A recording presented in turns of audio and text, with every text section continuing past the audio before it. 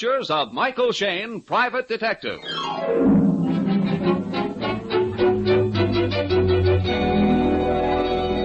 The people who make 76 gasoline and Triton motor oil, Union Oil Company, present The Adventures of Michael Shayne, Private Detective, starring Wally Mayer and Kathy Lewis.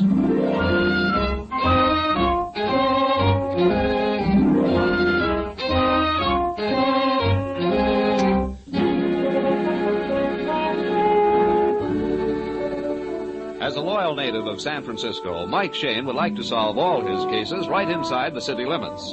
However, this is not one of those times. Right now, Mike and his assistant Phyllis Knight are a 2-hour drive east of the city by the Golden Gate.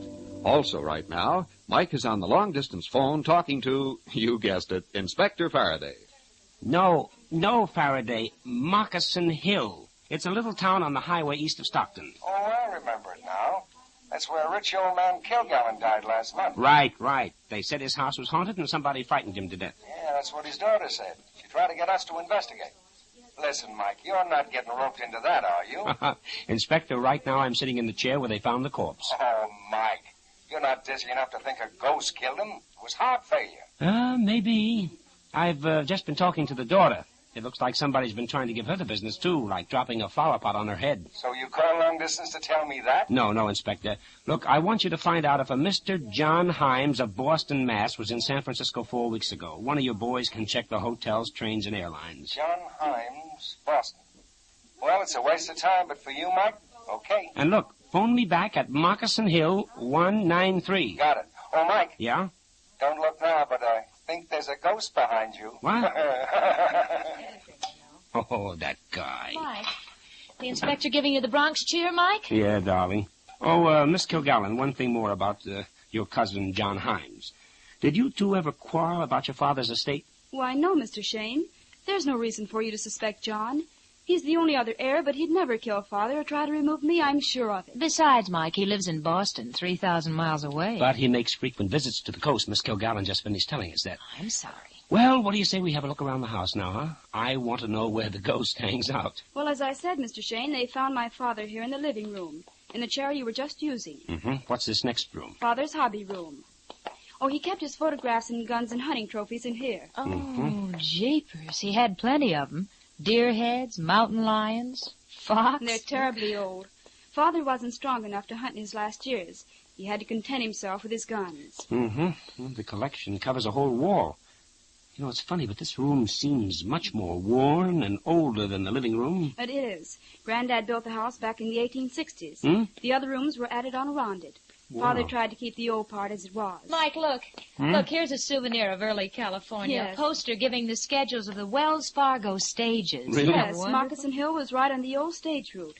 Oh, that long pistol you see above the fireplace, that was used by Black Miguel to hold up the stages. Oh? Hey. Hmm? What in heaven's name is that? Sounds like a lost soul, doesn't it? Oh. Scared me the first time I heard it. It's just an owl in the chimney up in the attic. Atmosphere, Angel, atmosphere. Every well-run haunted house has an owl in the attic.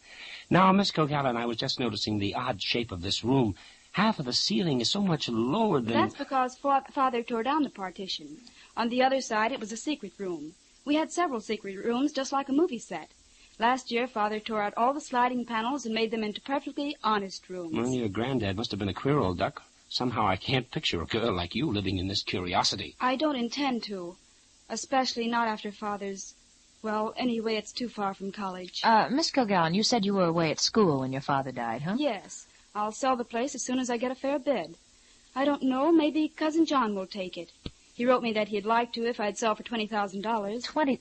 Oh, well, that's ridiculous. It's worth much more than that. Which is why I suspect Cousin John. Well, now come on. Let's go outside again. I want to take another look at that busted flower pot. All right. We can go through the terrace door here. Look, Mike. Who's the old character in the straw hat? What? Hey, wait a minute. He's sweeping up the flower pot. Hold on, Oh, partner. he's the gardener, old Dick. What's he? You talking to me, young Yes, feller? Yes, sir. Just leave the pieces of the flower pot right there, huh? We want them for sentimental reasons. Well, Miss Kilgallen always told me to keep things spruce. It's all right this time, Dick. You weren't here yesterday, and you don't understand. By the way, sir, how long have you been gardening here? 3-4 months, I reckon. You wanting a handyman? No, I was just wondering.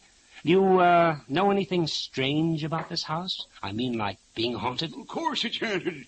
You don't know who by, but I found it ain't no place I'd hanker to live. I told Mr. Kilgallen. Did he think it was haunted? Of course he did. The hants got him, too. They'll get everybody. You just listen a spell. You'll hear footsteps without no feet and moanings and things. That's true enough, but they're not from the spiritual world. Let me see. The flower pot fell from this balcony directly overhead. Yes.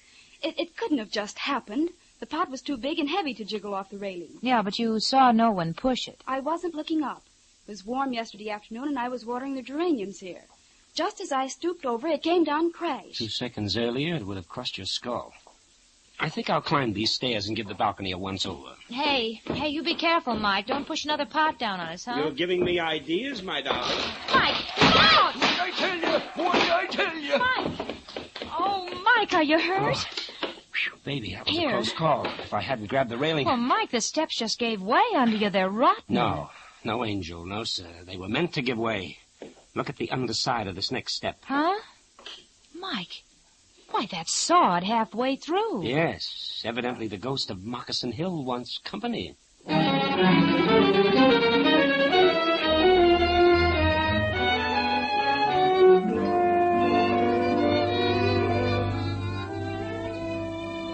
In just a moment, we'll rejoin Mike Shane and Phyllis Knight in their adventures. As your car gets older, its bearings wear down. The bushings enlarge and the joints and fittings loosen up and rattle.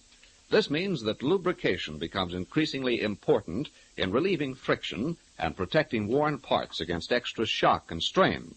And since even the latest cars are now almost 4 years old, no one can afford to take a chance on a careless grease job. That is why the Union Oil Minutemen take such pride in stop-wear lubrication. Each job of stop-wear lubrication is performed so carefully and accurately, it is guaranteed in writing. When your car receives stop-wear lubrication, you can be sure that only the finest high-quality greases are used throughout. And you can also be sure that each fitting and bearing will be thoroughly lubricated according to the manufacturer's specifications. While your car is on the hoist, the Minutemen will inspect out-of-sight points and check them for danger signs. So, ladies and gentlemen, for smoother, safer driving, ask your Union Oil Minuteman for stop-wear guaranteed lubrication. Stop-wear is an exclusive process available only at Union Oil Minuteman stations. Remember, stop-wear lubrication is guaranteed.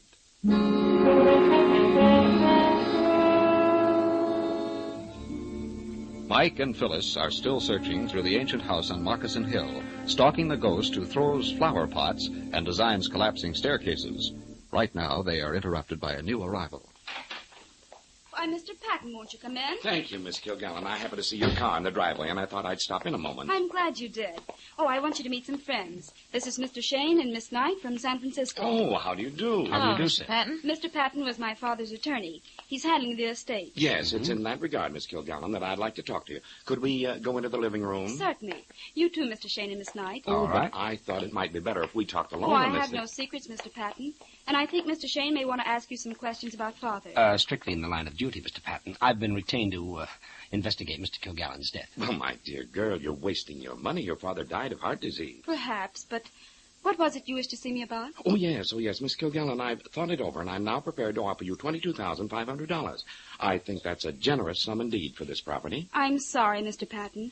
You know that Father put over twice that much money into the place, and it has historic value. May I ask why you want to buy it? Why, that's obvious, sir, to live in. It won't be easy to dispose of with her father's death and certain rumors about the property. I think I'm doing her a kindness. I'll answer it. These rumors, Mr. Patton, did this girl's father tell you anything that would bear them out? Well, Mr. Kilgallen was an ill man, sir. He had a rather morbid turn of mind, of course. It's for you, Mr. Shane, San Francisco. Oh, that's Faraday. Excuse me, please. Hello, Inspector. You did? Well, a pat on the old back, my boy. Uh-huh. Right now? Okay, hold him there. Or better still, bring him out here. Oh, I see. Then I guess he's out of reach by now.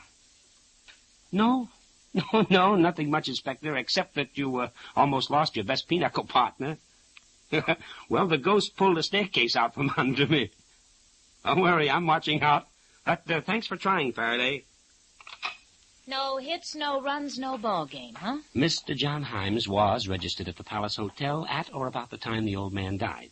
He also registered there just 2 days ago. Mike, you were right. And checked out this morning. Destination unknown. Oh. Even so, I'm sure you're wrong, Mr. Shane. Well, Miss Kilgallen, I take it you're rejecting my offer? I'm afraid I must. Well, very well. It's been a pleasure to meet you, sir. Thank you. And Miss Knight. Thank you. Oh, I almost forgot. I found you a new gardener. His name is Fred Norman. I brought him along with me. He's right outside. But I can't fire poor old Dick. You won't have to for a day or two. I'll need both men to help me on a little job. Oh, very well. You'll find Fred waiting at the back door.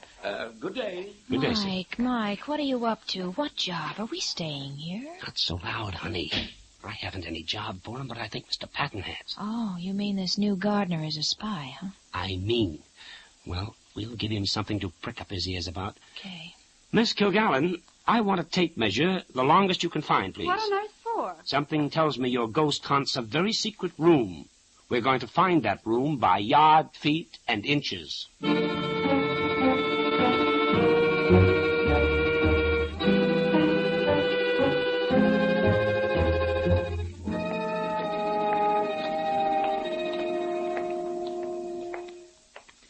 Oh, darn it. I dropped it again. Well, hold on to it, honey. It's a tape measure, not a snake. Oh, quiet. I'm tired, Mike. We've spent over 2 hours measuring this house, every room, every hall, every closet. We haven't found a thing. Well, the hall is 53 feet long. Now, Miss Kilgallen, what did we find in the living room? Let's see. It's on this other paper. It says here 30 feet. 30 feet. And the gun room next to it? 14 feet each way. That totals 44 feet plus 1 foot for the wall. That's it. Yeah, sir, there's 8 feet missing. Fine. How do we get into this secret room? By pickaxe? Come on, into the gun room. But, Mr. Shane, Father knew all our secret rooms. He had them all open. Well, he didn't know about this one, or maybe he just lost count. Okay, now, honey, you take the far end of the wall, and I'll start at this end. There's got to be a hidden spring or something. Now, pound every inch of the woodwork. All right. It doesn't sound hollow. Well, that's why nobody suspected it. Come on, use some muscle, honey. You're just playing patty cake. Listen, Mike Shane, I haven't got calluses on my knuckles. Oh, Mike. Huh? Mike, this panel, it moved. What? This is it, kids. It only moved an inch or so. I'll pull it open. There. There you are. It's dark as a coal bin inside. I'll strike a match. Good. Now, we shall see what we shall see. Look. Isn't that an old table and a chair? Well, what's more important, a candle. We can get some real light. Yeah, that's better. Ooh, Oh, honey. it's dusty in here. Well, sneeze the other way. You almost blew these off the table. Blew what off? These papers here. Newspaper clippings. Oh, they're so old, they're brown. Well, what on earth are they doing in here? I don't know. They're printed in old-fashioned type. Must be 60 or 70 years old. Hold on. Miss Kilgallen, what did you say the name was of that stage robber? You mean Black Miguel? Yeah. Here, read this. Maybe this will mean something to you. Driver Billy Pringle reported to the sheriff that on Wednesday night his stage broke down at Moccasin Hill. Pringle took the express box to the Kilgallen house. Hey, that's your grandfather. I remember hearing some sort of story. Go on reading. During the night, Black Miguel assaulted the driver. As he attempted to flee with a small fortune, Mr. Pringle shot and killed him. The express box, however, was not recovered. The authorities are now searching. You know, this sounds like something out of Treasure Island. You can say that again, honey. Here's a diagram with everything on it except dig at the foot of the crooked pine tree. Yeah. Hey, Mike, that paper's almost new. Well, it would have to be. The handwriting is my father's. Well, then he did know about this room. Yes, and he must have spent plenty of time in here. Candle drippings all over the table. You know, there's something funny about them. You notice how heavy the dust and grit is on the table? Yet when I rub my finger over the wax spots... There's no dust on them. They're fresh. Yeah. It's Shane. Shh. It's the living room wall. Somebody else wants in. Blow out the candle. We're leaving. I don't see anybody. Wait till I push this panel back. Mike, you're not going to use your gun. Come on, follow me into the living room. Quietly. Hands in the air, mister. Huh? What? Well, Fred Norman, the gardener. Get that gun away. You ain't got no call. We heard you pounding that wall. Whatever it was. Fella can knock the ashes out of his pipe, can he? Yeah, but you're a gardener. What are you doing in here? I was looking for Miss Kilgallen. Wanted to know about the rose bushes. But I guess I don't want to work here at all. What was that? The front door. Hey, don't you answer the door in this house? That's Faraday. Inspector Faraday. Well, since when is Moccasin Hill your bailiwick? Oh, I guess I'm just an old maid. Got to worrying about your neck.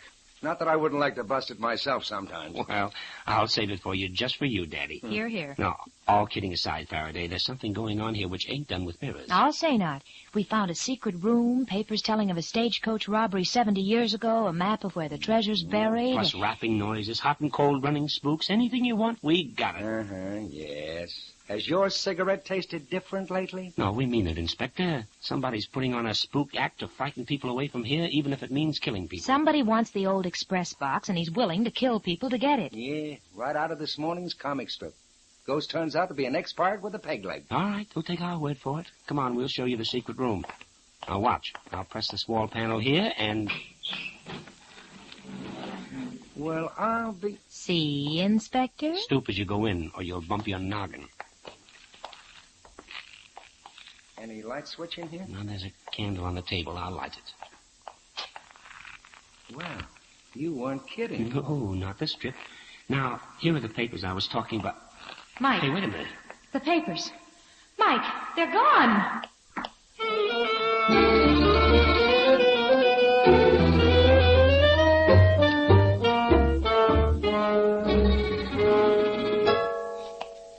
All right, come on now. We mean business, Fred. Come on, hand over those papers. We know you got them. I don't know nothing about any papers, and I don't know nothing about any secret room. You're lying. Patton brought you here. He hired you to steal them for him. What's more, you ain't no gardener. Old Dick can tell you that. Don't know a shovel from a hoe. I'm leaving right now. I wouldn't work here for no kind of money. You're staying right here. You're not to leave this property, you understand? Maybe I won't, or maybe I will. Don't trust that feller. If it's all right with you folks, I'll kind of follow him around, keep my eye on him. Good idea. But let him do anything he wants. He'll tip his hand yet. But I don't see why you didn't search him for the missing papers. It's useless, honey. He's smart. He's already hidden them somewhere. Seems to me, Mr. Shane, this is all beside the point. I wanted you to find out if my father was murdered. Afraid that's impossible for any detective, miss. No one saw him die. He's been dead for days when he was found. Carn only made a rough guess when it happened. I think we can establish the time, Faraday. We were looking at the old gentleman's diary. It's here on the desk. Father was very religious in keeping up his diary. He wrote down everything he did. The final entry was made on the 17th of last month. Here it is. Quote, rained all day. Afternoon spent cleaning and oiling all my guns. Had to fix the pin on the Derringer. That's a pistol, isn't it, Mike? It's a short barrel, heavy caliber, darling. Just a minute. The Derringer. Oh, what about it?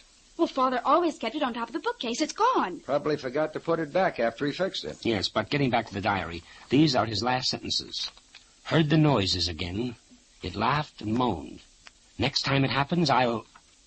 And there he stopped. Right in the middle of a sentence. Oh, that front door. You'd think this was a housewarming. As I see it, Faraday, the old fellow heard something again. He stopped writing, got up, went into the living room to check up. Whatever he saw or heard stopped his heart. He was found in the chair by the telephone. I thought you were acting for me. Hey, what goes on? Well, I'm just as surprised as you are. This is John Himes, my cousin. The fellow from Boston. Well, sir, I'm very happy to meet you. My name is Mike Shane. Oh, yes. Mr. Patton said you were investigating, looking me up. I understand you were in California last month about the time Mr. Kilgallen died. Yes, I was. And you're here now. Why? On business. I came up to see Patton about buying this property. I wrote to my cousin and to him as her attorney and made an offer. Now I find Patton is trying to buy the place himself. And in case you didn't succeed, Mr. Patton, you hired Fred Norman, the fake gardener, to steal those papers from the secret room. I don't know what you're talking about. Mr. Himes, what is your interest in this property? We understand you live in Boston. Well, my firm is transferring me to San Francisco. I'd like to have a country home. Just what is your business?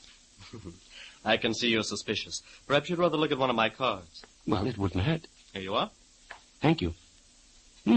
Investment banking. Michael, Inspector, could I see you alone a moment? Can't it wait, honey? No, it'll just take a minute.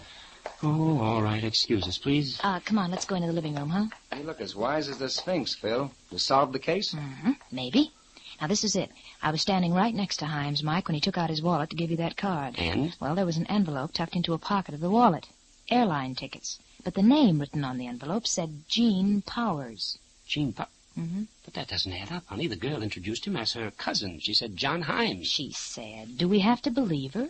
I'm going to phone headquarters. Gene Powers may have a record. No, no. What's that? Heavens! It's outside. Come on, quick. The front door's open. Yeah. Mike. Mike, look. Mike in the driveway. Yeah. Oh. Yeah.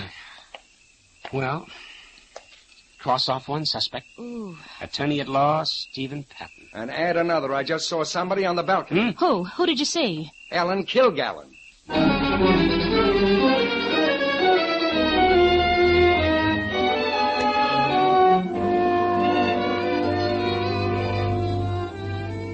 We'll rejoin Mike and Phyllis in just a moment.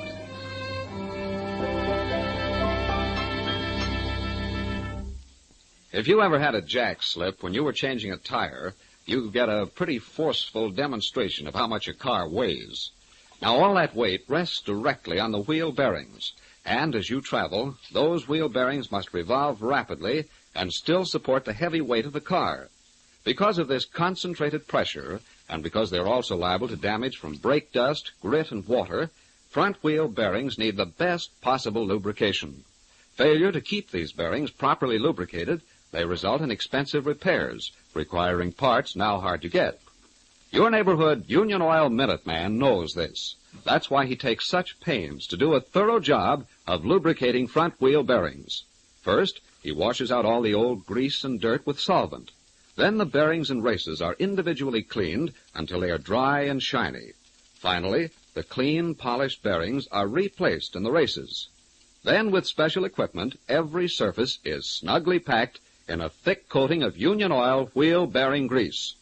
Then your front wheels are all set for months of well-lubricated, easy rolling. The cost for the entire service of your front wheel bearing assembly is nominal. So for safer, easier driving, just stop in wherever you see the sign of the big orange and blue 76 and ask for Union Oil's front wheel bearing service. Thank you.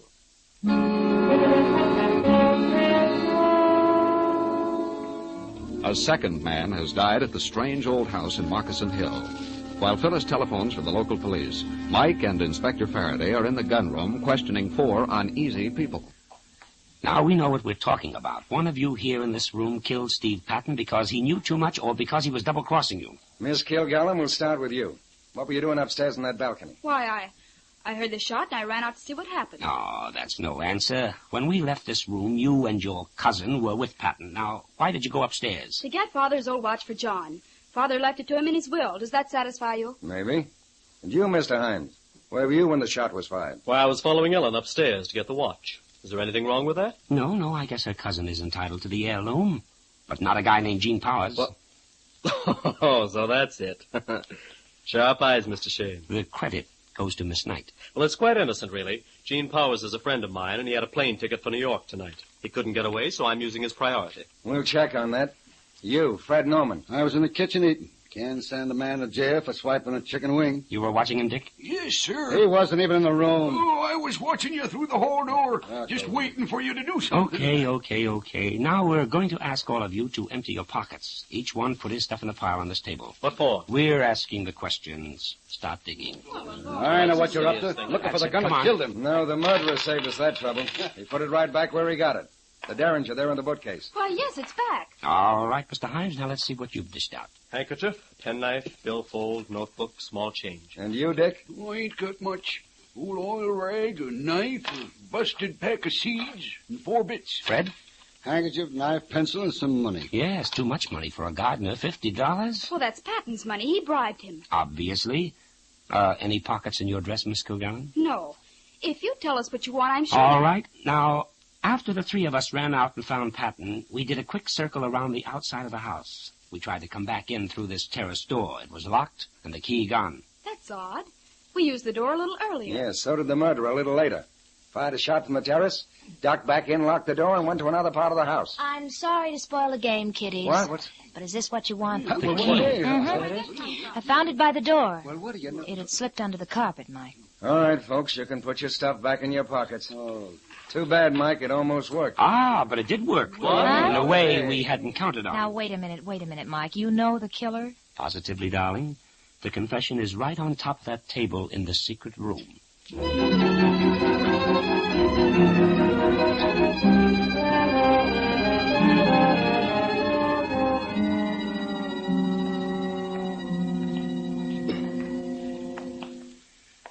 don't get it, Mike. There's nothing on this table. Just a candle, dust and grit and splotches of wax. That's all, Angel, but it's enough to convict a murderer. Oh, folly, daughter. Nobody ain't ever hanged a ghost.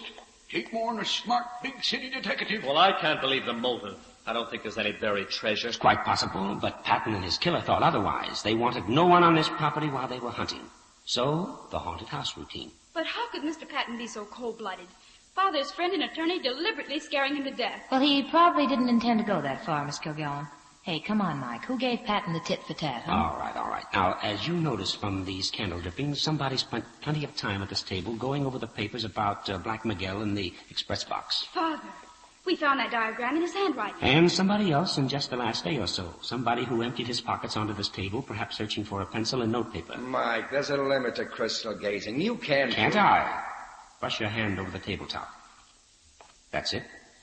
Now, what have you got in your palm? Dust and grit. All right, now pick out some of that grit and eat it. Go on, it's not dirt. Seems to me... Yeah, I'm sure I've tasted this before. Yes, in restaurants, on rolls. It's poppy seed. Oh, this is the end. And in whose pockets did we find a broken package of poppy seed? Hey, Dick's, the gardener. You're all right. Maybe I was in there. I used to play in this house when I was a kid. It was all busted down. I knew every inch of it. That don't spell nothing. Oh, it does. You were very careful not to tell us about this room, not even Mr. Patton. You're right, mister. Patton hired me to watch Dick and you folks. Figured Dick was cheating. That ain't saying I killed him. Nobody can say that. A dead man's diary can, Dick. The day Mr. Kilgallen died, he wrote that he cleaned all his guns, including the old Derringer. You mean there are only 2 sets of fingerprints on the gun? Yes. Kilgallen's and the man who fired it. Yes, Dick. That's exactly what I mean.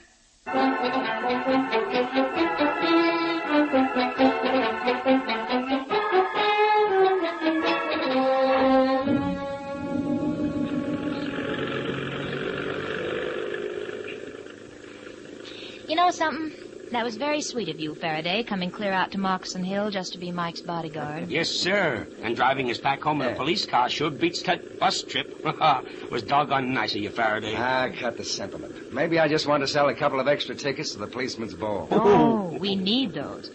As a policeman, Mr. Inspector, and as a detective, Mr. Shane, there's one thing you did in this case which I don't understand. Only one? Miss Knight, you are improving. Smarty. You and Mike knew you could catch old Dick by his fingerprints on the Derringer, so why'd you bother to look for a missing door key and Mike act so big and brainy about the poppy seeds? Honey, never put all your money on one horse. We were both afraid Dick had already wiped his fingerprints off the gun, but we didn't tell him that. Time was a-wasting, and it was a good shortcut. Uh-huh. Just as I thought. The big city boys had to crack it fast before the local hayseeds took over the case. And your glory. Why, Phyllis, how can you say such a thing?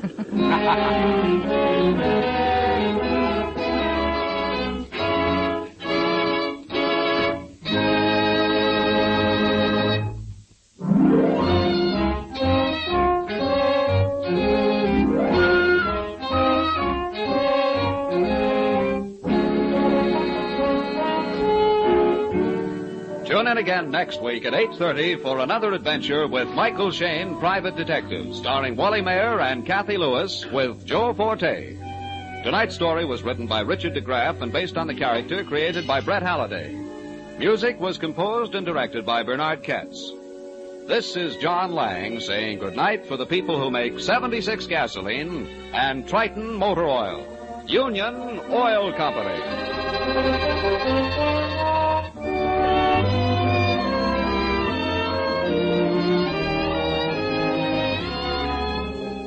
This is the Mutual Don Lee Broadcasting System.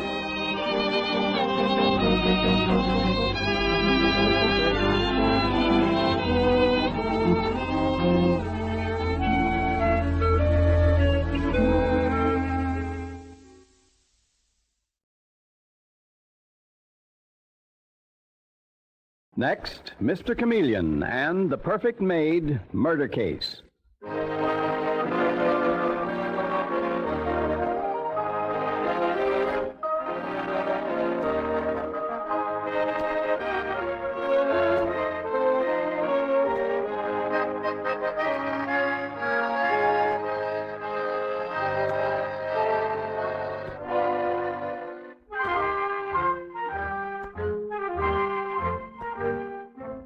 Tonight, we again present the famous Mr. Chameleon of Central Police Headquarters in his famous cases of crime and murder. Mr. Chameleon, as you know, is the famous and dreaded detective who frequently uses a disguise to track down a killer, a disguise which at all times is recognized by the audience. Tonight, we give you Mr. Chameleon in The Perfect Maid Murder Case.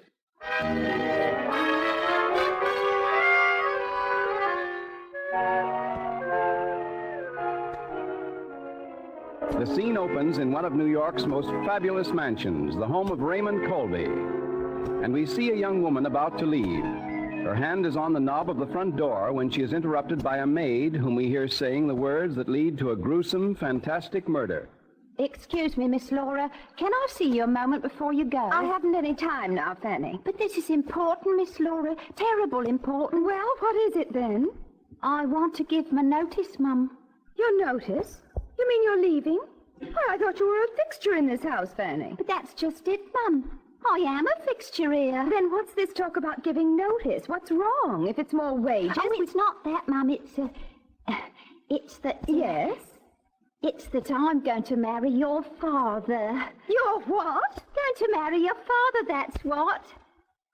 Oh, well, it don't seem to set very well with you, but... Are you completely and utterly mad? This is the most outrageous thing I've ever heard in my life. Oh, it is it? Well, let me tell you, I'm as good as you are. Pack up your things and get out of this house as fast as you can. I'm not packing, and I'm not leaving. I'm marrying into this house. Just put that in your pipe and smoke it. Get out instantly, I say. I'm not going any further than my own room. You'll find me there if you want to be coming up later and telling me you're sorry. Ta-ta, dearie. John! John, come here! John! Don't shout, Laura. I heard it all. Great heavens, what a mess. We can't let Father do this. He's gone mad. Oh, that cheap, terrible creature. I tell you, Laura, hysterics won't help. Besides, we don't want to wake the old man up and get him on our necks. We've got to think fast. But what are we going to do? What can we do? Oh, this is too dreadful. Listen, Laura, listen. Yes? You stay right here, Laura, and watch every door. Be as loud as you can if anybody comes. You mean Father or that horrible Fanny? Anybody. I've got the combination to Father's safe. His safe? What are you going to do, John? I know he keeps his will there. That's the first thing to do. He may have changed it in Fanny's favor. If he did, I'll burn it up.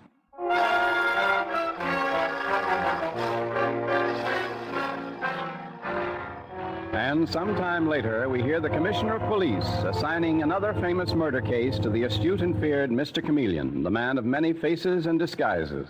Oh, here you are, Chameleon. A murder in Park Avenue. Oh, top draw case, eh, Commissioner? Well, that's for you to decide, old man. The murder occurred in the Raymond Colby house. You mean the mysteriously rich Raymond Colby's been killed? No, not Colby himself, Chameleon. A maid in his house. A girl named Fanny Bilkins. Throat slashed open. Better get out there. Righto, Commissioner. I'll take Detective Dave Arnold with me. Yeah. Oh, here you are, Dave. Yes, sir. You come with me, please. Bye, Commissioner. I suppose the case we're on is that parlor-maid murder at Raymond Colby's house. Yes, that's it, Dave. I guess it'll be one of those jobs where the chauffeur killed some poor girl because he was in love with her and caught the butler getting away with it. I've no idea, Dave. Let's get the car and buzz out there.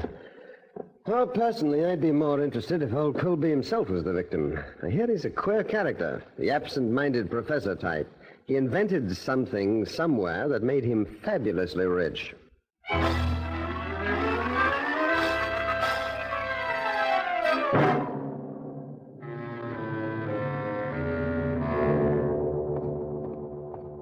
Here's the house, Mr. Chameleon. Yes, with a very pretty girl already holding the door open. Come in. Oh, I'm so glad you came. You are from the police, aren't you? Yes, my name is Chameleon. This is Detective Arnold. And you are... I'm Laura Colby. Come in, Mr. Chameleon. Thank you. I'm rather surprised to see you here. Surprised, Miss Laura? Why? We didn't expect to see such a famous detective as you on an unimportant case like this. Murder is always important. Judy O'Grady or the judge's lady? I see. I understand the girl who was murdered was a housemaid in your father's house, Miss Laura.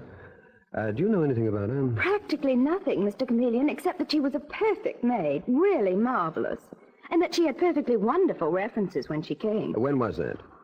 Oh, I don't really remember. A couple of years ago. You know how those things are. Who found her body? One of the other help in the house, I suppose. No, as a matter of fact, my father did. He and my brother John, that is. Yes? Well, what actually happened was that one of the other servants, our cook, became annoyed when Fanny didn't turn up to serve breakfast this morning. She thought she'd overslept. But when she knocked on Fanny's door and she didn't answer, she became alarmed and called my father. So he and your brother went up there? And when they opened the door, they found her dead. Father was very much upset, and so was my brother. Odd that the cook didn't open the door herself when she got no answer to her knock. I hadn't thought of that. Oh, but I'm sure the cook wouldn't have killed her just because Fanny overslept. No, scarcely, Miss Lauder. Dave. Yes, Mr. Chameleon? You go to the kitchen and talk to that cook. Find out what you can. I'm sure Cook can't tell you any more than I have, Mr. Chameleon. One never knows, Miss Lauder. She may be concealing something from you. I'll talk to the cook now, Mr. Chameleon. I don't. In the meanwhile, Miss Lauder, perhaps your father or your brother will take me up to see the murdered girl's body. John's in the drawing room, Mr. Chameleon. This door here. Oh, John, this is Mr. Chameleon, the famous detective. Oh, how do you do, Mr. Chameleon? Horrible thing, isn't it? But one never knows what will happen with servants these days, does one? What happened here, however, is a bit out of the usual run. Your sister says that you lead me to the murder room. Well, of course, Mr. Chameleon. I don't like the job, but just follow me. Thank you. Here are the servants' stairs. By the way, John, do you know anything about the murdered girl? I mean, do you ever notice anything strange about her? Signs of being afraid of something, upset, anything like that? It's a funny thing, Mr. Chameleon. I never notice any servant particularly. To me, they're just faceless people. All I know is that my sister always said Fanny was the perfect maid. Laura's all in a dither. Says she'll never find another one like her. Oh, but here's her room. Just about the size of a cell. What? Nothing. Poor girl. A horrible sight. Her head is almost severed. If you're finished with me, Mr. Chameleon, I'd like to get out of here. Oh, yes, I understand, John. I'm sorry. I forgot that we policemen are more accustomed to sights like this than people like you.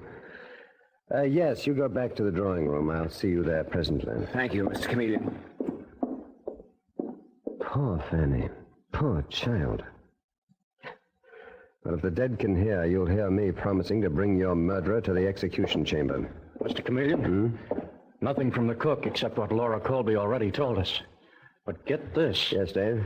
Just as I was talking to the cook, the girl's father came in. The murdered girl's father, Dave? Uh-huh. A man named Ed Bilkins. He started accusing everybody of murder. He's pretty wild. I told him to stay put, but you'd talk to him. Oh, poor devil. Wait till you get a load of him, Mr. Chameleon. He looks like a bad customer to me. Not so sorry as he acts. But that don't mean I think he killed the girl. Dave, you call the morgue and have this body picked up. And here is the knife that slashed her throat. You send it in for prints. Okay, Mr. Chameleon. And then hold the murdered girl's father down below. I want to talk to John Colby and his father first.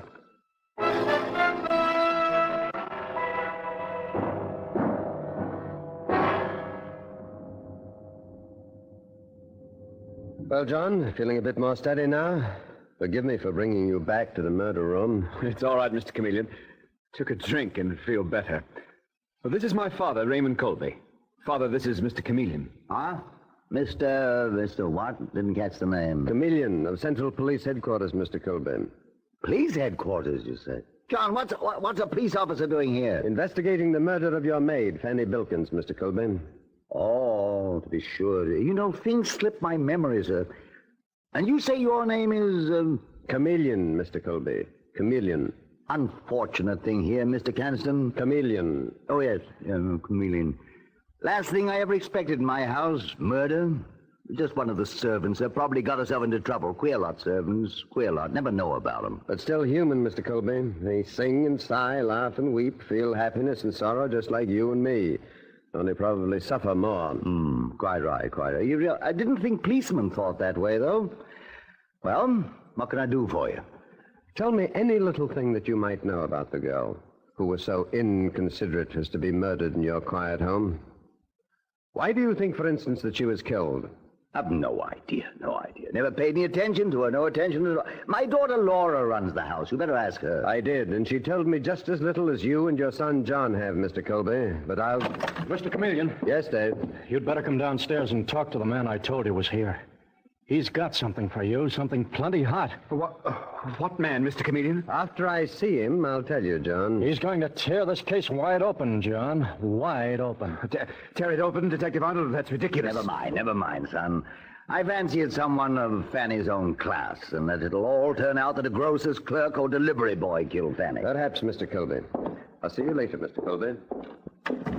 John, get Laura in here right away. What for, Father? If you don't manage to hold yourself in, you and Laura will find yourselves up on a murder charge. Our Mr. Chameleon's one of the most penetrating men I've ever met. Up to the time you revealed excitement, our story was going down perfectly. Now be careful, my boy. I beg of you. I don't want to see my children convicted of murder.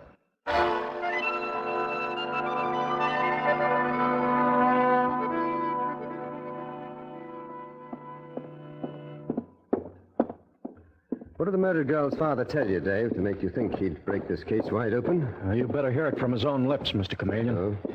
He's here in the butler's pantry. Oh, all right, Dave. Mr. Bilkins, here's Mr. Chameleon. Now tell him what you told me. It's fair terrible I ever brought my innocent daughter to this country, Mr. Chameleon.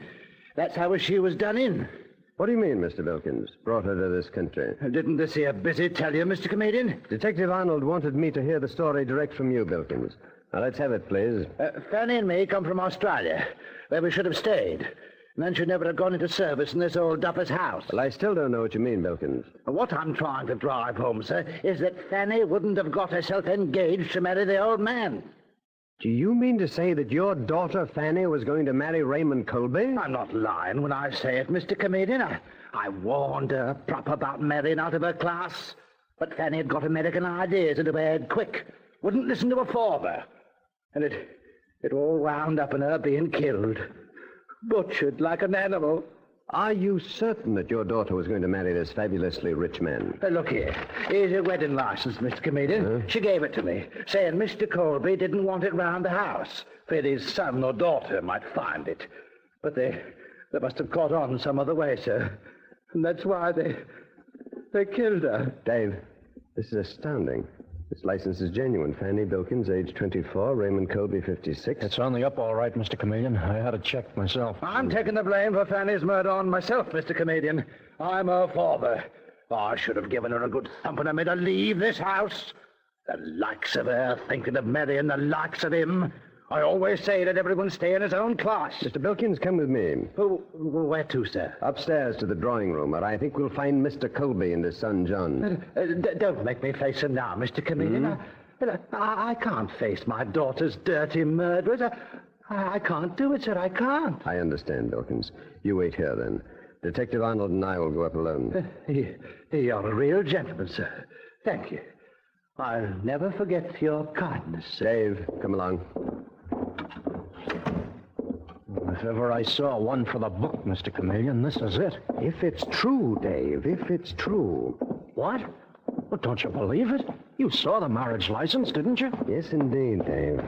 And I also saw the shifty look in the bereaved Mr. Bilkins' eyes. If I were looking for a babysitter, and it wouldn't be Bilkins. Here's the drawing room now.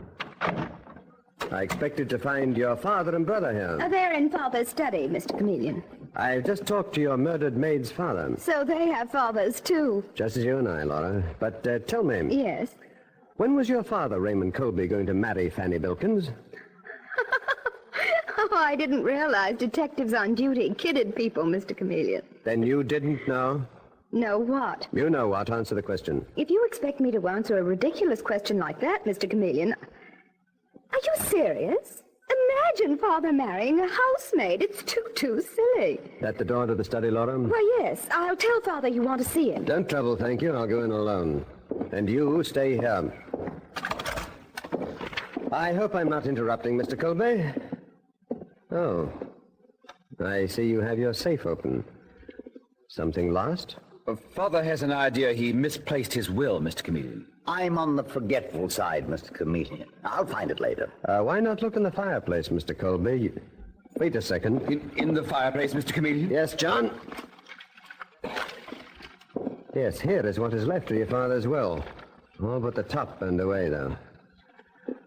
Do you mind telling me why you tried to destroy it, John? My son didn't, Mr. Chameleon. Probably did it myself. I do such utterly stupid things without thinking. Like arranging to marry your housemaid, Mr. Colby? What is this, Mr. Chameleon? Father planning to marry That murdered girl, John. Murdered. Oh, Mr. Chameleon, what in heaven's name gives you the idea Father was going to marry her? This marriage license, John. Marriage license? John, I told you before that Mr. Chameleon was a very penetrating man. Trying to deceive him would be unfair to him and us. Then you were going to marry her, Mr. Colby? Oh, no, not at all, Mr. Chameleon. I really don't know why I took out that marriage license. Well, I'm sure it wasn't done simply to keep a perfect maid. Come, Mr. Colby, don't you think it's time to stop trying to protect your children? Why should he try to protect Laura and me, Mr. Chameleon? We didn't kill that girl. In my entire experience, I've never met with a clearer motive for murder. Never. Dave? Right here, Mr. Chameleon. Oh. What do we do, arrest John and Laura? No, not now, Dave. Bring the murdered girl's father in here immediately, and then we'll... That's what I came up here to tell you, Mr. Chameleon. Wilkins slipped out of the house while I went into the kitchen to get a drink of water. What? I sent out a general alarm for him. Have this house guarded, Dave. And get this straight, Mr. Colby. If either your son or daughter attempts to leave here, they'll be taken in on suspicion of willful murder.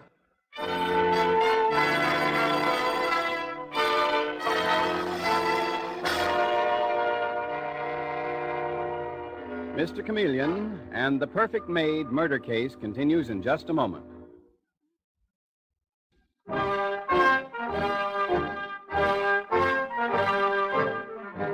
And now back to Mr. Chameleon and the Perfect Maid murder case. Fanny Bilkins has been viciously murdered in the home of wealthy Raymond Colby, where she worked as a housemaid. Mr. Chameleon has discovered that Colby had planned to marry Fanny in spite of the bitter protests of his son John and his daughter Laura. During the investigation, the murdered girl's father, Edward Bilkins, has disappeared from the Colby home. But an hour later, when Mr. Chameleon impatiently paces his office at headquarters, he suddenly finds that no general alarm is required to bring in Bilkins. For a strange surprise awaits him as Detective Dave Arnold rushes into his office saying, Mr. Chameleon, I just brought in Fanny Bilkins' father in an ambulance. In an ambulance, Dave? He's got a knife cut straight down his left cheek. Didn't miss his throat by half an inch. But the ambulance doc patched him up on the way in, and now he's squawking loud to see you. He says... Get him in here, Dave. Come in, Bilkins. Bilkins, what happened? Who tried to get you? Now get down to the point without wasting words. Very good, sir. But it was a near one. Not satisfied with cruelly murdering my daughter, Fanny. Who? Raymond Colby. I mean his son, John. But the fact is, I don't know for sure. Where did the attack take place, Bilkins? In the old duffer's study, that's where. What were you doing there? Nothing, sir, nothing. Just nosing around. It won't do, Bilkins. Out with it. Mr. Chameleon, here's a bag the boys took off Bilkins on the way in. Give it to me, Mr. Copper. I never seen it before. Fanny gave it to me. Looks like about $500,000 in jewels, Bilkins. And they look familiar. Very familiar. But I don't know anything about them. Dave, put Bilkins on detention. I got the answer to this case. Look here, Chameleon, I got rights. Those jewels were planted on me. Come along, Bilkins. Killed your own daughter, did you? I'll be right back, Mr. Chameleon. Lie down. Hello? Mr. Chameleon, this is John Colby. Yes? Most of my dead mother's jewelry has been stolen. Who discovered the loss, John? Our butler did. Caught the robber in the act, but he got away. Can you come out here right away? Not just now, John. You said only part of your mother's jewelry was stolen? The butler came in the room just in time to save the rest. I have got the stolen jewels, John. And the robber, too. You've got the jewels and the robber both? I'm pretty positive I have, John. But I want to make sure before I definitely charge the man that we're holding. Well, what do you mean, Mr. Chameleon? Instead of coming myself, John, I'm going to send one of our expert jewel men out there. And he'll bring the jewels I have here out, too, for identification. I wish you'd come yourself, Mr. Chameleon, instead of... What's that, Father? All right, I'll ask Mr. Chameleon. Sorry, Mr. Chameleon, but Father suggests... Yes? Father's worried about anybody coming but you, Mr. Chameleon. So is my sister, Laura. Can't you come yourself? I'm sorry, I'm not a jewel expert. I'm sending our head man, Pierre-Antoine, out right away. And then I'll follow later. Goodbye, John. What's all that about, Mr. Chameleon? Are you going out to Colby's in disguise? Right you are, Dave. Disguised as Pierre-Antoine, the police department's chief man on jewels. Now, you will come with me. And the instant we get there and you introduce me, arrest John and Laura Colby on my orders. Well, orders are orders, but I don't get you, Mr. Chameleon. Why not pinch them and be done with it? Because I need the evidence I think their father, Raymond Colby, will give me, Dave.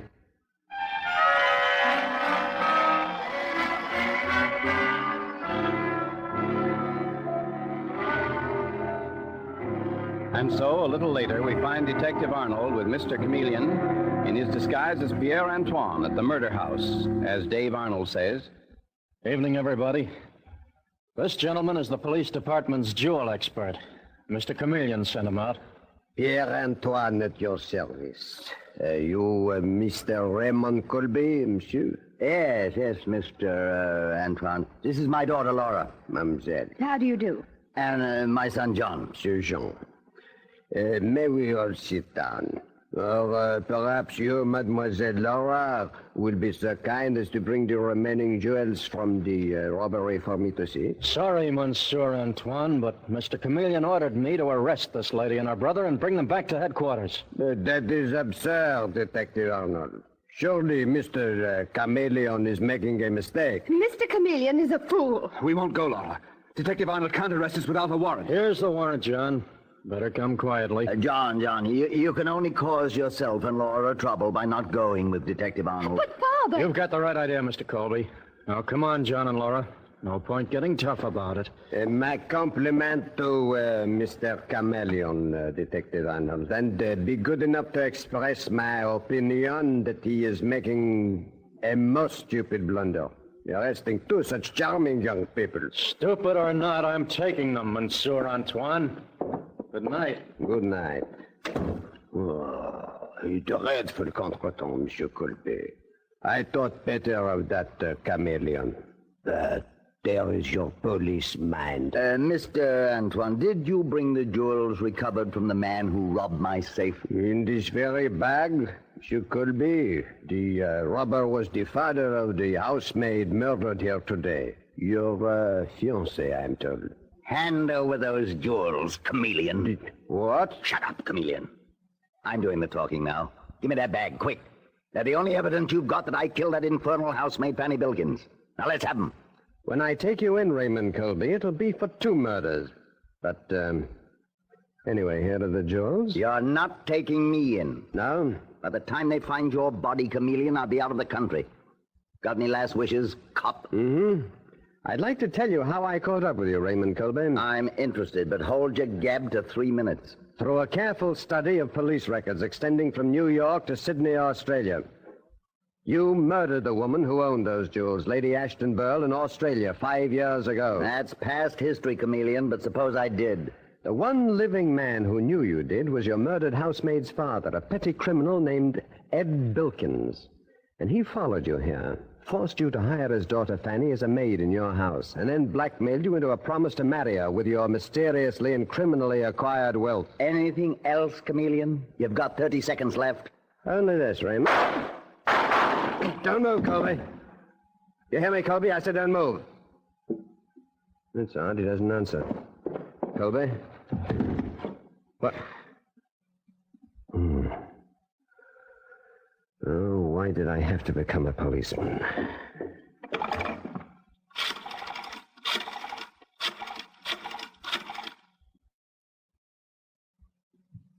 Police headquarters? This is Chameleon. Connect me with Detective Arnold, please. Dave? Listen, Dave. Send the dead wagon out, please. Yes, the dead wagon. Well, I'm afraid I killed a man. Yes, the murder of Fanny Bilkins. I hit a fatal spot by mistake. I know, Dave, it's all in the line of duty, but still...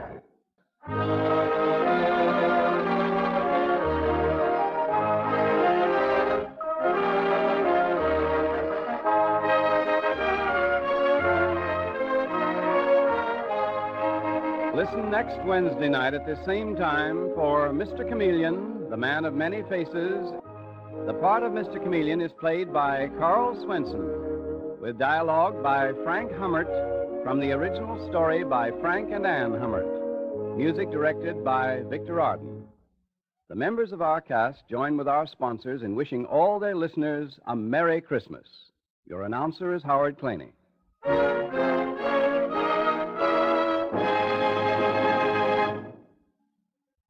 This is CBS, the Columbia Broadcasting System.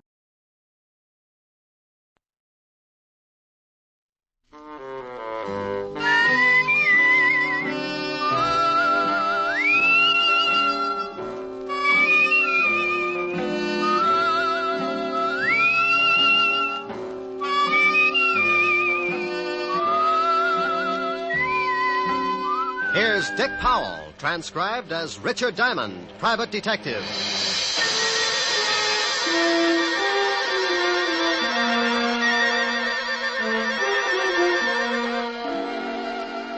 My name's Diamond, and like a lot of working people, at 5 o'clock in the afternoon, I get pretty anxious for 6 o'clock to roll around, especially if I haven't had a client for the last 3 days.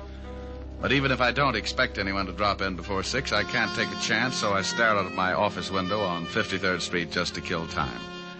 I see the night starting to muscle in on the Broadway bright lights, and I wonder just how many prospective clients are out in the city. Who's getting in trouble, what kind of trouble, and will they come to Richard Diamond for guidance? Now, take the two hard-looking thugs in a downtown hotel room as they watch a pretty blonde hurriedly get into a flashy mink coat. They're going to need plenty of guidance. Where you going, Dottie? I got an appointment. Don't you think you ought to stick around just in case the contact comes in? If it ain't here by now, it won't be until tomorrow. Now stop looking like a couple of anxious bloodhounds. Relax. Sure, Dottie, sure. But you really cannot blame us for being a little disquieted. Don't she look classy, Al? Hey, who you gonna roll tonight, dollface? Your grandmother. Or ain't she out of Alcatraz yet? Hey, I don't like no cracks about my family. Well, what are you gonna do, Stan? People stop by the zoo every day. Now, please, no logamaki. Yeah. You keep running off at the mouth like that, baby, and you'll be spitting out all your teeth. Yeah, well, when you kick off, Stan, don't try to sell your body to science. I'll never get both heads in that bottle. Why, you... Please. I'm gonna hit... Please. Please. Leave us, Dottie. And Stanley, you shut your big mouth before I shove my foot in it. Go on, Dottie. I think you had better make a hurried percolation. What? Beat it. Oh, Al, why didn't you let me mess her up a little? She's always acting like she's got a family background. I do not know whether her family had anything to do with it, but it is a very nice background to gaze at. Now shut your ugly face and let us start tailing her. Tailing her? What for? I think she is up to something. Yeah, well, sure she is, but I don't want to get booked as a peeping Tom.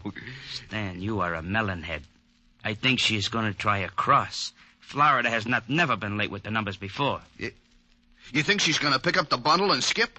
No. I just want to see what she does with her evenings. Oh, well, I can tell you that. Stanley, please. You arouse my irascibility. Oh, I'm sorry, Aloysius.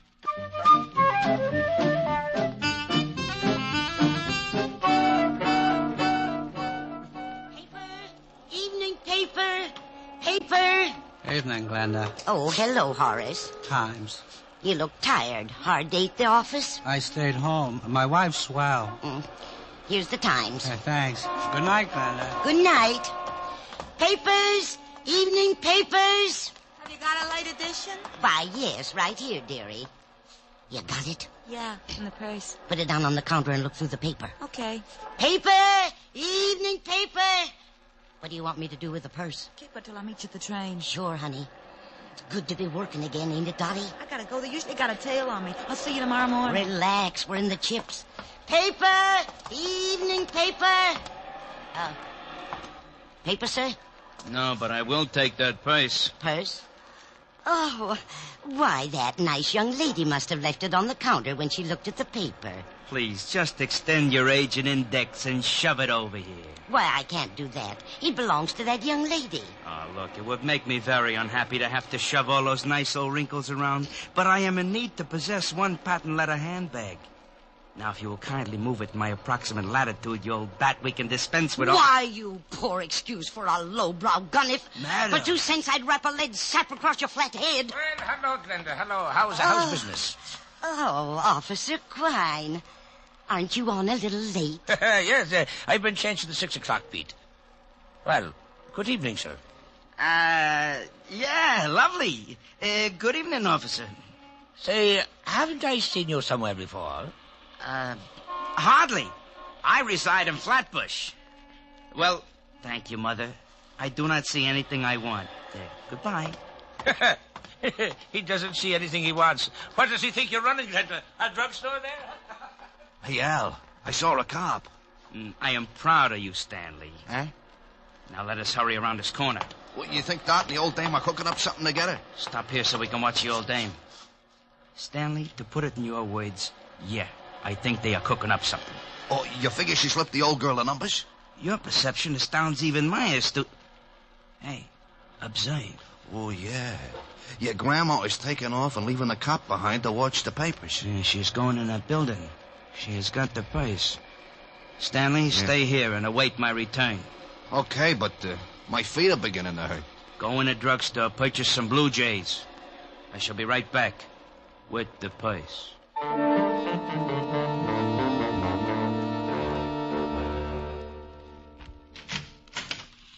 Mr. Diamond. Well, hello, Glenda.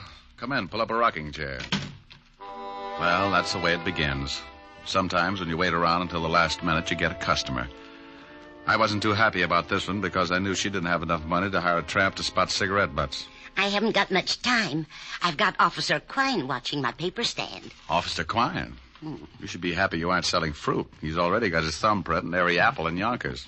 Mr. Diamond, I found this purse.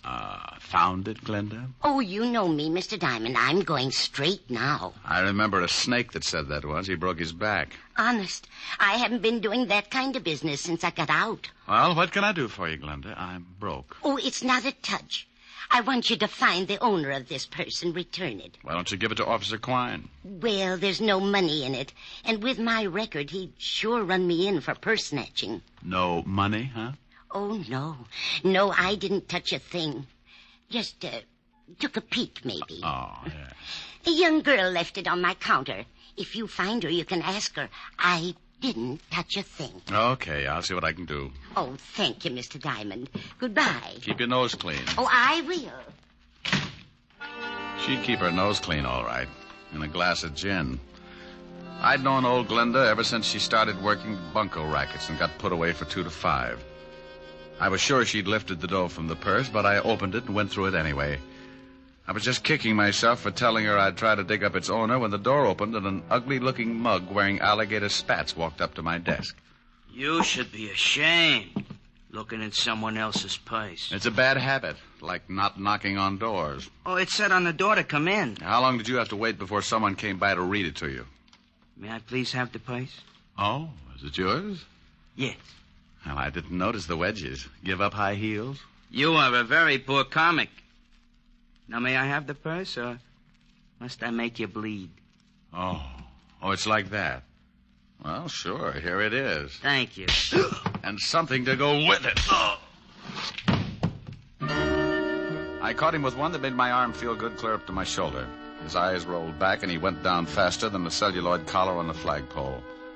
I looked at the black purse and started getting that lousy feeling again. I'd gotten into something, and it was beginning to smell already.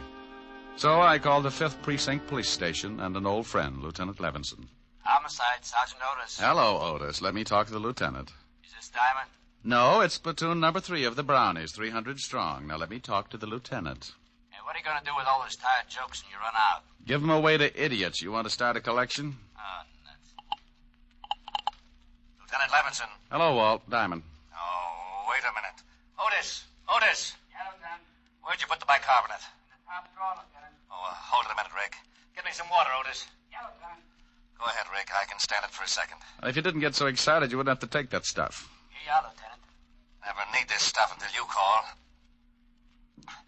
Now, who's dead? Nobody, but there's a guy in my office lying on the floor. He's dead. He's got to be. No, he isn't, Walt. I just belted him in the mouth when he tried to get rough. Wait a minute. He's trying to wake up. Groan for the nice policeman. You hear him, Walt? Okay, so some guy got tired and went to sleep on your floor. What do you want me for? Hold it a second, Walt. He's getting a little too active. What did you do? Kissed him good night. What did you do that for? Well, I've seen him somewhere. I think he's wanted. Oh, well, hang on to him. I'll send the wagon down. The door will be open. I'll fix it so he doesn't get away. Wait a minute, Rick. Where are you going? Well, about 5 minutes ago, an old dame hands me a black patent leather purse and asks me to find the owner. Right afterwards, this cultured gorilla wanders in and says the purse belongs to him. Oh, what's in it? Nothing much. A compact, book of matches, and a handkerchief. Smells nice. No money? No? Oh, I got to stop by Helen Ash's for a minute, and then I'm going to find out what makes this purse so valuable. Say hello to Helen for me. Sure thing. Bye, Walt. Be a good boy. Goodbye.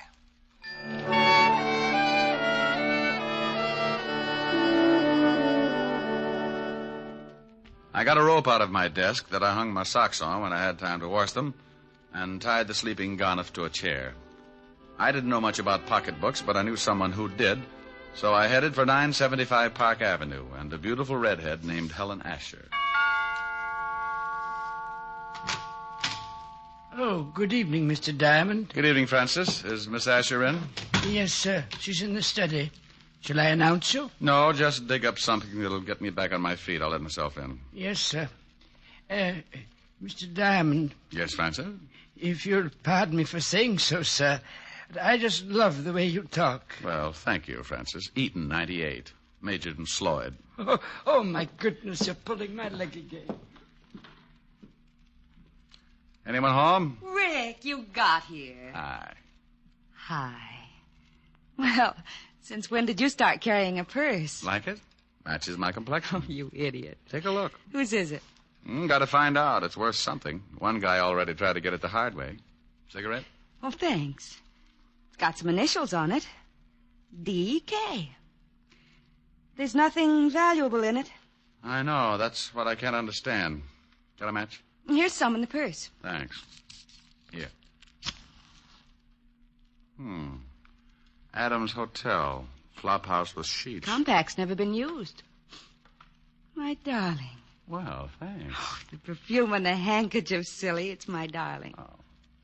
Don't look so hurt. So are you.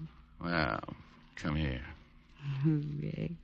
Here's your drink, Mr. Diamond. Oh, my goodness. Oh, that's all right, Francis. I was just trying to convince your boss we should take in the wrestling matches. Why, Francis, you're blushing. Oh, pardon me. Miss Asher's residence? Yes, sir. One moment, sir. It's for you, Mr. Diamond. Oh, thank you, Francis. I'll see if the dinner is ready, Miss Helen. Hello? You get right down here. What? Lieutenant Levinson. Get down here to the station, Diamond. You're in trouble. Diamond? Oh, wait a minute. Slow down. Not dead, huh? My stomach starts getting back to normal, and you have to knock some guy off. Knock some guy off? I don't know why I should waste time with explanations. I ought to just send Otis over there with the wagon, but I like your girlfriend too much. What are you babbling about? I thought you said the guy in your office was still kicking. What? Yeah, somebody made a punchboard out of his chest, and I liked you for a suspect. Now get down here. Wait a minute, Walt.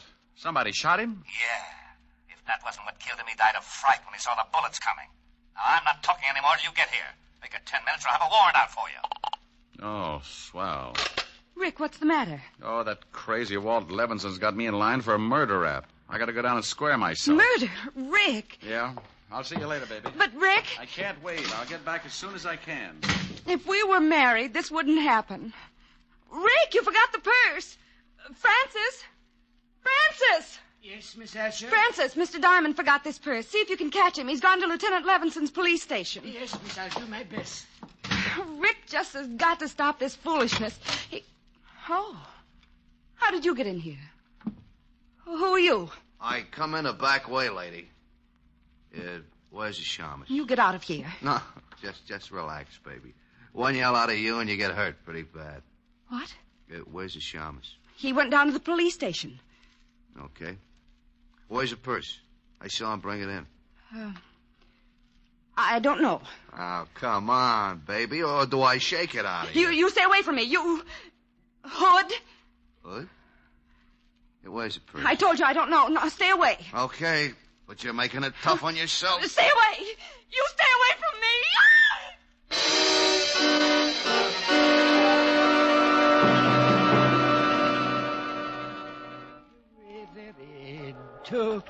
Underneath her arm she walks the bloody tower, with the red tucked underneath her arm at the midnight hour. Pardon me, sir. Yes, madam? I believe you have my purse. I beg your pardon, but this purse is the property of Mr. Diamond, private detective. Yes, I know. I gave it to him to hold for me. Well, I'm very sorry, madam, but you'll have to claim it from Mr. Diamond himself. Oh, yeah? Help! Police! Oh, madam. Measure! Madam! Help! This man is trying to steal my purse. Madam, let go of my coat. This guy giving you trouble, Mother? He's trying to steal my purse. Help! Oh, yes, huh? Looks just the type. This'll learn you, Romeo. Oh, my. Gun an old lady, will you? Come on, get up and fight. Hey, lady! How do you like that? Didn't even say thanks.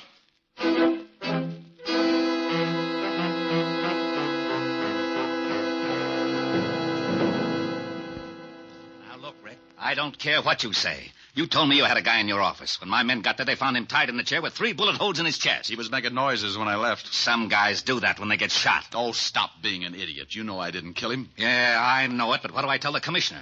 That I let you go because you're a friend of mine? Used to be on the force? No, but you don't have to act like I rubbed out the whole West Side. Well, I'm mad. I want to retire in 5 years, and I want to do it with a healthy stomach. Yeah? Lieutenant, Murphy's got some guy out here he picked up for purse snatching. Says he's a friend of Diamond's and wants to see him. Send him in. This can't get any screwier than it is already.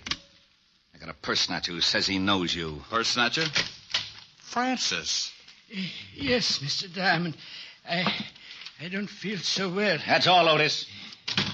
Isn't he your girlfriend's butler? Yeah. What happened, Francis? Well, sir, I was bringing that purse down to you. That's right. I left it at Helen's. Yes, sir.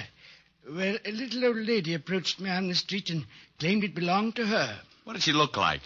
She had white hair, and she was wearing an old shawl. I think she'd been drinking gin, sir. Cheap gin. Glenda. Glenda Bergen? Is she the one who gave you the purse? Yeah. And then what happened, Francis?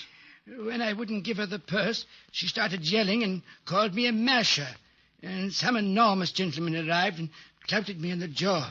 Oh, it was disgusting, sir. And the old lady got the purse? Yes, sir. She ran off, and the enormous gentleman sat on my chest until an officer came and carted me off to this place. Was Miss Helen all right when you left her? Why, yes, sir. You don't think... I don't know. But if they knew I had the purse and spotted me going into Helen's... Here, Rick, use his phone. Thanks. Don't you see, Walt, this whole thing has something to do with that purse. Purse, schmurse. I've still got a stiff on my hands. Oh, my goodness. Yes? Hello, honey. You all right? Oh. What's the matter? Hi. Please come home. What happened? Some man broke into the house looking for that old purse. I told him I didn't know where it was, and he started slapping me. You did, huh? Yes, and I need comforting. Well, honey, I've still got something to do. Lock all the doors until Francis gets back, and I'll be over as soon as I can. All right. Did you get the purse? Francis will tell you all about it. Bye, baby. Bye. Rick, some louse shoved Helen around. Francis, get over there and take care of her. It's all right if he goes, isn't it, Walt? I guess so. Otis, I'm releasing the guy that was picked up for purse snatching. And don't say, yeah, Lieutenant. Okay, Rick. Oh, thank you, sir. Step on it, Francis. Miss Asher needs someone to take care of her. Yes, sir. Walt, give me 2 hours to find out what this is all about. Are you going after Glenda? Yeah. If she's tied up with this killing, I'd better send some of the boys along. Give me 2 hours alone. I want to find the guy who shoved Helen around. Okay, Rick. 2 hours, and I put in a general alarm for you and the old dame. You know where she lives? I got a shack over near the East River. Thanks, Walt. Otis, let Diamond go and bring me a tablespoon and some water. And Otis, shut up.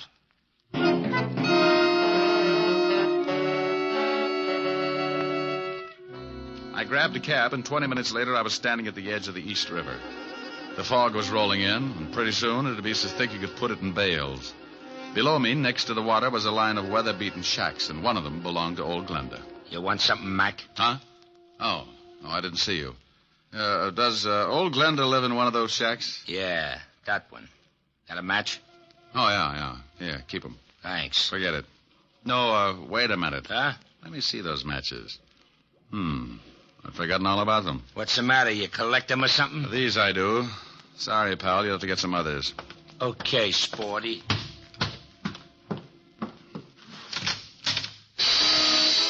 The inside of the shack looked like a hardware store after a good earthquake.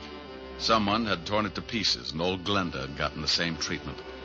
She was lying on the wooden floor staring up at me. She couldn't close her eyes because the rope around her neck was squeezing them open. Is she dead? Huh? I followed you down. Well, hooray for you. The next time you sneak up on somebody, you're liable to end up with a skull fracture. Just wanted to see what was going on. Is she dead? Unless she can breathe through her feet. She's been strangled. Gonna call the cops? No. I thought I'd rub her wrists for a while. Now, here's a buck. Call Lieutenant Levinson at the 5th Precinct and tell him what's happened. Sure. Got a nickel? Yeah, here. And tell him I've gone over to the Adams Hotel on 28th Street. My name's Diamond. Good for you. Now step on it.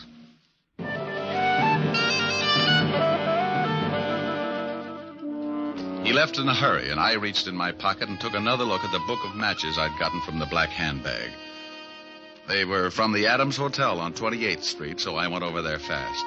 The sleepy night clerk showed me the register, and I found what I was looking for. I remembered the initials on the handbag were D.K. A Dorothy King was registered in room 306. I went upstairs. Yeah? I got a message for you.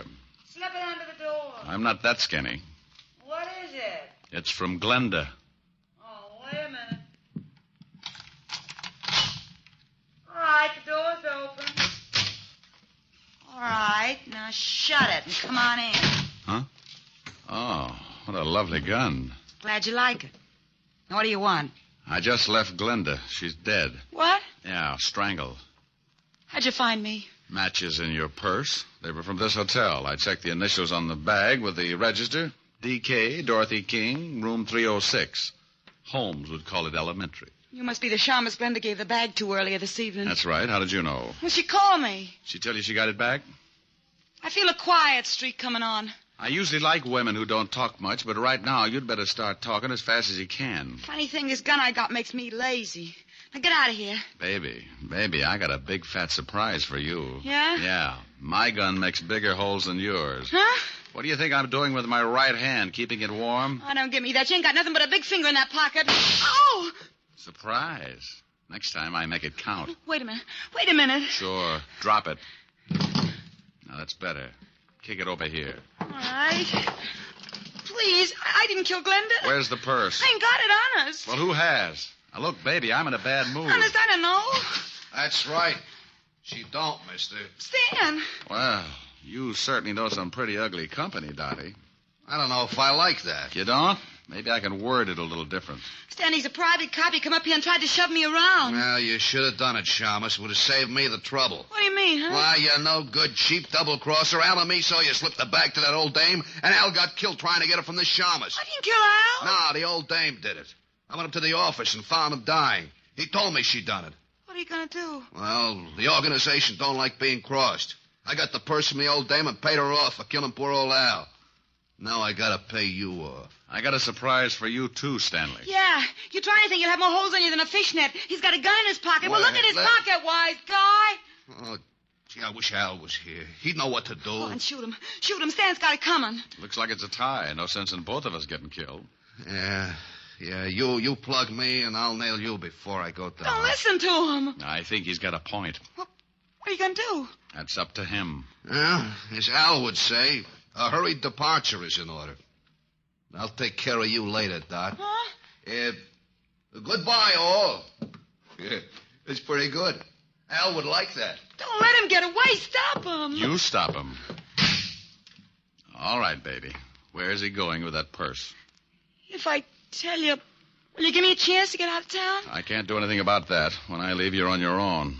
Technically, you haven't done anything the law could hold you for. I haven't? No, but that won't stop me from pushing you around. Now, let's have the story. If Stan hasn't been there already, he's headed for a locker in the subway station at 34th Street. What's in the locker? $100,000 in counterfeit bills.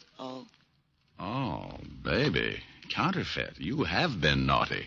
Now, Papa, we'll have to keep you on ice for the cops.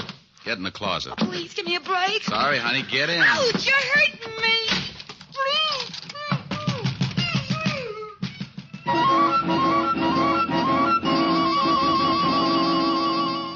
I went down to the night clerk and told him to tell Lieutenant Levinson when he got there about the blonde in the closet of room 306. The subway wasn't far, but Stanley had a head start and he was in a hurry. I ran the rest of the way. I went down the steps. A train was just pulling out when I spotted him. He'd just taken a bundle out of one of the lockers, and as he turned to go, I walked up behind him. Hello, Stanley. What? What you got in the box? The Shamus. Here, you take it. Oh! He tossed the package in my face and started running for the exit. But a crowd of people blocked his way, and when he saw me come up with my gun, he changed his mind. He turned and vaulted the turnstile, and I ducked behind the row of lockers. He had a gun, too. I tried to get a clear shot at him, but there were too many people. And then the frightened little guy did a stupid thing. He jumped down on the tracks and started running up the tunnel. Oh, look at that fool man. He's jumped down on the tracks. Stanley, come back here. You can't get anywhere that way. You said it, Mac. He's running uptown on the downtown side. Here's a corny line. Stop or I'll shoot. You won't get me. Stand. Look out. There's a train coming. Look out.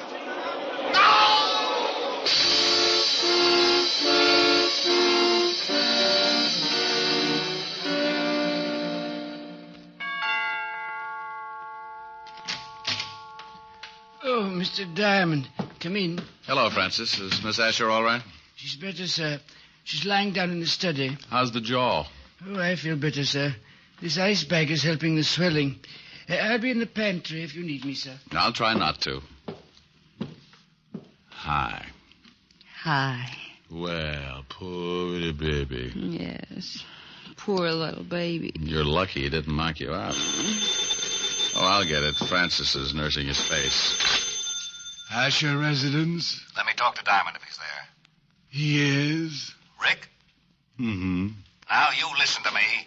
I've been chasing your conquests all over town. I end up down in the subway station and notice get stuck in the turnstile.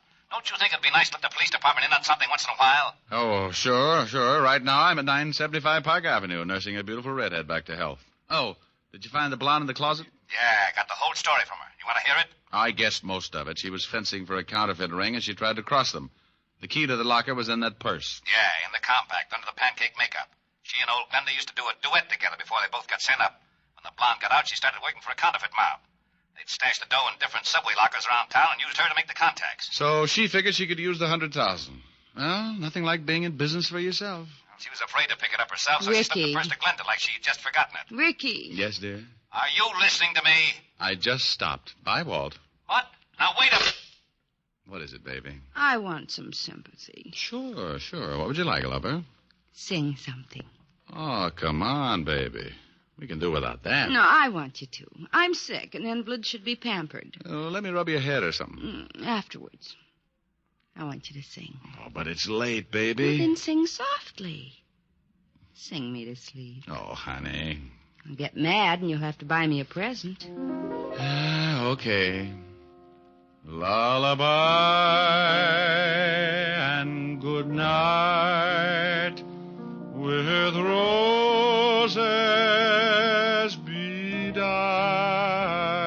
That's wonderful. With lilies bedecked. Hey, you in the board your consoles! Shut up, I'm trying to sleep! Well, what is that? Oh, it's that grouchy new neighbor. Oh, it is, huh? Mm-hmm. Hey, you want something, bud? Yeah, shut your big bazoo! Oh, is that right? Powder your face with sunshine. Oh, no! Put on a great big smile. Make up your eyes with laughter. You wear those... Rick. Yeah, okay.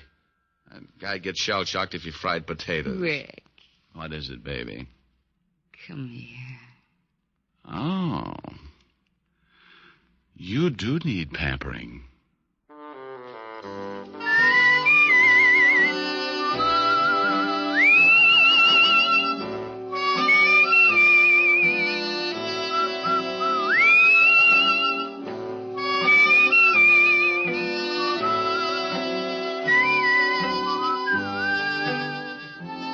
You have just heard Richard Diamond, Private Detective, starring Dick Powell. Helen was played by Virginia Gregg, Lieutenant Levinson by Ed Begley. Also in our cast were Wilms Herbert, Betty Lou Gerson, Jane Morgan, Jack Crucian, Hy Averback, Herb Butterfield, and Wally Mayer. Music was under the direction of David Baskerville. Richard Diamond is written by Blake Edwards and directed by William P. Rousseau. Now, this is Eddie King inviting you to be with us again at the same time next week when we will again bring you Dick Powell as Richard Diamond, private detective. This program has come to you transcribed from Hollywood. This is NBC, the national broadcasting company.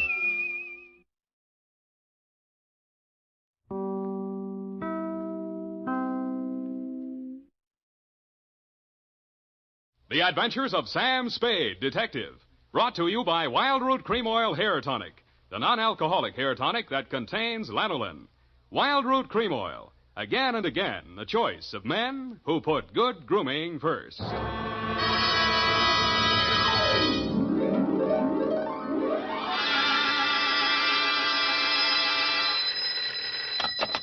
Spade Detective Agency. Sam, sweetheart. Any calls? Only one, Sam. Lieutenant Dundee of Homicide. He wants you to drop around so they can get your formal statement. No hurry, not now. He told me what happened, Sam. I'm sorry. Yeah, so am I. I guess he was one of your oldest friends, wasn't he?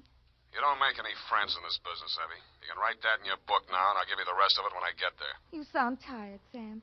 Wouldn't you rather just, What, baby? well, go home and, just put it off until tomorrow? Yeah, maybe I... No. No, I'll get it off my chest tonight. Stay there, Effie. I'll come on down and dictate my report on the Dick Foley caper.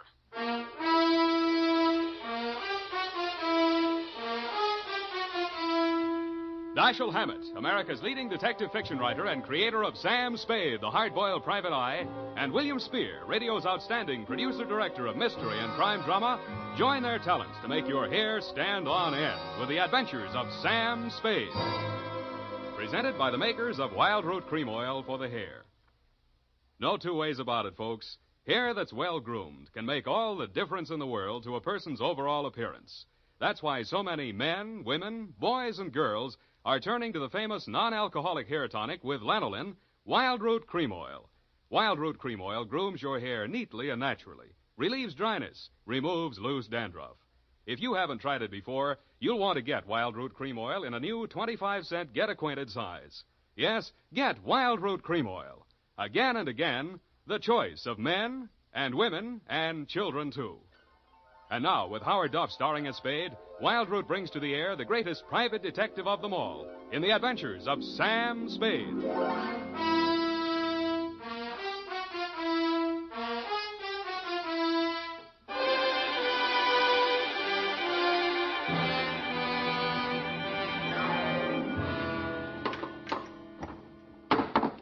Nuts.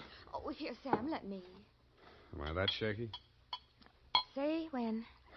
Just to the top of the glass. Now, that's enough. You'll spill it. Yeah. Sam, what you said over the phone about not making any friends in this business, you didn't really mean that, did you? Forget it. You can label this, file on Dick Foley. Date, fill it in. Yes, Sam. To Dundee at Homicide, I guess, from Samuel Spade, license number 137-596. The facts are all here. If you can dig a formal statement out of it, you're welcome. I'd known Dick Foley ever since I took out my license. We'd worked several big capers together back in my days as a Continental Lot. He and Mickey Lanahan and I. Then he and Mickey opened their own office, Foley and Lanahan, Private Investigations. 5 years back, Mickey stopped the slug, and since then the sign on the door read Dick Foley Detective Agency. I'd seen Dick maybe 4 or 5 times in the last half a dozen years just to have a drink and chew the fat about the good old days. He never talked about his private life. I assumed he didn't have any. So when I went to his office day before yesterday in response to his call, I was surprised to find him in a clinch with one of the most beautiful nails I've ever seen. Oh, Sam. Well. Shall I come back after lunch? Sam, this is Maxine, my wife. Well, you don't deserve it, but I'm happy for you. I'll return the compliment, Sam. I've wanted to meet you for years, but Dick wouldn't introduce me. Now you know why. Well, you run along, honey. Sam's here on business. All right, Dick. You can bring Sam home to dinner if you like. There's plenty. If he's not too busy, but don't count on that. Well, try anyway, won't you, Sam? I will indeed. Bye now. Draw up a chair, Sam. Sit down. Oh. What's on your mind, Dick? You remember Claude Spicer, that Grifter I sent over for that jewelry store hike back in 43. You never told me you were married, Dick. I'm very happily married. Now, please pay attention. Claude Spicer, yeah. Yeah, I remember the caper. Wasn't there a dame involved? Well, Spicer had a girlfriend, but the cops gave her a good bill of health. Spicer went up for a 5-year stretch. They spung him last month. Whatever happened to that dame? Now, look, about Spicer. He gunning for you? You hit it. How scared of him are you? Well, enough to ask you for help, Sam. What's eating him? Just revenge? Sam, I wouldn't tell this to anybody but you. But all the facts of that caper didn't come out at that time. I saw to that. How come? Well, I couldn't have stayed in business in San Francisco if it had been generally known that my partner was the inside man on that jewelry store heist. Mickey? Yeah, Mickey Linehan. You and I are both great at choosing partners, Sam. They both deserved what they got. Only one difference. I sent up the killer that plugged my partner. Some people thought the way you gave evidence at Spicer's murder trial wasn't so hot. Well, he was alibied, Sam. In fact, the robbery was his alibi for the murder. I don't know how he managed it. I've been trying for 5 years to figure it out. Spicer's afraid I might succeed someday. That's why he's out to get me. What's he waiting for? Oh, I don't know. He won't do it simple. He'll have a fancy plan like the other time. He's tricky. Where's he staying? At the Belvedere. Here's his mug. I kept a plant in the building for a couple of days, but he stayed holed up in his room. I think he spotted me. Okay, Dick, I'll give it a buzz. Now, wait a minute, Sam. Yeah? I'm not asking you to do this for love. Standard fee, $25 in whiskey money. Okay? Forget it. This one's on me.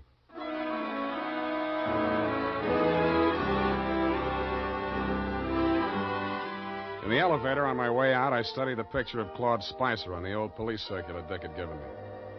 But a picture in the back of my mind kept getting in the way. It was Dick Foley's wife, Maxine. When I hit the street, I still saw her face before me, and it was no picture. Only pretty as. Sam, I waited for you. I've got to talk to you. My pleasure. Shall we confer in an adjacent cafe? Wherever you say. Only I don't want Dick to know. Then you shouldn't have married a detective. Please, Sam. How's this? Black watch. Yeah. Looks dark enough. Oh, that booth in the corner, it's secluded. Why not? Slide in. Oh, no, over here, stupid, not facing the street. Oh, sorry. I'm not much good at this sort of thing. Sam, I'm not asking you to tell me what it is, but if he's in really bad trouble, I think I have a right to know. What makes you think he's in trouble? Well, I'm not blind. You can't live with a man and not sense it when something goes wrong. I never thought Dick was the type to show it. Oh, he's tried to hide it from me, and I haven't said anything. I thought if he wanted me to know, he'd tell me. It was a wise thought. Hold on to it. Well, I meant to. But then a terrible possibility crossed my mind. Sam, it isn't me, is it? In what way?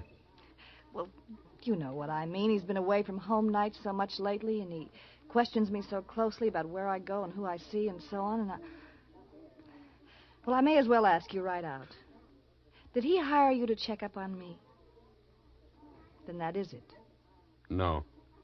You're not lying to me, Sam. Why should I? Dick says you're almost his oldest friend. He's talked so much about you. Then he must have told you I don't do that type of work. Why do you keep looking at me? Sorry, trying to place you, Maxine. I keep thinking I've seen you someplace before. Oh, it must have been my picture. I was an actress. Yeah. Picture. Yeah, maybe that was it. Why do you say it like that? Like what? Well, as if you were angry with me. Because I just got the caption on the picture. Well, Sam, wait. Come back. Yes, I had. And the caption was from a newspaper circa 1943. And it read, Actress Lovely cleared in Lanahan slaying. I flashed my tin star at the room clerk at the Belvedere, learned that Claude Spicer was in, and stuck around to make sure the clerk didn't buzz the room to tip him off. Around 4 p.m., Spicer went out, very dressed up, umbrella, gloves and all. He walked down Geary to Grant and turned north. A cold San Francisco drizzle started blowing up from the bay. I wished I'd brought my overcoat. A half a block up from California, he entered Grayson's jewelry store. I peeked through the Rain Streak show window after him. Inside, pawing eagerly through a tray full of diamond clips while a long-suffering clerk eyed her hopelessly from his side of the counter, was the actress Lovely. Maxine shot Spicer a quick glance of recognition as he entered, but they didn't speak. He took up a pose of gentlemanly patience, shrugged his eyebrows sympathetically at the clerk, and leaned elegantly on his umbrella while Maxine found fault with every piece of jewelry that was shoved in front of her. The bored expression left his face only once. That was when the clerk opened the vault and brought out some unset stones. Their act may have been fooling the clerk, but it was as plain as the nose on Spicer's face, a very plain nose it was, that they were sizing up the joint for a pushover. Maxine left first. He stayed long enough to buy a cigarette lighter and then followed her out. As I took out after him, I stopped to read the sticker on the inside of the glass door. It said, "These premises protected by Dick Foley Detective Agency."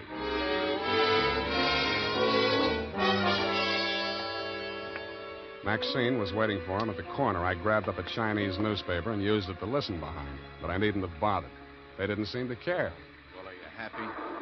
Ought to be about $1 million. Why are you so disagreeable? You ought to be feeling good. Feeling good. 5-year stretch, I come out to find my girl married to the joker that sent me up. You didn't think it was such a bad idea at the time. Well, I do now. Well, after tonight, we'll go east, you and me together, baby. He'll catch up with us wherever we go. Oh, you should live so long. How do you mean that? Just like it sounds, baby. Bye. Oh, don't leave. I'm going to get some sleep. I'll need a clear head. Claude, I don't want to be alone. Oh. Not even tonight? I don't want to be alone. See you later, honey. Bye-bye. He went straight back to the Belvedere, no stops. Picked up his key at the desk, no messages, took the elevator to the 8th floor. Let himself into room 809, hung out the Do Not Disturb sign, closed and locked the door behind him. I kept a plan on it till around midnight. Then I lifted the Do Not Disturb card from the doorknob and wedged it into the crack of the door. It was a crafty move, and I had just finished doing it craftily when the door opened again in my face. Huh? Who are you? What are you doing here? Nothing, sir. I'm making a survey. What? I'm from the Trotter Pole. Trotter Pole. It's like the Gallup Poll, but we're not in so much of a hurry. Yeah? Just kindly answer this question. As a Democrat, do you believe... Dewey, huh? I picked up the Do Not Disturb card and wedged it back into the crack of his door. As any house dick knows, except, of course, Tiny Stover, the night peeper at the Belvedere, if anybody opens a door like that, the card will fall out, and somebody will always hang it on the knob. Another thing Tiny doesn't know is never to draw to an inside straight. We played 9 different kinds of poker until 5 a.m. when I thought I'd go up and have another look. All was quiet on the 8th floor. From the elevator bank, I could see room 809. The morning paper was shoved under his door, and my Do Not Disturb sign was apparently where I had planted it. I tiptoed up to make sure. Huh? Who are you? What do you want? Me? The paper boy, sir. Your morning paper. You get around. Well. Good news in the paper, sir? Interesting. Jewelry store heist up on Grant Avenue. Oh, yes, sir. Our paper only covers... What? I grabbed the paper from under 805. It was the headline I could have expected if Spicer had left his room without my knowing it. Grayson's Jewelry Store, the shop he and Maxine had cased that afternoon, had been taken for an estimated $1 million in uncut gems. But Spicer's door hadn't been opened, and there was no other exit. I sat down and thought. And what I thought of was that sticker on the front door of Grayson's said, "These premises protected by Dick Foley Detective Agency."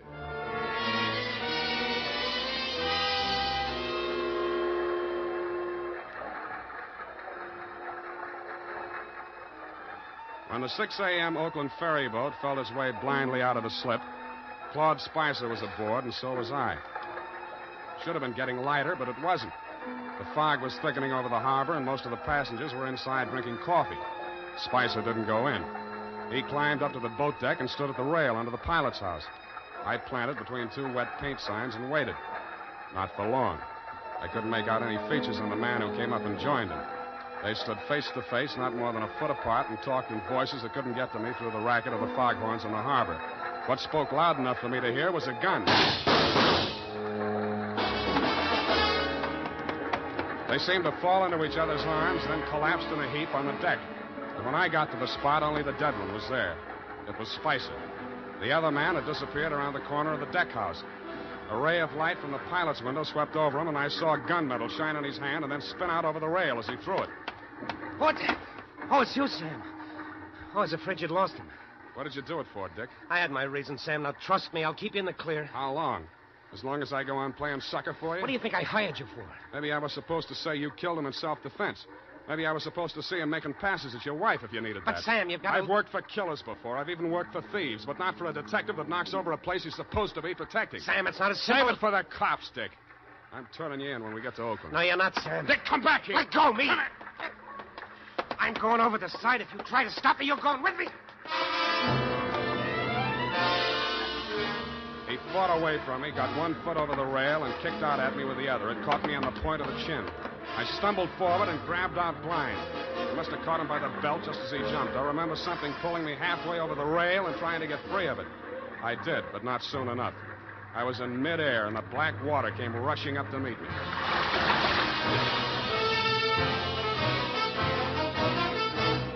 The makers of Wild Root Cream Oil are presenting the weekly Sunday adventure of Dashiell Hammett's famous private detective, Sam Spade.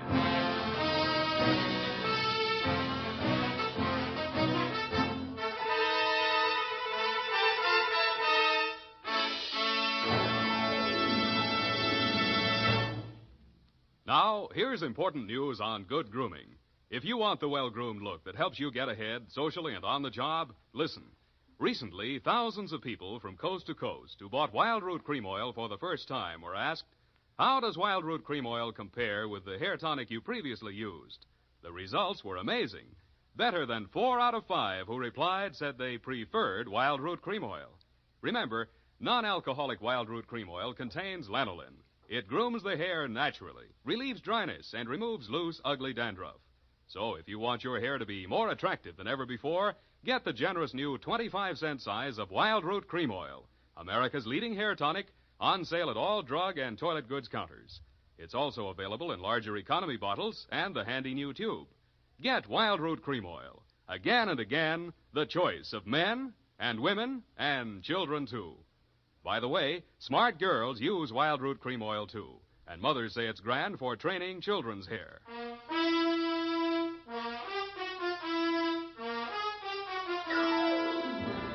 And now, back to the Dick Foley caper. Tonight's adventure with Sam Spade.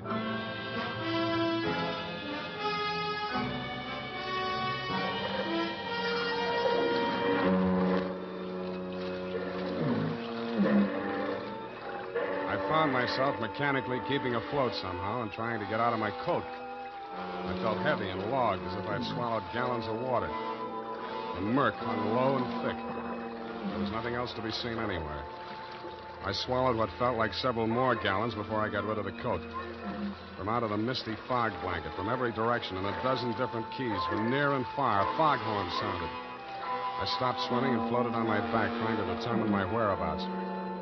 After a while, I picked out the moaning, evenly spaced blasts of the Alcatraz siren, but they came out of the fog without direction. Seemed to beat down on me from straight above. I was somewhere in San Francisco Bay, and that was all I knew. And I suspected the current was sweeping me out toward the Golden Gate. Then a light came up ahead of me suddenly. A boat passing a few yards away. I lifted my head and screamed. But the boat's siren, crying its warning, drowned out my shouts. It went on past, and the fog closed in behind it. Then I heard a new sound. Seagulls. I swam towards it, and it seemed to get lighter. Part of it was the dawn light beginning to cut through the fog blanket. But there was also a strange-looking man standing on the water and waving a green lantern back and forth. I yelled at him to wait for me, and a seagull got off his hat and flew away. When I got closer, I saw that it was not a man, but only a buoy, channel type. I used all the strength I had left to drag myself up on the base of it and let it rock me to sleep.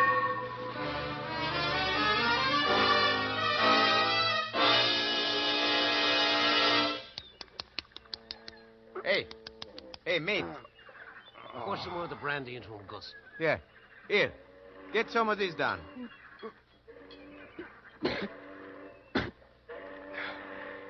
Where are we? Hey, it ain't heaven. You can tell that by the smell. Oh, Fisherman's Wharf. Yeah, take it easy. We got ambulance coming. You going to the hospital? No, I'll be okay. Hey, give me a hand. Yeah, okay. Hey, you do us a favor, will you? Don't fall down till you get out of sight this time. We're tired of picking you up.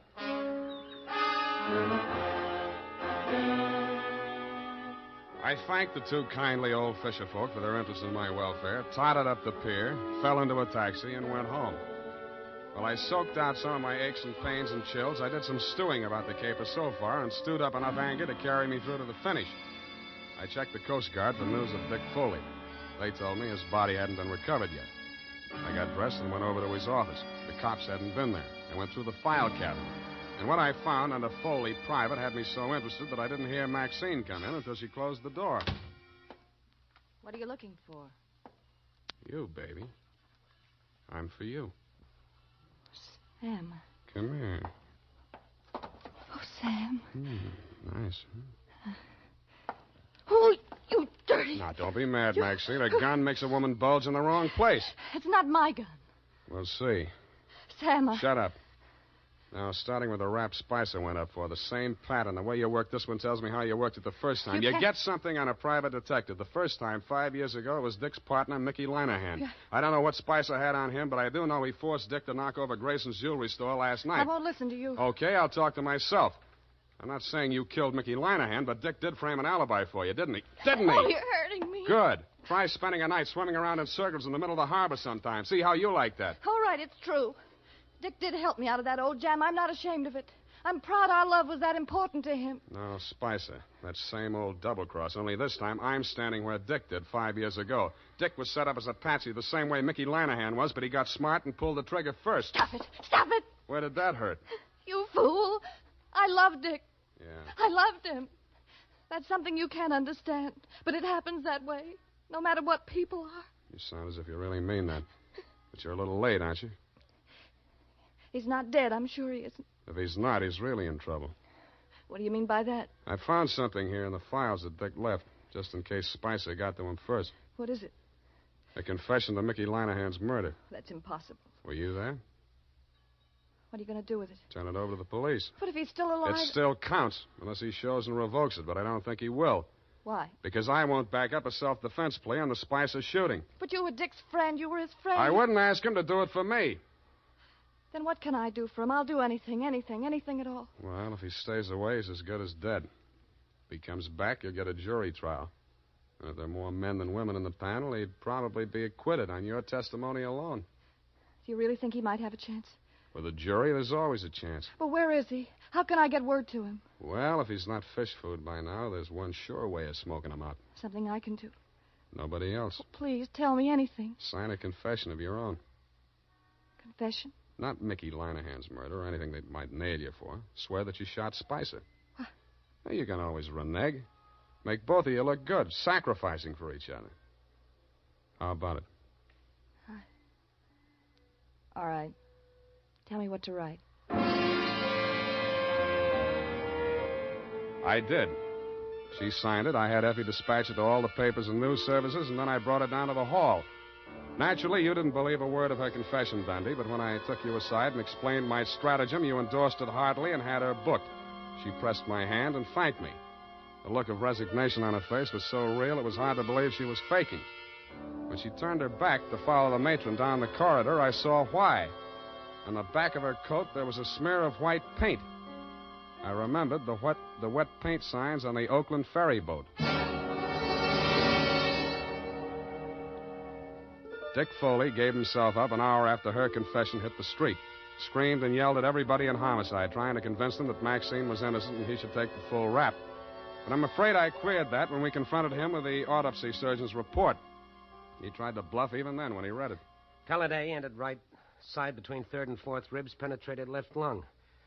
Pellet B, pleural membrane, side wound punctured. Well, so what, Sam? All three on the right side, angling up, you see? No! I don't know why. You even saw me on that boat. You saw me throw the gun over Oh, and... cut it out, Dick. What I saw was in the dark. But you two men were facing each other directly. If I were going to drop a man fast at close range, face to face like that, I would not put the gun in my left hand, twist it around, straining my wrist in the process, and pull the trigger with my thumb. Unless I were left-handed, double-jointed, and a trickier shot than you are. I'd blast him straight through the middle. All right. All right, yes, it was Maxine. Well, that's good. Maybe you can get cured now. Why don't you open up some more? Let me put it down like it was business. All right, sir. Number one, Maxine killed your partner, Mickey Linehan, 5 years ago. Probable motive to eliminate him and send Spicer up for it. Yeah, she didn't figure on Spicer being smart enough to confess to the robbery, and that alibied him for the murder. 2, you perjured yourself to clear Maxine of the murder. Motive? To prevent the truth about your partner from coming out, and Maxine was motive enough for anything. Cut it out, will you? Sorry. 3, Spicer forced you to team up with him in the jewelry heist. How? Well, he threatened to make a full confession as accessory to Mickey's killing. I would have put the whole works on Maxine and leave him in the clear. Yeah. Can't be tried twice for the same crime. 4, you decided to rub out Spicer whether you could beat the rap or not and clear the books once and for all. So you pretended to play along with him, told Maxine to do the same, and called me in as umpire. Yeah. Sam, I'm sorry. Why couldn't you lay off Maxine? Why did you have to... Oh, I thought you were my friend.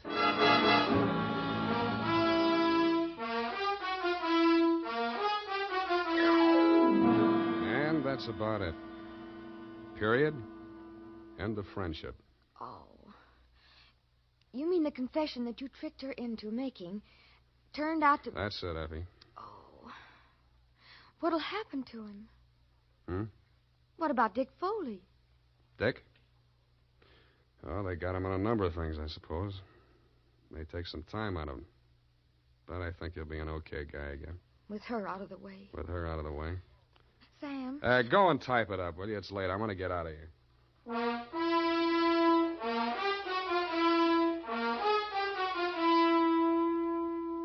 And now, listen to this. When it comes to hair tonics, the best friend of the family is Wild Root Cream Oil. Wild Root Cream Oil grooms the hair neatly and naturally, relieves dryness, removes loose dandruff. Now, you can get America's leading hair tonic in the new 25-cent Get Acquainted size. Also, ask your barber for a professional application of Wild Root Cream Oil Hair Tonic. Again and again, the choice of men and women and children, too. Well, here it is, Sam. I know how you must feel, so I won't... What's your hurry? Well, I thought, well, you know how you always feel. Look, sweetheart, Dick Foley was a private dick. So what? You mean you can bring yourself to talk about it? Sure. Go ahead, try me. Well, Sam, it seems terribly complicated. I suppose because Mr. Foley was in the profession and thinks like you do. Up to a point, Effie. What's bothering you? Well, why did he call you in? You, another private detective, and he knew how smart you are and all, and... Yeah. I don't know. Maybe he thought, well, if I turned up anything, I'd look the other way. Do you think that could ever happen to you, Sam? That's a clever phrase you dictated. He called me in as umpire. That's baseball. But if he was so clever, why didn't he win, Sam? His mistake, Effie, was trying a quadruple play, which has never been heard of in the history of baseball or crime. All he wanted was to bat Maxine home safe. But it usually figures when 3 men are out, the side retires. Oh, well, I don't understand baseball, Sam. Well, that's all right. Football will be here soon anyway. Oh, but I don't... Good night, Levy. Good night, Sam. Good night, sweetheart.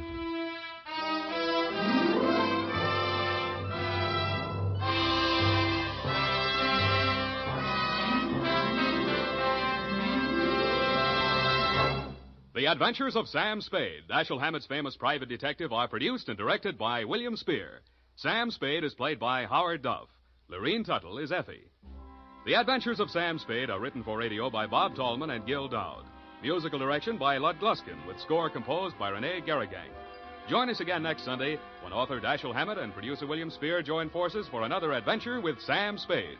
Brought to you by Wild Root Cream Oil. Again and again, the choice of men who put good grooming first. This is Dick Joy reminding you to... Get Wild Root Cream Oil, Charlie. It keeps your hair in trim. You say it's not alcoholic, Charlie. It's made with soothing lanolin. You better get Wild Root Cream Oil, Charlie.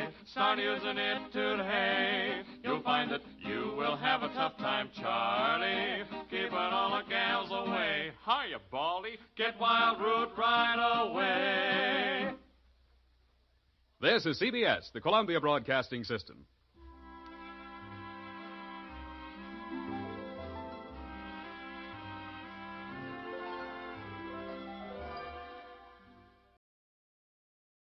The Adventures of Michael Shayne, Private Detective.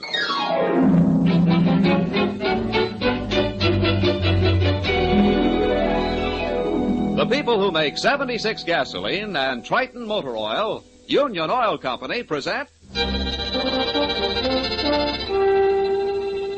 The Adventures of Michael Shayne, Private Detective, starring Wally Mayer and Kathy Lewis.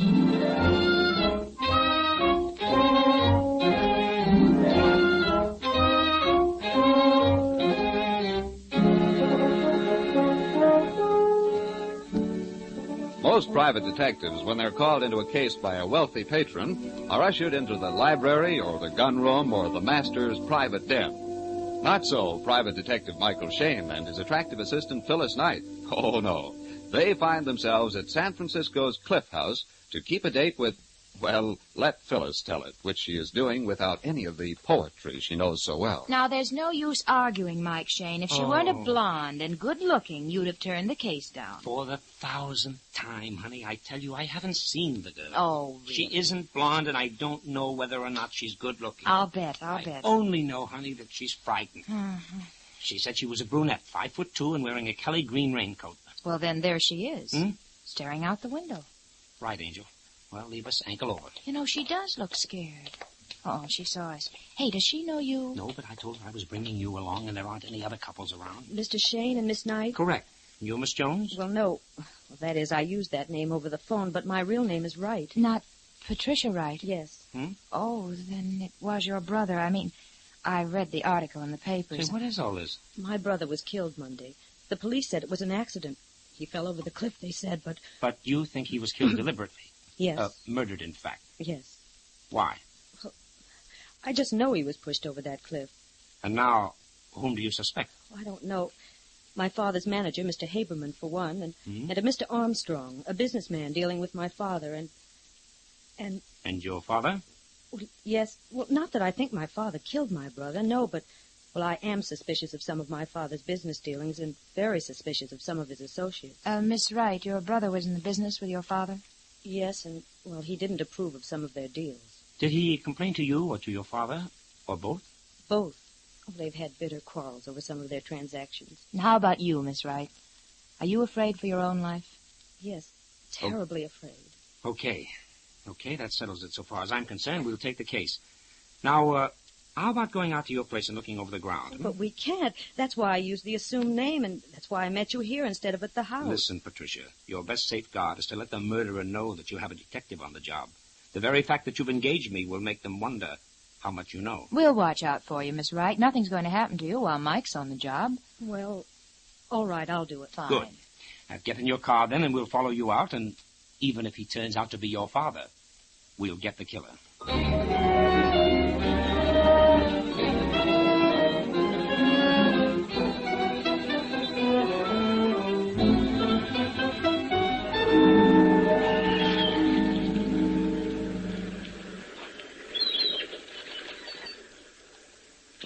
It's over here, just by that white post.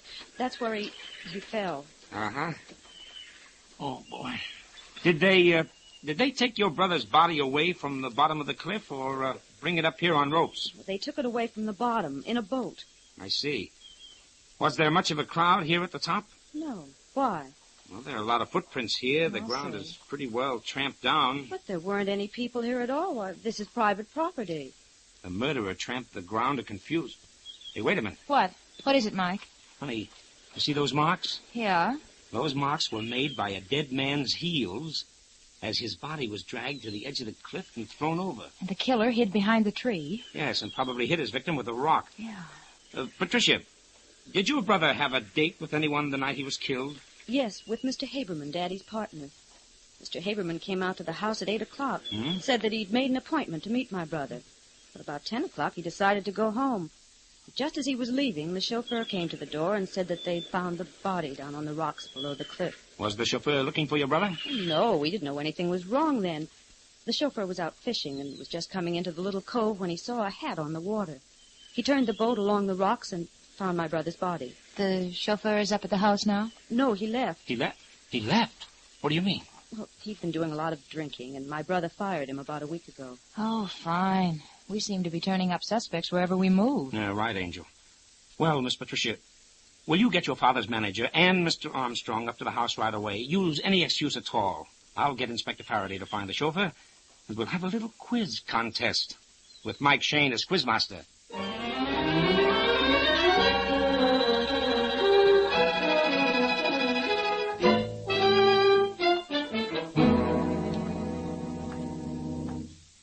I don't know what on earth you could be thinking of, Patricia, to do such a thing. But, Daddy... Not another word. You tell this Shane fellow to get about his business. When any private detectives are hired to come to this house, I'll do the hiring. Daddy, I'm more convinced than ever that my brother was murdered. Murdered? Stuff and nonsense. My dear, you're upset. I don't blame you for that. You were very fond of your brother. But thinking for one moment that any of my business associates could be guilty of such a thing. The idea of dragging Mr. Haberman and Mr. Armstrong out here to be cross-questioned by a private detective. Why, it isn't as if there was any suspicion about your brother's death.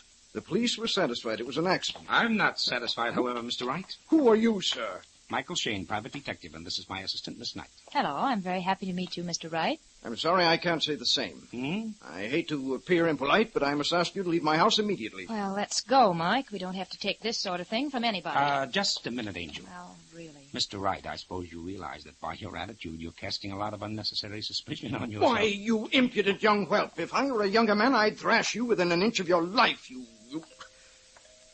Will you leave quietly, or will I have to have you thrown out? Evidently, there's company at the door, and I'd much prefer not to have to introduce you. Pardon me, sir, but Mr. Faraday. Faraday? Detective Inspector Faraday, sir. With the chauffeur, sir. Hello, Mike. Phyllis? Hello, Inspector. Mr. Wright here was just about to order us thrown out. He won't have a private detective around the place. I see. Well, maybe he'll let you stay as my assistant. What on earth are you talking about? I'm talking about the fact that we're here to investigate the death of your son. I'd just as soon get on with the questioning if you haven't any objections. Will you have everybody come in here? Inspector, they're all out in the front hall. I Maybe don't know it would what be this just- is all about. I'm only the chauffeur. I haven't done anything. I'll sue you for arresting me. That's what I'll right. Be sure and do that. All right, into the front hall. do. Ridiculously. Well, which one of you is Haberman? I'm Mr. Haberman. Why? And Armstrong, that's you, I suppose. Mm-hmm, correct. Now, I don't know much about this except what Mike told me over the phone, but I understand that you, Mr. Haberman, had an appointment with Mr. Wright, Jr., the deceased, the evening he was killed. Yes, that is true. What was that meeting about? Well, I don't see that's any of your business. You can answer that question here and now or at headquarters later. Take your choice. Well, it was a business matter. Don't answer him. But right, if I don't, he'll take me in and... And he'll have to answer in the long run. It was business, and young Mr. Wright was going to tell you that he wouldn't play along with the kind of deal you and his father were cooking up, correct? Well, that's putting it rather strongly. He was a young fellow, too many idealistic ideas for the business world. I was quite certain I could straighten him out when we sat down and talked it over. And when he wouldn't listen, you threatened his life. Of course not. You didn't see him that night at all? No, I didn't. And you weren't anywhere near the top of the cliff between 8 and 10:30? I most certainly was not. Can you prove that? I can. I sat and talked with Mr. Haberman all evening. And Mr. Armstrong, I suppose you have an alibi, too? Well, I don't know. I think I was at a picture show that night, but I wasn't keeping track of my movements. I wasn't anywhere near this house, though. Mm-hmm. Oh, Inspector. Yes, Mike. Come here. I think we ought to do some checking on the murdered man's papers. We might find something that would give us a lead. You're probably right, Mike. Okay, you can all go now. But don't leave the place. We may want a few more answers before we leave. Miss Patricia. Yes, Inspector. Will you take us to your brother's room? We'll see what that leads us to.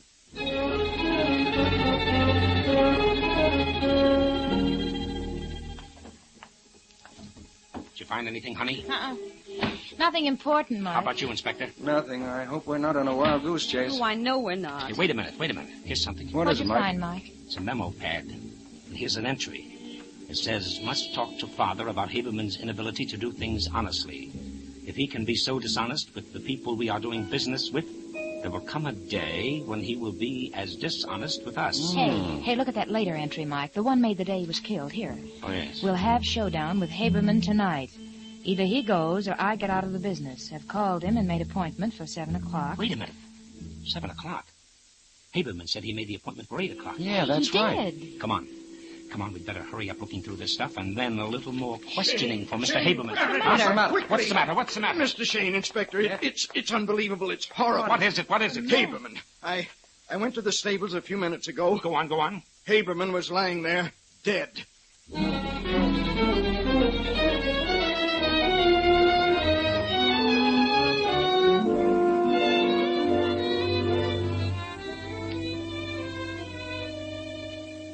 In just a moment, we'll rejoin Mike Shane and his assistant Phyllis in their adventures. All of us know that some restaurants always seem to serve better food than others, even though their menus may read the same. The reason, of course, is simple. Better ingredients plus extra attention on the part of skilled help. The same principles apply to car lubrication. For example, Union Oil stopwear lubrication is more than just a grease job. Stopwear lubrication is a highly specialized servicing process. Only trained attendants using the latest and most modern equipment are allowed to service your car. Each fitting and bearing is thoroughly lubricated with the finest, high-quality greases, in accordance with the manufacturer's specifications. While your car is on the hoist, the Minutemen inspect out-of-sight points and check them for danger signs. As final evidence of the care and exactness with which stopwear lubrication is performed, you receive a 1,000-mile written guarantee with each job, definite proof of reliable service. So, ladies and gentlemen, since careful, thorough lubrication is so vital to the life of your car, why not buy Stopwear? Stopwear guaranteed lubrication is available only at Union Oil Minuteman stations, and it costs no more than ordinary lubrication. Just look for the sign of the big orange and blue 76. Thank you.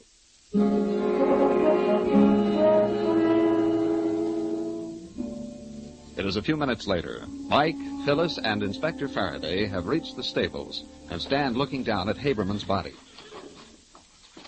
Now, how did it happen? Well, he just got too close to Prince, and Prince lashed out and kicked him. I found him lying here when I came by. Was anybody else around the stables? Yes, Armstrong was here, and the groom and the gardener. Isn't it a bit odd that everyone should gather at the stables? No, I don't think so. Everybody's interested in the horses, especially Prince. Why Prince? Well, I've warned them all to keep away from him. He's a killer. Why have you kept him then? Because I can handle him. So can the stable hands, and he's a very valuable horse. He just lashes out at strangers or people who don't talk to him as they approach him. Surely you don't think this is murder, too? Why, it's ridiculous. Nobody in their right mind can have any doubt as to how Haberman was killed. The mark of the horseshoe is as plain, too plain. Well, you can see the curve of the shoe across his forehead. Perhaps I'm not in my right mind, Mr. Wright, but when two men engaged in the same business die within a few days of each other, I'm suspicious. You and me both, Mike. Mr. Wright, you just walked out from the house and found Haberman lying dead. Well, more or less. I came out from the back of the house, saw that the upper half of the door to Prince's stall was unlatched. I came over to latch it and found Haberman. I couldn't see him lying on the ground from where I was because, as you can see, he was hidden by the water trough. Yes, I see. So, Inspector, depending on how you look at it, everybody has alibis or nobody has an alibi. You're right, Mike. They all have alibis if they're telling the truth. Well, I most certainly have. I was talking on the telephone from the time I left you until I came out here. The servant saw me in the hall when I was on the phone. Oh, yes, and the chauffeur and the stable boy, Joe, saw me at the back of the stables. I didn't even come around front until Wright called out. That's true. I'm his alibi, and he's mine. So I'm afraid, Mr. Shane, you'll have to pin the guilt on the horse after all. Yeah, it looks that way, doesn't it? Oh, Mike. Yes, Inspector? How about running down to headquarters with me? Okay, but you're going to leave someone here. Well, I hardly think we need... Inspector, for 24 hours, I'd like someone posted at the stables and at the west side of the house looking out toward the cliff. Yeah, but Mike... If only to guarantee the safety of Miss Wright. Okay, Mike. I'll leave the sergeant and one man. Will that satisfy you? Excellent, Inspector, excellent. And now I'm quite ready to accompany you to headquarters.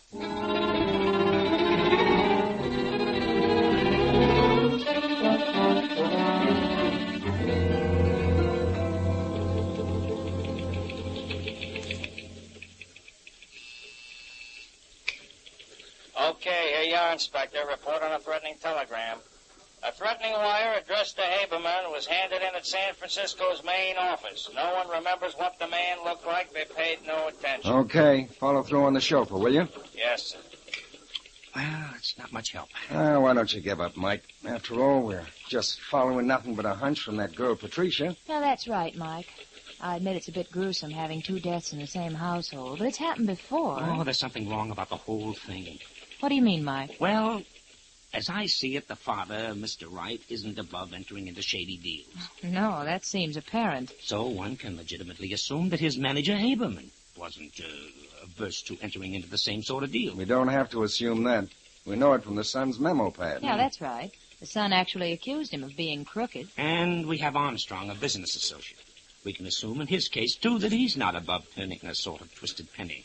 To all of which the son is opposed, to such an extent that he actually puts in writing that he's going to talk to his father and that either the crooked manager goes or he does. Right. And if we assume, too, that the father would rather have his son in the business than the crooked manager, we have motive for murder. For some men at least. And we have Haberman making a date to see the son. Which Haberman says was for 8 o'clock, but which we know for a fact was at 7 o'clock. You're building quite a case, Mike, but it all hinges on supposition. Suppose, Mike, that you're right. Yeah? And if you are right, and Haberman did kill the son, justice has already overtaken him. Yeah, but there's something wrong with the whole thing, Inspector. You say I'm building the whole case of a supposition. Well, plus a hunch of the girls, Mike. And a funny little quirk that keeps running through my own mind. What?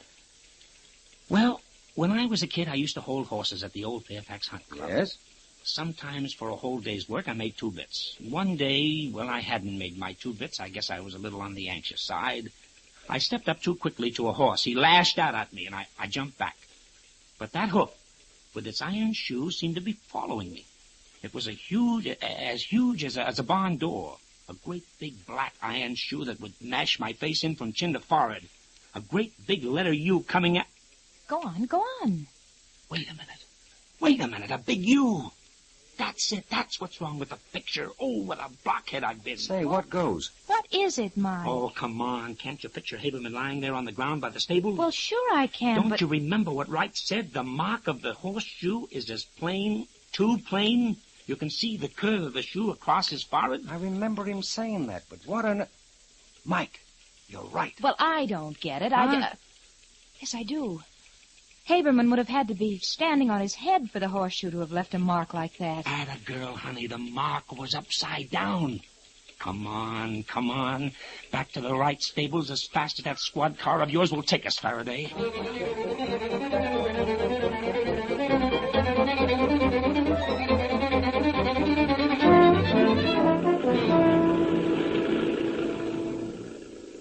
Go right back to the stables, Inspector. We can park there. Right, Mike. I'm going to follow my hunch as long as I'm in the mood. What do you mean, hunch? If I were a killer and had killed a man at the stables... Yes? And I was so certain that everybody would think it was an accident, and so nobody would even think of looking for a weapon... Yeah. Where would I go to hide the weapon? The hayloft. Right. So come on, up these steps. Here, honey, I'll help you there. Well, I'm not very good at this. Wait. I know that, but come on. There we are. Now you take the far end, honey. And I'll climb up onto the raft. Okay, and I'll take the scent. Oh. It's not behind the speed box. It's not here either. Where's Phyllis? Here, under this load of hay. Okay. Anything up there, Inspector? No, everything up here is covered with dust, so I think this is all in the clear. Okay, come down then before you break your neck. Ooh. What is it, honey? Oh, it's something heavy and wet. Huh? And sort of sticky. It's blood, Mike. Let me have it. I'll use my handkerchief. There may be fingerprints. What is it? Just a second. Oh, ye gods. Look, Inspector. A heavy piece of timber. Oh, but with a horseshoe nailed to the flat side. Upside down. Okay, let's keep our find a secret and continue our quizzing.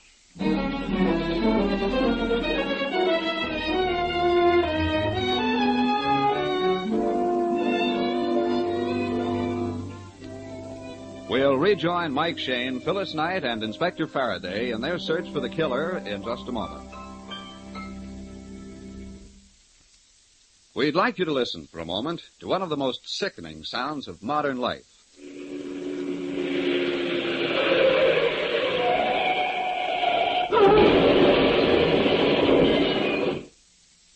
Lately, you've been hearing that sound more frequently. Traffic accidents in the United States are increasing to an alarming extent as our automobiles grow older. To reduce human casualties and conserve transportation, the International Association of Chiefs of Police has developed a program to emphasize the need for good brakes for all cars. For the next 6 weeks, law enforcement officers throughout the nation will conduct a brake-checking campaign. They are seeking to protect your life and property. This program on brake emphasis for traffic safety is supported by over 100 automobile clubs and traffic organizations, including the Office of Defense Transportation. Your cooperation is earnestly requested. You can help by checking your own brakes. If you can depress your brake pedal within an inch of the floorboard before the brakes take hold, they are inadequate and demand immediate attention. Remember, serious accidents can occur at speeds as low as 20 miles per hour if your brakes are in poor condition. So, ladies and gentlemen, if you have the slightest doubt about the condition of your automobile brakes, don't take chances. Have them inspected without delay.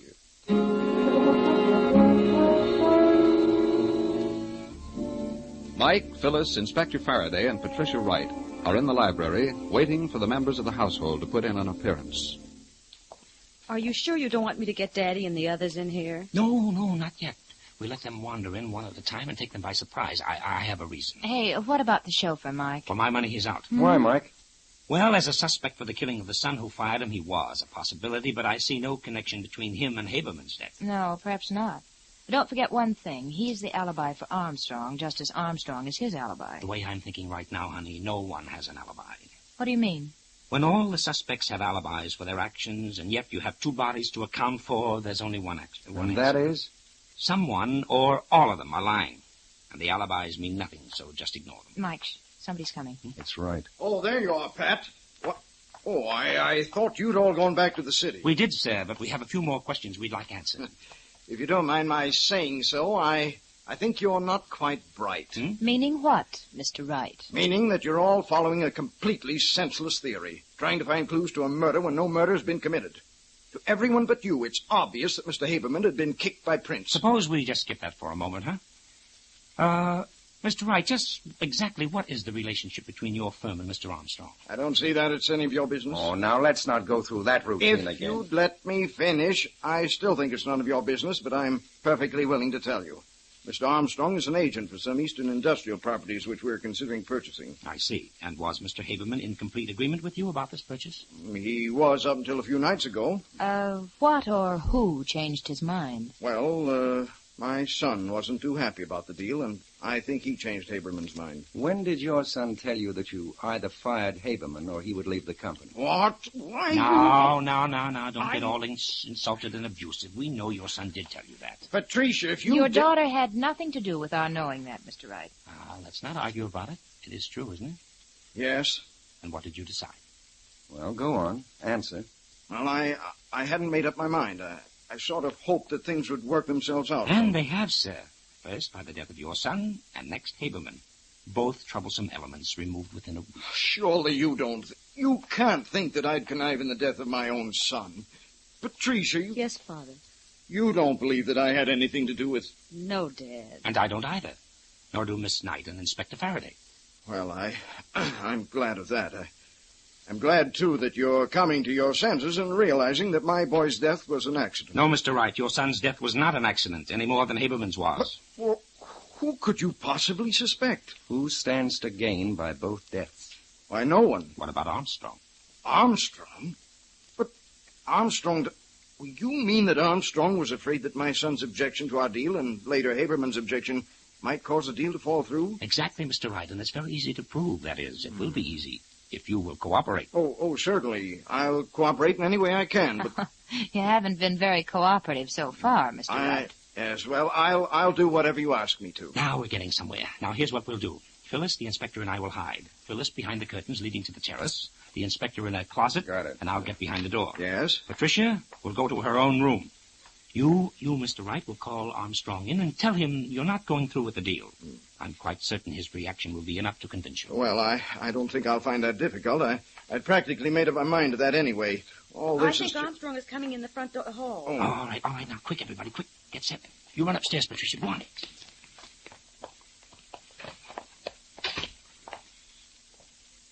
Okay, Wright. Call him in. That you, Armstrong? Yes. Did you want me? Yes. I think, in spite of all the tragedy around here, that we ought to arrive at some definite conclusion about this transaction. Well, I suppose you're right. I didn't want to hurry you or seem aggressive with all the things that have happened. Yes, I understand. But it is an excellent opportunity, and I know you'll make a mint out of it. I'm not going through with it, however. What? I'm not going through with it, Armstrong. Oh, you're not. Well, that's what you think. What was that you said? I said that if you think you're going to back out now, you've got another thing coming. Now, wait a minute. You're not leaving me holding the sack. I've obligated myself to those properties, and you're going to buy them. I'm most certainly not going to buy them if I don't want and maybe this will persuade you. Put that gun down, you fool. Drop it, Armstrong. The next time, be faster. What is this? Is this a trap? In a way it is, yes, and apparently quite a justifiable one. I must apologize for the gunplay, and I must apologize for being quite slow and somewhat blind. Blind, Mike? Yes, I should have noticed long before this that Mr. Armstrong was left-handed. I didn't, however, until he whipped out that gun of his with his left hand. Left-handed? Yes, Phil, left-handed. What does that matter? I've been left-handed all my life. Yes, Armstrong, left-handed. I think you can produce the evidence now, Inspector. Right, Mike. Did you ever see that weapon before, Armstrong? Where did you find it? In the hayloft. That's where you hid it, isn't it, Armstrong? Okay, Inspector, I don't think we'll get any more argument out of him. You ready, Armstrong? Yes.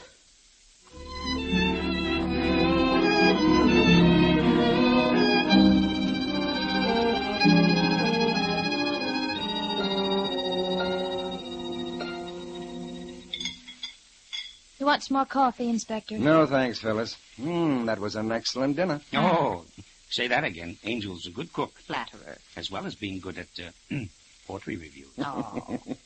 Say, that left-handed business, I've been turning it over and over in my mind. I don't see what on earth Armstrong's being left-handed had to do with the case at all. Hmm? Well, I thought perhaps his being left-handed was, responsible for him nailing the horseshoe on the club the wrong way. Oh, no, Angel, no. That was just the inevitable slip that a murderer makes. Well, then what was the left-handed clue? When I remarked on Armstrong's being left-handed, you repeated it after me, remember? Yeah, sure. I caught the look in Mike's eye and repeated it after you. Well, yes, I remember that, too. It impressed me, but I didn't catch on. Ah, then it impressed Armstrong, too, and he didn't catch on. He didn't know why or what we had in mind, and the inspector and I didn't give him time to find out. We played cat and mouse with him. Armstrong thought that his being left-handed was a clue. He couldn't figure out what it was. But our tone of voice convinced him that we had him dead to rights. And, well, he broke down. Smarty. Hmm? It was nothing but playing up a guilty conscience. Right, Angel. One of the best weapons a private detective has. So let it be a lesson to you there, darling. And don't try holding out anything on your old man, Mike Shane, or your good old conscience will get you. See?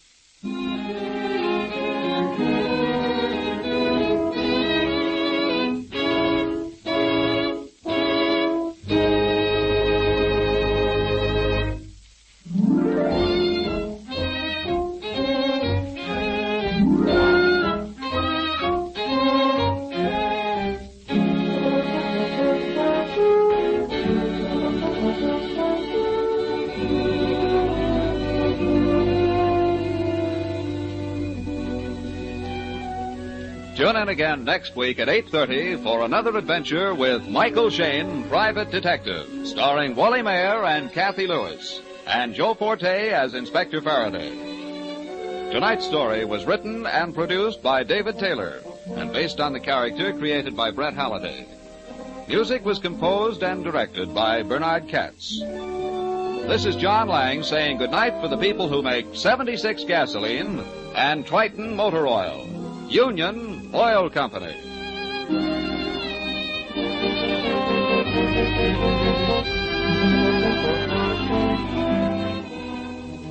This is the Mutual Don Lee Broadcasting System.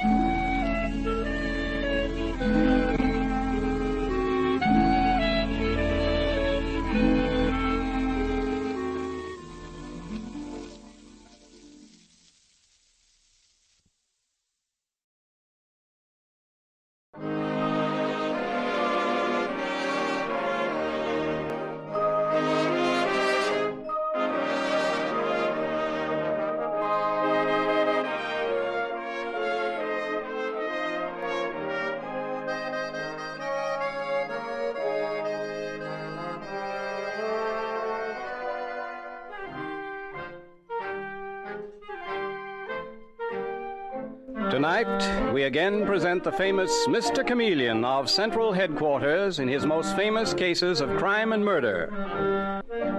As all of you know, Mr. Chameleon is known in the police as Chameleon, the man of many faces, who appears in various impersonations to track down his prey. The audience always knows who Mr. Chameleon is, but the criminal he is tracking down seldom does. Tonight we give you Mr. Chameleon and the case of murder and the man who saw too much.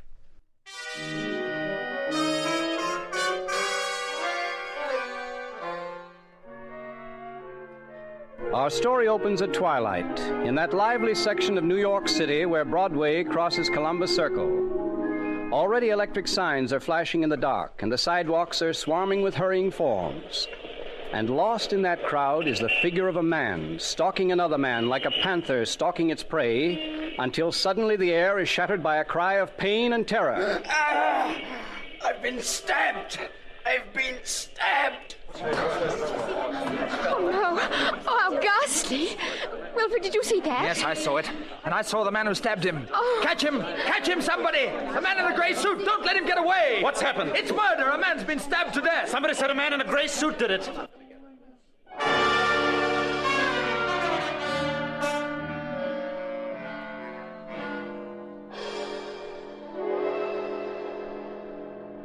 And some time later, at Central Headquarters in the office of the police commissioner, the commissioner sits talking to Mr. Chameleon, the great detective who is known and feared throughout the underworld. The commissioner is saying... And that's all we have to go on, Chameleon. Some unidentified man who was with a woman cried out that a man in a gray suit did it.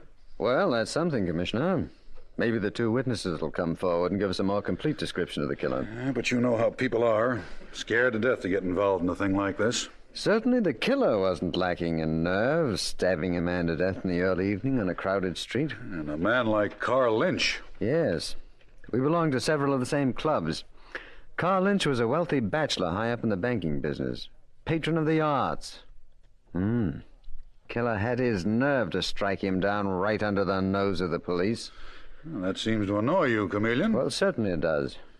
See, it's 3 hours since Lynch was murdered. The witnesses really should turn up very soon. For their sake, they should come to the police. The longer they stay away, the more dangerous it is for everyone.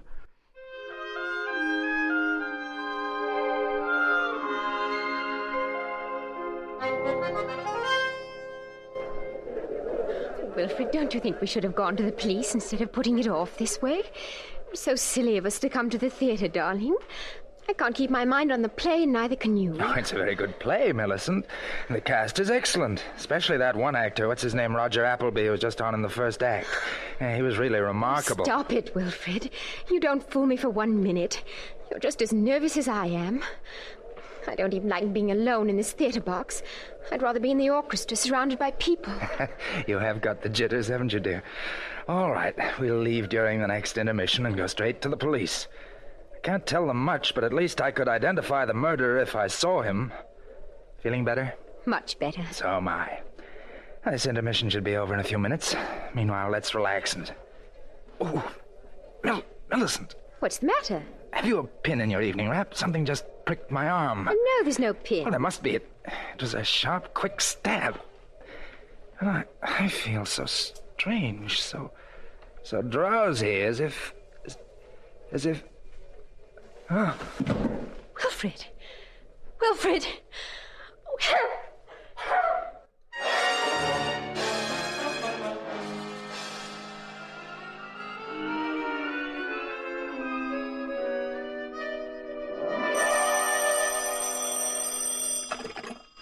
Hello.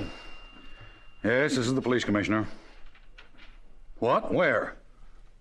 The Garrick Theater? What is it, Commissioner? Who is he, do you know? I see. Okay, send Detective Sergeant Dave Arnold over there.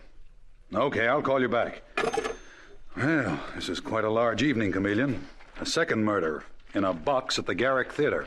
Any tie-in with the murder of Carl Lynch up at Columbus Circle? Not at first glance. Lady Millicent Hay, you know, the famous English beauty? Oh, yes, of course. Well, she went to the theater with her fiancé, a chap named Wilfred Crane. It seems he was attached to the American Embassy in London. Well, anyway, he died in the theater box, just like the... Chameleon, are you listening? Yes, I'm listening. Commissioner, a play called Salt of the Earth is playing at the Garrick Theater. What about it? I just remembered Carl Lynch had money in that play. Well, you'd better get over there, Chameleon. I'll leave orders that nothing is to be touched. No one is to leave the theater until you arrive.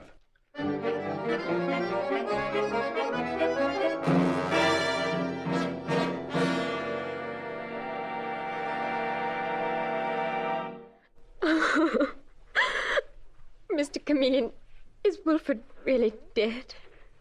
Yes, he died instantly, Lady Millicent. Someone must have hidden behind the curtains of the box here and jammed him in the arm with a hypodermic needle. Oh. The needle was filled with a deadly poison. But why? Why?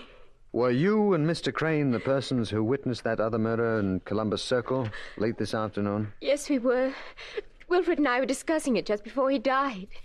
We intended to leave during the next intermission and go to the police. Well, you should have come to us immediately. Anyway, there is your answer. Your friend was killed, Lady Millicent, because he saw too much. But, Mr. Chameleon, I saw that murder, too. Yes, I'm well aware of that fact. Where are you staying? At the Millbrook Hotel. Oh, that's fortunate. That's one of those small, exclusive places. What do you mean? Lady Millicent, from now on, you must not be alone, not even for 1 minute. I'm sending one of our women detectives home with you. Madeline, come in here, will you, please? Yes, Mr. Chameleon. Madeline, this is Lady Millicent Hay, Miss Madeline Evans, who happens to be a detective like myself. How do you do? How do you do? Madeline, you are to go with Lady Millicent to her hotel. You're to stay in the same room with her night and day. Is that really necessary, Mr. Chameleon? Yes, it is, Lady Millicent. If you want to remain alive. And Madeline, remember, no one is to be admitted to Lady Millicent's hotel suite except myself. Is that clear? Perfectly clear, Mr. Chameleon. Right. Where's Dave? Right outside in the corridor. Detective Sergeant Arnold, Mr. Chameleon wants to see you. Okay, thanks. Say, Mr. Chameleon, the manager of that show, Ted Martin, is awful anxious to talk to you. And the actors are getting very indignant about being kept waiting backstage. Well, I'll get around to them as soon as possible. Dave, I want you to accompany Lady Millicent and Madeline. Now, you're to take up your post outside the Millbrook Hotel. Now, I believe there's only one entrance. Is that right, Lady Millicent? Yes, Mr. Chameleon. Good. Now, Madeline is going upstairs with Lady Millicent, Dave, and you are to keep an eye on that entrance. All night, if necessary. But, Mr. Chameleon... Dave, believe me, I know exactly what I'm doing. Nothing is more important than keeping watch over Lady Millicent.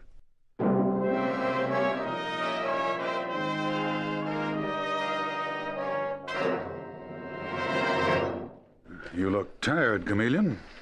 Commissioner, I am exhausted. Did you ever try talking to a group of actors, each one giving vent to his personal brand of histrionics? Take my word for it, it is very wearing. Any definite leads on either of the murders? Oh, so many leads that they completely obscure the scent. All I'm sure of is that all roads lead to the Garrick Theater. Whom did you talk to? Well, first of all, Ted Martin, the theater manager. He's the brother of Lou Martin, the actor's agent. And right from the start, he hit the nail on the head when he said to me... Mr. Chameleon, you've got a tough job ahead of you. If you get anything out of these actors, I'll eat my hat. I've managed a lot of shows, but I've never known such an outfit for jealousies and feuds and just plain trouble. Well, isn't that usual in your line of business, Mr. Martin? No, it's not. That's a legend built up by the public. Most actors aren't difficult. Well, not too difficult, anyway. But this company has been in a turmoil from the start. Due to what? Carl Lynch, I'm sorry to say. Oh? I hate to speak badly of a dead man, but from the day he put money in this show, there have been fireworks. Within a week, Mr. Chameleon, Lynch had incurred the bitter enmity of 3 people. Who? First of all, Roger Appleby. He's an actor whom Lynch had demoted from one of the leads to a minor part. His salary was cut, too, and Roger needed the money desperately. Mm-hmm. Secondly, Hess Markle, the stage manager. He has a bad temper and is, well, shall we say, unstable. Lynch once got him fired from a previous show. You tried to get him fired from this one? Correct, Mr. Chameleon. Oh. Thirdly, our little ingenue, Sally Holmes, who for some reason Lynch persecuted. He was consistently rude to the girl. Everything she did was wrong. Is she a pretty girl, Mr. Martin? Yes, very pretty, and a very good... Who is it? Me, Ted. Me and Sally. Oh, come in, Lou. Mr. Chameleon, this is my brother, Lou Martin, the agent. Lou, this is the famous detective, Mr. Chameleon. No kidding. The guy that disguises himself so that nobody knows him. How do you do it, chum? How does an actor act? Oh, say, that's a thought. Same principle, hmm? Say, how would you like me to book you into television? Suppose we wait until I solve Carl Lynch's murder and the murder of Wilfred Crane. Sure, that'll up your price. Which reminds me, Mr. Chameleon, I want you to meet Sally Holmes. How do you do, Mr. Chameleon? Well, how do you do? And you are very pretty, Miss Holmes. But you cannot leave the theater. How did you know that was what we wanted? Listen, she's got a radio broadcast, an 11:30 broadcast. Sorry. No one leaves this theater until I finish questioning all of you. Remember, there's been a murder committed. Yes, he's right, Lou. We shouldn't have asked. So we shouldn't have asked, but there's no harm in asking. Okay, chum. And don't you forget, Lou Martin says you've got a future in television. You know, Mr. Chameleon, you might just as well have let Sally Holmes go. I'll bet you dollars to donuts you'll get nowhere with your questioning. You're mistaken, Mr. Martin. Someone in this theater murdered Wilfred Crane, and I am going to find that murderer. Well, let's wait and see. You know, theater people are very loyal to one another. You have to be an insider to really know what goes on here. And he was right, Commissioner. They all protected one another. I was the outsider, the common enemy. But that is going to be changed. How do you mean, Chameleon? Well, I'll take that, Commissioner. Hello. Mr. Chameleon? Hello, Dave. How goes it? I was just wondering, do you want me to stay on guard here at the Millbrook Hotel? I don't suppose you do. Where shall I go next? The devil are you talking about? Of course I want you to stay. But what for? When I saw you leave with the Lady Millicent Hay... Dave, wait a minute. Is this some sort of joke? Why, no. You walked out of the Millbrook Hotel about 15 minutes ago with Lady Millicent Hay. You got into a car? That's enough. Go upstairs immediately to Lady Millicent's room and see what's happened to Madeline. Then report here immediately. I haven't been near the Millbrook Hotel. Commissioner, someone kidnapped Lady Millicent. They impersonated me. What? Now, only an actor could have done that. Can you imagine that? An actor disguising himself as me instead of my disguising myself as an actor. Because that is what I fully intended to do. And that's what I am going to do and break this case wide open.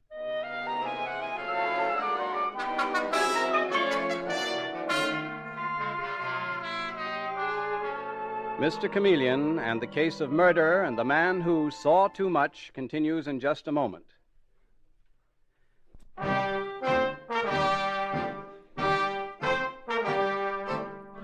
And now back to Mr. Chameleon and the case of murder and the man who saw too much. It is later that night, and in Mr. Chameleon's office at Central Headquarters, a distraught Madeline Evans is saying bitterly, I'll never forgive myself, never, Mr. Chameleon. But that man's voice on the telephone sounded just like yours. He called up from the hotel lobby downstairs, and when the doorbell rang... You stepped into the hall and were promptly struck on the head and knocked unconscious. Yes.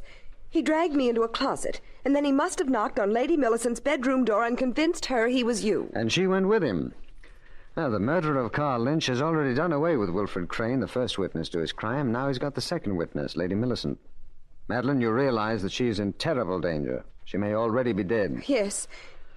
Yes, I know, Mr. Chameleon. Well, this tells us one thing about the murderer, however, narrows down the field. What do you mean? Well, the person we're tracking down is certainly an actor. Clever one. So good at impersonating me that Lady Millicent actually went with him. That man I want to see. As Lou Martin said, he should have a future in television. Well, so should Rupert LaRue. Rupert? Who's he? Rupert LaRue, Madeline, is an old Shakespearean actor with prominent teeth and long gray hair. And since I won't have time to let mine grow, I'll have to wear a wig. Mr. Chameleon? And I'll carry press clippings, too. The printing department's taking care of them now.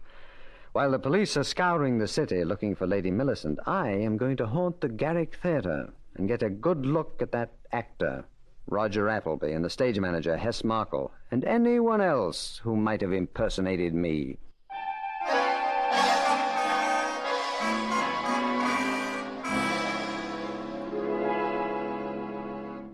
But Mr. Appleby, forgive an old-timer like me for being a bit skeptical, but I've had years and years of stage experience. Did I show you my notices from... Yes, you did, LaRue, many times. Sorry. But frankly, it's so ridiculous. The police suspecting you of impersonating Mr. Chameleon, that detective. Why, you couldn't possibly get away with it. Well, I could if I wanted to. Really? How? As one artist to another, just how would you go about it?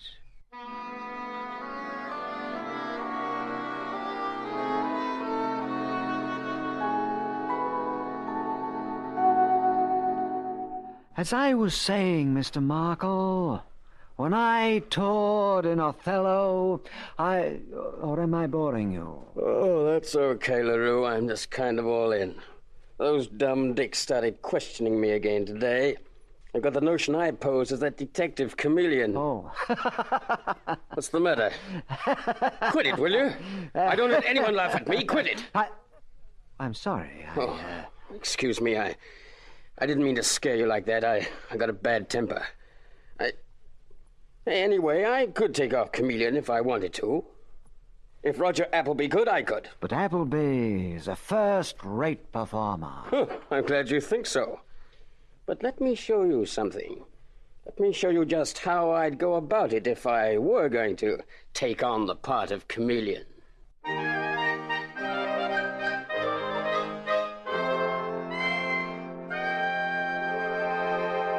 To the greatest artist of them all.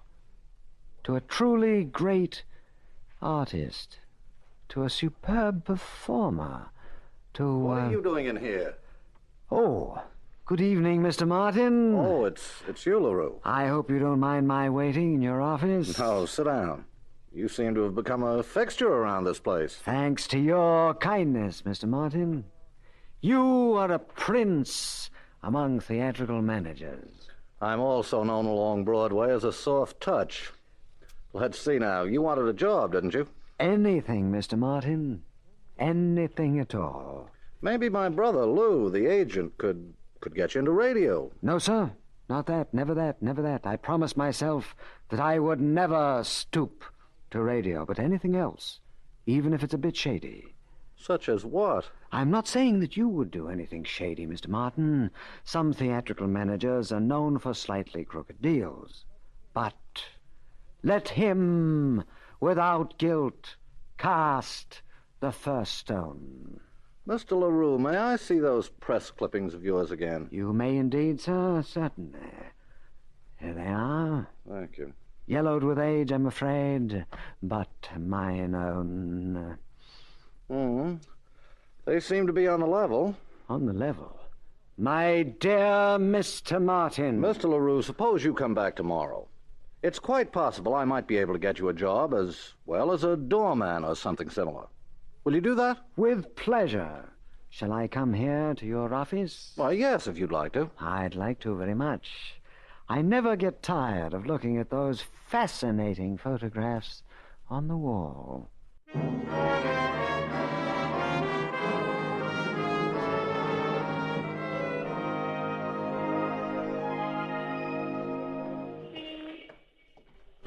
No trace of Lady Millicent, Dave, is that right? Not a sign of her, Mr. Chameleon. For all we know, she's... No, Dave, she's still alive. She must be. Poor Madeline's sake. And I think I know where she is. I think I know who managed to impersonate me and get away with it. Well, they must be good. Yes, that's the point, Dave. That's the theory I've gone on. Must have been a very clever actor to have fooled you and Madeline. Well, here's the address. If I don't come out in half an hour, you know what to do. Suppose you're mistaken.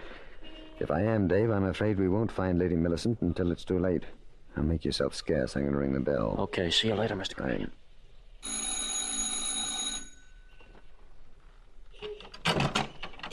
Yes? Good evening. Is Mr. Ted Martin home? Why, This is his apartment, isn't it? I know it has an outside entrance. Yes, this is his apartment. Is he expecting you? He should be. You're Sally Holmes, aren't you? I saw you in the show at the Garrick Theatre. Oh, did you? What did you think of it? The show, I mean. A pleasant trifle. Where's Mr. Martin? Right in here in the living room. But what did you think of my performance? Who is it, sweetheart? What the... Say, what are you doing here, LaRue? Mr. Martin, didn't you expect me? I thought you said tonight. Oh, of course, you didn't expect the young lady to be here. What? Now, wait a minute. Would you like me to come back later? Who is this character, Ted? And what business did you have with him that you didn't want me to know about? Who are you? Rupert LaRue. Perhaps you've heard of me. I toured the Middle West in... 1700, I'd say.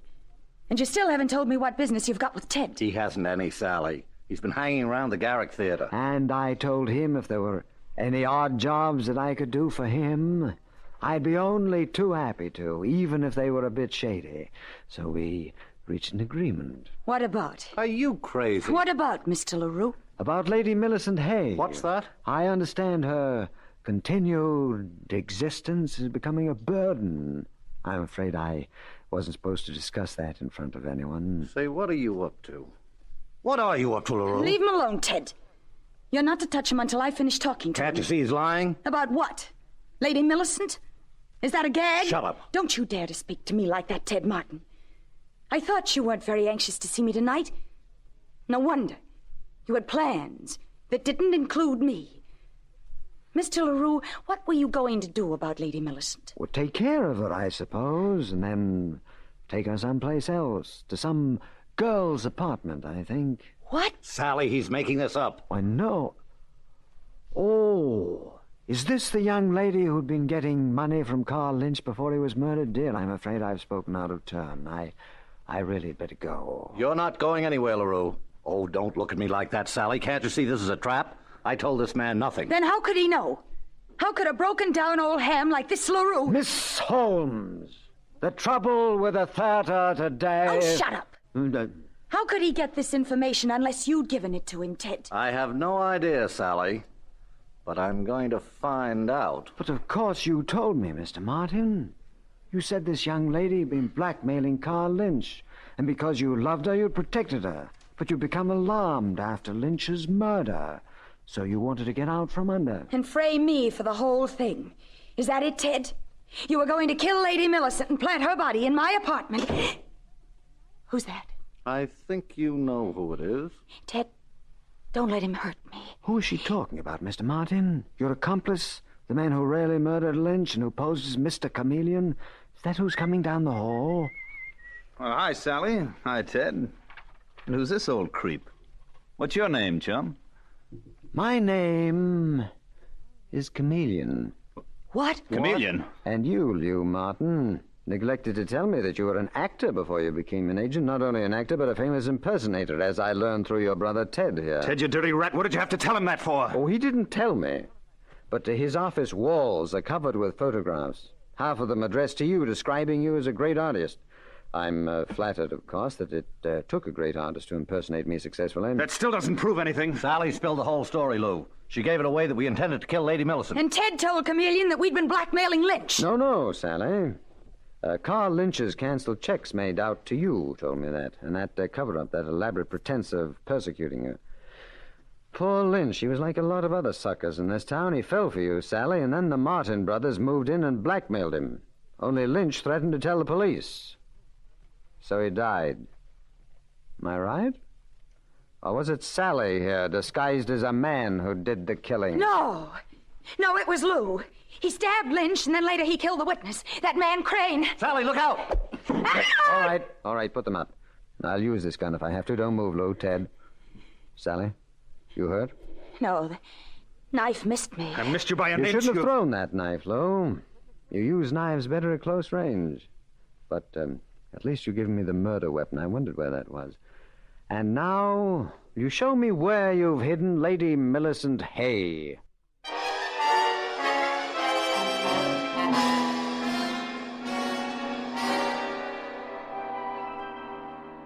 Mr. Chameleon, when you walked into that room, it was like a miracle. I thought no one would ever find me. Well, no one thought of looking in the exclusive apartment of a successful theater manager and a successful blackmailer, I might add, Lady Millicent. It seems that Ted Martin and his brother Lou had been blackmailing for years, using Sally as bait. You were fortunate that they didn't kill you immediately, that they were worried as to how to dispose of the body. As a matter of fact, I believe Ted Martin fully intended to use old Rupert LaRue as a means of getting rid of you. Well, thank heavens Rupert LaRue was really you, Mr. Chameleon. Anyway, I'm deeply grateful. And you too, Miss Evans. Oh, please don't say that, Lady Millicent. It was due to my inexcusable carelessness and stupidity that they were able to kidnap you. Well, now, she's being dramatic. She's caught the acting fever. That's a fine thing to say, Mr. Chameleon. I thought I'd get a rise out of you, Madeline. But that's better than letting you feel guilty, because you shouldn't. You know, the best of investigators have been trapped occasionally. And never forget, Madeline, that in our profession, eternal vigilance is the price of success. And of not being conked on the head.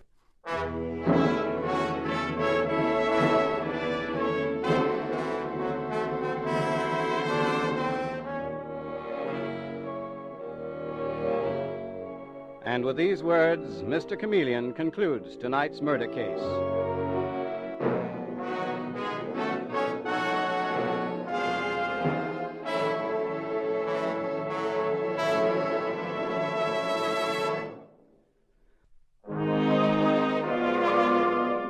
Listen next Wednesday night at this same time for Mr. Chameleon, the Man of Many Faces. The part of Mr. Chameleon is played by Carl Swenson, with dialogue by Marie Baumer from the original story by Frank and Ann Hummert. Music directed by Victor Arden. Your announcer is Howard Claney.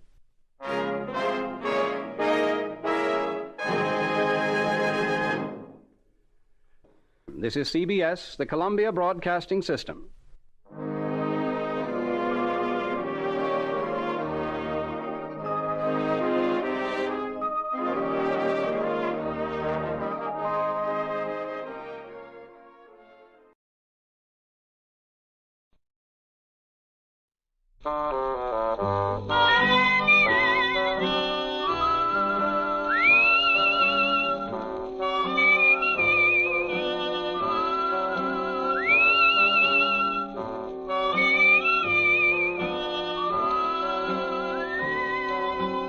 Here's Dick Powell as Richard Diamond, private detective.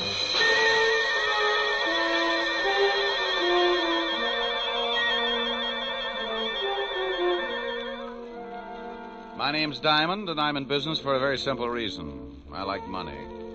Oh, sure, I could do better, but I don't believe in straining myself. I might make a few bucks more, but so what?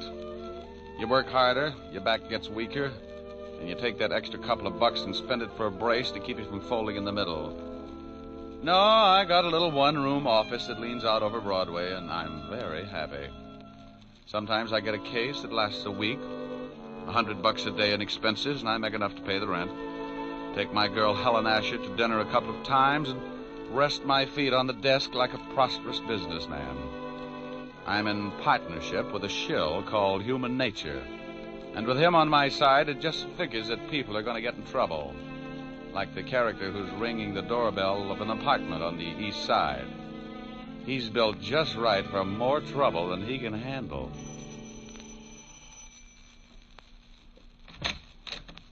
Well, Hello, Mrs. Moran. you say that like you're really glad to see me. I'll let you know as soon as we can talk business. Did you bring a rubber hose along? Why? Are you going to be hard to get along with? This time, yes. Where's your husband? He went out. I tried to convince him the window was the quickest way to the street, but he's old-fashioned. He took the elevator. You're drunk. You can't get a bet out of me. Want a drink? Just get the 500.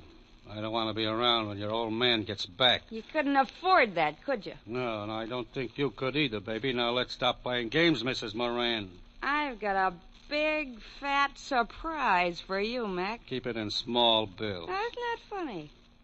That's your surprise. Yeah? Yeah. You don't get the money. You get something else. Stop yelling. You'll have the whole building up here in a minute. They'll be up anyway, Mac. A gunshot makes people curious. Now, wait a minute. You don't have to pull a gun. I don't have to do anything. And I'm breaking myself of one habit right now. I'm through paying your dirty blackmail. Now, you know I got my orders. If I don't collect, someone else will be around. Come on, give me the gun. Sure.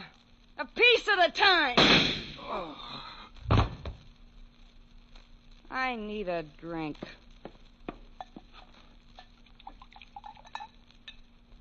Well, here's to nothing, Betty, old girl.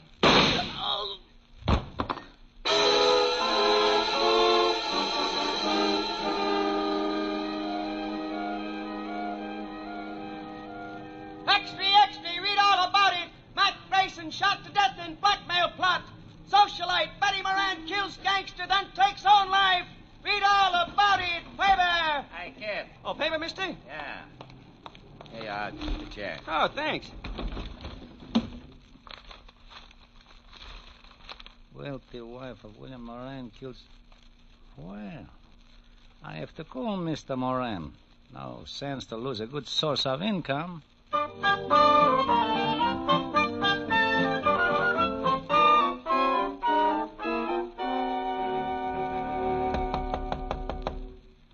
Yeah, come in. Mr. Diamond? Over here. Oh, this clothesline, I couldn't see you. You always do your laundry in your office? Free soap. Pull up a chair, Mr. Moran.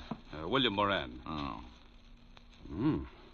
Nice pair of Argyles. One of my old clients. Sends them down from Sing Sing. Have you read the morning papers, Mr. Diamond? I haven't had time. Took some throw rugs down to the laundromat before I started on the socks. My wife died last night. What did you eat for breakfast? Why, pancakes and eggs? Why? You must eat a whole pig when you're not in mourning. How did she die? She was shot to death. Couldn't she get 2 people for a pyramid club? She was being blackmailed. It's usually the other way around. The victim shoots the blackmailer. She did that. His name was Mac Grayson. Hmm? I want you to find the other man behind this blackmail ring. Oh, what makes you think there was more than one? I received an anonymous phone call this morning. It was from a man who said he was a friend of Mac Grayson. He made it perfectly clear that he was going to continue with the blackmail. You, know what they had on your wife? She was a very wealthy woman, Mr. Diamond. Before she married me, she was rather wild. Well, they get that way sometimes. There were some letters. Why don't you go to the police? As far as they're concerned, the case is closed. They say it's a murder and a suicide, and that's that. But I want to get the people who drove my wife to suicide. Okay, Mr. Moran, but if you want me to try and dig up your blackmailers, my fee is rather high. I want to start sending my laundry out. Money is no object. That's the nicest thing you could have said. $100 a day and a fifth of plasma. Plasma, Mr. Diamond? 100 proof. I never know what I'm going to run into in a case like this. I may bleed a little. You can reach me at Evergreen 45021. I'll write you a check. Here, use my pen. It's getting an inferiority complex. Do you know anything more about this man who called you this morning? Yeah, only that he said he was a friend of Mac Grayson's. There you are, Mr. Diamond. This should be enough of a retainer. Oh, yes. And that's all you know? I'm sorry I can't be of more help. Oh, you've been a brick. I'll get the rest from homicide. Thank you and goodbye, Mr. Moran. Goodbye, Mr. Diamond, and good luck. Oh, I'm sorry I knocked down some of your washing. There. Well, I'll be hearing from you. Well, that's the way it goes. 1 minute you're washing socks, and the next you got enough money to stake out a claim on every night spot from Mott Street to Harlem. Unless a particular blackmail ring likes to kill private detectives. I had a hunch the assignment might run into overtime, so I put in a call to a lovely redhead named Helen Asher. Francis, the butler, answered, and I told him to pass the word along that I might be late for my date. I hung up before Helen could get on the pipe and start screaming at me like a wounded eagle. I locked the office, went down to 5th Precinct, and an old friend, Lieutenant Levinson. He was in charge of the homicide detail and could tell me about the late Mrs. Moran and her victim. When I walked in, Sergeant Otis was polishing his billy. Hello, Otis. The lieutenant in? Well, Richard Diamond, the All-American Gumshoe. Oh, you're just jealous because that club you've got is a better shape than your head. Lieutenant, Diamond's out here. Okay, send them in. Tell me, Shamus, how does one get to be a great big private detective? Saving box tops? Well, you have to observe things, Otis, my boy. For instance, one look at your shirt, and I can tell you've been eating well for a week. Why don't you either get it cleaned or stick it in a pressure cooker? Hello, Walt. Now, wait a minute, Rick. If you've got a body somewhere, take it to another precinct. No, I'm a little short right now, but maybe I can dig one up. Yeah, that was a swell one. Is this just a social visit, or am I a dreamer? It's about the Moran suicide. You handle it? Uh-huh. One of the neighbors called us. They're both deader than Otis on a double date. What about the Grayson guy she knocked off? Cheap thug. Couple of convictions.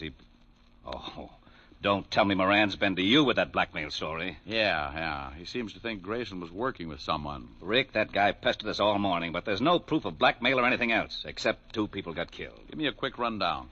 I don't know why you're interested. I think Moran drummed up the blackmail theory just to cover that his wife was running around with another man. Well, I'm interested because Moran gave me a fat $200 in advance to get me in the spirit of the thing. Well, if you want to be bored, here are the photographs of the deal. Here's Mac Grayson. Bullet entered his chest just below the 10th rib.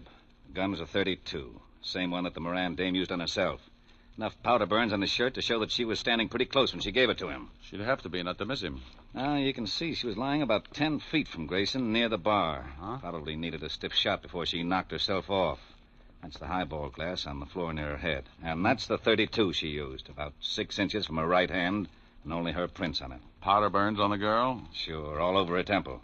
We did the paraffin test on her hand, too. She fired the gun all right. Did Grayson have any friends?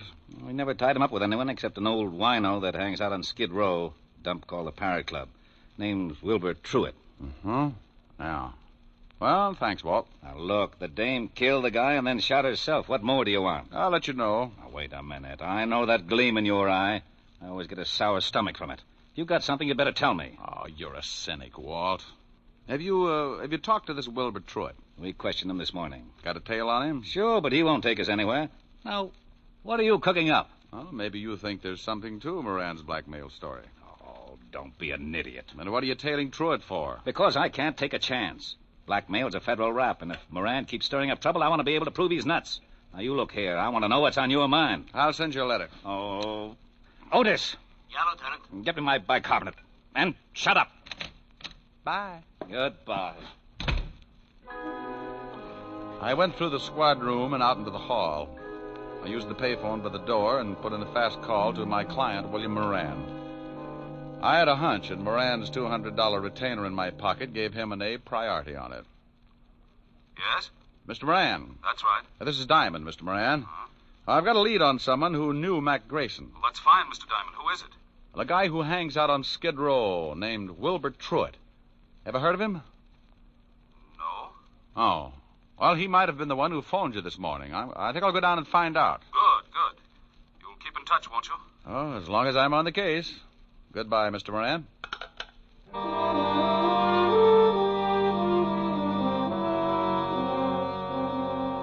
I left the 5th Precinct and headed for Skid Row. If you've never seen the street, it's a liberal education in the misery of human beings. Even the sun winds up with a hangover if it shines on the place too long. The Parrot Club was a cellar with a low ceiling and a drink of wine for 10 cents a glass. The smell of stale alcohol was so strong that if you opened the door to air the place out, the walls would probably cave in. I found Wilbur Truitt sitting at the bar with a dirty towel around his neck.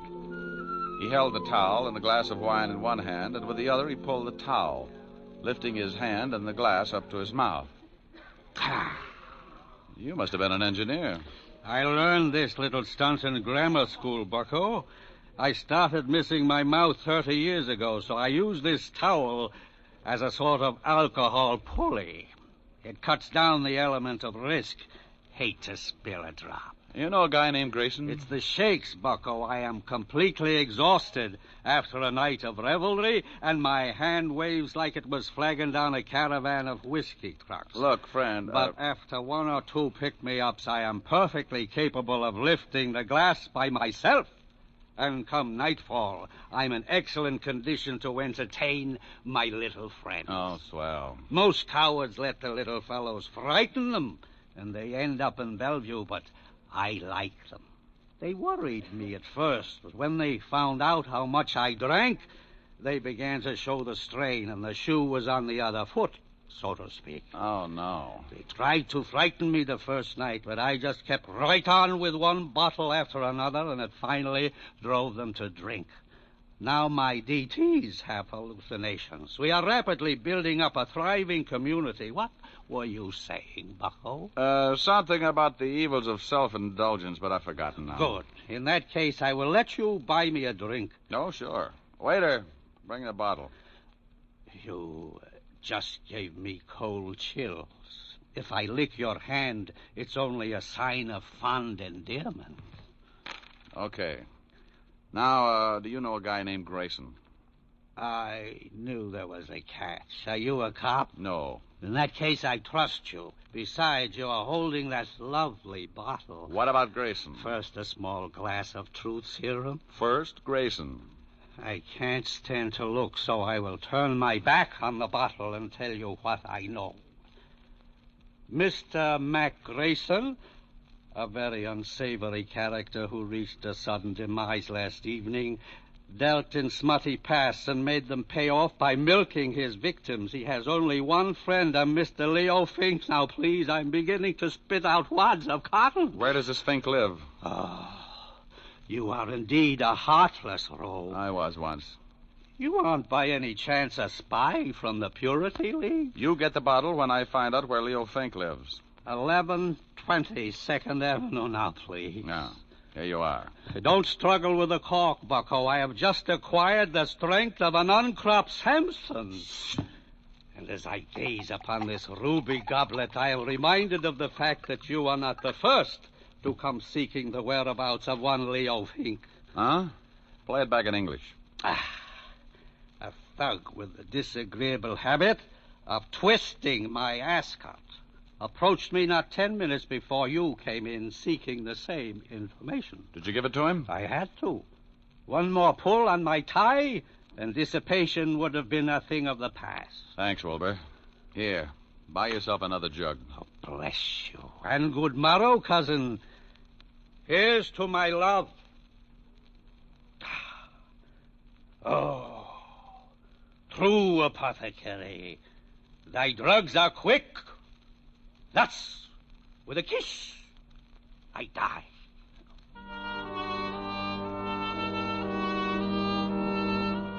I left Wilbur with his first love and walked out on the street. I grabbed a cab and headed for Leo Fink's address. All the way over, I kept thinking how wonderful fresh air really was. When we finally got there, I paid off the cabbie and looked at my watch.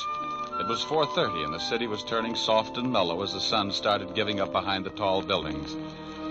I got that lousy feeling again when I looked across the street. A prowl car was parked at the curb, and it looked like Homicide's private limousine. Something was wrong. I went up to Fink's apartment in a hurry. Yeah? What do you want, Shamus? Well, good afternoon, Sergeant. I'm taking the census. How long ago did you die, sir? Very funny, Diamond. Otis, who is that? Diamond, who else? I didn't ask for a quick quiz on well-known personalities. Let him in. Yeah, Lieutenant. Shame on you, Otis. You'll never make an Eagle Scout. Hello, Rick. What do you want? I'll bet he's dead. You'll bet who's dead? You know who's dead. Sure, I know who's dead. Who do you think is dead? The guy I came up here to see. Well, who did you come up to see? Well, I think it's the guy who's dead. Don't you know? No, I ask you. Well, I'm telling you. You told me nothing. Look, why are you up here? Because I'm looking for a guy. What guy? I think it's the guy who's dead. Who's dead? Oh, he's on third. Don't you know? I think I know, Lieutenant. You shut up. Of course I know. Well, all right. If you're going to hold out on your old pal... Now, wait a minute. How did we get into this thing? Otis! Here's your bicarbonate, all mixed. All right, now let's start again. Walt, who's dead? Oh, let's not have two bodies up here. The guy's name is Fink, Leo Fink.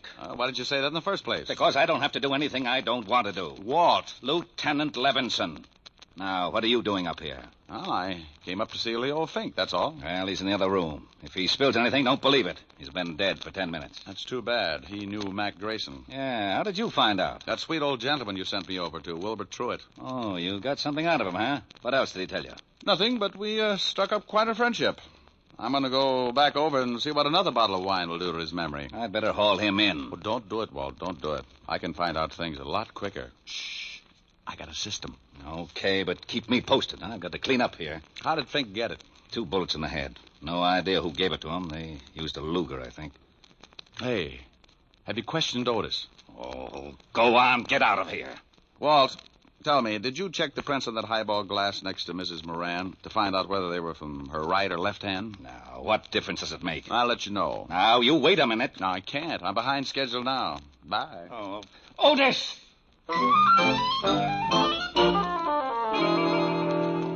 I went downstairs in a hurry and started back to Skid Row and Wilbur Truitt. I turned a corner and had a quick change of heart. That's far enough, Shamus. Wow. Well, look what I picked up. All right. Get into this alley. Now, why don't you put that cannon away? It shows up like a pair of gums at a dentist convention. Turn around and get going. I can run if it would help. Take your time. You haven't got too much of it left. Stop nudging. You got a cold barrel. Don't you like it? No, but it helps. A lesson in the manly art of self-defense. Next time, don't get so close with a gun. Well, what do you know? A Luger. Okay, so I'm a Butterfingers. You got the gun now. What are you going to do? I got a mean streak, and it shows up when someone tries to kill me. I'm going to ask a couple of questions, and if you don't answer them, you'll wish you'd picked on an octopus. Now get up! Oh, you're a big one.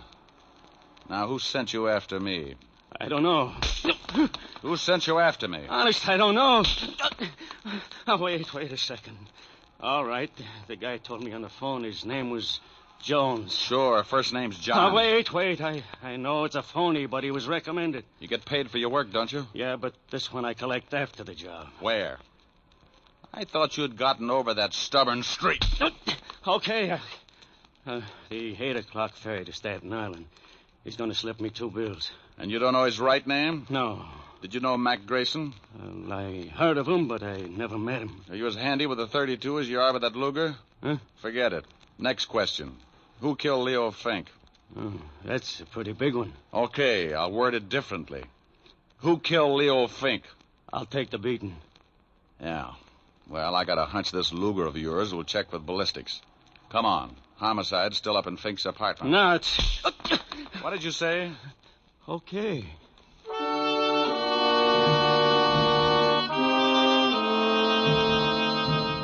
I hustled Louis up to Walt and left him handcuffed to Sergeant Otis. They deserved each other. Louis said he was going to be paid off at 8 o'clock, and my watch said it was 7:15. That gave me 45 minutes to check at Homicide and still catch the ferry to Staten Island. The fingerprint man at the 5th Precinct put the prints from the highball glass under a microscope and told me what I wanted to know. My hunch had been right. So I grabbed a cab, and 20 minutes later I was paying for my ticket at the ferry landing. A thick, wet fog was beginning to roll in off the river, and by 8 o'clock it was hard to even see your watch.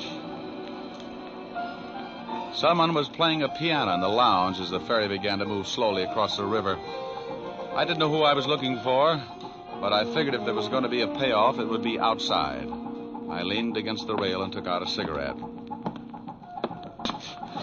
Got the match, mister? Huh? Yeah, right here. Thanks. Lousy night. Yeah. He wasn't my man. When he struck the match, I could see his dirty work clothes and his factory badge. I started down the other side of the boat. Finding a killer in that fog was like looking for your car keys in a mine shaft. I reached the bow of the boat, and right then I knew I was about to score. I get a tight feeling in my stomach when I start closing in on danger. I spotted the dark outline at the rail, so I pulled my hat down and walked up beside him. He was hunched over with his arms resting on the rail. Terrible night. Mm-hmm. Be awful if you had to find someone in this fog. Not if he found you first. Yeah. I like the name Louis Osgood. Ever hear of it? I like the name Moran. Huh? William Moran. Who are you? Just an employee. Diamond. Yeah, you get a gold star. Well, what do you want? Have you found the blackmailers? Now stop playing Alice in Wonderland. I just pushed around your hired gun, Louis Osgood. He had enough to say to put you away for a long time. He couldn't have. He didn't know. Didn't know your name? Who murdered your wife, you or Louis Osgood? Why do you say murder? The police said it was suicide. Well, I got news for you, Buster. Homicide just changed its mind. I checked and found out that the highball glass near her head was covered with prints from her right hand. What does that prove? It proves that to take her own life, she'd have to have fingers a foot long. The prints on the gun were also from her right hand. You're going to tell me that your wife shot herself while holding a highball glass in the same hand? That's not my problem, Mr. Diamond. Well, I think it is. If Louis Osgood didn't shoot her, that leaves just one suspect, you. Now, let's take a walk back to the cabin. I want to keep an eye on you for homicide. All right. This is where I leave you, Mr. Diamond. Hey, come here. I hadn't thought he'd make a break, but as long as he had a gun and knew how to use it, I could understand why he did. I got my gun out and took off after him. I expected him to go over the side and in the fog, and he'd have a good chance. But when a guy gets cornered, he does funny things. I never would have spotted him, but he threw open a door and framed himself in the light from the inside. I must have caught him because I saw him start to fold and stagger through the door. I took my time getting there. A wounded man with a gun can get pretty mean sometimes. The door swung back and forth with the motion of the boat, and I could hear the sound of the engines. He'd gone down in the engine room, so I dropped to my knees and went in after him. A long, polished ladder led down to the big diesels below, and I knew I'd hit him with the first shot because there was a bright red trail of blood leading down the ladder and behind the churning machinery. Moran! Oh, Moran, come on out! You can't get out of here. Come and get me, Diamond. I don't like being slapped around, and I'm going to see that you get yours. He was somewhere off to my left and keeping himself hidden. A catwalk circled the engine room, so I pulled an old stunt. I took a wrench off the wall and tossed it down the metal ladder. I watched for his gun flashes, and when I spotted his position, I got down on my stomach and crawled along the catwalk until I was directly over his head. He was sitting in a lot of blood, and he didn't look like he had long to go. Come on, Diamond. I know you're down here. Surprise. Look at the birdie. What? Don't try it.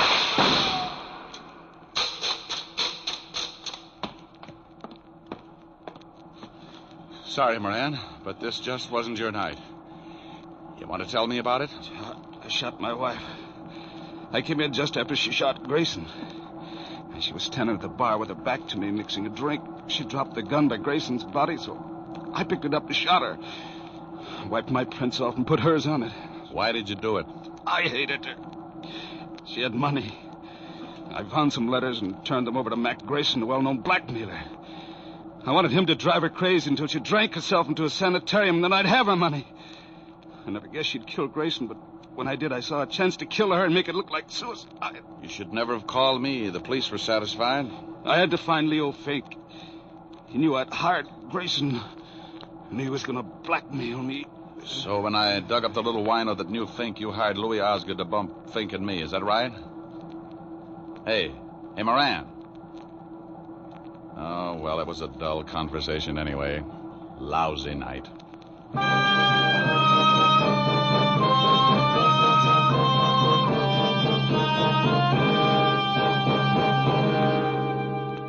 The captain came and helped me carry him up to the deck.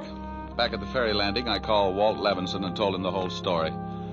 I didn't wait around. I just hung up in the middle of his lecture on good behavior and started walking. A stiff breeze was kicking up and pushing the fog back where it came from. After a good round of murder, a guy likes to relax. And I knew just the place to curl up and get my fur brushed. I grabbed a cab and headed for 975 Park Avenue, and the only girl in the world who looked better than her $10 million bank account. Oh, good evening, Mr. Diamond. Hello, Francis. Is Miss Asher in? Yes, sir. She's in the library. Thanks. Get me a glass of milk, will you, Francis? Milk? Oh, yes, sir. Right away. Hey, that's a B flat. Rick, where have you been? Sailing, sailing over the bounding main. Move over. You were supposed to have been here at 8 o'clock. Oh, what's an hour if you tack it on to the end of the evening? Well, I'm glad you've been keeping out of trouble. I can't stand it when you wander in all beat up. You smell nice. What kind of cologne is that? Gunpowder, 38. What? Oh, nothing. What's this you were playing? Oh, a new song. Again. You were just dandy. Well, you know I don't play well. I just pick. You should be glad you don't play the guitar. With those beautiful nails, you'd saw it in half. You're ridiculous. Whoops. Oh, that wasn't a B flat. Rick. Mm-hmm. Who do you love? I won't tell. Rick? I love you, baby. Then let's get married. Hey, these are pretty good lyrics. Now stop that. Again, this couldn't happen again. I hate you. This is that once in a lifetime. This is that moment divine. You never sing when I want you to. What's more, this never happened before. Though I have waited a lifetime for such as you to suddenly be mine. No comment? No. Mine to hold as I'm holding you now, and yet never to part. Mine to... Hey, what's the matter? Don't go. You want to sing? Go ahead. Well, what did you have in mind? I won't tell. You're not being original. That's my line. Well, I'm mad. Come here. Come here. No. Come here. Helen. Still mad? No. Well, let's get you mad again. It's so much fun making up. Mine again. What's the name of the song again? It never happens again. I'm mad. Oh, good. Here's your milk, Mr. Diamond. Oh, my goodness, you never warned me.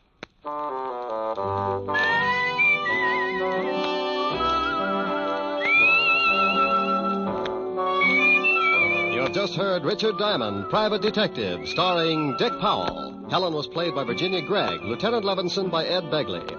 Also in our cast were Wilms Herbert, Tal Avery, Herbert Butterfield, and Jack Petruzzi. Music was under the direction of David Baskerville. Richard Diamond is written by Blake Edwards and directed by William P. Rousseau. Now, this is Eddie King inviting you to be with us again at the same time next week when we will again bring you Dick Powell as Richard Diamond, Private Detective. This program has come to you from Hollywood.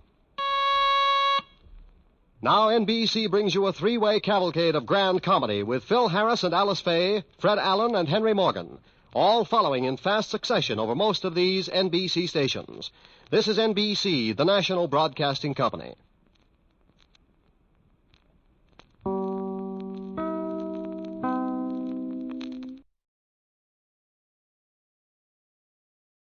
The Adventures of Sam Spade, Detective. Brought to you by Wild Root Cream Oil Hair Tonic, the non-alcoholic hair tonic that contains lanolin. Wild Root Cream Oil. Again and again, the choice of men who put good grooming first.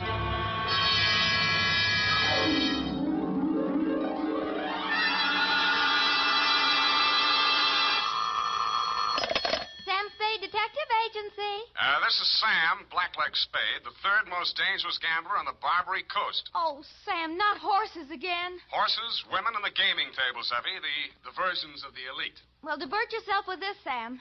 The phone company has sent the pink notice. Aha, pay it no mind, sweetheart. We are healed. We have hit the cashier's cage, annexed the pot, broken the bank, and we're standing on velvet. Sam, are you sober? Definitely velvet. Warm, too. Sam, from where are you calling from? You're wrong, Effie. It's a drugstore. Stay where you are. I'll be right down to deal out my report on the hot 100 grand caper.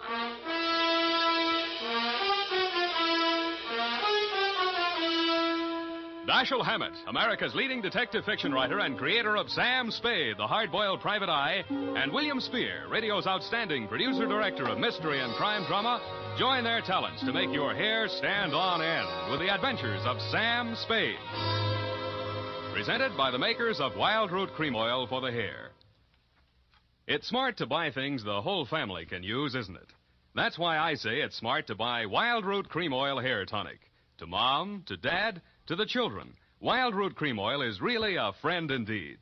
Non-alcoholic Wild Root Cream Oil with lanolin grooms the hair neatly and naturally, relieves dryness, removes loose, ugly dandruff. I hope you have a big family-sized bottle of Wild Root Cream Oil in your home. Get Wild Root Cream Oil Hair Tonic. Again and again, the choice of men who put good grooming first. And now, with Howard Duff starring as Spade, Wild Root brings to the air the greatest private detective of them all in the adventures of Sam Spade.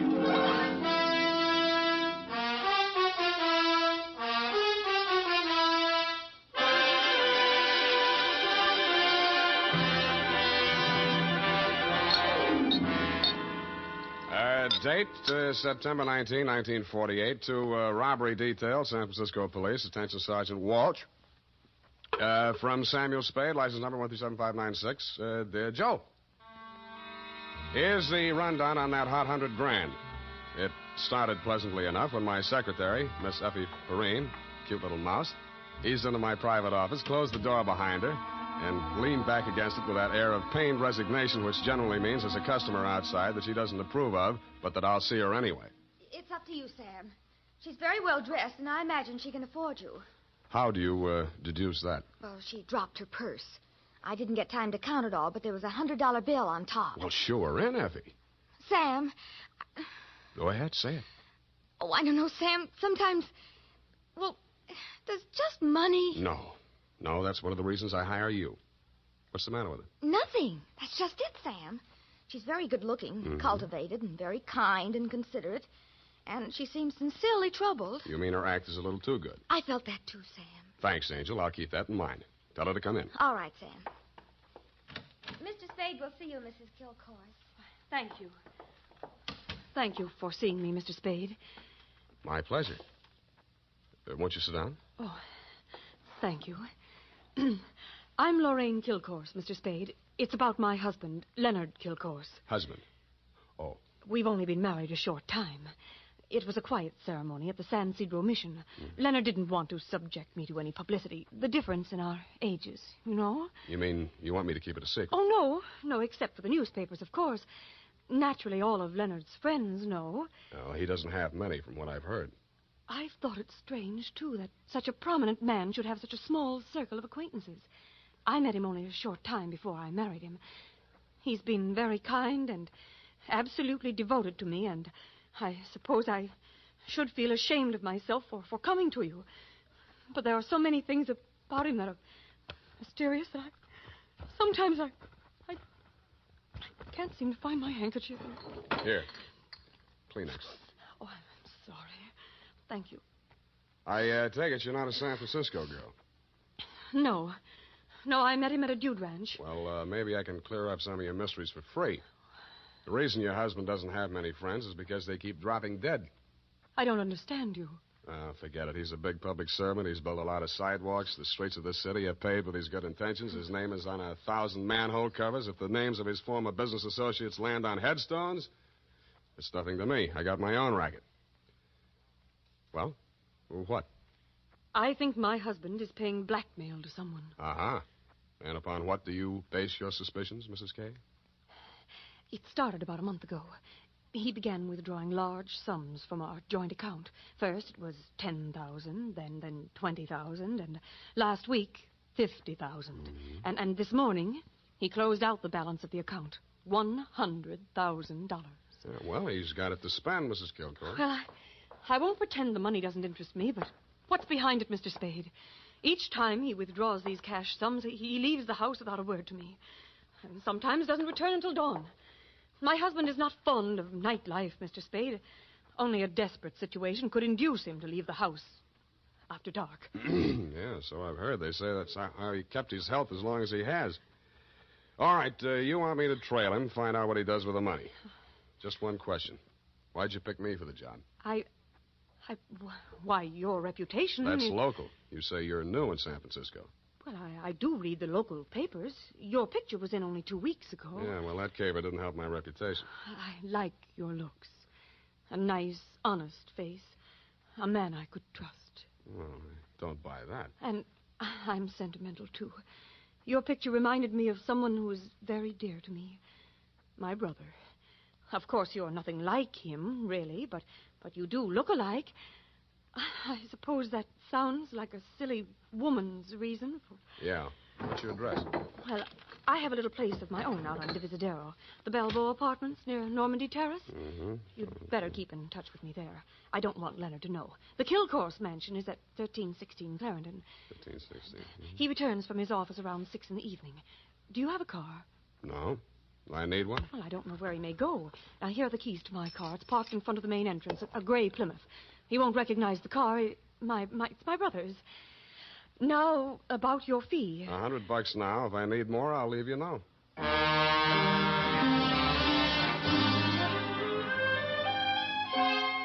I had an uneasy feeling I would need more.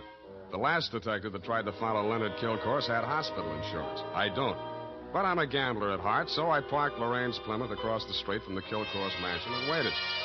At 9 p.m., Mr. Kilcourse, much too old for her, came out the front door and flagged down a taxi. I made an illegal U-turn and followed.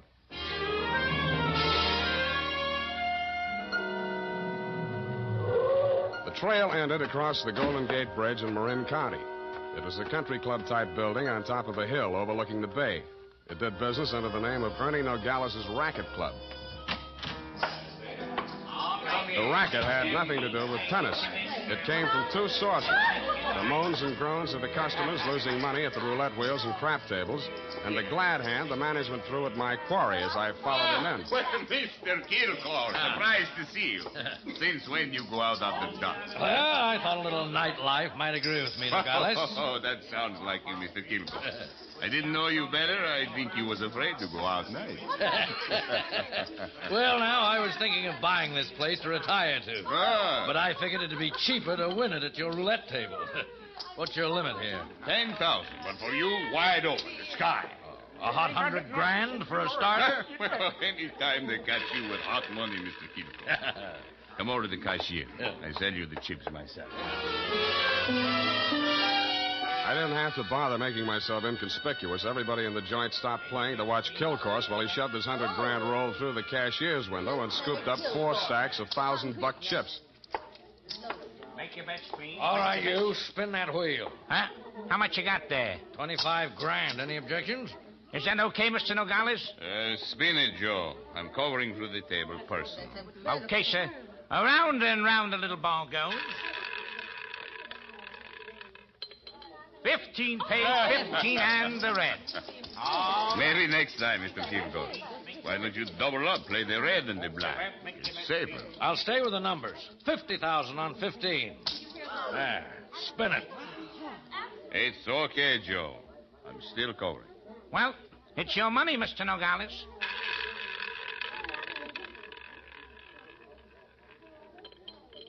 Number 4 pays. Number 4 and the red again. Well, $25,000 more on 15. Look, Mr. Kilcourse, go on, enjoy yourself. Take it off your income tax, but please spread them out a little there, those chips, huh? It looks bad for the house. What kind of a joint is this? Can't you cover the bets? Okay, Joe. He asked for it. Okay, sir.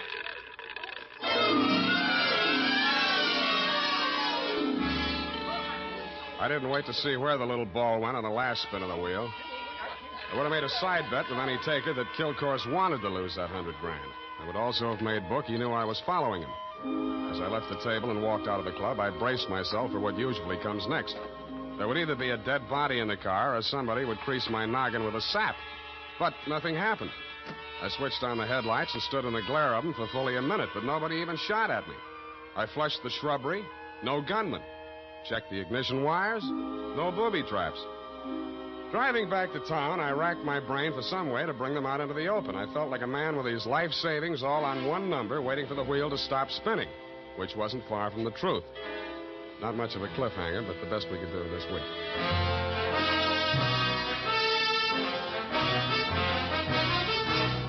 The makers of Wild Root Cream Oil are presenting the weekly Sunday adventure of Dashiell Hammett's famous private detective, Sam Spade.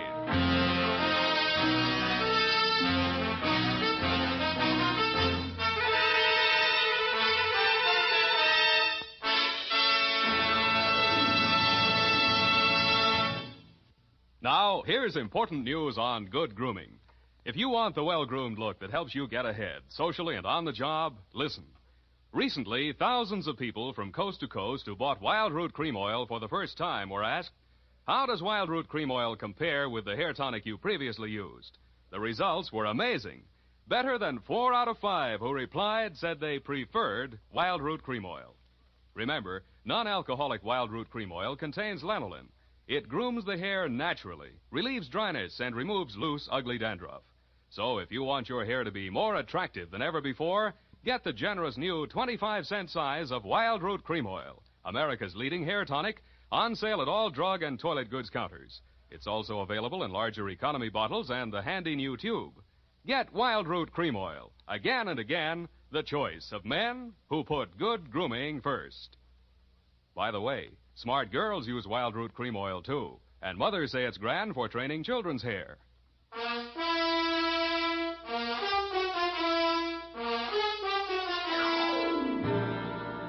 And now, back to the hot $100,000 caper. Tonight's adventure with Sam Spade.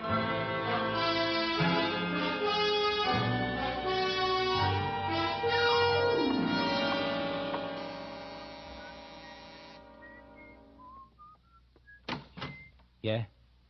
This Mrs. Kilcourse's apartment? Yeah? She here? Yeah? Well, can I come in? Yeah? Tommy? Yeah? Who is that, Mr. Spade? Yeah. Oh, this is the detective I was telling you about, Tommy. Remember? Yeah? The one who looked so much like you? Yeah. No. Oh, excuse me. This is my brother, Tommy Lane. Yeah. I mean, Tommy, won't you run down to the corner and buy me some cigarettes for about 20 minutes? I have something to talk over with Mr. Spade. Yeah.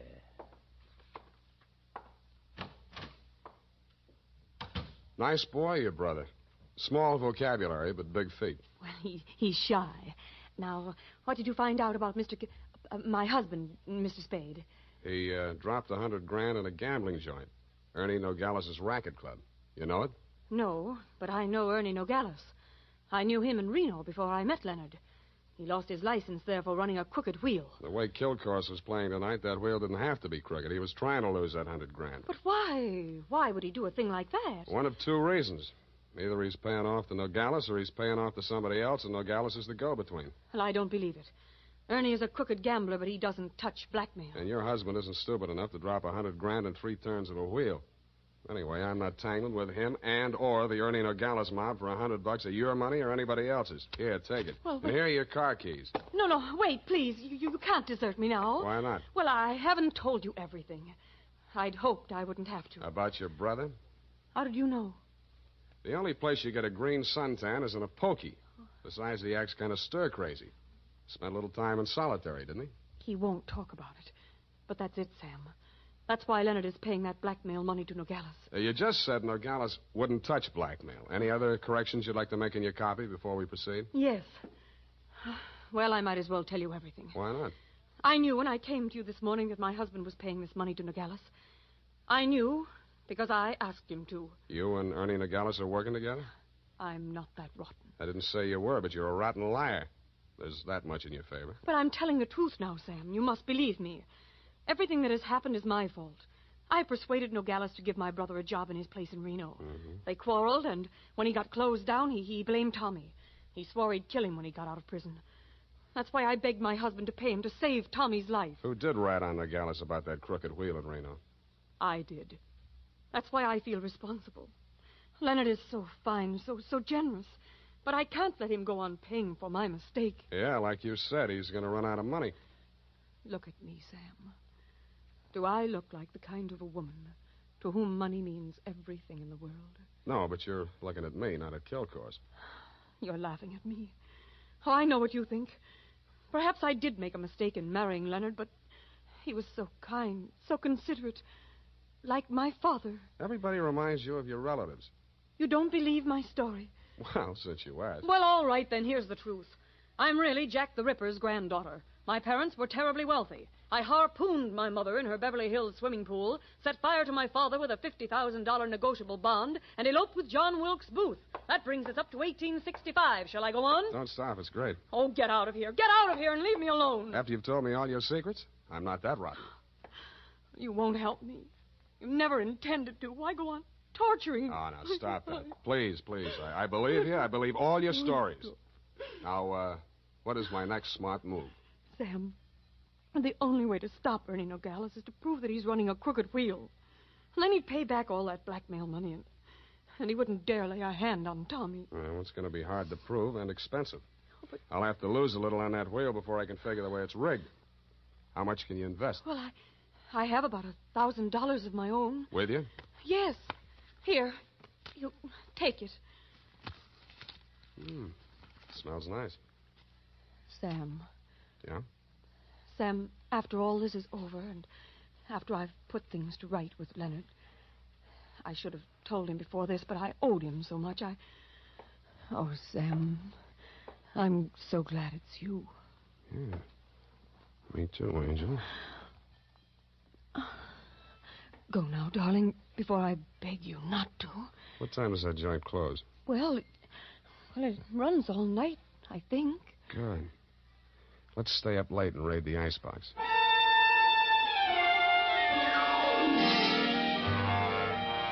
Around 2 in the a.m., when I low-geared the Plymouth up the long, steep driveway to Ernie Nogales' racket club, backed into the parking space nearest the road with the car headed downhill for a quick getaway just in case, and I went in. The joint was still going full blast. I bought $500 worth of chips, swaggered over to the table where Kilcourse had dropped his $100,000, and nonchalantly flipped the blue chip onto the red. Appalachia bet, ladies and gentlemen. Make your game. Okay, that's all. Around and round the little ball goes. I didn't look to see where the little ball went. Most of the money was on red, so it was bound to turn up black. A red, please. What? Number 15. Place your bets, please. Make your game, ladies and gentlemen. Around and round it goes. The chips were spread around more the next turn, so I stacked 100 at the bottom of the 1 to 34 column. With a crooked wheel, my 100 made it the best bet to lose. And 19, and the red wins again. Hey! I plunked 500 down on number 5 and raked in 17,500. I left my original bet on the table. When the little ball fell into the pocket, I was 35,000 bucks to the good from my point of view, but not from my clients. I doubled my bet and looked apprehensively around. There were no surly characters edging up behind me. In fact, the only surly character in sight was Ernie Nogales, and he looked happy. That didn't make much sense. When my bankroll got to 105,000, I played a hunch. I threw $5,000 of it back on the table and lost it. That made a kind of sense. I cashed in the rest of my chips and squeezed the $100,000 U.S. currency into my inside pocket. If anybody aimed for my heart, it was thick enough to stop the slug, which was some comfort. But what I saw when I walked out to the parking lot was no comfort at all. I'd gotten just a glimpse of it through some trees. A sedan backed into a driveway halfway down the hill.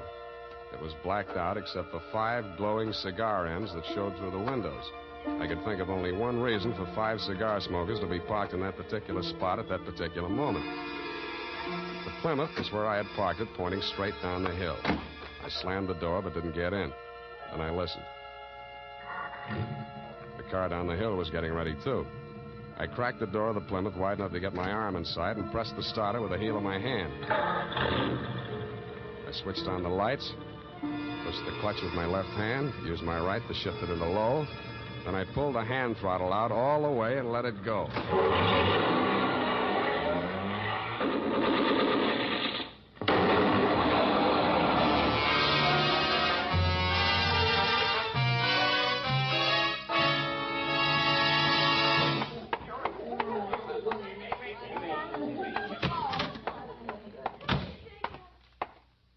What's the big idea busting into my office? We're going to have a talk, Nogales. Please, don't wave that heater at me. It makes me nervous. I don't like guns. I don't either. That's why I'm here. Put your hands on top of the desk and keep them there. All right. Give me back that roll. I give you clean money for it. It was a gamble, so I lost. Can you blame me? Where'd you get this money?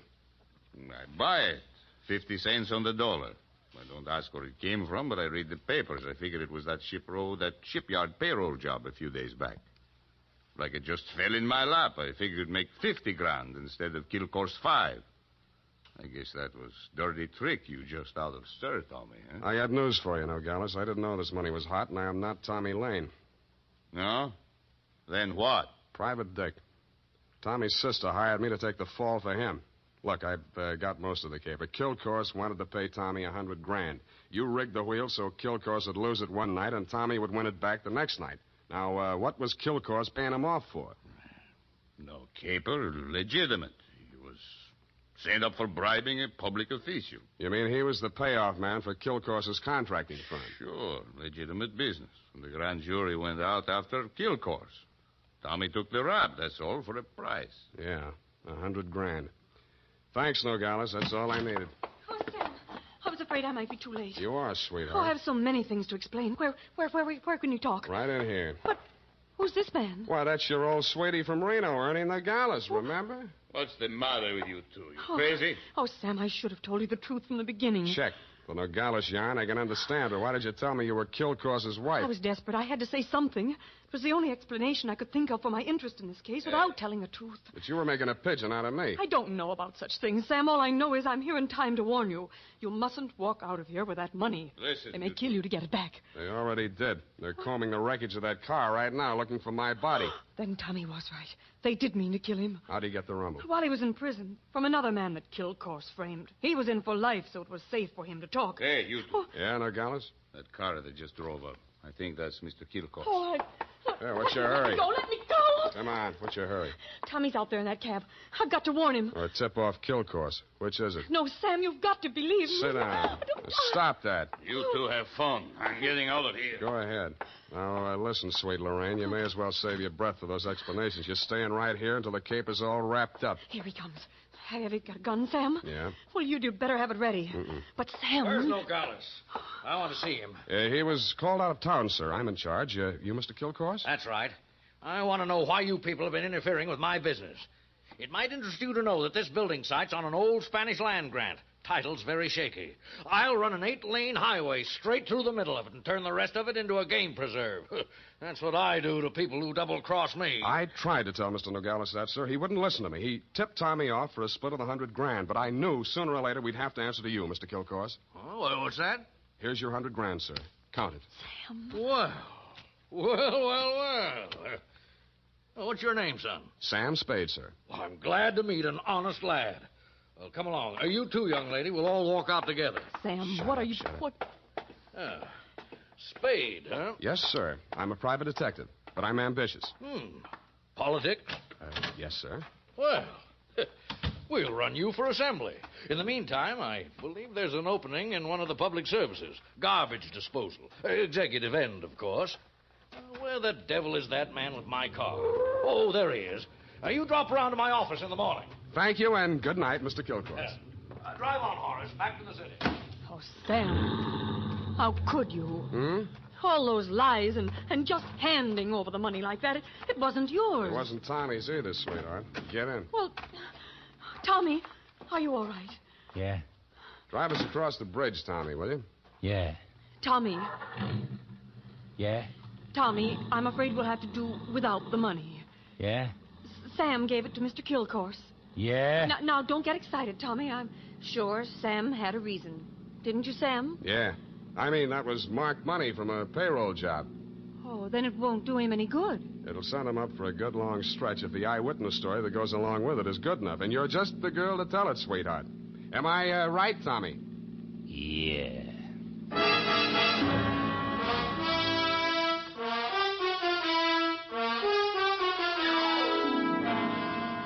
Period. End of report. Already?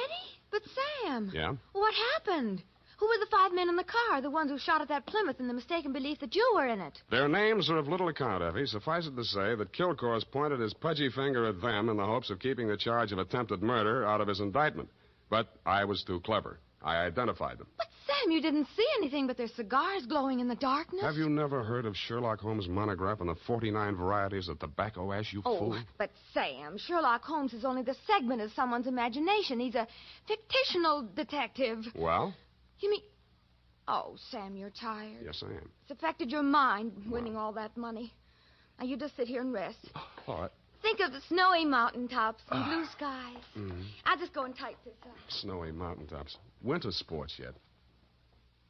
And now, listen to this. If you haven't yet tried Wild Root Cream Oil, the famous hair tonic that grooms your hair neatly and naturally, relieves dryness, and removes loose dandruff, then here's a wonderful way to get acquainted.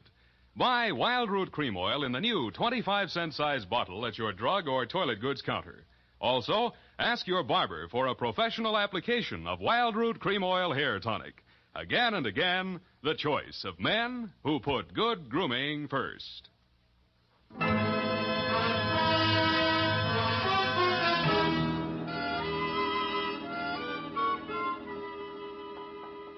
here it is, Sam. And not that it made any difference, but how did you guess that she wasn't Mrs. Kilcourse? Simple.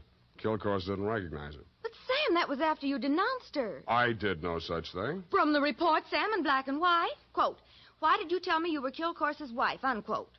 At that point, you assumed that she was not Mrs. Leonard Kilcourse. I did not. I merely wondered why she had told me. Well, with all the lies she told, you might have assumed anything she said was totally devoid of truth. And I did, sweetheart. I did. Oh, well, that's a relief. I was afraid for a while she'd taken you in. What's that got to do with the truth? Good night, Sam. Good night, sweetheart.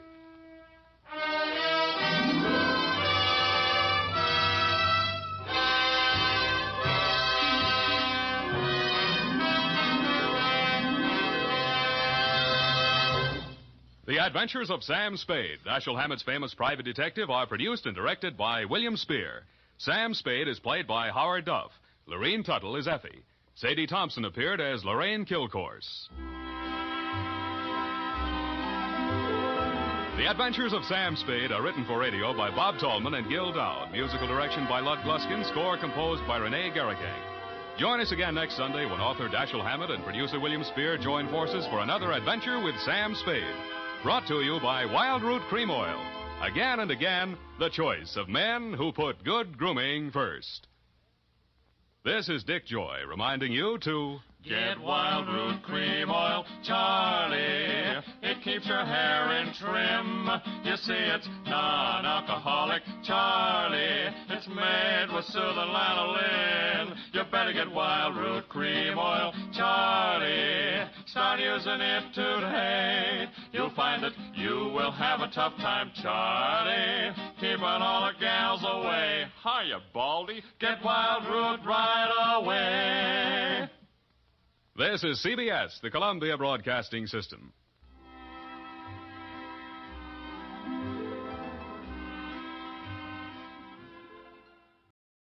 The Adventures of Michael Shayne, Private Detective.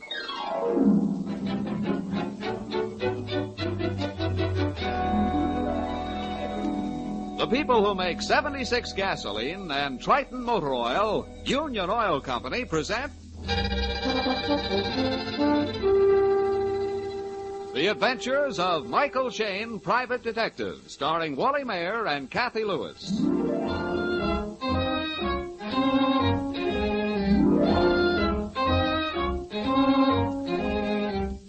When Mike Shayne isn't burning the midnight oil over some unsolved crime, he's generally doing the next most interesting thing, talking about one. Right now, he's leaning back in his easy chair doing a powerful lot of talking to his old friend, Inspector Faraday. It's a stag session, for Mike's assistant, Phyllis Knight, has gone home early this evening. Of course, Faraday, I don't know much about the case except what I've read in the papers, but it seems to me that you're going after the wrong guy. Mike, this Joe has got a prison record as long as a kangaroo's tail. Why should he sidestep a little thing like murder? Just because he has got a prison record as long as a kangaroo's tail. Look, I remember a case back in New York that's almost a carbon copy of this. I've got some newspaper clippings on it in the files here. I'll read them to you just a second. You don't get the point, Mike. This killing is gruesome, horrible. It would take a hardened criminal to carry it through. Doggone it, they're here in the files somewhere. Now, Phil could turn right to it. Yeah, she went home kind of early this evening, didn't she? Yeah, she's got a girlfriend staying up at the apartment with her. Went home to help her pack up. Friend from out of town? Uh-huh. Girl had a fight with her fiancé and wants to play hermit for a few days. I know. The old feminine trick. Goodbye forever. Till next Saturday night. Right. I'll get it, Mike. Hello? Mike, well, thank heavens you're still there. This is Faraday, Phyllis. Mike's ransacking his files. I'll get them for you. Wait a minute. You better hear this too, Inspector. Maybe it's your business. What's wrong, girl? You sound scared blue. I am. I know something's happened. I don't dare look. All right, but what is it, Phil? Yeah, wait a minute. Let me talk to her. Here, she sounds like she's going to cry. Hello, Angel. Oh, Mike. Mike, get over here quick. Now, wait a minute. Calm down, honey. Now, tell me what's wrong. Well, you know Lois was leaving my apartment tonight, and I came home to help her pack. Yeah, sure. Well, Mike, she's not here. At least I don't think so. Now, please, Angel, wait a minute. I can't tell what you're talking about. Well, I found her trunk already packed and locked, and... Yeah? And I think... Yeah? What? What, honey? What? I think her body's inside.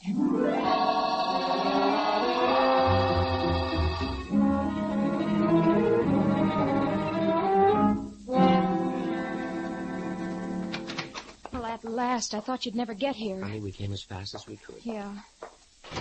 Where's the trunk? In the bedroom. All right, now tell me what happened. Well, I found the hall door off the lock, so I expected she'd be right back. I kept waiting, and then I started to worry. She had that row with Nelson. He threatened her. You see what I mean, Faraday? A woman's intuition. Well, the baggage man came. He started to take the trunk, but then I heard it. Heard what? Something slumped inside. And the trunk seemed so heavy, I told the man to leave it. We weren't going to send it after all. Oh, great. I looked at it real close, and when I saw the padlock... Oh, that's when I phoned you, Mike. Mm-hmm. Well, I see it. It's smear of blood on the lock. But that's not unusual, honey. Maybe she cut her hand when she closed the trunk. Oh, for heaven's sakes, I'm no child. Look here in this closet. There. There are all Lois's dresses, still on the hangers. They weren't packed in the trunk. It just means that she hasn't finished packing. I thought of that, too, Mike. I started to push the trunk back against the wall, but it wouldn't budge.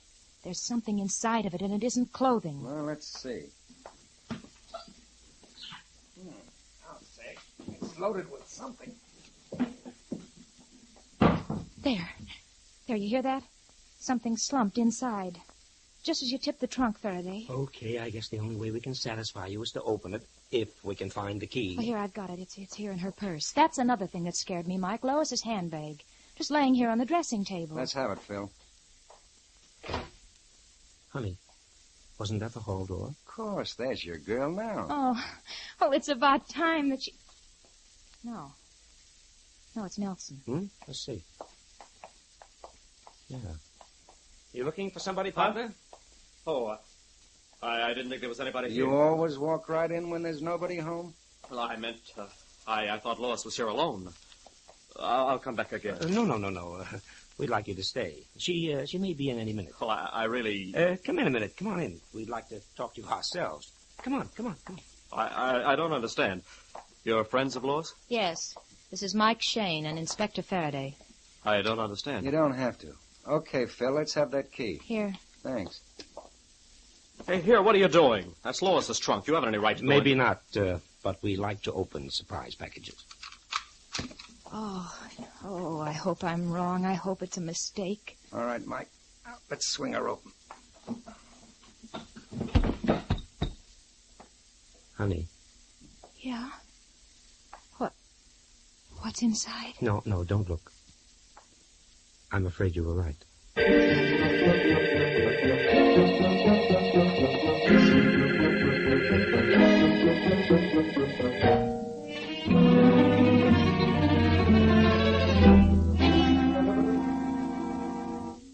Coroner's on his way. Oh, it doesn't seem real. Just a few hours ago, I was talking to her, and now... I know, honey, I know. It's hard to take. You, young fella, what's your name? Huh? Nelson Carter. Supposed to be the girl's fiancé, huh? You don't seem to be particularly upset. I'm stunned. What brought you here? I came to see Lois. I was here this afternoon and we had another fight. I came back to apologize. That's something new. First time you ever apologized for anything. You drove the poor girl half crazy. Well, it was her fault. She wouldn't listen to me. I was right from the very start. Oh, sure. So right you never let her have a thought of her own. You hounded her with your rightness. That's why she moved in with me, to get away from you and your pestering phone calls and your fights. That's a lie. You came between us. Lois told me this afternoon you said she should forget me. I told her so at breakfast. But she couldn't. She was still in love with you. What? She was going back to her apartment tomorrow morning. There's something I don't get. If Lois was using Phil's apartment as a sort of hideout, how did this fella know she was here? That's my business. It's also ours, son. What time did you come here this afternoon? Why, about 4:30. The girl's been dead 3 or 4 hours. Say, look here, if you're trying to pin this on me, you're crazy. Maybe. Lois told me about your insane temper. You threatened to kill her. I did not. Oh, you're a pack of fools. But I think I do know who did it. Yeah? Who? Wait a minute. Who can that be? Oh, it's too soon for the coroner. I'll answer it. Good evening. Good evening. I'm sorry to bother you at this hour, but we had some trouble about a pickup at this address. Oh, what kind of a pickup? Why, a trunk. I'm the traffic investigator for the transfer company. We gave one of our drivers a pickup order at this apartment, but he didn't bring it in. In fact, he's disappeared. Oh, wait a minute. I can explain part of it. I told your driver I'd changed my mind. I didn't want the trunk sent. Oh, I see. You're Miss Phyllis Knight. That's right. Haven't I met you somewhere before? Your voice sounds familiar. It ought to, Mr. Shane. You used to hear it every day. Hmm? Going up, sir? Floors, please. An elevator operator. In the Rust Building.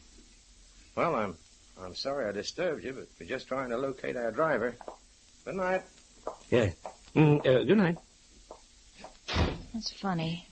Why should a baggage company driver disappear? Right after he came for this trunk. I wonder... All right, kids, let's get back to business. Now, Mr. Carter, you start to say you knew the killer. Yeah, Lois's old boss, Joseph Spiegel. He's head of the Spiegel Chemical Laboratories. She told me this afternoon he was coming to see her. Yeah, but he doesn't know she was here. Lois quit her job with him last week. Assume he did know. Why should our next boss want to kill the girl? Because he's a crook. I used to work in Spiegel's laboratory, and I discovered he was stealing formulas from other companies. So I quit. But not Lois. Oh, no.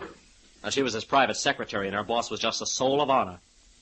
That's what started our fighting. Yes, but when she learned you were right, she did quit. 3 days ago. All right. But it sounds like a pretty flimsy reason to kill a girl. Not if Lois had the goods on him. He wanted to stop her tongue. You weren't fighting about that this afternoon? No. No, she told me she was going to go to work for another chemical company.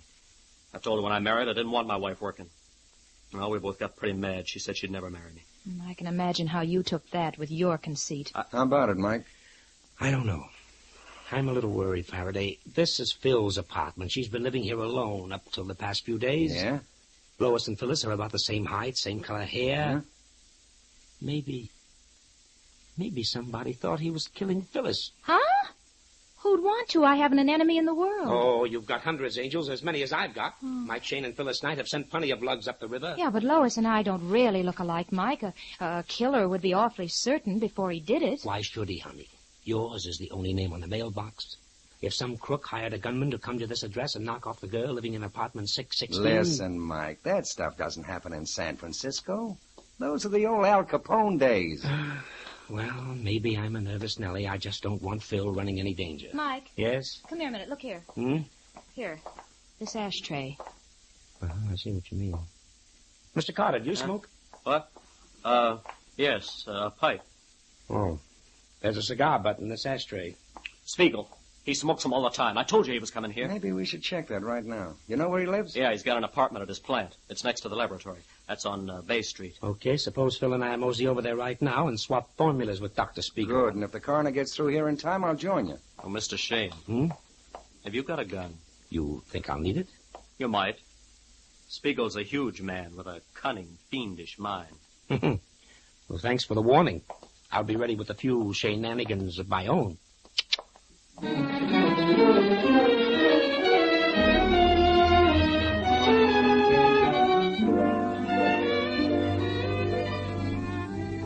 In just a moment, we'll rejoin Mike and Phyllis in their adventures.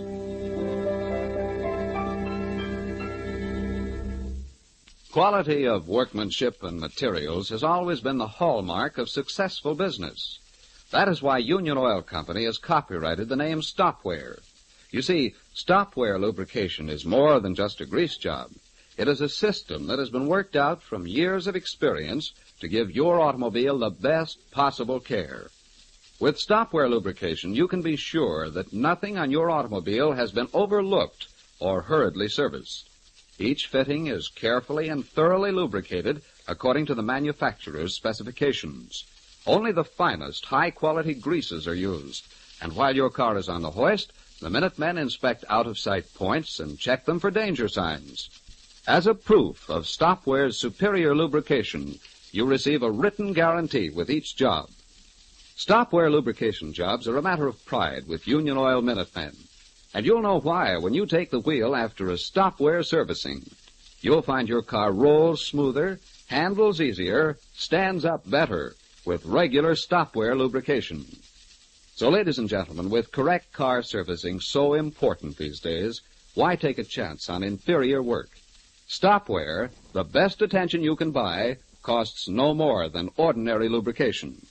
Remember, Stopware is an exclusive, guaranteed process, available only at Union Oil Minuteman stations. It is a dark and foggy street in San Francisco's commercial district. Light streams out into the night through an open door, the entrance to the Spiegel Chemical Laboratories. In the doorway is the huge silhouette of a man. Shane? Michael Shane? Yes, sir. I do not know you, sir. I'm aware of that, Dr. Spiegel, but Miss Knight and I would like to talk to you. It's very important. Impossible.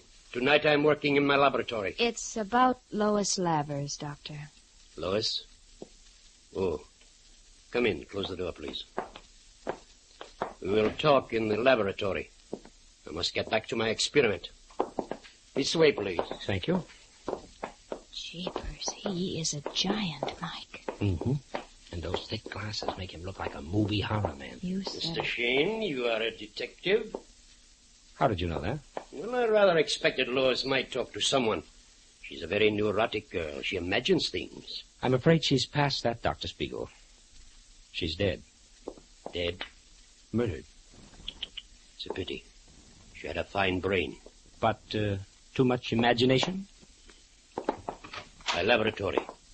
I caution you both not to handle the tubes or retorts. They are very fragile. Oh. Golly, it's an elaborate place. What are you experimenting on? That, madam, is my business. Doctor, I believe you knew Nelson Carter, Lois' fiancé. He used to work here. Capable, but of wild temper. And very jealous. Of you, perhaps? Yes. I used to take Lois to dinner so I could continue my work without interruption. Nelson misunderstood. Yes. I should not be surprised if he killed her. Perhaps. You saw Lois this afternoon, Doctor. About what time? A very good detective. About 5 o'clock, I would say. How did you know she was staying in my apartment? One moment. There is trouble with this retort. Better. How did I know? It is very simple. Lois telephoned me. Her last paycheck was incorrect. I brought her a new one. Is that all you went to see her about? No. Also, I asked her to come back. She was an excellent secretary. Mr. Shane, what are you doing? Just admiring your laundry in this sink. Laundry? Does your experiment include bleaching of blood-soaked handkerchiefs, Doctor? Good heavens. Yes, they are my handkerchiefs, yes. But the blood is not from Lois's veins. Ooh. She was strangled, then stabbed to death by a sharp instrument, Doctor. Like this surgical knife here. Perhaps I show you how I use that knife. In this cage... Ooh, rats. Hundreds of them. 100, madam. Disease, very sick rats. When my experiments are concluded, they go in here. Into this bin. Oh, no. Ooh. Very dramatic, Doctor. But it doesn't fool us. Sure, you wanted Lois to come back to work, but she told you she was going to another chemical company. That scared you, Doctor. If she told about your stolen formulas and your other crookery... So she did talk. I thought this was a trick. Don't you reach for your gun, Mr. Shane. My hand is already in my pocket. You killed her. You lie. She's not dead. It is a trick to get something on me. Get out. Get out of here, both of you.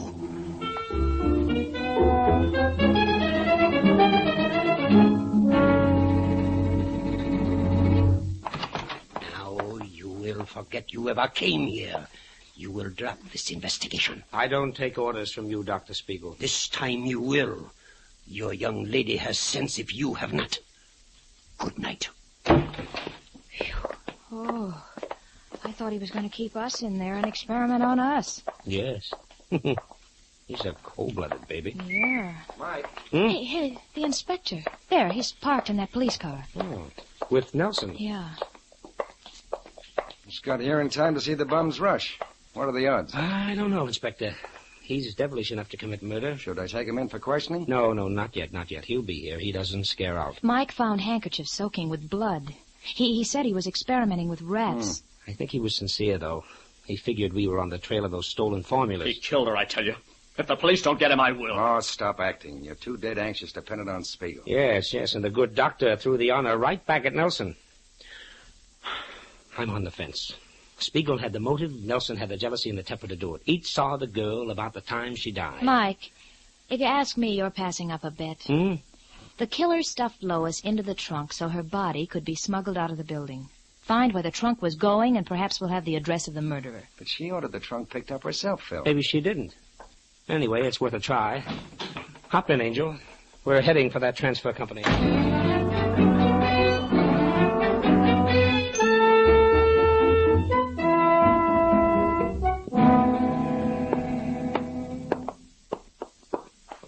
We appreciate it, sir. You're coming down and opening the office at this time of the night. Well, lucky my wife saw you were a policeman, or she'd never have let me out of the house. This is our dispatch office. Oh, by the way, have you located your missing driver? Missing driver? I don't understand.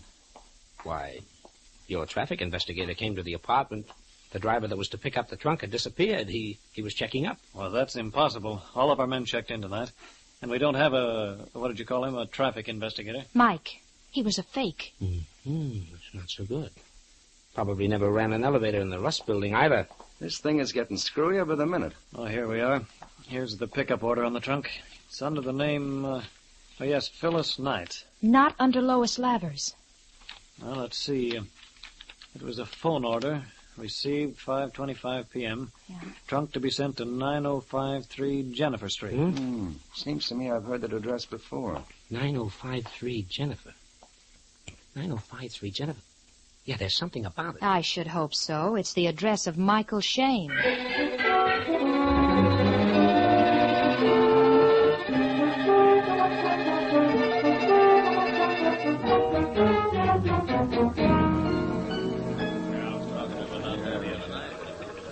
I was right, Inspector. I was right. Lois was killed by mistake. It was intended to be Phil. Well, if that's the case, then Carter and Spiegel cancel out. Correct, honey. The murderer had planned to kill Phyllis, send her body in that trunk to my apartment, and leave me to explain it to the police. All right, maybe so. Say the motive is revenge. You got 100 enemies, Mike. One of them poses as a transfer company investigator, but who is he? He didn't leave a single fingerprint in Phil's apartment. Where do we start looking? Oh, if I could only remember the guy. I know his voice. But where have I heard it? When did I? I must know him. Well, he didn't know me very well, or he'd never have killed the wrong girl. Lois and I were the same height, same color of hair, Mike, but that's all. Maybe he figured you changed a lot, honey, if he hadn't seen you in a long time, if he'd been away, if he'd been... Faraday! Yeah, if he'd been away in prison. Kids, we're going to make a phone call right now. Hello, give me San Quentin. Phil, honey, close that door to the other room. I can't hear a thing. Hello, Inspector Faraday, San Francisco calling. Yes, I want to speak to him personally. Might get on that extension phone. Yeah, okay. Hello, Faraday. What's on your mind? Plenty, sir. We need a list of all prisoners you've released from your little sanatorium in the past 2 weeks. Past 2 weeks, huh? Yeah. I'm afraid it'll hardly make a list, Faraday. Only one man. What's his name? Now, let me see. It was Ford. Harold Ford. That mean anything to you, Mike? Well, never heard of him. Who's that on the phone, Mike Shane? Well, you got sharp ears, sir. We figured maybe you had released a prisoner who had a grudge against me. Some old enemy of Mike's who might try his hand at revenge. No, that's the only release we've had lately. In fact, Mike, you can subtract one enemy from your book. Died here last week. Al Smock. Holy jumping. Now I remember. It's Al Smock's brother, Jack Smock. That's right. He had a brother. Came up here and claimed the body. Does that mean anything to you? Ha-ha! Does it? Set an extra plate in your dining room, Chief. We're sending you a new boarder. Goodbye, sir, and thanks a million for your help. Jack Smock. He must have dyed his hair and put on glasses. Phil, you remember the case? The two brothers, about 4 years ago? Yeah, vaguely. It was manslaughter. You helped send the one called Al Smock up for 20 years. Right, honey, right. Jack was supposed to be brothers Al, alibi. Yeah. But our testimony tied him up in bow knots. Yeah, that's so right. Al died in prison. Now brother Jack is out for revenge. Oh, fine. But where is brother Jack right now, and how do we catch him? Got it, honey. Jack claimed the body, so he must have buried him. Now we gotta find that body.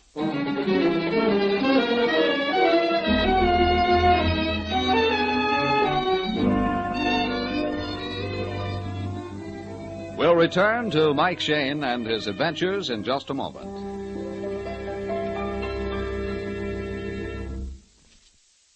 Due to their position, the front wheel bearings of your automobile are subject to damage from dirt, water, grit, and brake dust.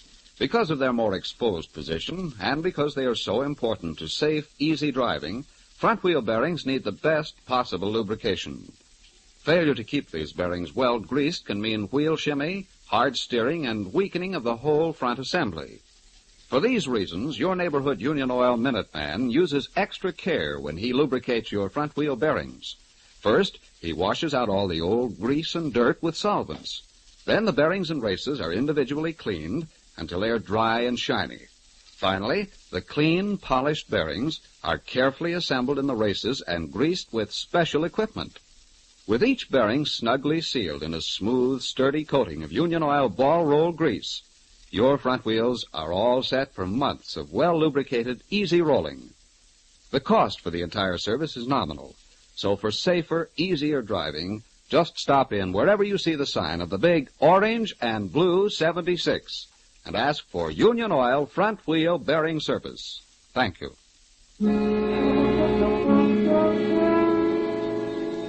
At police headquarters, Mike and Inspector Faraday each holds a telephone in his hands. They have checked every cemetery in the book. Well, here's the last one. Shadow Mountain Cemetery. Yes, sir. Here it is. Albert Smock, interred last Friday. The plot was bought by a Mr. Jack Smock. Swell. What's his address? Our records show it as 1960 Waterfront.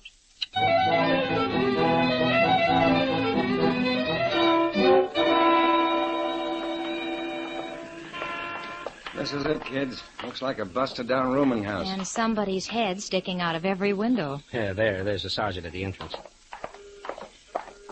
Good work, Sergeant. Anybody try to leave the building? No, sir. I got 2 boys at the back door, 2 in the alley, and 2 by the fire escape. Okay, let's go in, Mike. I'm coming, too. You are not. You want a hole in your head? I might get one just standing here, Smarty. Smock may be in that crowd across the street. Something to that, Mike. Yes. Sergeant, your job will be to take care of Miss Knight. We're all going in. Right. Come on. Oh, jeepers, it's dark again. Why don't they light these stairs? Quiet, honey, quiet. All right. He's on this next floor. If he's in his room. The landlord said room 305. Now, let me see. That'd be here to the left. Keep close to the wall. There it is. That door there. There's no light shining under it. Maybe he's playing possum. Sergeant, you and Phil stay here, flatten out against the wall. Yes, sir. Now, you ready, Faraday? Ready. He's playing coy. Open up, Smock. You're completely surrounded. Okay, so you won't open up. All right, Faraday? Yeah. So that's his answer. Okay, Mike, let's go. Down there!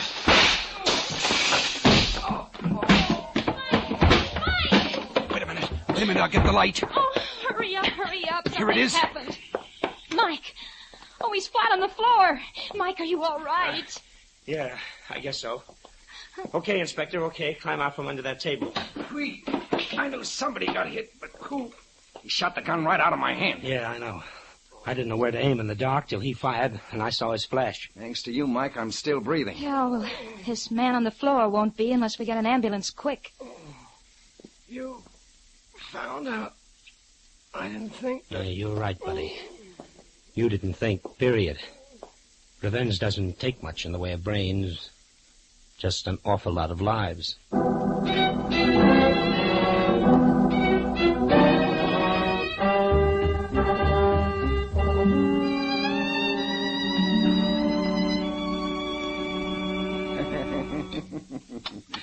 Don't be silly, Phyllis. Mrs. Faraday will be glad to put you up for a couple of nights. Here, drink this down. He's right, honey. Stay out of your apartment for a few days till you sort of forget what's happened. Oh, all right. I was just thinking, you know, this was a freak case. Everything stacked up so strongly against Nelson Carter and Dr. Spiegel. And yet at the last minute, it turned out to be almost a complete stranger. Because we were looking for the wrong motive. Yeah, I'm worried about that guy, Spiegel. He looks to me like a guy who'd commit plenty of murders. And will before he gets through with his career. No, you can spike that, Faraday. Lock him up for stealing chemical formulas. That'll keep him quiet. Hey, not a bad idea. Keep him so busy making little ones out of big ones that he can't make dead ones out of live ones.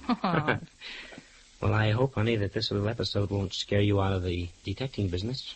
Nearly getting bumped off by your boss's enemies. He's got plenty more enemies besides Jack Smock. Oh, I don't know. I'd stick anyway. My boss forgets the attractions of the job. What? What? Why, honey.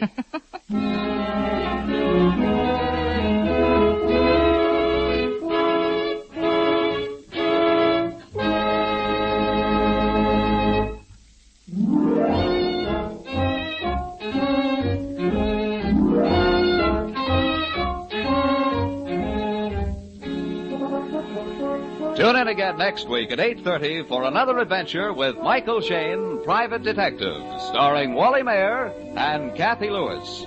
and Joe Forte as Inspector Faraday. Tonight's story was written by Richard DeGraff and based on the character created by Brett Halliday. Music was composed and directed by Bernard Katz. This is John Lang saying goodnight for the people who make 76 gasoline and Triton Motor Oil. Union Oil Company.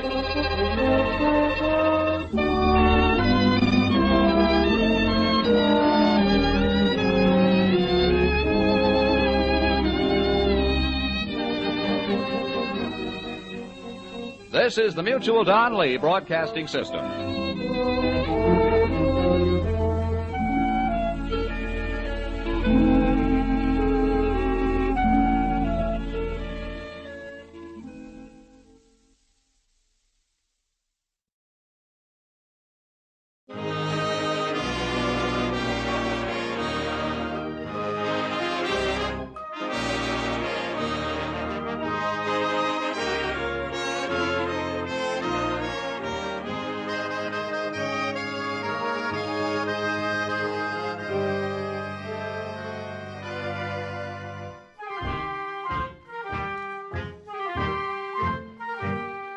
Tonight, we again present the famous Mr. Chameleon of Central Police Headquarters in his famous cases of crime and murder. Mr. Chameleon, as you know, is the famous and dreaded detective who frequently uses a disguise to track down a killer. A disguise which at all times is recognized by the audience. Tonight, we give you Mr. Chameleon in The Hanging Judge murder case.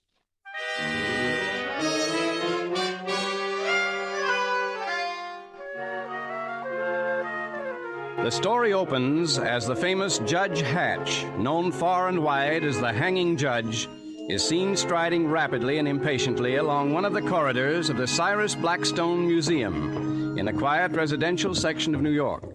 And with the judge is his young and obviously puzzled daughter, whom we hear saying, Father, what's this all about? Why did you insist on coming here to the museum today? You'll soon find out, Barbara. But I want to know now. After all, you've never come near this museum before, even though Cyrus Blackstone was your cousin. And then suddenly you decide that you have to come here this afternoon. Father, are you listening to me? I've seen that man before. Which man do you mean? Yes, I've certainly seen him before. Barbara, come in this room quickly. But Father, what Come is this? in here quickly. I don't want him to see me.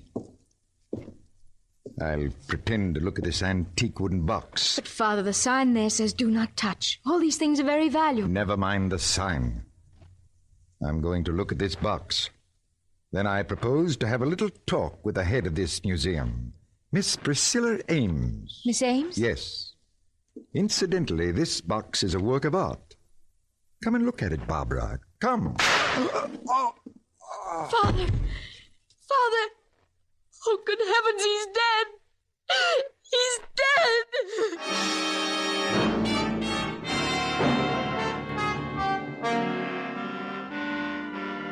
And a little later, we find Mr. Chameleon, the astute and dreaded detective, entering the still room where Judge Hatch lies lifeless. And he is saying to Detective Sergeant Dave Arnold, What a place for murder, Dave.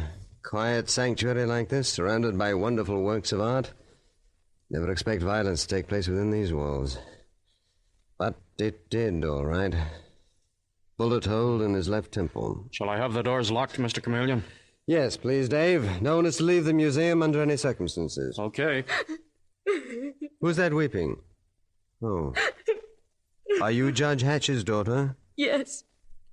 I'm Barbara Hatch. I'm Chameleon of Central Police Headquarters. Were you with your father at the time of the murder? Yes. He was looking at that antique wooden box when I suddenly heard a shot. You didn't see who fired it? No, I was so startled. Mr. Chameleon, who could have killed my father? I was always afraid something like this would happen. Why? He was known as the Hanging Judge. Hard but just. He sent many men to prison. Yes, that's very true. Did he receive any threats recently? He wouldn't have told me. Miss Hatch, I'm sorry to have to question you, but of course I must. Cyrus Blackstone, who founded this museum, wasn't he a cousin of your father's? Yes, Mr. Chameleon. Well, then you came here often? No, we didn't. This was the first time we ever visited here. What? Yes. But today Father insisted on coming here. He wouldn't tell me why.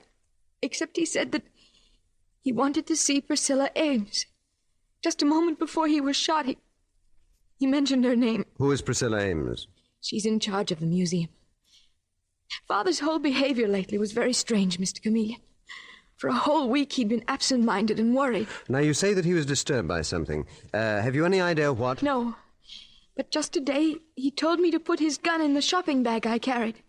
That bag there on the chair. Oh, let me see the gun, please. Father had never taken the gun out of the house before. He kept one there because it's a big, lonely house. But it was evident that your father expected trouble in this museum today. Here at the museum? Mm-hmm. But why, Mr. Chameleon and... Mr. Chameleon. Mm-hmm. Father's gun. It's not in my bag. What? Let me have the bag, please. Miss Hatch, think hard. Where was this bag at the time that your father was shot? Why, I'd laid it down on the chair. The chair is right by the door, and the bag is a loose one. Someone could have slipped the gun out. Who? It must have been someone in the museum.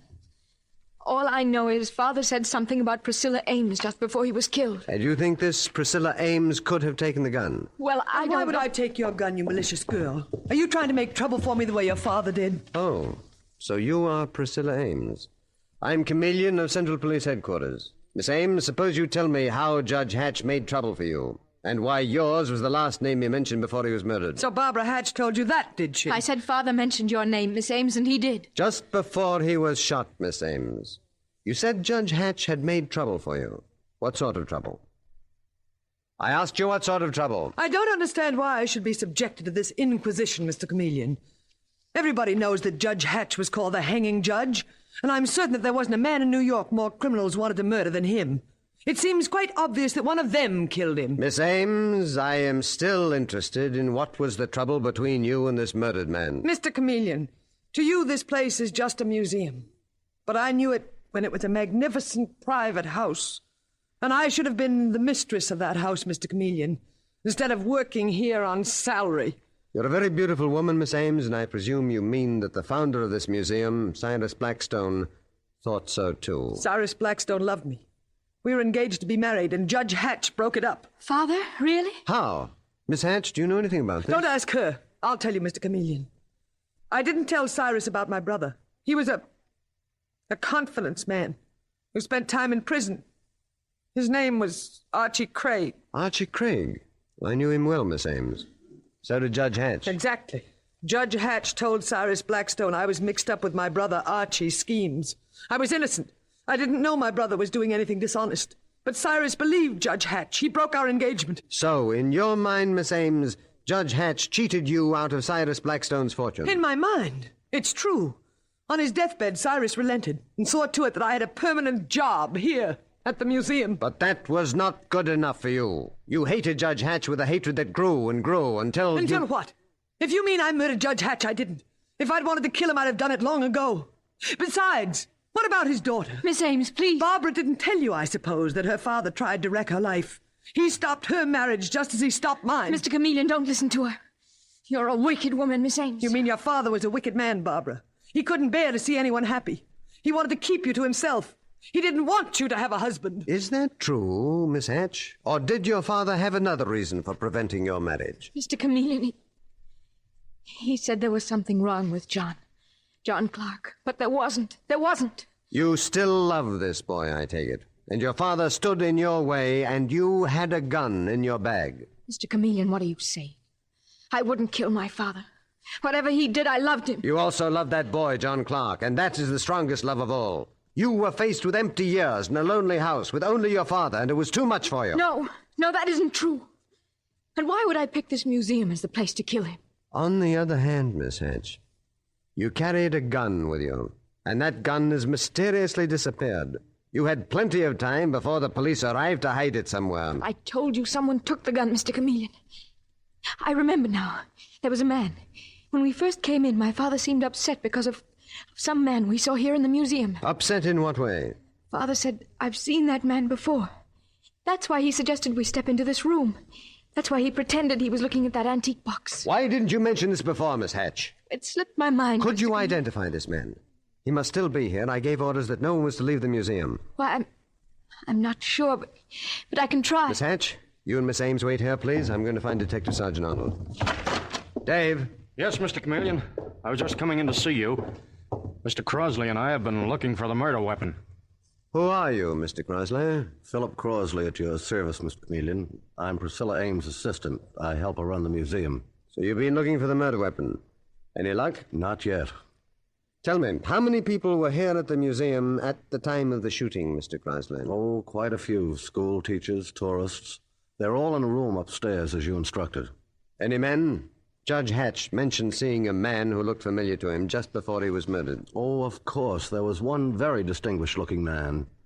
Looked like, a Hollywood conception of a foreign diplomat, Mr. Chameleon. Gold-headed cane, Homburg hat, striped trousers. Foreign diplomat? Wait a minute, Mr. Crosley. Does he also sport a monocle? Why, yes, he does. Mr. Chameleon, you don't think... Indeed I do, Dave. Go and tell the distinguished gentleman that I want to see him. Oh, Dave, after that, call the police commissioner. Send someone to Judge Hatch's house. Go over his effects and see if he'd received any threatening letters. Yes, sir. Mr. Chameleon, this will probably be one of the easiest cases you've had to solve. Why? Because Judge Hatch was known as the hanging judge, and from everything I've ever read about him, a lot of criminals would have liked to kill him. It looks as if all you'd have to do is check up on the people he's given stiff sentences to. Check on them, and among them you'll find your man. So you're interested in criminology, Mr. Crosley? No, I'm afraid that's a little far removed from the quiet occupation I follow in a museum. Well, your hunch may be a good one at that. Dave, you send in our friend with the monocle, please. Okay, Mr. Chameleon. Particularly anxious to see him. Mr. Chameleon, do you mean that you know this man?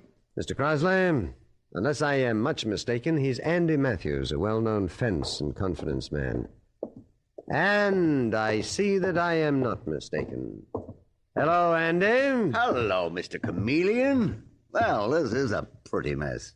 I walk into a museum to get a little culture, and what happens? Some man is murdered. Police all over the place. Oh, it's awful tough on you, Andy. But tougher on Judge Hatch. Now, look, Chameleon, I'm going straight. You haven't had much chance yet. You were just released from prison after serving an 8-year term. Judge Hatch didn't sentence me. No, he didn't. But he sent your best pal and partner, Shorty Mason, to the chair. Now, what do you know about this murder, Andy? What were you doing in this museum, and where's the murder gun? Why don't you search me, Chameleon? Because I think you're too smart to kill a man and keep the gun on your person. And I think you're too smart, Chameleon, to even dream that I'd kill Judge Hatch. You haven't forgotten, I hope, that he was well known as the hanging judge? When I was in stir, at least 20 men said their first act on release would be to knock off that old beak. Do you get my point, old man? The point is that those 20 suspects you so kindly present, Andy, are still in stir, but you are out and on the scene here. And I'm quite sure that Judge Hatch's daughter will identify you right now, Andy. Miss Hatch? You step in here, please, to identify someone? Yes, Mr. Chameleon. Miss Hatch, is this the man that your father saw just before he was shot? Is this the man who disturbed him so that he ducked into a room to avoid being seen? I don't know, Mr. Chameleon. I honestly couldn't say. Sorry, Chameleon, your mistake. Miss Hatch, you go back into that room, please, and ask Priscilla Ames to step out here. Yes. Miss Ames, Mr. Chameleon wants you. Miss Ames? Is this man familiar to you? What do you mean? How would I happen to know a cheap crook? You forget, Miss Ames, that your brother was a crook. A confidence man just like Andy. Well, I never saw this man before. I never laid eyes on him. That's very odd, because at one time he and your brother were partners. Mr. Crosley. Yes, sir. What's that in that showcase on the wall? Why, that's a display of antique guns, Mr. Chameleon. Let me look at them. Antique guns? Well, you don't say. And is that little automatic in the corner an antique? When'd you put it in there, Andy? When'd you hide the murder gun in that case? I didn't, Mr. Chameleon. I never saw it before. Mr. Crosley, open the case, please, so I can get the gun. Well... What are you waiting for? I said open the case. I can't, Mr. Chameleon. I don't have the key. Who has? The only person in the museum, Mr. Chameleon, who has the key to that case is Priscilla Ames. Well, Miss Ames, how do you explain this?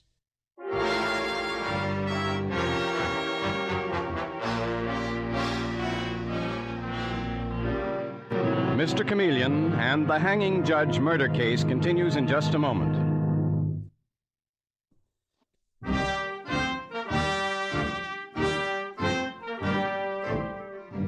And now back to Mr. Chameleon and the hanging judge murder case. It is a few seconds later in the Blackstone Museum where Judge Hatch was mysteriously shot to death. Mr. Chameleon is facing a group of badly frightened suspects, and he is saying to the white-faced Priscilla Ames, the curator of the museum, "Give me the key to that showcase, Miss Ames. The one with the antique guns and the murder gun among them." I haven't got the key with me, Mr. Chameleon. Mr. Crosley, your assistant, says you are the only one who has a key. But I must have left it somewhere. I haven't got it with me. I don't intend to wait while you look for it, Miss Ames. I'll have to smash the glass case. And here is the disappearing gun. The gun that killed Judge Hatch. Miss Ames, you're the only person who had the key to this case. Someone could have stolen my keys, couldn't they? I left them in my desk. You just told me that you didn't know where they were. Don't try confusing me, Mr. Chameleon. Barbara Hatch could have taken them and hidden the gun after she'd killed her father. And so could Andy Matthews here. Look here, Chameleon, what is this? Suppose you tell me, Andy. Mr. Chameleon, I'm certain Andy Matthews had as little to do with this murder as I did. Well, awfully nice to meet two such completely innocent people. Andy, get out of this room and wait for me upstairs. That suits me, Chameleon. Get going, Andy. Okay. Mr. Chameleon, why do you dismiss a person like Andy Matthews and hold me here? Mr. Chameleon, look what I dragged up from the basement. Yes, Dave? Let go of me, you big bully! Let go of me! Not till Mr. Chameleon has had a little chat with you. Who is he, Dave? Mr. John Clark, the former fiancé of Barbara Hatch. Just why were you hiding in the basement, young man? I was trying to keep out of sight while Judge Hatch was here. If you knew what a so-and-so he was, you wouldn't blame me. Judge Hatch has been murdered by an unknown killer. And you were here in the museum at the time he was shot. Sure I was. So what? What does that prove? A lot of people were in the museum. John, be careful. I mean, don't be so disagreeable. Keep out of this, Barbara. I know what I'm doing. I'm beginning to see why Judge Hatch objected to you as a possible son-in-law, John. Are the police going in the romance business, too? What affair is it of yours if Barbara and I have been... had been... You mean that you and Barbara have been meeting here secretly in this museum? That's what you've been doing, meeting here, isn't it? Is that a crime? John, don't you see what you're doing, acting this way? I told you to stay out of this, Barbara. I think that she said enough to reveal that you and Barbara have been using this as a secret meeting place. And you, Miss Ames, you knew about these meetings, didn't you? In fact, you encouraged Barbara to meet this young man. Mr. Chameleon, Judge Hatch broke up one romance, mine.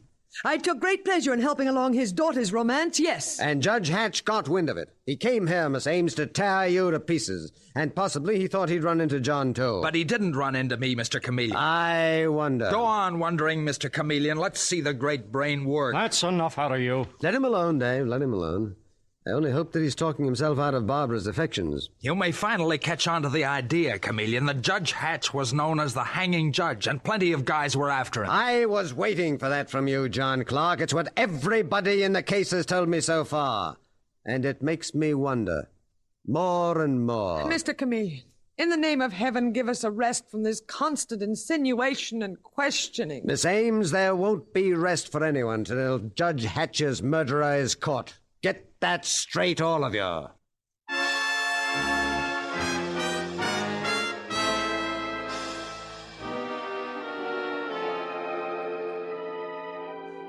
It is now the next day, and we find Mr. Chameleon at Central Police Headquarters in the office of the Commissioner of Police. He is saying, "Good morning, Commissioner. Tell me, have the boys picked up anything for me?" Well, the newspapers have certainly picked up plenty, Chameleon. The idea of the hanging judge being murdered seems to be most intriguing to them. Putting you and me in the same sack as a couple of nitwits. Don't take it so much to heart, Commissioner. Well, anyway, here's what the boys picked up, Chameleon. First, this partly burned letter taken from Judge Hatch's room. Oh, thanks.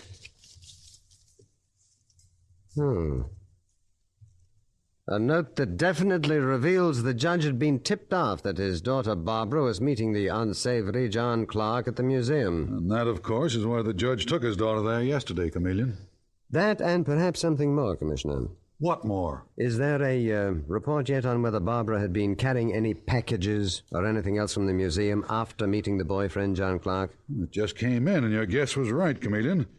Got the story from the doorman at the museum. So she has been carrying things away. Where'd she take them, Commissioner? To the Apex coffee shop down the street from the museum. A hangout for Andy Matthews and a number of other crooks. including a couple of fences. The Apex Coffee Shop, hmm? Well, well.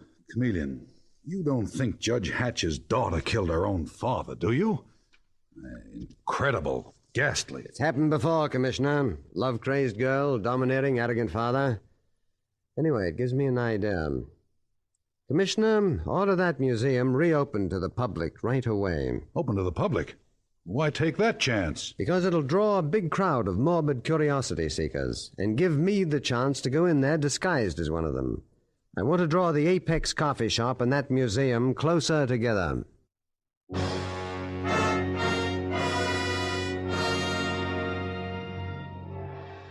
Yet even as Mr. Chameleon is talking to the police commissioner, a trembling girl is waiting in the Apex Coffee Shop down the street from the museum.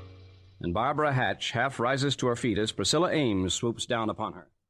Well, Miss Hatch, my dear little Barbara, I thought I'd find you here.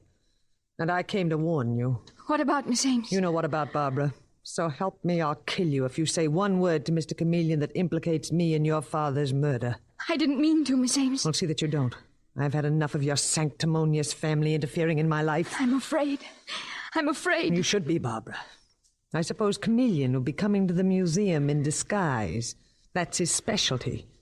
But if he does, I'll recognize him. I'm sure I will. And then what? I don't know. But don't forget this.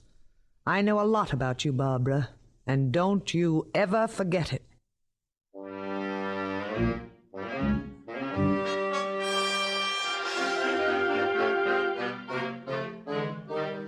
Now we find Mr. Chameleon in his disguise as a senile old man, Mr. Wheeler. And he is entering the museum, saying to Detective Sergeant Dave Arnold, who is with him, All right, Dave, the coast is clear. I don't think anyone's seen me with you. Or if they have, I'm just an old man who's been asking a few questions. So keep out of sight. Have your gun in readiness. Don't worry, Mr. Chameleon. I'll be... Uh-oh. Here comes Priscilla Ames. Just the one I want to see. Beat it, Dave. Okay. Just in time, Dave ducks out of sight behind a curtain.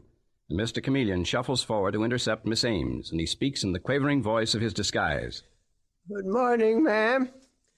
Is this the room where Judge Hatch was killed? Oh, good heavens, I'm sick and tired of answering that question. People come here now out of morbid curiosity, instead of wanting to see these beautiful works of art. Can't blame him much, can you? Human nature being what it is. Was this the room where Judge Hatch was murdered? Yes, it is. My. Think of that. My name is Wheeler. What's yours? Miss Ames, I'm the curator of the museum. And now, if you'll excuse me. Oh, well, that's a pretty box. What? I say that antique box is mighty pretty. Mind if I look at it? Well, certainly I mind.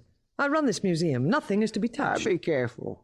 You get mad because people come here out of morbid curiosity, then you get mad when people look at your works of art. Mr. Wheeler, that antique box is not to be touched. Don't you see the sign, do not touch? I'm not hurting it, Miss Ames. Put it down. You've got no call to speak to me like that. All I want to do is look inside the box, and I'm going to. Got him, Dave? Yes, I've got him, Mr. Chameleon. Your shot nicked him in the arm. And bring him out. Mr. Chameleon. You are Mr. Chameleon? Yes, Miss Ames, and here is John Clark, the murderer of Judge Hatch. Barbara Hatch's fiancé. No.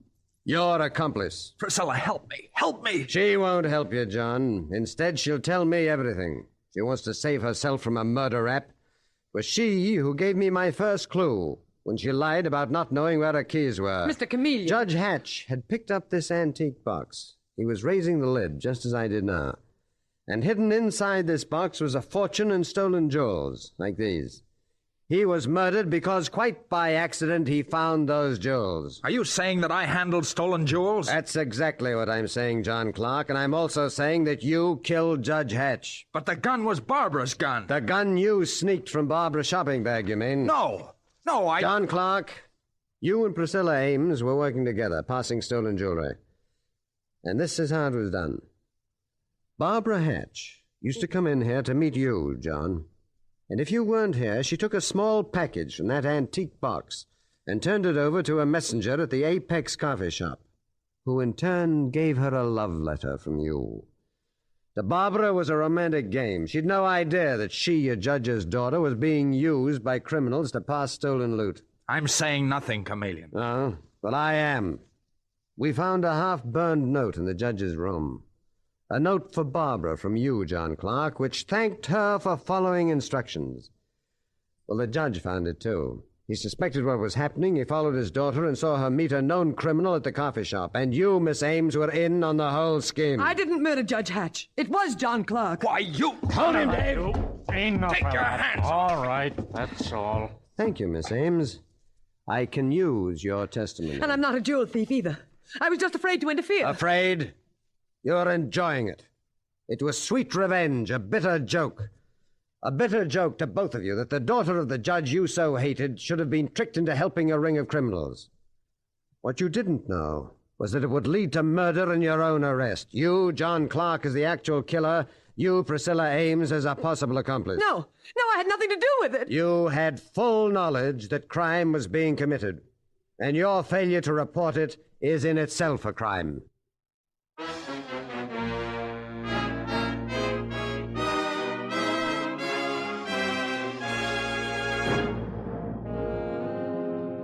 And with these words, Mr. Chameleon concludes tonight's murder case.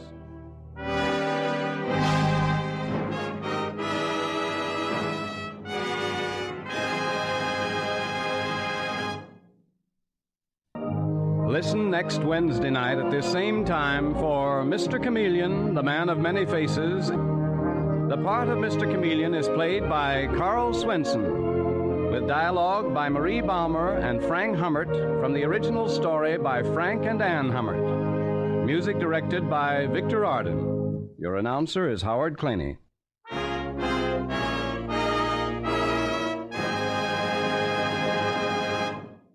Listen for Mr. Chameleon next Wednesday night at this time. This is CBS, the Columbia Broadcasting System.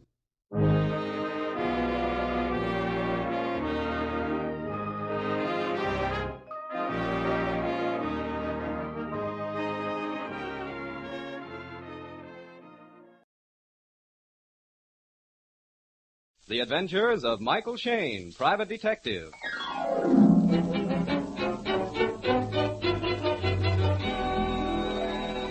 The people who make 76 gasoline and Triton Motor Oil, Union Oil Company, present The Adventures of Michael Shane, Private Detective, starring Wally Mayer and Kathy Lewis.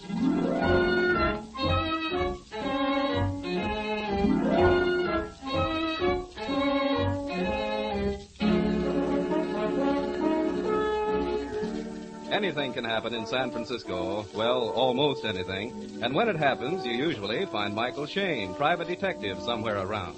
That's why Mike and Phyllis Knight, his observant and easy on the eye assistant, are locking the office at 9 a.m. and heading for the nearest corner to join Inspector Faraday on what the inspector describes as a wild goose chase, or as Phyllis more aptly puts it, a junket on office time. It seems there are pirates in San Francisco Bay. Oh, it's spring, Angel. Wonderful day. And I've always wanted to go aboard a yacht. Yacht, my eye. It's probably phony, too. What about our clients? You haven't cleaned up on that insurance case Oh, let them yet, wait, let and them we wait. 16 men on a dead bench, just yo-ho, and a bottle of rum. Oh. Here's the elevator, Dolly. Oh, you've been going to too many pirate pictures. Pirates in San Francisco Bay. Do you suppose they're related to the Indians at Stanford? What are you muttering about? I always mutter when some publicity-seeking chorus girl lets herself be found drugged in her pajamas, wrapped in a blanket in the bottom of a canoe. She's no chorus girl, honey. She's the wife of a college professor. But when she says pirates boarded a yacht, killed her husband, and kidnapped her, well, now, really, Yes, Mike, I know. that's You don't believe it. Well, I'm the open-minded type, Dolly. Certainly are. Here's where we get off. Oh, smell that air. As I said before, honey, it's spring. Mm-hmm. And in the spring, the sap rises. Over here, folks. Oh, hi, Inspector. Hello, Inspector. Climb in. Here, Dolly. Thank you. Sausalito, first stop. Oh, what a day for a motorboat ride. Why, Inspector, you're actually glowering. What's happened? Plenty. I think I got my finger on the guy at the bottom of this deal. A movie press agent by the name of Jim Fonda. And never that guy pulling his Hollywood shenanigans in my town. Why, Inspector, no pirates. Oh, plenty of them, Phil. Too many of them. A whole brig full. There's 200 of them. What?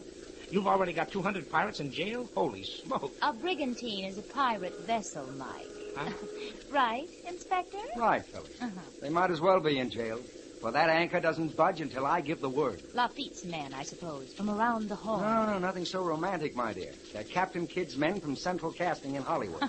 There's a movie company aboard the ship, and they're getting ready to sail down the coast on location when I climb down. Oh, aren't you a bit rough on them, Inspector? After all, press agents have to have their fun. Or do you know something I don't know? No, not a thing, Mike. I guess I lost my sense of humor. Hollywood had its laugh this morning. Now I'm going to have mine. Huh? You know, they have to pay those pirates every day, you know. Yeah, I get it. Investigations, questions, delays. Well, where do we go first? The pirate ship or the yacht? The yacht.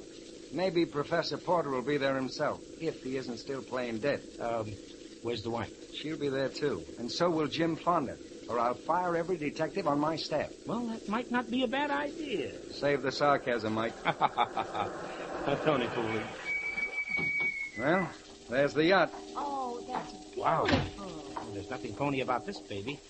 She's big enough to go to sea. Yeah, but she hasn't been away from that dock site since the professor bought her. Hey, this doesn't look like a college professor's layout. A nice, tidy little investment there. Yeah, teaching's a sideline with Professor Porter. They tell me he's got oil wells working for him. If that's Annabelle, his wife, coming out to welcome us, they better be gushers. She looks very expensive. Inspector Faraday? Yes? Oh, and this is Michael Shane and Phyllis Knight, Mrs. Porter. How do you do? Good morning. How do you do? Please come into the lounge. Thank you. I'm a courteous man, Mrs. Porter, but I haven't time for courtesy this morning. I can't understand why an apparently sane woman would expect us to believe such a story. Do you mind if we stroll around, Mrs. Porter? I've never been on a yacht before. Yes, certainly. And now, Inspector, would you please explain why you doubt my Big-hearted Mike. He just can't bear to hear a beautiful redhead bawled out, so he takes the powder. Oh, look, Angel, this doesn't add up. You don't plot publicity gags in a playhouse like this one. Huh? You've seen something, Mike. Or maybe it was just one look at the redhead. I guess this is the master's stateroom. 2 beds. What are you doing? The one bed layouts in the guest cabin. Mike, what did you see? Huh? Oh, just Mrs. Porter. She used to be Annabelle Armstrong in the movies. So what? Hey, now it's my turn. I spy something beginning with the letter P. Give you one guess. Pills in a blue bottle by the bed. Think I'll have a look. Mike, this entire bottle wouldn't put a child to sleep. Let me see, honey. Oh, it doesn't spell anything backwards. It spells something for me. These pills prove Annabelle went canoe riding with her eyes open. Ow! What'd you expect to find in the closet, pirates? Oh, that bag that hit my foot felt like it was packed. Hey, it is. And so's this one. Everything for a nice long trip. You know, I could take a honeymoon with this bag. Say, the professor's a snappy dresser. Oh, Just fine. look at this sport coat. Come on, Mike. Let's quit playing house. I want to watch Annabelle act. Okay. I might have known how it would turn out when I brought you along, Mike. Why, what's up, Inspector? It's murder, my boy. While we're playing houseboat. So her story stood up. I'm buying it up to here. Well, I haven't heard it, but I think I'll shop around. Well, Fonda's the guy, all right. I just telephoned a general alarm. Ought to pick him up any minute. You telephone? Yeah, there's a phone. The yacht's permanently tied up to the pier. I also sent for Porter's secretary. He may have some information. Inspector, do you mind bringing us up to date? We've been sightseeing. Well, Mike, here's the story. Jim Fonda is Porter's nephew. Yeah? Sort of a family black sheep. He's been causing trouble. Everything from forgery to some sort of blackmail. Uh-huh. Well, it seems Fonda headed for the professor's home as soon as he hit town. The professor's secretary sent him to the yacht. That'd be yesterday afternoon. There was a row. Porter threatened to send Fonda to jail and shoved him off the boat. Yeah? Fonda yelled he'd be back and told Porter he'd better have it ready. Mrs. Porter thinks he meant a sum of money. Maybe the secretary Taylor can clear that point. Uh-huh. But where do the pirates come in? Well, I'm coming to that. I'll tell you, Mike. After Fonda left, Mrs. Porter developed a headache. That night she couldn't sleep. The professor went into the lounge to read, and Mrs. Porter took 2 sleeping pills. 3, my dear. Mrs. Porter took 3 sleeping pills. Later, she was aroused by loud voices, and then a big, burly pirate with a red beard leaned over the bunk. I believe his beard was black, Miss Knight. Oh, yes. The light was on. No, the cabin was dark. This man, dressed like a pirate, seized me, threw a blanket over me, and carried me to the canoe. It was one we kept tied to the yacht. There was a body wrapped in a blanket on the bottom. He paddled for several minutes, and then put the body overside. Maybe you'd better ask the questions, Mike. Well, you're doing fine, Angel. Thanks. Mrs. Porter, the cabin was dark. There was no moon. How did you know the man was dressed like a pirate? He struck several matches. Oh? Yes, he was smoking the pipe. I see. And why are you so sure that this man dressed as a pirate was Jim Fonda? I knew Jim. He was publicity man on one of my pictures. Oh, maybe I should explain. I'm Annabelle... Oh, not at all. I recognized Annabelle Armstrong the moment I came aboard. Thank you. Well, Jim Fonda had two peculiarities. His eyebrows were highly arched, and his left eye twitched. Hmm? I recognized him despite his disguise the first time he lighted a match. Did he know you had recognized him? I'm not sure. He might have worn the pirate costume as a prank. Jim had an odd sense of humor. I believe he intended taking me with him. He tried to arouse me when he landed the canoe. I was too heavy to carry far. Those sleeping tablets must have been pretty powerful. Mr. Shane, those tablets are a mild, harmless sort. I was wide awake. Limp from fright at first, and then I acted. Don't forget, I used to be an actress. Why did you stay in the canoe after he left you? Well, I yelled my head off, and nobody came. It was dark, and, well, I was afraid I'd fall into the water. I can't swim. Well, that's sensible. Do you think you could locate the spot where your husband's body was dropped into the water? I pointed out the spot when the police brought me to the yacht this morning. That's right, Mike. We've had men grappling for the body all morning. There's no current and the water's quiet, so we ought to bring it up. Well, that's the police launch. We found the body, Inspector. That ties it up. Bring it in, boy. Well, you satisfied now, Angel? No, I am not, and neither are you. Mm-hmm. Say, I guess that'd be Mr. Taylor with the briefcase over there coming down the pier. Huh? Oh, yes, the secretary. Dark and handsome. Huh? And not too tall.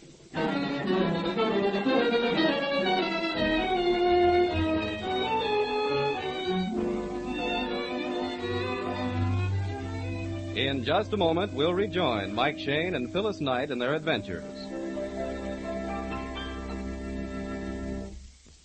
Probably no other possession you may have requires the attention and constant care that your automobile does. The hundreds of bearings and precision gears in a car need continual protection against rust, friction, heat, and abrasion. That is why regular stop-wear lubrication is so vital to the condition of your car. You see, stop-wear lubrication is more than just a grease job. It's a system that's been worked out from years of experience to give your automobile the best possible care. When you leave your car at a Union Oil Minuteman station for stop-wear lubrication, you can be sure that nothing on your automobile will be overlooked or hurriedly serviced. Each fitting is carefully and thoroughly lubricated according to the manufacturer's specifications. While your car is on the hoist, the Minutemen inspect out-of-sight points and check them for danger signs. Finally, as complete proof of stop-wear's reliable lubrication, you receive a 1,000-mile written guarantee with each job. You'll find your car rolls smoother, handles easier, stands up better with regular stop-wear lubrication. Stop-wear guaranteed lubrication is available only at Union Oil Minuteman stations.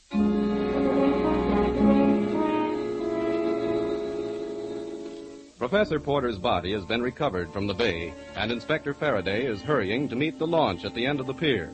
Mike and Phyllis are following, but Phyllis is reluctant to leave Mrs. Porter and the professor's secretary, Bill Taylor, together in the lounge of the yacht. Come on, hurry, honey. They'll be here in a minute. You're getting awfully careless, Mike. I know what I'm doing. I wonder. Oh, cut it out, Angel, please. Oh, Mike, get tough. Be yourself. Why, what do you mean? Well, don't let a good-looking redhead blind you. So far, she's got all the answers, Angel. Good answers. All of them. All right, take it easy now. Yeah, okay. Bring it over here. Hey, give me a hand. This is heavy. Okay, Sergeant, cut the ropes. Right. Hey, what are all those lumps? Some sort of weights. Made a sack out of the blanket. Open it up, men. Okay, here we are. Holy jumping catfish. Well, I'll be... I knew they were heavy reading, but I never thought of them as weights. Well, the professor went down wrapped in culture, the Encyclopedia Britannica. Yeah. 1, 2, 3, 4... 12 volumes. Mm-hmm. From A to J. Mike, look over by the inspector, Mrs. Porter, and Bill Taylor. Of course, darling, they've got to identify the body. Oh. Look out, she's fading. Take her back to the yacht, men. This I've got to see. Annabelle in a swoon. You better go with her, Angel. Now, hurry. Okay. Doc says, can he have the body now? Okay, take it to the morgue. What about all them books? You know what to do with evidence. The blank and everything go to headquarters. Right. Inspector. Yes. See any marks on the body? Not a scratch. Hey, where's Porter's secretary? Right here, Inspector. Bill Taylor. Does Jim Fonda strike you as the sort of fellow who'd pull a job like this? Well, I wouldn't like to accuse anyone of a thing like this. How long have you known him? About a year. Ever since I've been with Professor Porter. Shall we return to the yacht? I'm afraid Mrs. Porter's ill. We can talk here. Miss Knight will look after her. Oh, this is my friend, Mr. Shane. Oh, how do you do, Mr. Shane? Fine. Well, looks like Fonda put his trademark on this one. I don't know. I only wish I'd never sent him to the yacht. When was this? Sunday. Yesterday afternoon. Well, why did you send him? Well, I never dreamed it. He was insistent. Did Porter tell you to keep Fonda away from him? Well, this is embarrassing, Mr. Shane. Murder usually is, Mr. Taylor. Come on, let's have the story. Well, Professor Porter disliked seeing his nephew. Why? Was he afraid of him? No, not exactly afraid. It was just that, Well, look, Inspector, can this be kept confidential? Well, how can I tell you until I know what it is? Well, a good many years ago, Professor Porter was involved in a rather nasty divorce case. Well, nothing like that stand up. His past is clean. Maybe he took on a new identity, Inspector. It's been done, you know. Yes. Professor Porter did take a new name and arranged an entirely different past. You see, Professor Porter was William Steele. Hey, wait a minute. I remember that case. Back on Long Island. I don't know a great deal about it, however. But Fonda did, huh? And made the most of it. Well, I'm not sure, Mr. Shane. But you see, I took care of Professor Porter's bank account, and he gave his nephew large sums of money. How much does Mrs. Porter know about this? I don't believe she knows anything about the divorce. But she knew Fonda had something on her husband? I suspect she did. She knew about the money because she spoke to me about it. How often has Fonda been tapping the professor? Almost every month. This was his second trip this month. Speaking of trips, where were you going on your vacation? My vacation? Oh, you found my bag. What's this about a bag, Mike? I found 2 bags fully packed in a closet. One belonged to you, Mr. Taylor, I believe. And the other one? To Mrs. Porter. Oh, well, that's easy to explain. You see, the professor sold the yacht, and I was moving my personal possessions. I presume that Mrs. Porter had the same thing in mind. What about Professor Porter? Well, he always put things off until the last moment. Meaning? Well, the moving van isn't due until tonight. All right, Mike, that explains the bags. Now, let's get back to my office. I want Fonda. And I'd like to see how Mrs. Porter's feeling. All right, go ahead. The coroner's inquest hasn't been set, but I want to see you and Mrs. Porter tomorrow morning. Okay, we'll be at Mrs. Porter's home. Mike. Huh? Michael. Yes, Angel? Now I've seen everything. How is Mrs. Porter? Oh, she's beautiful, but bereaved. She's repairing her makeup. Come on, I want to get to my office. Mike, did you ask Mr. Taylor about the bags? Yes, Angel, yes. But he knows the answer.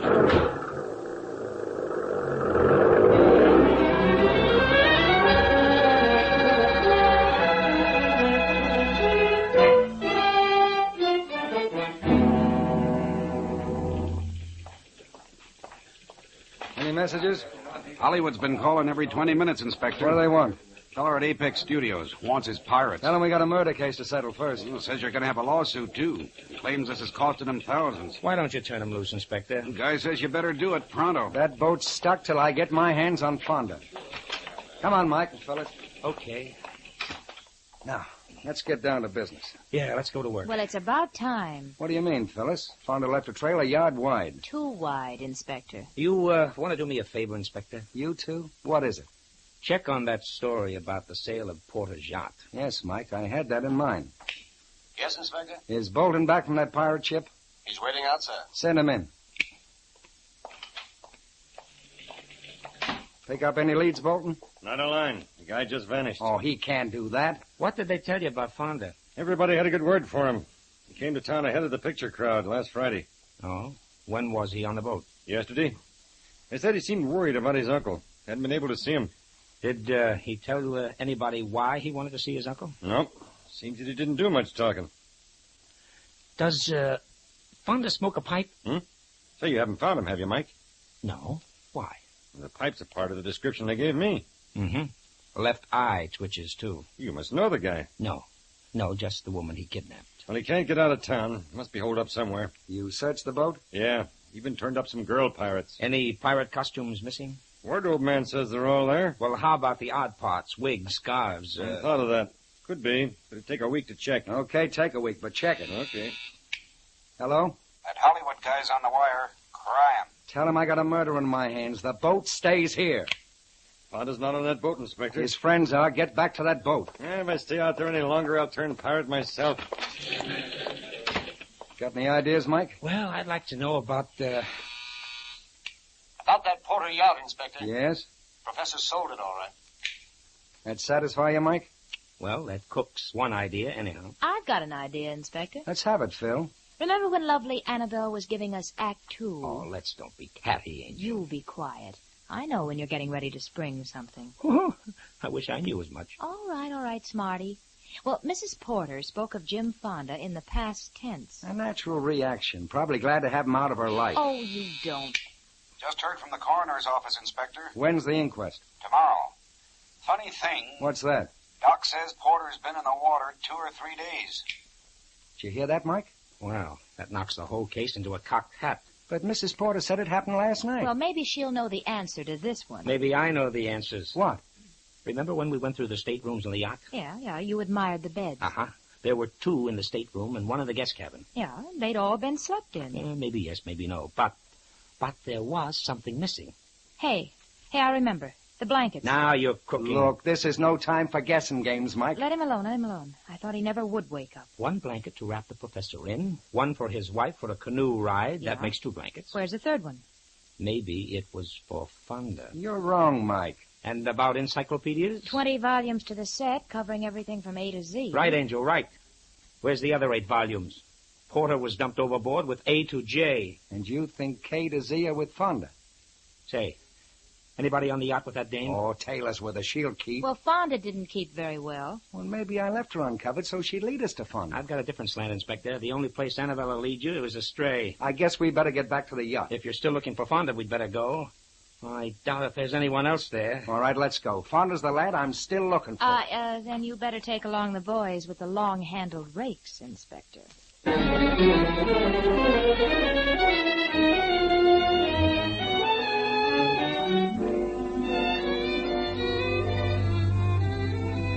We'll return to Michael Shane and his adventures in just a moment. The front wheel bearings on your automobile are made of finely machined high-carbon steel. With proper lubrication, these bearings will last the lifetime of the car with no other attention. But notice, ladies and gentlemen, that we say with proper lubrication. For front wheel bearings do require extra protection. They're exposed to damage from brake dust, grit, and water. In addition, they must support the heavy weight of your automobile. For these reasons, and because they're expensive and difficult to replace nowadays, front wheel bearings should be carefully and thoroughly lubricated. Your neighborhood Union Oil Minuteman knows this. That's why he takes such pains to do a thorough job of lubricating front wheel bearings. First, he washes out all the old grease and dirt with solvent. Then the bearings and races are individually cleaned until they're dry and shiny. Finally, the clean, polished bearings are replaced in the races. Then, with special equipment, every surface is snugly packed in a thick coating of Union ball-roll grease, and your front wheels are all set for months of well-lubricated, easy rolling. The cost for the entire service of your front wheel bearing assembly is nominal. So for safer, easier driving, just stop in wherever you see the sign of the big orange and blue 76 and ask for Union Oil's front wheel bearing service. Thank you.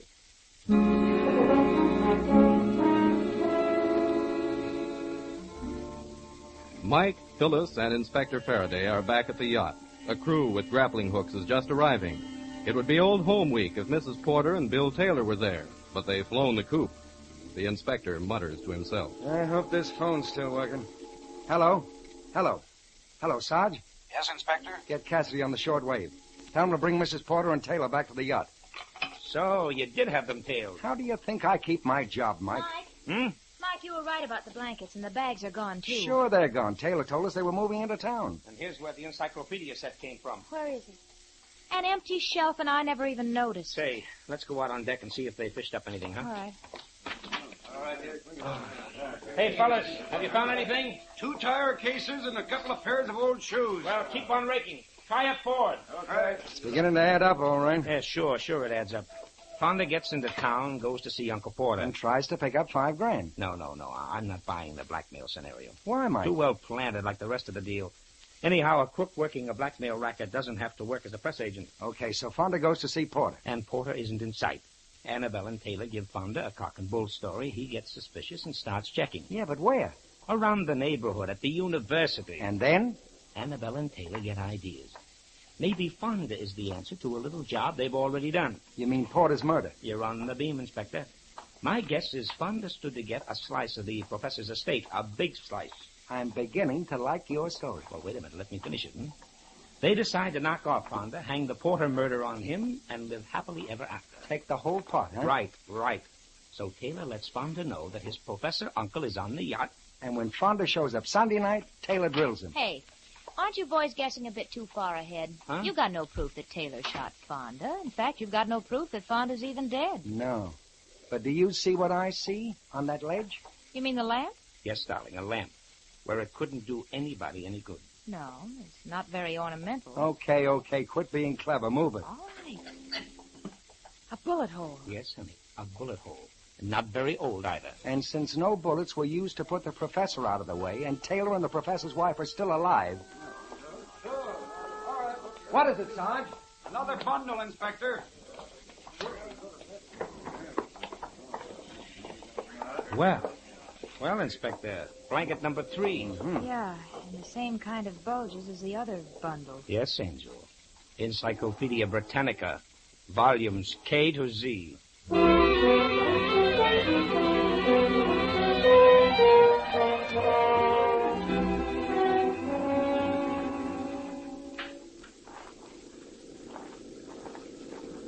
Looks like a police car. Cassidy, you hope. With our 2 murdering lovebirds. Yeah. It's Cassidy, all right.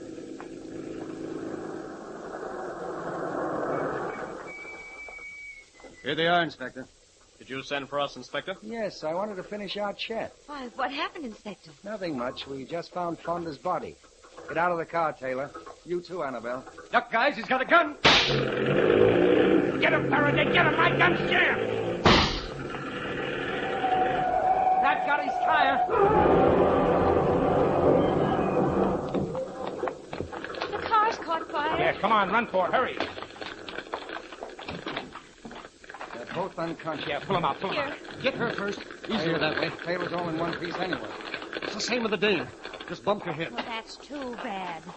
Mike, where are you going? To get the robe out of the car before it's burned. Have you gone crazy? No. Now, here, let's throw this robe over Annabelle. Put it up over her face. Hey, Taylor's stirring. He's coming out of it. Good. But I can't have Annabelle awake. Maybe I better conquer her. Let me. Wake him up, Inspector. Come on, you get up. Wake him up. Come on. Where am I? You're at the end of the road, fella. Oh, where's Annabelle? Mrs. Porter. Mrs. Porter is dead. Huh? Oh, no, she couldn't be. Huh? Pull the blanket back, honey. Was she dead? I mean... I know exactly what you mean, boy. No, she talked. Talked plenty before she went. You've been out cold for 10 minutes, fella. Come on, you better talk fast. I had nothing to do with it. Oh, I helped dispose of the bodies, yes, but she made me. She threatened my life. She acted like a madwoman. I didn't do it. I didn't. Then who did? Annabelle. She poisoned the professor and she shot Fonda. He's lying. Don't believe him. Oh, so you came too, huh? But you said she was dead. You tricked me. Which is nothing compared to what we're going to do to you, both of you. Yes, we tricked you. And you accused her of murder. Now it's her turn. Where did he hide the gun? At my apartment. Oh, you fool. If you'd kept your mouth shut. If you both kept your mouths shut, we'd still have caught you. Every clue that you planted, every clue that you thought would point to Fonda was a signpost leading us right to you. I don't want to talk to them anymore, Inspector. How about you? Not me. I've had all I want. Take him away, Cassidy.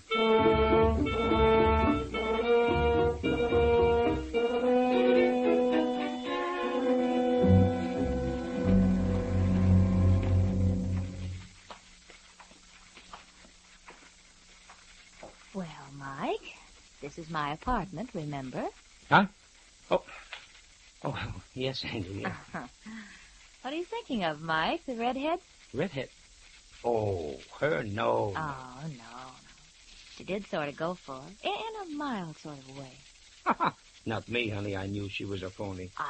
Don't give me that. No, look, Angel, look. What do you think I am, a fool? Yes, where blondes and redheads are concerned, yes. Angel, from the word go, I had her tagged.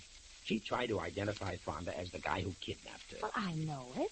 Well, could you picture Fonda picking her up, wrapping her in a blanket, carrying her to a canoe, and all the time striking matches to light a pipe he was smoking? Tut-tut, Angel. Well, then why didn't you say so before? Just because you look so cute when you're jealous? Jealous? Well, Angel, please, Angel, not here. The neighbors are watching.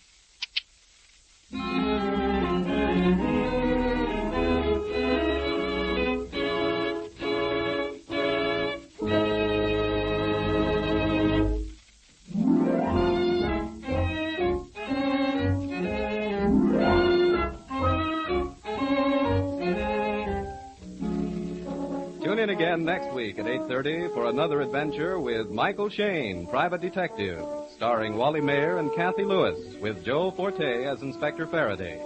Tonight's story was written by Tom Petty and based on the character created by Brett Halliday.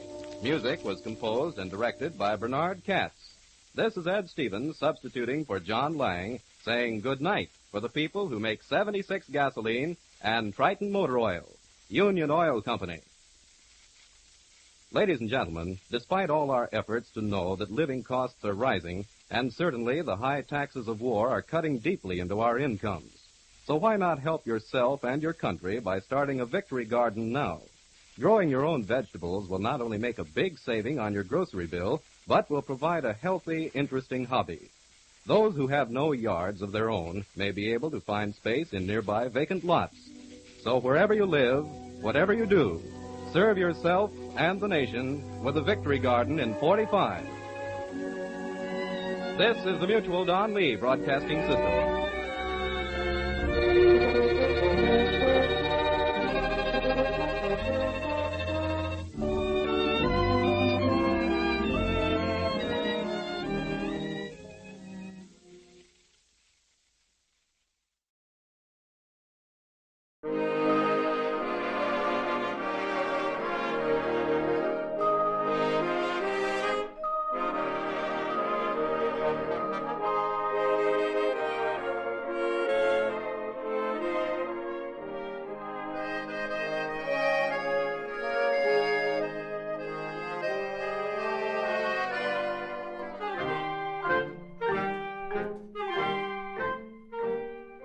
Tonight, we again present the famous Mr. Chameleon of Central Headquarters in his most famous cases of crime and murder.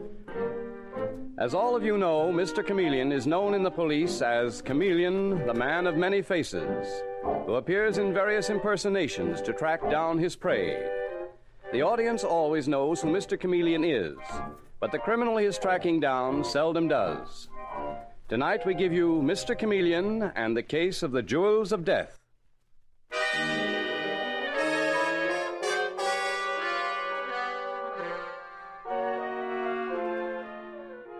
New York City, after 1 o'clock in the morning, is a place where anything can happen, and does. And the ring of a doorbell in those early hours can be a terrifying sound, as Helen Casey can testify. And as she slips on a robe in her attractive West Side apartment, she says to herself, "Who can that be? Perhaps I shouldn't go to the door. Oh, but it might be something important. I can't take a chance." Yes? Who is it? What do you want? Why, there's no one out there. They must have gone. Oh, it's you. I thought it might be. I've been wanting to explain to you. I've been wanting to explain that...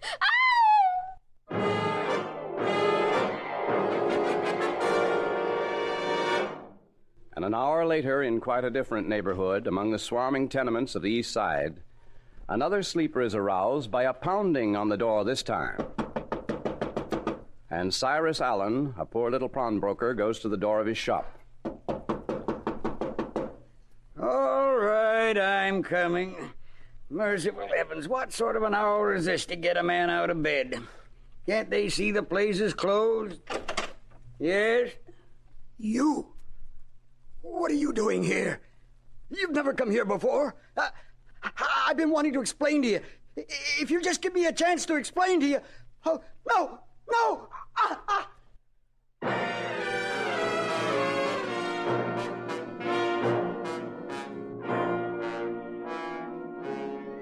And now at Central Headquarters the following morning we find Mr. Chameleon with the Commissioner of Police. And the famous detective, the man of many faces, is frowning as he studies the report which has just come in. That's very strange, Commissioner. This girl, Helen Casey, lived in a very swanky apartment in the 50s. And yet she was killed in the identical manner as old Allen, the pawnbroker. Chloroformed to death, Chameleon. Mm-hmm, chloroform. Both knocked out first and then bound in such a way that any effort to free themselves would only hasten their death. Someone picked up that rope trick in China.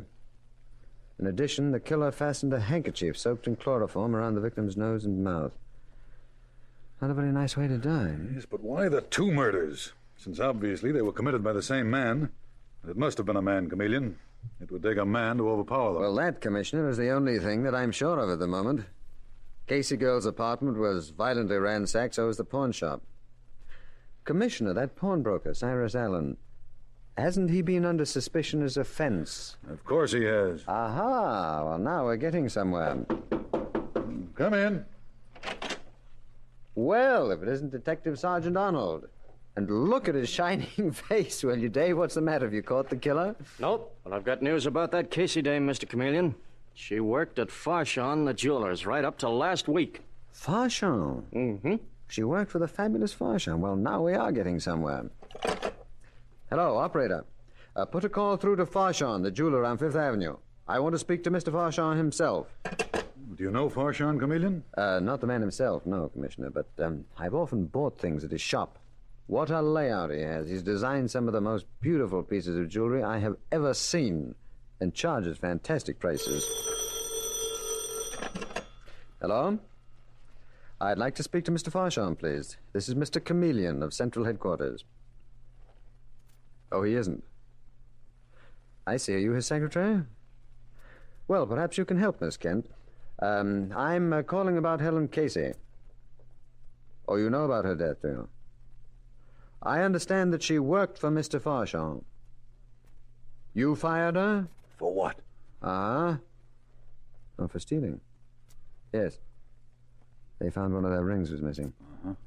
Tell me, Miss Kent, aren't you pretty careful about whom you hire for the jewelry shop? Oh, I see. Well, thank you. If I need more information, I'll call you back. That girl, Miss Kent, has a charming voice. So what, Mr. Chameleon? So what? Dave, I am extremely sensitive to voices. Miss Kent said that they were shocked about the murder of the Casey girl. She was sent to them by the Apex agency who get them all their people. They haven't yet replaced her. Dave, you get the list of all stolen jewelry and bring it to my office. I want to look it over.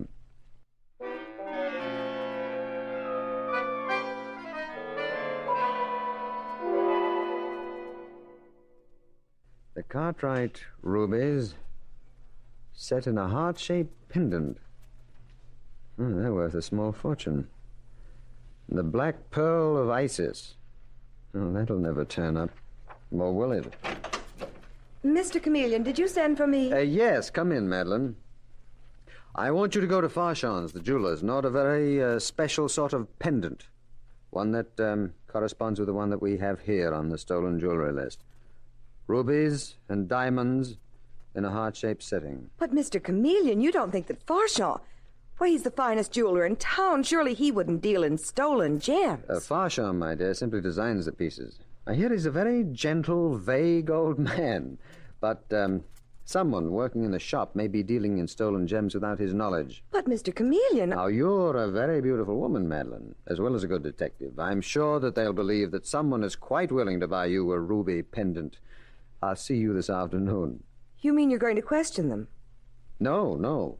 I mean, I will probably take your order. What? You see, they need a new clerk at Farshon's jewelry shop. And the Apex agency is sending them a distinguished gray-haired man who walks with a slight limp and comes from a fine old family.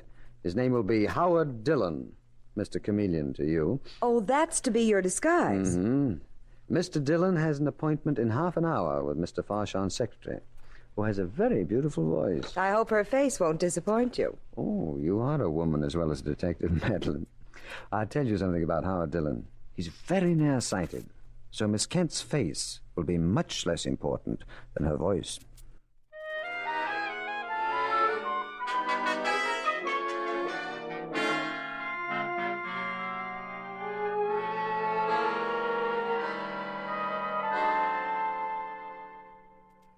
Miss Kent, do you mind my telling you that you have a very beautiful voice? Not at all, Mr. Dillon, though it won't get you the job here at Farshon's. For what will?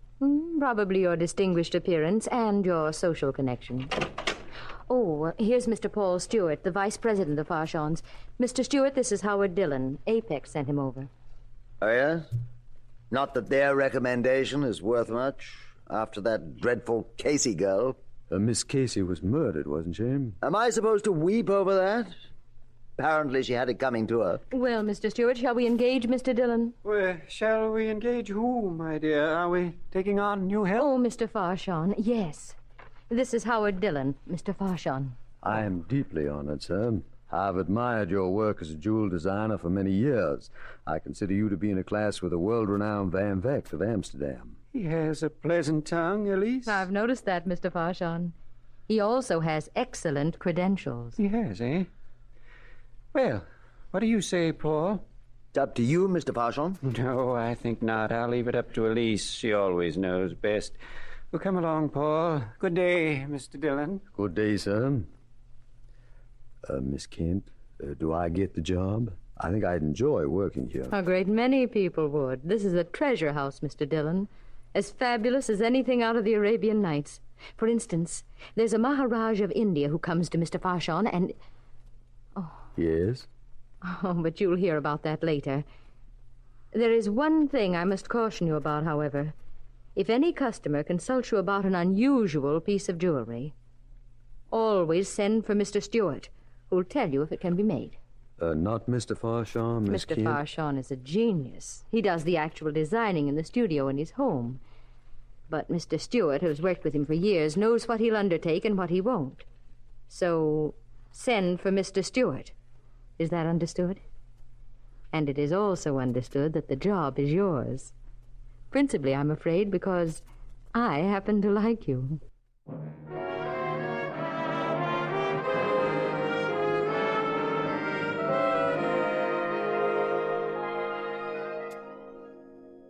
Now, just a moment, if you please. Miss Evans, did you say? Madeline Evans. Just a moment, Miss Evans, while I call Mr. Stewart and ask him about that pendant. Mr. Stewart, may I have a word with you, please, sir? Yes, Mr. Dillon. What can I do for you?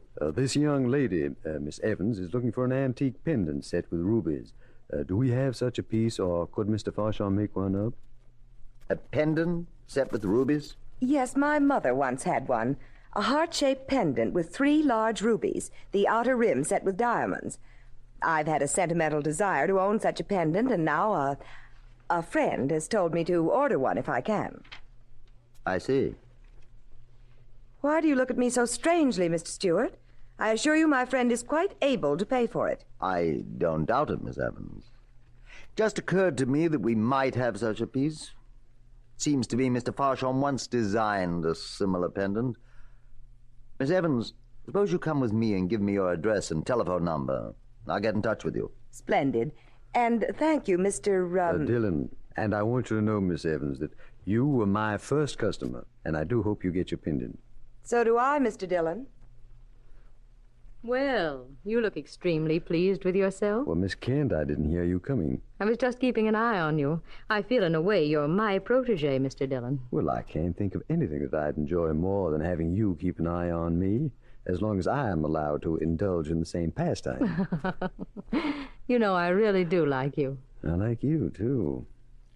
Miss Kent, would you consider it presumptuous if I asked you to have dinner with me? Well, that depends upon how soon you wanted me to dine with you. Tonight? Tonight is perfect. I like presumptuousness in a man, Mr. Dillon, as long as the man is attractive, of course.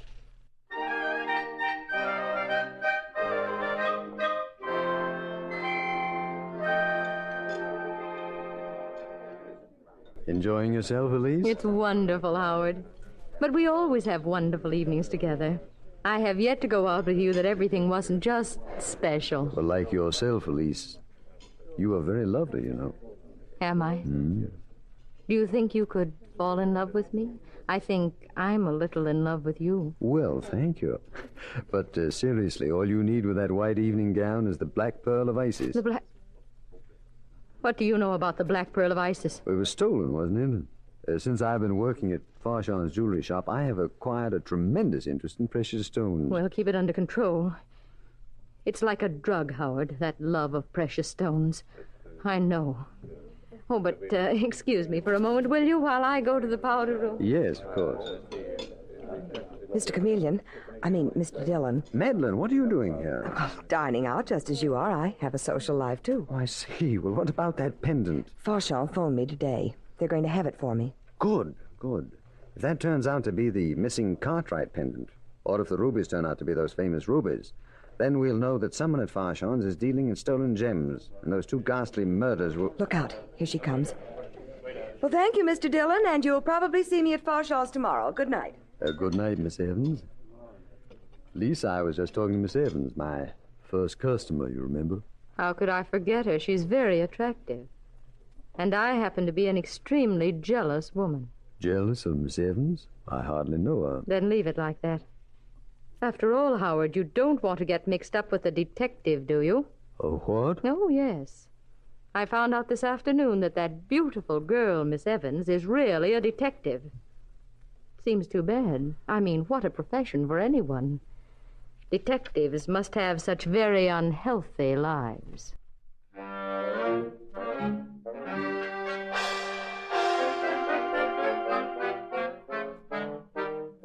Mr. Chameleon and the case of the Jewels of Death continues in just a moment.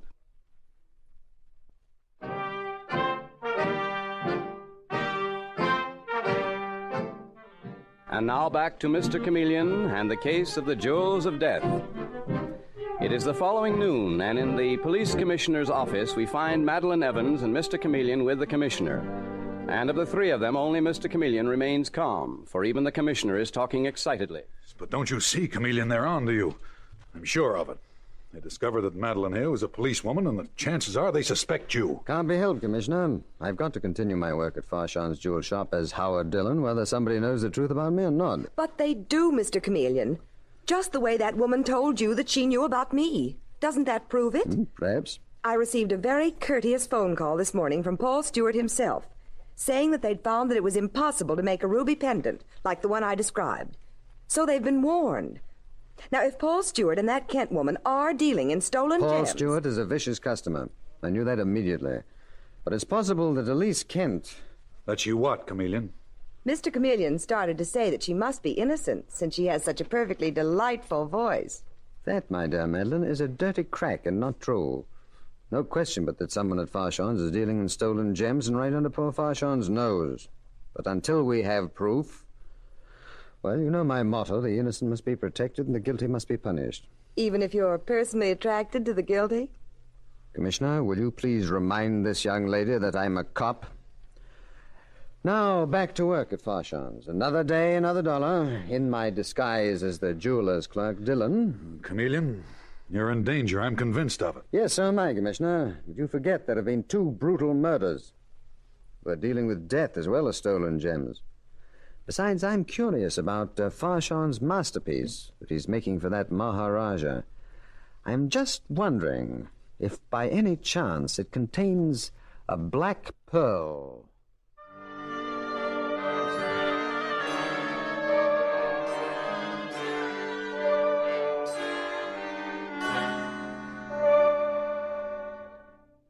Now listen, Elise. You're playing a dangerous game and it's got to stop. It's a matter of life and death. Whose death, Paul? I think you know. You must be there tonight, that's all. Did you hear footsteps? No. All right, I'll be there at 11 o'clock sharp. You can count on me, Paul. I'll be at the... Wait a minute. Is that you, Mr. Dillon? What were you doing, eavesdropping? No, Mr. Stewart. I started to come into Mr. Farshon's office, and I realized you and Miss Kent were having a private conversation. Oh, you did? Then why did you listen? He wasn't listening, Paul. You're being ridiculous. Sorry. Better get into the shop, Dillon. That is, if you're really serious about the job. Well, what ails him, anyhow, Elise? He, disappointed in love? Could it be that I have a rival? No, you have no rival. Well, then how about dinner in the theater tonight? I can't. I have a date. With Paul Stewart at 11 o'clock? I did overhear that much. Do you really care if I have a date with Paul Stewart? I'd care a great deal if you had a date with that girl detective friend of yours. Elise, are you meeting Paul Stewart tonight? And if so, where? Tell me, you must. Oh, Howard, don't be silly. You're imagining things. Of course I don't have a date with Paul Stewart tonight.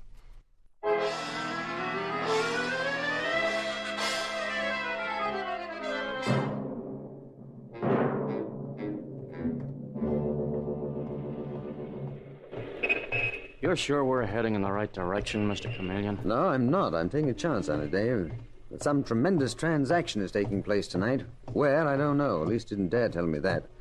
Best you could do is tell me the time. But the police are watching the jewelry shop and Paul Stewart's apartment house, and Elise Kent's place, too. Not enough, Dave, not enough. I want to be there on the spot, personally, before another human soul is chloroformed out of existence. Just pray that I've hit on the right place. Well, 11 o'clock, Mr. Chameleon. Mm-hmm. Here we are. This must be Farshon's house. His workshop, I understand, is on the top floor. The place is dark. Let's try the front door. What? Are you nuts? No.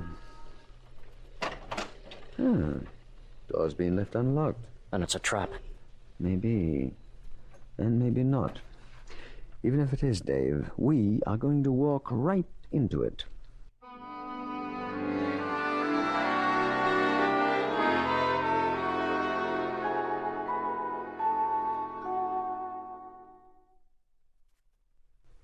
Okay, here we are, Dave. This must be the workshop. Look, Mr. Chameleon, I don't like this. No one's even tried to stop us. Don't be impatient, Dave. They will in time. See if this door is open, too. Oh, there's a light on in here. Yes. A light shining down on the work table. There's a single piece of jewelry lying on the table.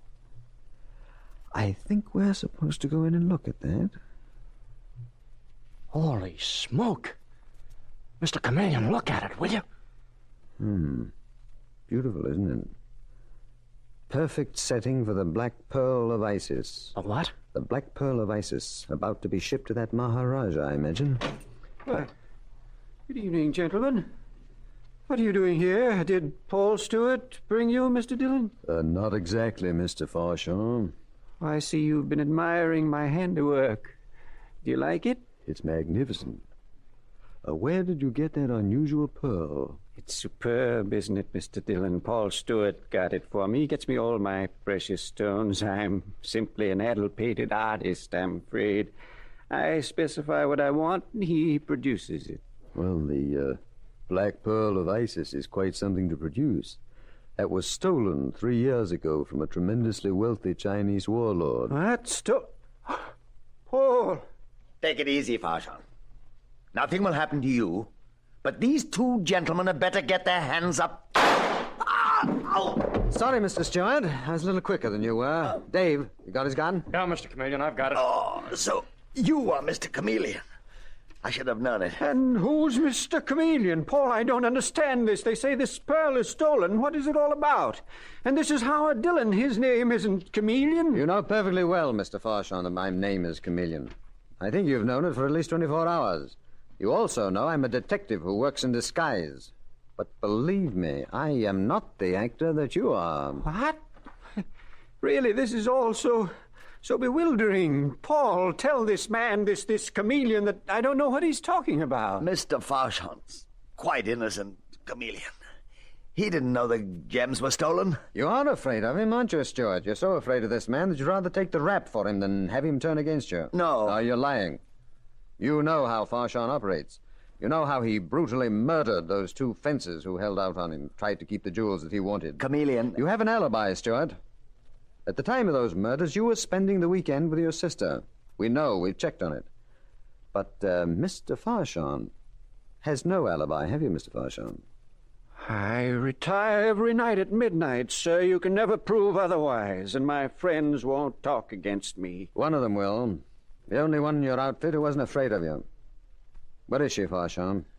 Where is Elise Kent? I have no idea. Dave? Yes, sir. You search the place and start on this floor. Yes, Mr. Chameleon. And stop smiling, Mr. Farshon. You think that we can't find her? Maybe we can't without your help. But you are going to help us.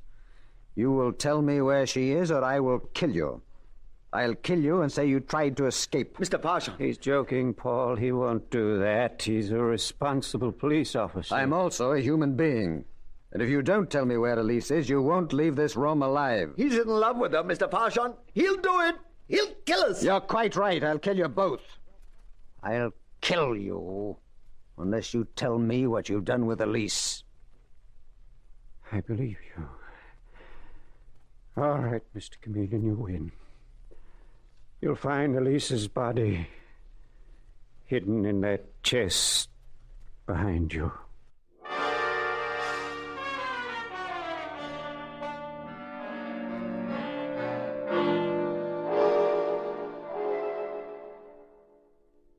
You feeling better, Elise? Yes. Farshon tried to murder me for giving him away. 3 more minutes and the chloroform would have done its work. I was almost gone. And yet I could hear Paul Stewart say that you loved me, that you'd really kill them if you couldn't find me. Mr. Chameleon, would you have killed them? No, Elise, I'm an officer of the law. I don't kill wantonly. But just for a moment, I must have meant it. I wouldn't have convinced them otherwise. Farshon isn't human. He's a hideous combination of a great artist and a criminal. He had to have the greatest jewels in the world to work with. Nothing else would satisfy him. And yet you stayed on with him. You helped him, Elise. I've tried to even that score. I've turned state's evidence. You already have my statement that Farshon was the murderer. That's what'll save you from a heavy sentence. And I personally will testify that you helped me break the case. That's not enough. I don't want to go to jail even for a year. You'll help me escape, won't you? It won't be difficult. Oh, darling, please. You know you're a little in love with me. Please let me go. No one will know you helped me. Elise, I'm deeply grateful to you. I'm fond of you, too. I'll do all I can to help you, but I can't let you go free. You've been working with criminals, and I'm a cop. I lied when I said I was a human being first. Mr. Chameleon, are you all right? Hello, Madeline. Yes, I'm quite all right. I was just taking Miss Kent down to police headquarters. Would you like to come along? I'm sure she'd like to come along. Then the two of you can talk shop far into the night. When I look at Miss Evans, I'm afraid I realize that there's something to be said for being on this side of the law. Yes, you're quite right, Elise. And from now on, I know that you, too, are going to stay on the side of the law.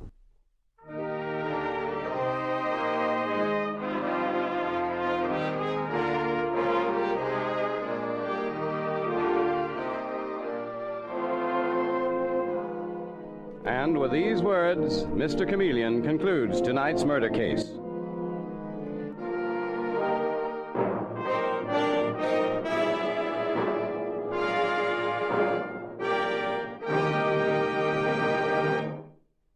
Listen next Wednesday night at this same time for Mr. Chameleon, the man of many faces, in The May and December Murder Case. The part of Mr. Chameleon is played by Carl Swenson, with dialogue by Marie Baumer from the original story by Frank and Ann Hummert. Music directed by Victor Arden. Your announcer is Howard Claney.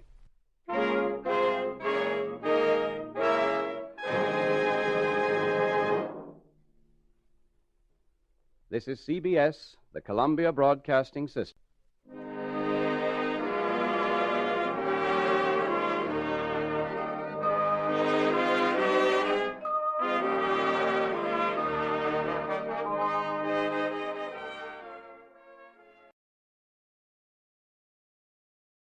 The Adventures of Michael Shayne, Private Detective.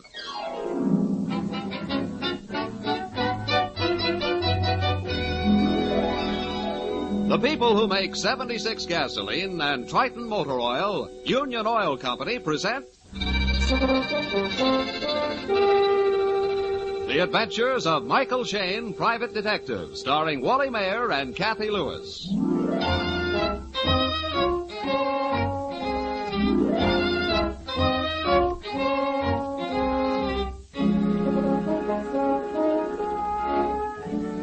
Excitement and danger are the salt and pepper in Mike Shayne's recipe for life. But at this particular moment, Mike seems fresh out of spice and seasoning. Life is very dull for our detective friend. So dull, in fact, he almost yawns right in the very pretty face of his secretary, Phyllis Knight. 10 minutes to 4. You've had that poetry book propped under your nose since lunch. Well, certainly. If I'm going to write poetry reviews, I've got to read them. Exactly 3 people have walked through that door today. 1 bill collector and 2 guys asking where they could... Mike. Where they could comb their hair. 3 + 1 = 4. You, sir, are Monsieur Michael Shane, the private detective? If it's all right with you, ma'am. I am Madame Jelaine Toulot.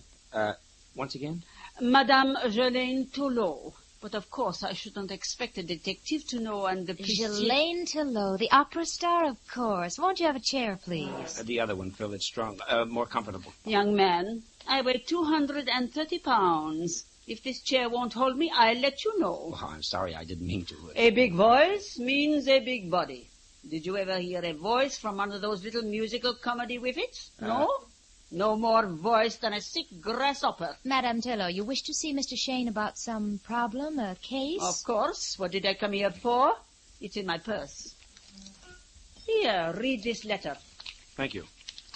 Madam, this is your last warning. If the book is published, you will not be here to enjoy the pain it causes. That's all. It's unsigned. This is the second one I've received in the past 2 weeks. Well, what on earth does it mean, the book? My memoirs. Everybody knows I am writing them.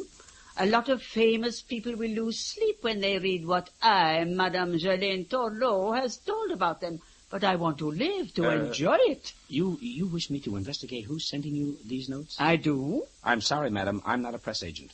Writers have tried this publicity stunt before. Why, you young cochon. Very well. I'll go to a good detective. I wish you luck, madam.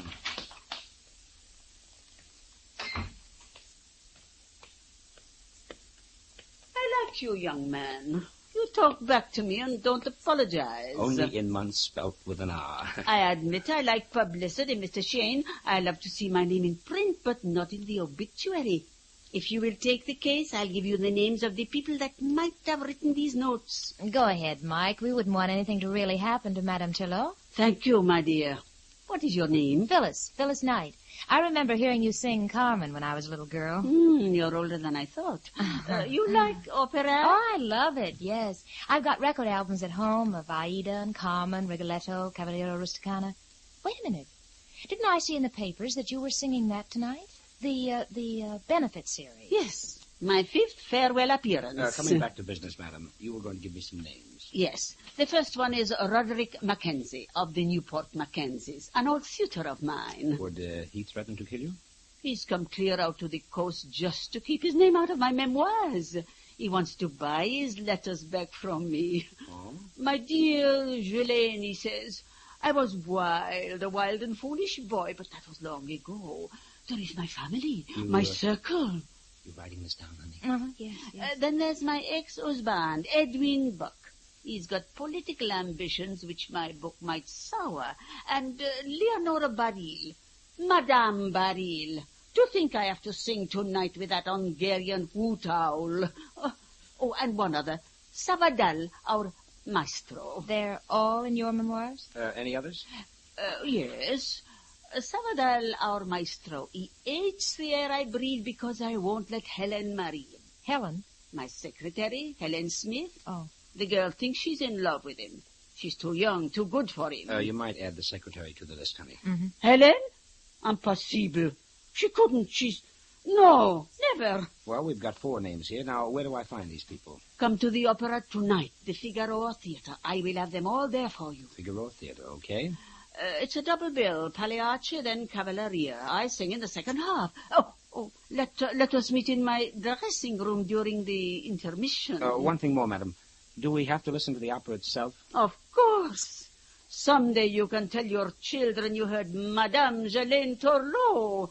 You will never forget tonight. That's what I'm afraid of.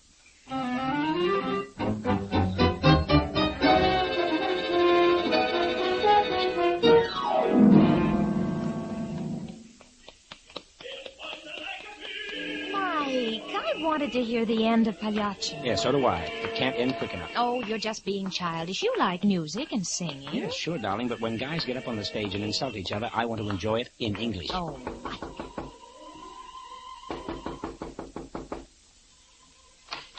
Yes? Oh, we thought this was Madame Toulot's dressing room. I'm sorry. It is.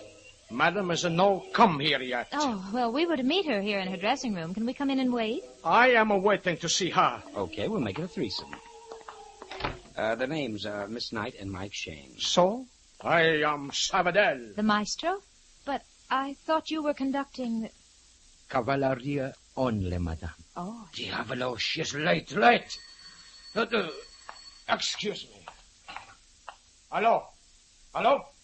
Madame, the time. I wait. So? See, they are here. You, Mr. Shane. She want to talk. Oh, thank you. Hello? Monsieur Shane, I am going to be late. A certain person has been here at the house trying to tear up my memoirs. What? Who? I'll tell you when I get to the theater. Come back to the dressing room after the performance. Au revoir. Goodbye. I want to talk to her. I'm sorry, Maestro. She hung up. Oh, that woman, that big girl will not stand to this. I warn her. No, we're doing Huh? Do what? Hey, just a second there. That, my dear, is what we artists call temperament fortissimo. Yeah, well, I've got a plainer name for it. Come on, darling. Let's go back to our seats and join the other sufferers.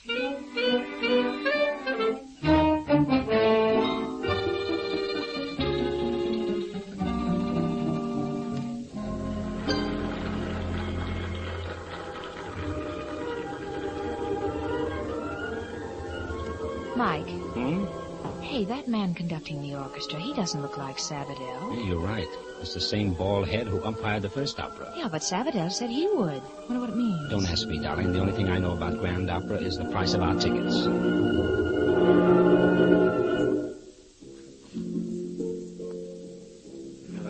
Hey, that's awfully funny. Yeah. Well, this is the last part of the prelude, and right now the tenor's supposed to be singing off stage. The curtain's going up. There's nobody on the stage. Somebody's coming out from the wings now. It's Sabadell. Ladies and gentlemen,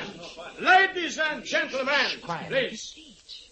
I am regret to announce there will be tonight no Cavalleria Rusticana. I have to announce there is a tragedy. Our soprano, Madame Turlot, is dead.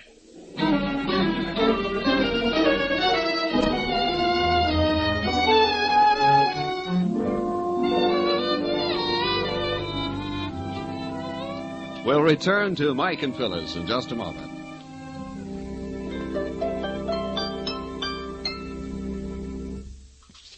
Many motorists blame poor mileage, sluggish pickup, and inferior engine performance on wartime gasoline.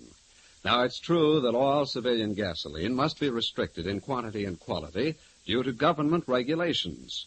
But if you've been having trouble with a rough motor, or your gas coupons don't seem to go quite as far as they used to, ask yourself this question. How long has it been since my spark plugs were checked? You see, spark plugs have a lot to do with engine performance. If they're old or burned or dirty, they won't fire properly and they waste gasoline. In fact, engineering tests show that defective plugs can waste 1 tankful of gasoline out of 10. Now, there's no reason why anyone should put up with this condition when it's so easy to have your Union Oil Minuteman check your spark plugs. Union Oil spark plug inspection is scientifically performed. The condition of each plug is carefully measured on a special machine, and you can see the results for yourself. If your plugs are dirty, the Minuteman will clean and adjust them. The cost of this service is only a few cents per plug, and you'll soon save that in extra mileage. You'll find Union Oil Minuteman ready to serve you wherever you see the sign of the big orange and blue 76.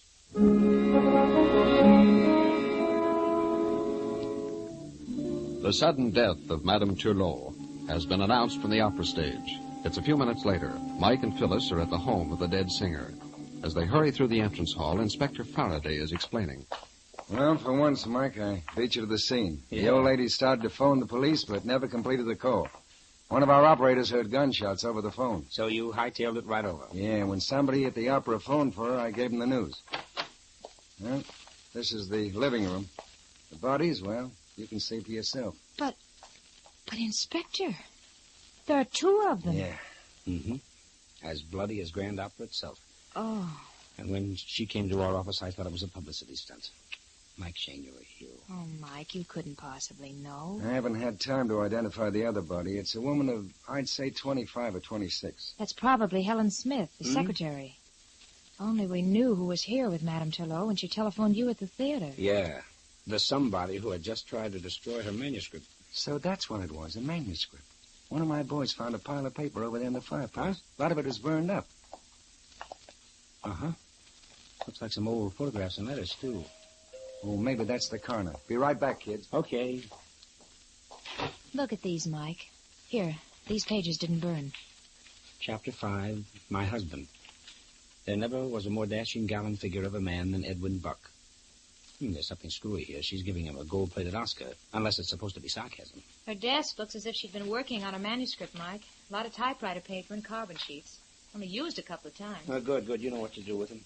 Mike, what are you staring at? Bloodstains on the carpet. They trail from the phone over here to the piano where she died. Oh. Well, she must have clutched at the music rack as she fell. There's music all over the floor. Uh-huh. She's got a couple of sheets crumpled in her hand. Looks like they were torn out of something. Let me see. That's part of an opera score. An aria from Rigoletto. Court I.G. on I. Valrazzi. Mike. Corsiani Vilrazzi. It's a baritone aria. I thought she was a soprano. Helen, Mamma Mia, Helen. No, Sabadell, no, don't touch her. I don't know who these men are, but they all insist they're special friends of Madame Turlot. What's your name, sir? Edwin Buck. I was once her husband. And you? Roderick Mackenzie. I've known Ghislaine for, a long time. I was supposed to meet all three of you gentlemen this evening about certain threatening letters sent to Madame Turlot. So I understand. Have you got those letters, Mike? I have one, Inspector, here in my purse. Maestro Sabadell, when we were in the dressing room with you, you blew your top about Madame. You said you had warned her, and now you would do it. Do what, Maestro? I was a meaning for Helen. Madam, she say we cannot marry. I'm say, Madame Turlot have no right to stop us. Tonight I'm decide. No more talk. We do it. And where did you go when you slammed out? First I go for a walk. Get over my temper. Then I phone Madame. She's very late. They say she's dead. Mr. Buck, you came here for some reason, but you're very quiet. Yes, it's so horrible. And how long ago were you divorced from Madame Turlot? About 18 years. I understand you have political ambitions. Is that right? I hope to run for Congress. And what your ex-wife wrote about you might do your opponents more good than you. Why, no. From all Ghislaine told me, she wrote rather well of me. From all she told us, that wasn't her idea. Can you tell us, Mr. Buck, where you were during the past hour? Why, certainly. At the opera to hear Ghislaine. Mr. Mackenzie, I believe you made a special trip here from New York to keep your name out of these memoirs. There's no crime in that. You tried to buy your letters back from Madame. I did. I have my family to think of, my social standing. Some of my letters were, full of youthful enthusiasm. I was afraid Ghislaine would distort them. Mr. Mackenzie, where were you during the past hour? I was at the opera. No, that is one a lie. He was here. I'm see him. All right, Mackenzie. Drop the innocent act. What were you doing here? Well, if you must know, I came to talk to Ghislaine's secretary. And? I was going to bribe her to steal my letters for me, but nobody answered the door. I never got in. You can't prove anything on me. Except that you're a poor liar, sir. That goes for all of you. Any one of you three could have sneaked up here from the opera and killed these women. Inspector? Yes, Mike.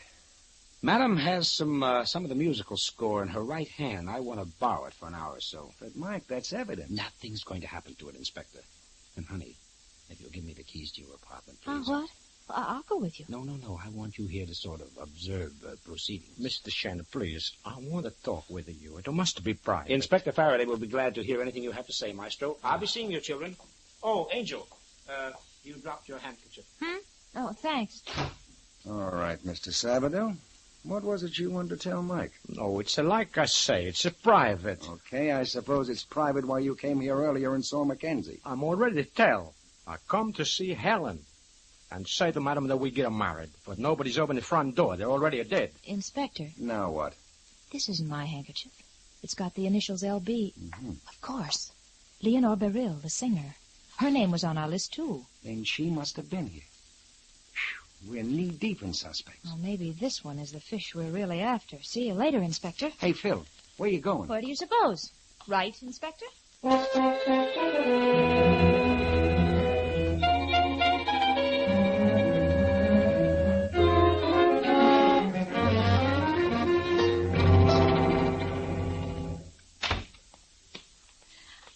I hope you will excuse my appearance, but Well, I am so unstrung from this shock. Yes, I understand, Miss Burrell.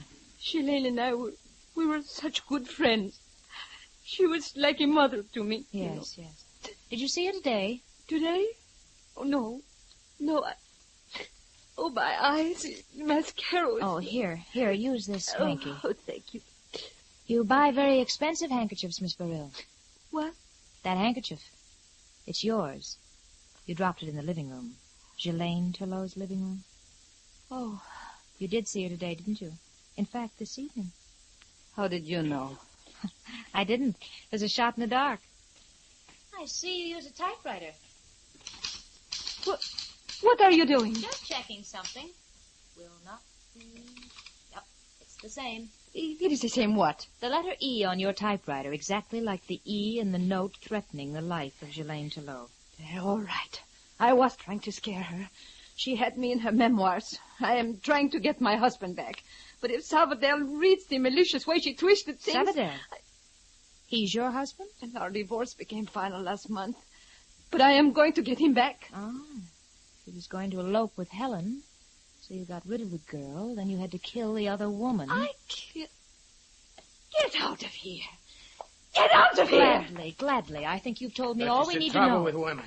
They tell her too much. Oh, Sabadell. How did you get here? The inspector, he's a turn loose everybody but Mr. Mackenzie. Now, I talk to you. No, you don't. You stay. Sabadell want to talk. You let go of me. Diavolo, Shabbat! Stop her. Stop her. She's getting away. Sister, I am away.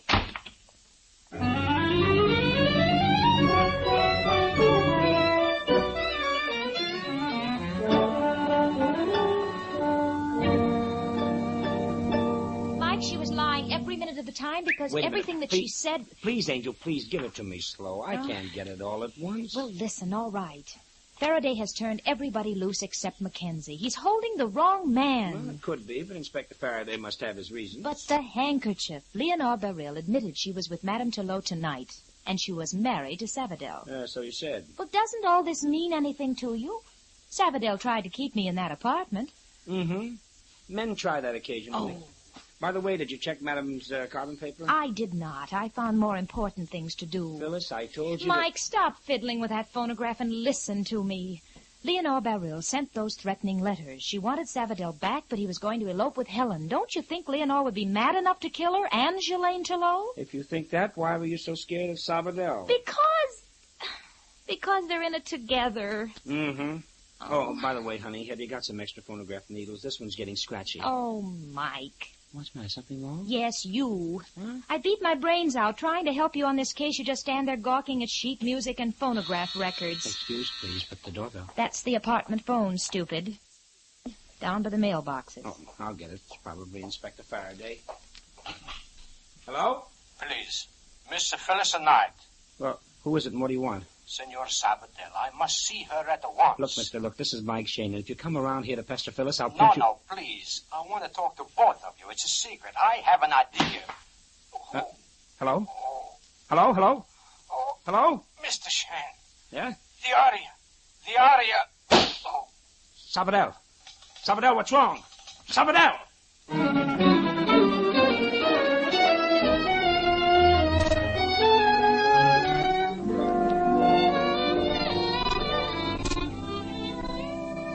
In just a moment, we'll return to Michael Shane and his adventures. A few minutes ago, we mentioned some of the reasons why clean spark plugs are important to the efficient performance of an automobile engine.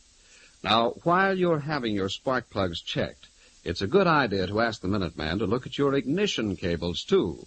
These cables are the small, fine wires which deliver electricity to the spark plugs.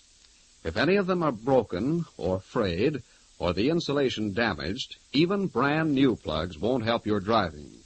You see, old or damaged ignition cables leak electricity, so that by the time the charge gets to the spark plug, there isn't enough juice left for the rich spark needed for instant firing. So to get full power out of old engines, ask the Union Oil Minuteman to check both spark plugs and ignition cables. Then you'll be sure of more power and better mileage. Just drive in wherever you see the sign of the big orange and blue 76 and ask for Union Oil Ignition Service. Thank you.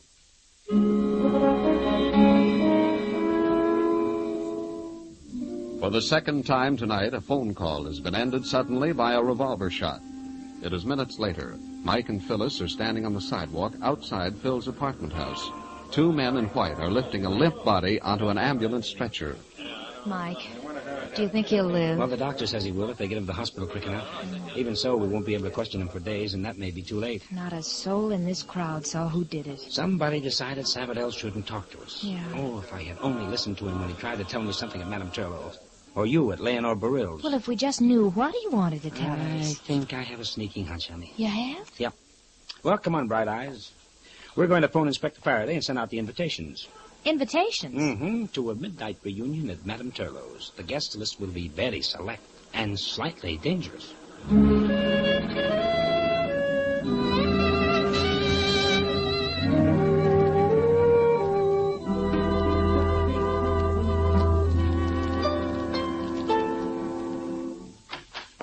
Good evening, Inspector. Hello, Inspector. You round up everybody? I did. They're in the living room. Come on in. Okay. That package under your arm, Mike, what is it? Patience, me lad, patience. Everything in due time. Mike, you tell me on the phone that Mackenzie was innocent and to release him. Well, I haven't. You mean you've got proof on him? Mackenzie came clear across the continent just to stop Madame Turlow from publishing that book. He admits he was going to bribe her secretary to steal the stuff for him. And Savadell placed him here at the house at or about the time of the killing. That's enough for me. There's just one hitch, Inspector. What? How about the killer trying to remove Savadell, too, at the very time you had Mackenzie at headquarters? Say, that's right. Yeah. Unless Savadell's ex-wife did it in a fit of anger. Miss Barill, this is Mr. Shane. So, I understand I have you to thank for dragging me out at this unearthly hour. Yes, Miss Barill. Mr. Buck, how are you? As well as could be expected. Phyllis, will you look up those carbon papers now? Yeah, right away. I believe Inspector Faraday has told you of the shooting of Maestro Savadell, so the first thing we want to know from both of you is, where were you during the past hour? Well, I was at home, reading the newspaper story about tonight. Oh, an incomplete story, I'm afraid. And you, Miss Barill? Also at home. When Miss Knight left you and Savadell, or should I say escaped from you, what happened? Nothing. You and Savadell had a fight. He accused you of killing Helen so he couldn't marry her. I told him I didn't, and it's the truth. All right. Now, honey, how about the carbons? All checked.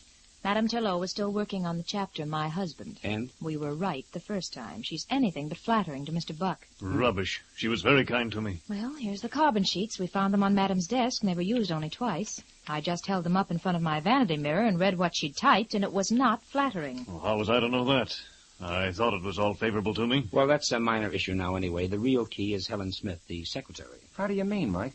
Madame Turlow was against a marriage between Helen and Savadell. She told us it would never happen. Now, doesn't that strike any of you as a little strange? Employers usually don't have such control over the lives of their secretaries. Okay, Mike, but get to the point. That is the point, Inspector. And now you wanted to know what I have in this package. Yeah. First, the music score we found in Madame Turlow's hand. A baritone aria from Rigoletto. The Cortegiani Virazzi. Pronunciation by courtesy of Miss Phyllis Knight. Thank you, darling. And next we have Phil's record album of the same opera. Angel, will you warm up the Madame's phonograph for me? If you ask me, this is all very cheap and dramatic. Operatic is the word, Miss Burrell. You see, when Madame Turlow was shot, she made a dying effort to tell us who killed her and Helen, especially Helen. She tore a very special aria from the score of Rigoletto. In a desperate gamble, somebody would understand it. Mr. Shane, I don't believe you are the man to give us a course on opera appreciation. Well, we shall see, Miss Burrell. Photograph's ready, Mike. Okay, darling. Now, do you people know the plot of Rigoletto and what this aria means? Well, of course. I have sung Rigoletto. I'm afraid I have only a hazy idea. All right. This is the setup. A gang of the Duke's courtiers have just kidnapped a girl. Now this guy Rigoletto is cursing them. Now he's begging them to give her up, and they won't. Now he tells them a secret. The girl is his own daughter. Well, does that mean anything to you, Miss Burrell? Not a thing. You, Mr. Buck? I can't say that it does. Okay, then I'll put on the other record. Now, this is the end of the opera, the payoff. Miss Burrell, As an opera star, tell us what's happening on the stage right now. Why, Rigoletto had planned to kill his enemy, the Duke. Right. He has the body in a sack, and then he makes a discovery. Now listen carefully, Mr. Buck. Rigoletto opens the sack and sees a girl's body. He cries, "Speak, oh, speak to me, my darling daughter. Oh, awful fate. By my hand she hath fallen." Huh? What's that? Mike, My child. Helen was my child. Helen was Ghislaine's daughter? Then Buck is her father? I didn't know. I didn't know. Yes, her father. And her murderer.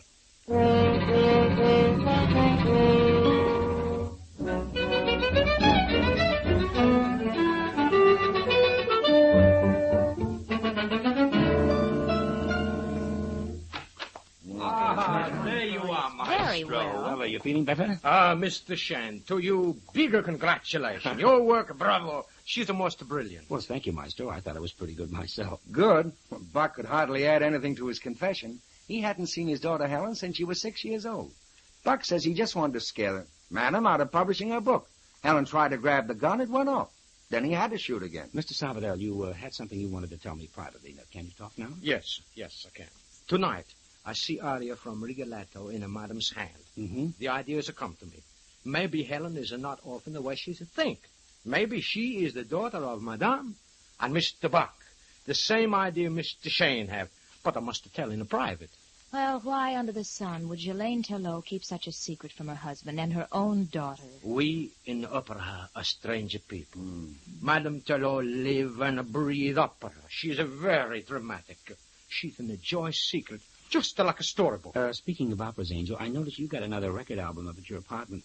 Maybe if I studied it, I might get the answer to another problem. Mike, not another crime. Well, a different sort. It's The Marriage of Figaro. Catch on, Miss Knight? Then, Mr. Shane, you must translate it better than your Rigoletto. Huh? But just a minute ago, you were complimenting me about... See, only you're thinking. But the aria, no. I've never heard such a bad translation. Oh, Mike. Dear, I was so proud of your learning and your culture. Well, what about you? You didn't correct me. You're supposed to be the highbrow in this partnership. Oh, I am. Opera, music, books, poetry, reviews. Climb down off that pedestal, you fake. Why, Michael Shane... Phil, there's only one book a man wants a woman to review. I know. A cookbook. Right.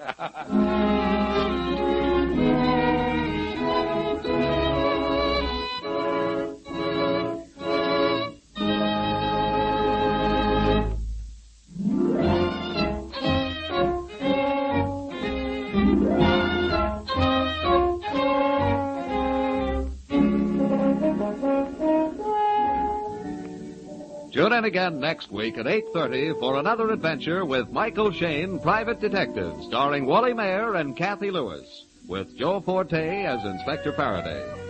Tonight's story was written by Richard DeGraff and based on the character created by Brett Halliday. Music was composed and directed by Bernard Katz. This is John Lang saying goodnight for the people who make 76 gasoline and Triton Motor Oil, Union Oil Company. This is the Mutual Don Lee Broadcasting System.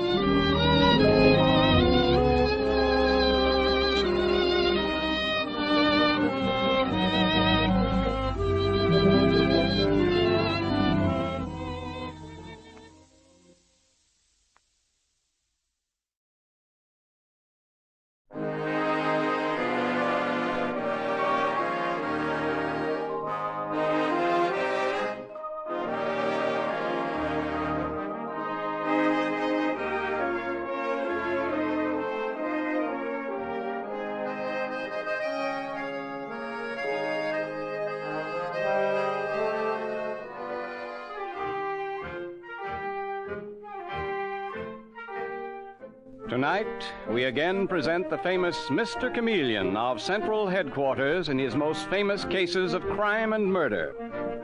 For those who do not know who Mr. Chameleon is, we give a quick sketch of his character. Born of a well-to-do family and a college man, he tried from childhood to live up to the name he bore, Chameleon, by taking on the color of whatever situation in which he found himself, appearing in endless guises, finally entering the police force, where he became known as Chameleon, the man of many faces, the underworld's most dreaded man.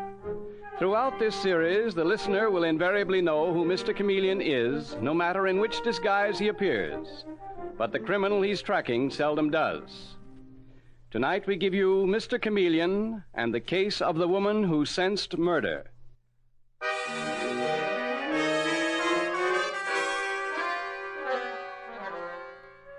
It is 9 o'clock at night, and there's a light burning in the office of the Commissioner of Police. He is sitting across the desk from Mr. Chameleon, the man of many disguises, the detective who has been the nemesis of so many criminals. Well, here's the letter, Chameleon. Yeah? My dear Commissioner, I have thought long before writing this, but the time has come when, compelled by fear, I am forced to write.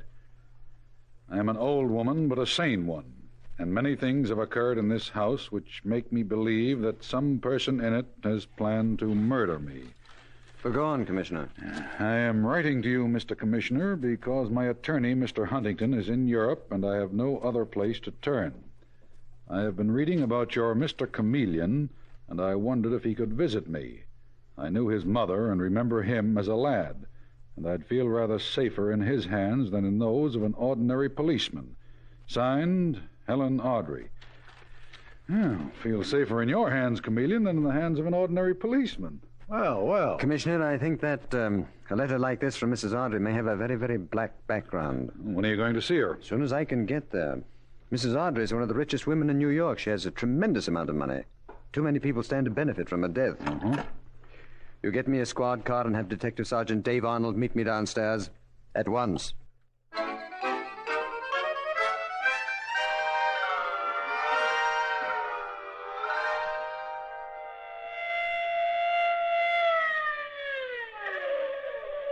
That's the Audrey mansion, Mr. Chameleon, and it's all lit up. Guess they're giving a party. Well, there's only one car. Dave, look at the license. That's a doctor's car. Come on. Now, this looks like the doctor coming out. I beg your pardon. Are you the doctor? I am Dr. Hammond, Mrs. Audrey's physician. Then Mrs. Audrey is sick? Mrs. Audrey is dead. Dead? Dr. Hammond, I am Chameleon of Central Headquarters. Yes, I've heard of you. Tell me, Doctor, how did Mrs. Audrey die? The symptoms are those of an overdose of heart medicine. But I am willing to give no opinion further than that they are the symptoms of an overdose. Thank you, Doctor. I wondered if you could wait inside a moment. I may need to ask you some further questions. Gladly, Mr. Chameleon. I'll be in the library. Thank you. Dave. Yes? Not one word about the letter the commissioner got from Mrs. Audrey. When I talk to these people, I want their guard down. Okay. I smell murder.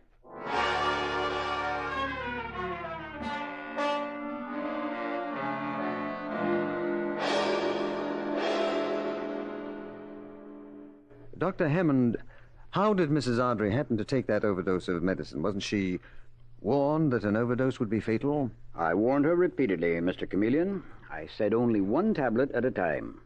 Oddly enough, when I just looked in the box, there was only one tablet missing. Yet she must have taken more. Who was with Mrs. Audrey at the time of her death? Not a soul. Servants were out. Her 2 sons were out. Even her daughter-in-law, Stella Audrey, was not at home. She says that Bobby, that's her 12-year-old boy, wanted to see a movie. It was Stella Audrey who discovered the body, wasn't it, Doctor? Yes. When can I question her? Not till morning, I'm afraid, Mr. Chameleon. She's in a state of prostration. Oh. Very well, but that is the deadline. I must question her then.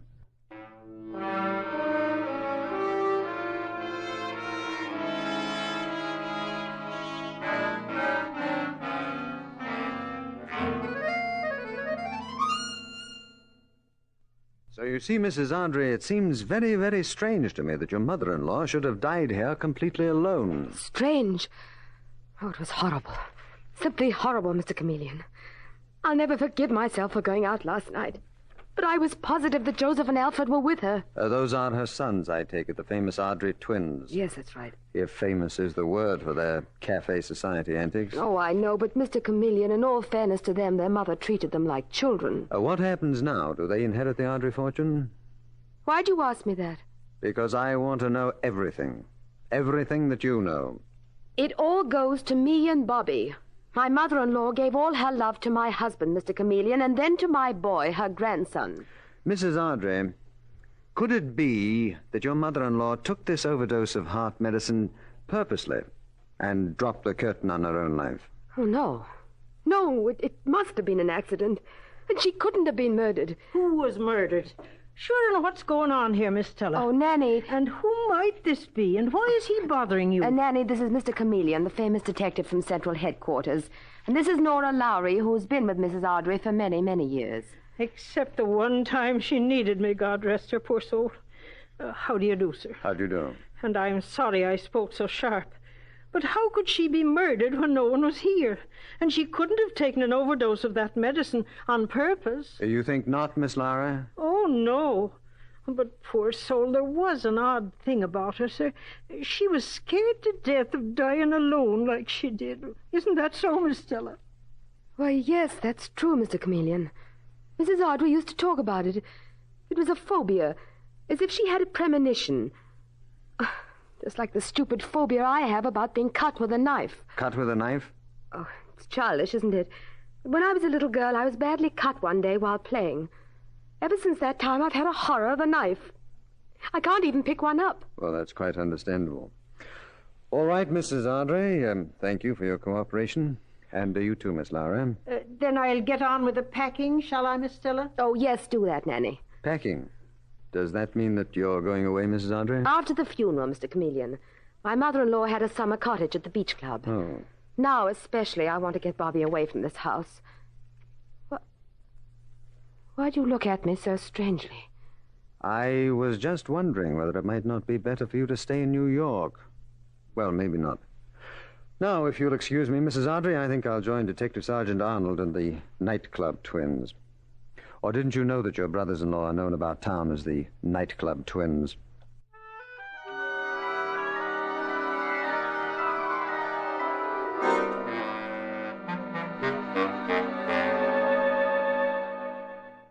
And who are you to ask us such personal questions? Wasn't the shock of Mother's death bad enough without having to put up with a couple of policemen? He means us, Mr. Chameleon. Yes, I gathered as much, Dave. Mr. Chameleon. Mr. Chameleon, is that who you are? Yes, Mr. Joseph. Or are you Mr. Alfred? I'm Joseph Ardrey. But really, this is surprising. The famous chameleon working on a simple case like this. Which resulted in your mother's death. Poor mother, Stop it, Alfred. Mr. Chameleon, you're such a famous detective. I always pictured you as turning up in some impenetrable disguise and handling only big cases. Well, this may be a big one.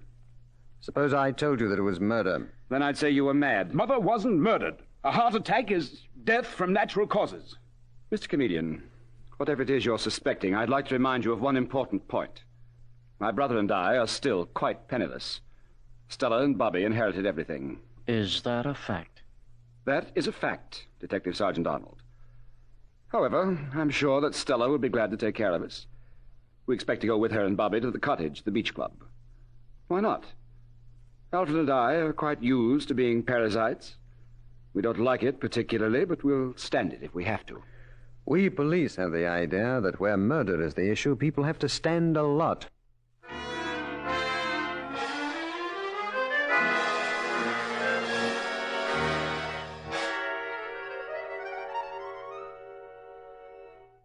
I'll tell you one thing, Dave. Joseph Ardrey meant it when he said they didn't enjoy being parasites. Those two want money badly. And they're spending the summer under the same roof with Stella Ardrey and her son. I don't trust those guys, Mr. Chameleon. But say, what about that heart medicine? That interests me very much, Dave. There were 10 tablets in that box. Now there are 9. Yet Mrs. Ardrey got an overdose. Where did the extra tablets come from? And who gave them to her? Yes, that's the point, Dave. Who?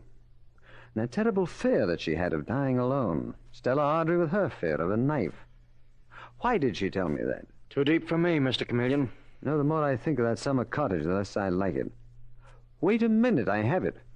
Where's Madeline Evans? Oh, she's going on vacation. How right you are. Nice long vacation at the beach club. What?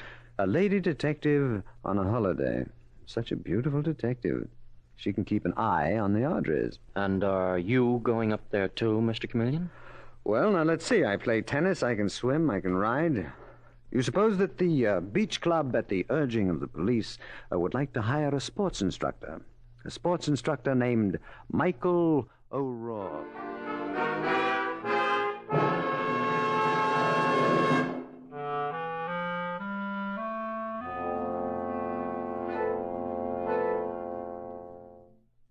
Gee, Miss Evans, that was a wonderful shot. Oh, thank you, Bobby. You like to play tennis, don't you? I like to play with you. You're terrific. Would I be speaking out of turn if I disagreed with the young man? What? What? Well, I've been standing here watching you. And if the young lady will forgive me, her backhand drive is very weak. She doesn't hold the racket properly. What do you mean? She's perfect. Who are you, anyhow? Well, my name is Michael O'Rourke, and I'm the new sports instructor. Oh, how do you do? My name is Madeline Evans, and this is Bobby Ardrey. It's a pleasure, I'm sure. Certainly be a pleasure to teach a pretty girl like Miss Evans to hold her racket properly. You leave her alone. She's all right as she is. Oh, Bobby, I'm simply dying of thirst. Would you get me a glass of water? I'd do anything for you, Miss Evans. And you leave her alone, Mr. O'Rourke. Oh, I certainly will. I see that you've made a conquest, Madeline. Mr. Chameleon, when did you get here? About 2 hours ago. Detective Sergeant Arnold probably join us tomorrow. Right now he's checking up on old Mrs. Ardrey's will and also investigating the private lives of the sons, Joseph and Alfred Ardrey. Oh, those creatures. You're right about Bobby, Mr. Chameleon. I have made a conquest. How is Bobby's mother, Stella Ardrey? Oh, not so good. Oh. She looks like a ghost. She takes long walks all alone down by the sand dunes. Nanny, who keeps house for them, you've met Nanny. Oh, yes. It's for Nanny's benefit that I've worked hard on my brogue. Well, Nanny tells me she's worried sick. But then... Miss Evans, sure you don't grip the racket correctly at all. What? Somebody's coming. Now, the proper way to hold it. Miss Evans! Why, it's Nanny. Where's Master Bobby? I've got to find him. He mustn't come near the cottage. Not till the ambulance has taken her away. The ambulance? What do you mean? They found his mother 2 miles down the beach. She went on one of her walks and someone robbed her. They took her rings and they stabbed her. They're afraid she won't live through the night. Stabbed with a knife.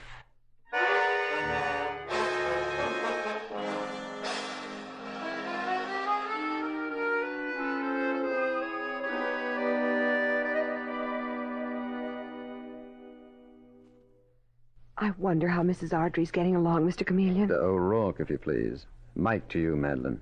Watch that. On a beautiful night like this, death seems very remote. No, not to Stella Ardrey, who was stabbed with a knife. And death may be approaching us right now. Here comes one of the twins. Well, that's Joseph. Mr. Ardrey? Mr. Ardrey? Yes, Miss Evans? How is your sister-in-law? Stella is dead. Oh, no. We're taking her body back to New York tomorrow. And what becomes of the little lad? If you're referring to my nephew, my brother and I are his guardians now.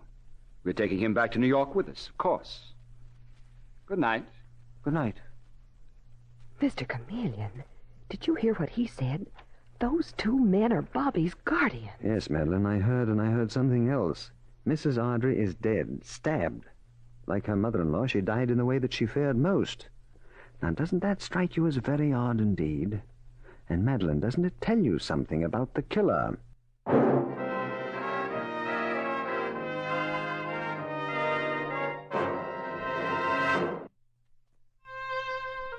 Mr. Chameleon and the case of the woman who sensed murder continues in just a moment.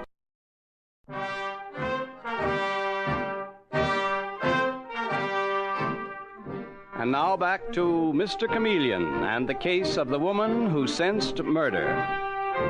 It is the following morning, and along a wooded bridle path come 2 horsemen, Mr. Chameleon and Detective Sergeant Arnold. Both men look extremely grave, and Mr. Chameleon is saying... So after Bobby's death, Joseph and Alfred Ardrey would at last inherit the Ardrey fortune. What do you mean after, Mr. Chameleon? I mean O'Rourke. You'd think the boy was already dead. I'm afraid it's only a matter of time. That was an interesting will, Dave. Very interesting.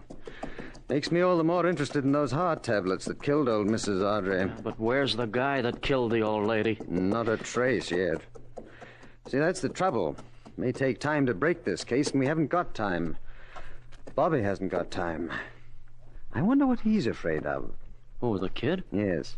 You see, his grandmother, remember, was afraid of dying alone. That's how she died. Stella, his mother, had a dread of being cut. She was stabbed to death. There's a queer, sadistic pattern there, Dave. I know that boy may be murdered, but I don't know by whom, and I don't know how. Mr. Chameleon, there he is, coming out of the paddock. Oh, probably waiting for Madeline. You better beat it, Dave. Okay, see you later. No. Well, hello there, young fella. You waiting for Madeline? I'm waiting for Miss Evans. We're going riding together. You like to ride, don't you? You're not going along, are you, Mr. O'Rourke? Miss Evans told me that just her and me, that we could spend the day together. Oh, I wouldn't come near the two of you. But you know, Bobby, you really have the makings of an all-round sportsman. You ride, you play tennis. Are you scared of guns? Oh, me? No. Ah. Did you ever go up in an airplane? Sure, often. We flew to California last year. Is that a fact now? Well, Bobby, you're a better man than I am. I wouldn't go up in a plane on a bit. I'm just a coward, that's all.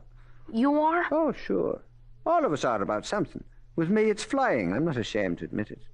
Mr. O'Rourke, if I tell you something, will you promise not to tell Miss Evans? My Uncle Alfred says I'm a coward, too. And I am. Ah, I don't believe that. Yes, I am. Whenever I go in swimming, I stay close to the shore. I don't even swim to the raft because I'm scared of the water. Only I'm going to get over it. Well, Bobby... Yes, I am, Mr. O'Rourke. I'm going to make myself get over it. Someday soon, I'm going to make myself go out in the water beyond my depth.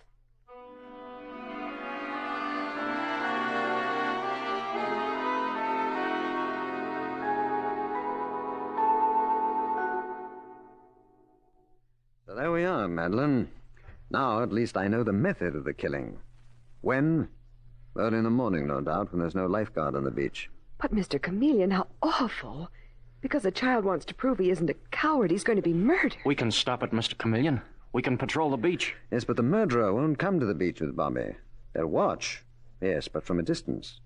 See, the trouble is, if we save Bobby's life, they'll try again later on, when the boy's been taken beyond our reach. But you've got to save his life. We can't let him drown. No, Dave, but appearances can be very deceiving. Now, look at me. Heavy tan, reddish hair, plus an Irish brogue, and I am Michael O'Rourke. Only I'm not, you see. But, Mr. Chameleon, what the heck has that got to do with the kid drowning? I don't get it. Well, you will, Dave, you will. Meet me at the beach at 6 in the morning. You better be prepared to get good and wet.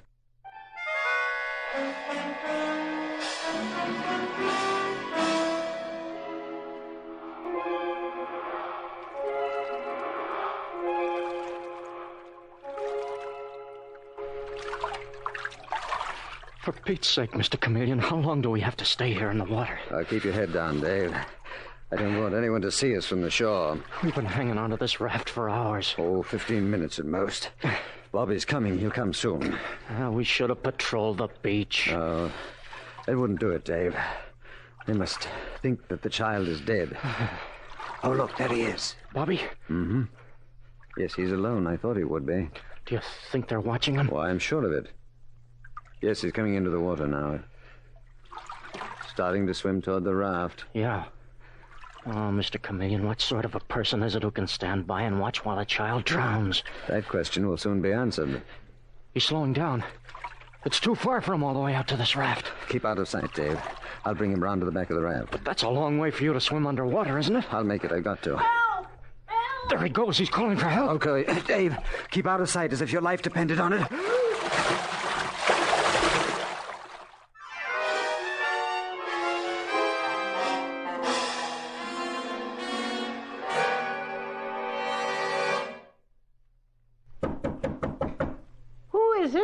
It's Michael O'Rourke, Nanny.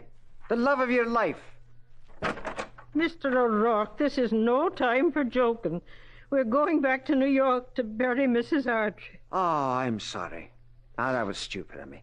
Let me come in for a moment, won't you? I'd like to say goodbye to the little lad. Well, Master Alfred and Master Joseph are having their breakfast. Oh, let them. I don't mind. Well, all right. Come on in. I'll go and fetch Master Bobby. Who's that, Nanny? It's Mr. O'Rourke, the sports instructor, Master Alfred. I'll be right back. Fine, Nanny. Well, good morning, gentlemen. What do you want? Alfred, there's no need for you to be rude just because other people have no manners.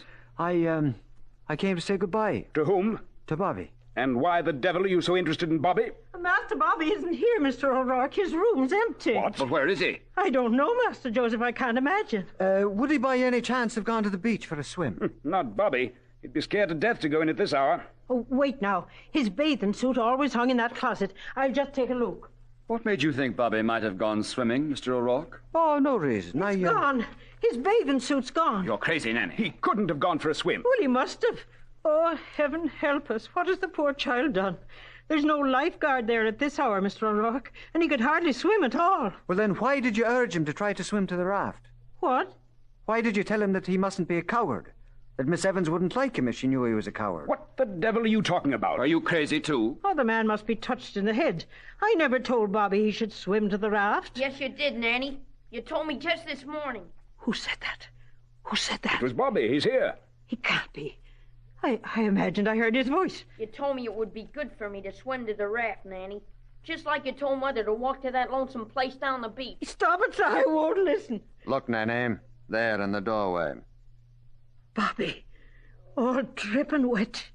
It's his ghost come to plague me. He's dead. I watched him die. Yes, but he didn't die, Nanny. Detective Sergeant Dave Arnold and I saved him. Oh, you couldn't have. I didn't see. Well, why should I do a thing like that to darling little Bobby? Well, I'll tell you why. Under the terms of old Mrs. Ardrey's will, you receive $5,000 a year, unless you outlived both Stella and Bobby. In that event, your yearly income is $25,000 a year. How do you know this? Detective Sergeant Arnold brought me a transcript of the will. But I don't understand. What's happened to your brogue? Who are you? I'm Mr. Chameleon of Central Headquarters, and I arrest you, Nanny, for the murders of Mrs. Ardrey and her daughter-in-law, Stella Ardrey. No, I didn't do it. Well, here is the proof. Dave, come in, please. Here I am, Mr. Chameleon. Dave, that handbag that Nanny never lets out of her sight. Get that for me. No, you can't have it. Give it to me. Yes. Here are the rest of the tablets of death. Nanny, for months you stole them one at a time from old Mrs. Ardrey, and then you murdered her with an overdose. Mr. Chameleon, you're a wicked man. I loved Mrs. Ardrey. If she were here, she'd tell you I loved her. Very touching, Nanny. But it won't go. See, first Mrs. Ardrey wrote the Commissioner of Police that she thought her life was in danger. And then we found this note. A little safe even you didn't know she had, Nanny. And it ends this way. And should I be killed, the person I suspect is Nora Lowry. You've made it all up. My motto, you know, is the innocent must be protected, the guilty must be punished. And you come in on the last sentence. Dave, you bring in the state's witness, please. Okay. Come in, Mr. Smithers. Him!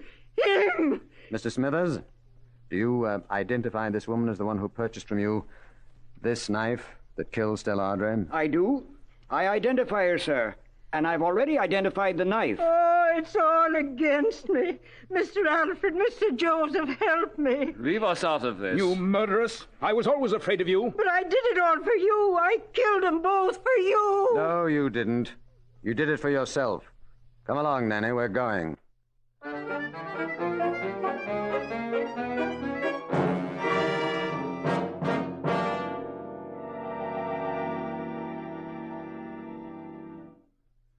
Well, now that you've settled this case, Chameleon, what's going to happen to the boy, Bobby?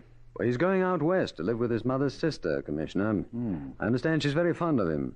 And, if you please, he's being personally escorted there. Madeline, you come in here, please. Yes, Mr. Chameleon. I just stopped in to say goodbye. Goodbye. Madeline is using the rest of her vacation, Commissioner, to see that Bobby reaches his destination safely. Well, that's very kind of you, Miss Evans. Not at all, Commissioner. I expect to enjoy the trip. Yes, and she will. You know, this girl is an expert at making conquests, and a woman doesn't have to be a detective to know that a train is a perfect setting for conquests.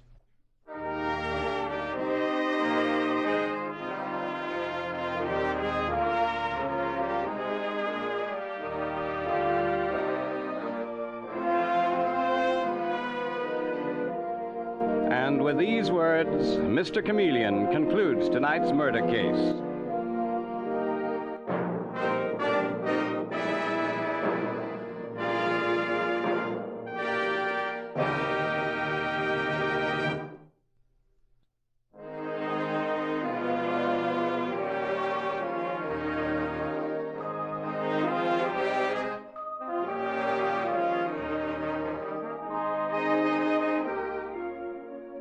Listen next Wednesday night at this same time for Mr. Chameleon, the man of many faces, in The Case of His Brother's Murderer. The part of Mr. Chameleon is played by Carl Swenson, with dialogue by Marie Baumer from the original story by Frank and Ann Hummert. Music directed by Victor Arden. Your announcer is Howard Claney.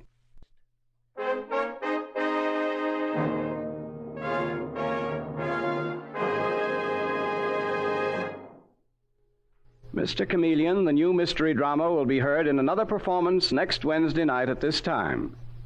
This is CBS, the Columbia Broadcasting System.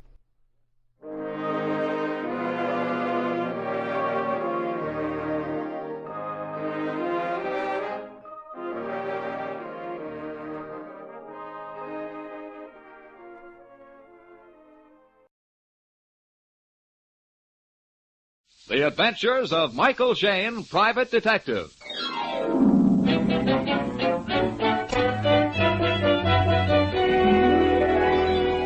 The people who make 76 gasoline and Triton Motor Oil, Union Oil Company, present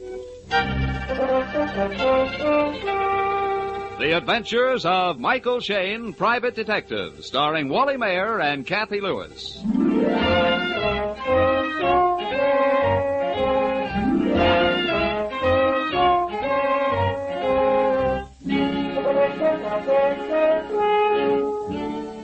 Even the busiest detectives can't always be detecting. And on this late Saturday afternoon, we find Mike Shayne and his pretty assistant, Phyllis Knight, driving through the timber country high up near the Nevada border.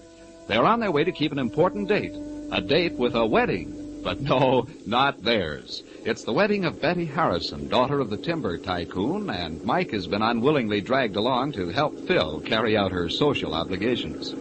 You know, I ought to have my head examined coming way out here to see two people I don't know get married. Oh, Mike. Betty was my closest friend at finishing school. Yeah, but I only finished high school. Now, where do I fit into this high society stuff? Michael, it's a quiet wedding. We're the only guests. And I'm supposed to hold the bridegroom's fevered head? Mike, where is your romance? Romance I've got, Angel, but when it comes to rice and orange blossoms, I'm strictly allergic. Mm-hmm. You're hopeless. Hey, look. Look, there's the Harrison place. Place, you say? That, my love, is quite a shack. And there's Betty. There's Betty waiting for us. Yeah, say, honey, that guy with her looks familiar. Huh? Mike, that's Inspector Faraday. In the flesh, and that spells trouble. Betty? Betty! Phyllis! Phyllis, I'm so glad you've come. Oh, you look wonderful. Me, too. Betty, this is Mike Shayne. Hello. I'm pleased to meet you. Well, I'll be. Mike and Phyllis. Say, Inspector, aren't you early with your vacation? No, I'm here on business, Mike. Mr. Harrison phoned me. Said he was leaving on the second section of 98. But he transferred to his own private trainer for me to meet him here. Father wasn't planning to come up for the wedding. Then all of a sudden, I get a wire that he is. Hey, that must be Harrison's train now. Yes, it runs up to a little station behind the house. Well, then why don't we walk over and meet it, huh? Let's. Father will be surprised. Betty, hey, where's the bridegroom? Don should have been here by now. Oh, bridegrooms are always late. Those last 3 hours. You be quiet. Betty. Oh, there's Don coming now. Hey, he's a bit of all right. Mm-hmm. Sorry I'm late. Had a flat tire. Oh, Don, dearest, this is Phyllis Knight, Hello. Mr. Shayne, Mr. Faraday, Don Manchester, my fiancé. How do you do? Hello there. How are you? Well, there she is, a-coming around the mountain. You know, this is something to see, an engine pulling one coach. Say, dropped the lumber cards off at Camp Junction. Oh. Is that what they do? Hey, look. There's somebody getting off. Oh, that's Mr. Oliver, Father's business associate. Oh, that's Mr. Miller getting off the back platform. I still don't see Mr. Harrison. No. Oh, Mr. Oliver. Oh, hello, Betty. Where's Father? Oh, as usual, in his private compartment. Hasn't even stepped out since we left Northwood City. He's probably napping again. He certainly was fine company. Well, I'm going up to the house. That's one happy character. Let's climb aboard and get Father. Sort of like a welcoming committee, huh? Okay. Inspector, watch your lumbago on these steps. Never mind my lumbago, Mike. Watch out for those fallen arches of yours. Oh, get him. Man. Here's Father's compartment. I'll sneak in and shout boo. Father! Something's wrong. What is it? What is it? It's Harrison stretched out on the floor. Betty's fainting. Here, put her on that couch, Don. Wait a minute. Rub her wrist. Wait a minute, I'll get some water. Well, Inspector, how's Mr. Harrison? He's dead, Mike. Looks like a heart attack. Uh-huh. Maybe so, Inspector, but this heart attack has had a little help. What are you talking about? About murder, Inspector. Froth on the lips and dilated eyes don't spell a heart attack. Somebody slipped Mr. Harrison a nice big slug of poison.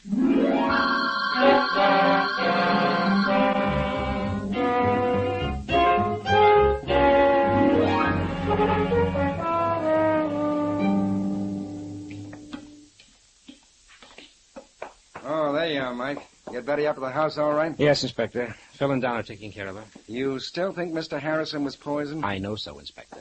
Look at his neck, stiff, and his jaws locked, eyes wide open and staring. Mm-hmm. I've got a little plan, Inspector. Would you like to try it? You know me, Mike. Well, look. No one knows we suspect murder, and whoever pulled this job figured on a local doc calling it a heart attack. So? Now, you take Harrison's body into Northwood City along with that thermos of coffee we found by him. While you're checking for poison, Uncle Shane here will keep his big ears open here.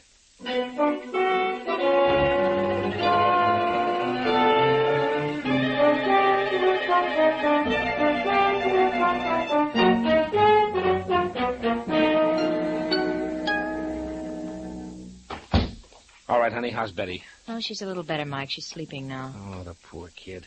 Say, what was that Betty said about her father not coming up for her wedding? Well, originally he didn't like the idea of her marrying. But she was going to go through with it anyway? Yes. Then Mr. Harrison changed his mind, that's all. Maybe it is, maybe it isn't.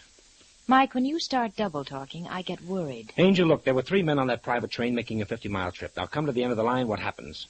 Well, I'm listening, Mike. Miller gets off the back platform and scoots. Oliver hops off the front and goes away mad. And we go aboard and find Mr. Harrison dead. Uh-huh, that's it. This Mr. Harrison is the big boss, honey.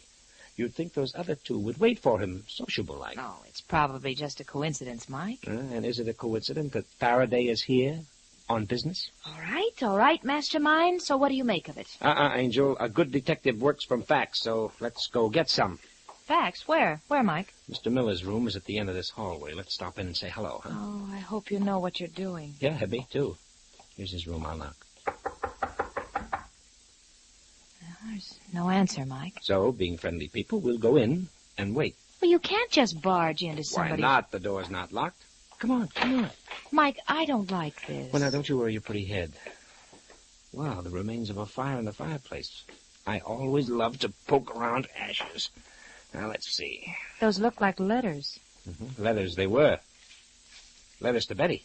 Well, she's asleep in her room. While someone conveniently burns her mail. Mike, let's get out of here. What's the matter, Angel? There's just us 2. That's where you're wrong. Mike. Huh? Well, Mr. Miller. And with a nice shiny gun. We don't like snoopers around here. Get going. Just a mistake, Miller. Just a mistake. That kind of mistake isn't healthy.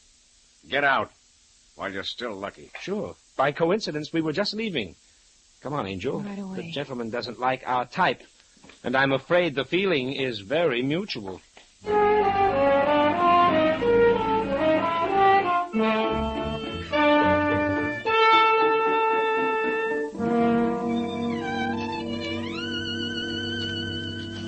These couple of scraps I took from Miller's fireplace don't help much, honey. Well, I can't understand why anyone would burn Betty's letters from her father.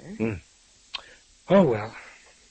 Yeah, plenty of books around. Michael, after all, this room is the library. Encyclopedia, modern timbered methods.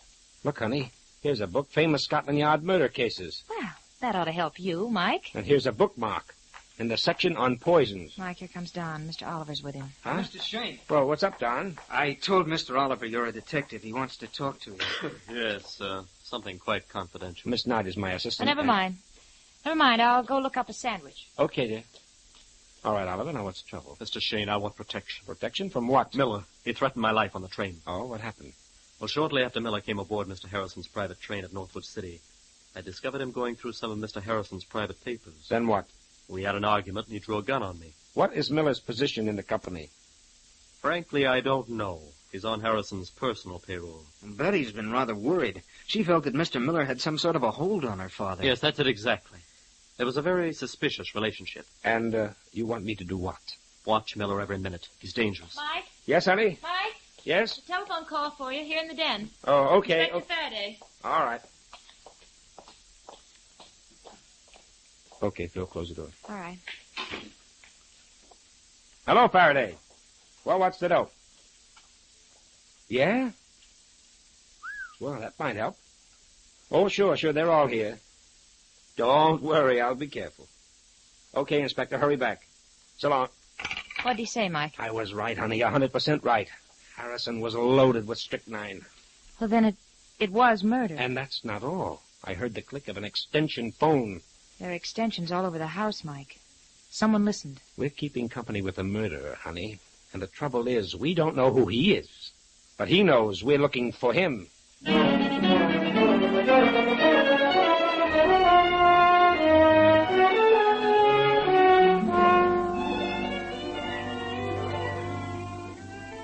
In just a moment, we'll rejoin Mike and Phyllis in their adventures.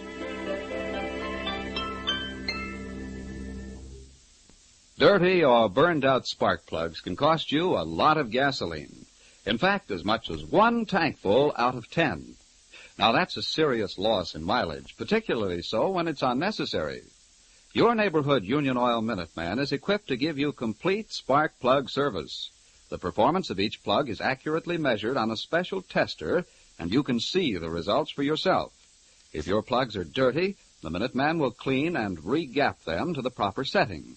If they're burned or worn out, he can furnish you with correct replacements. Then you'll not only save gasoline, but your engine will run smoother.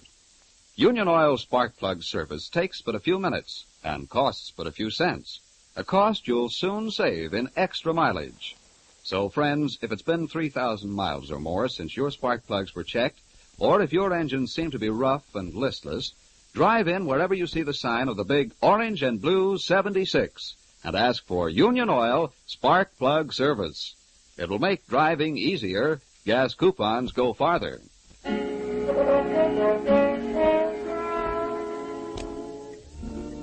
It is a few minutes later. Mike and Phil have learned that what started out as a happy wedding has turned into a grim case of murder by poison.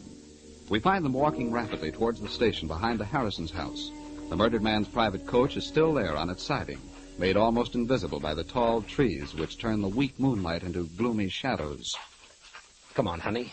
I'm hurrying as fast as I can. I want to see if that briefcase is still in the car. Inspector Faraday remembered that Harrison mentioned some important papers he was bringing up with him. Well, then whoever was listening on the extension, they know about it, too. Right, and I want first crack at that briefcase. Hey, maybe you do, Mike, but so does someone else. Yeah, a flashlight. In Harrison's private car. Maybe it's the murderer. Hang on, honey. We'll find out. Mike, there he is at the end of the car. Hey, honey, look out! Mike, did he hit you? No, a clean miss. Oh, he got away out the front. Could you see who it was? No, a flashlight in my eyes. Well, we'll catch up with him sooner or later. Oh. Let's go look over the compartment. Here it is, the briefcase. Oh, what a break for us. We frightened him away without the case.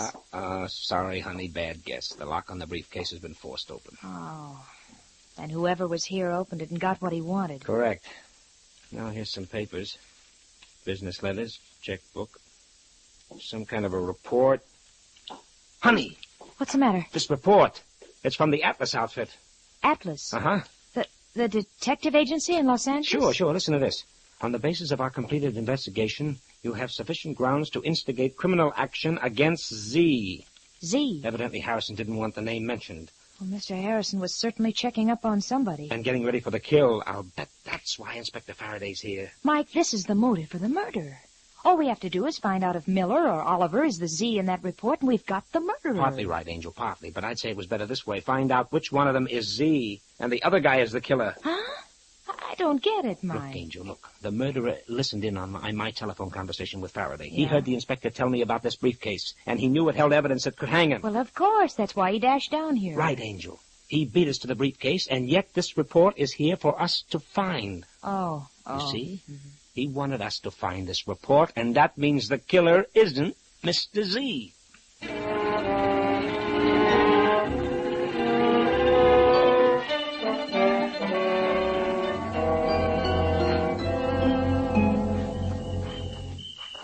As soon as we get back to the house, I'll send a telegram to the Atlas people. Okay, but these high heels don't go very well with forests. Yeah.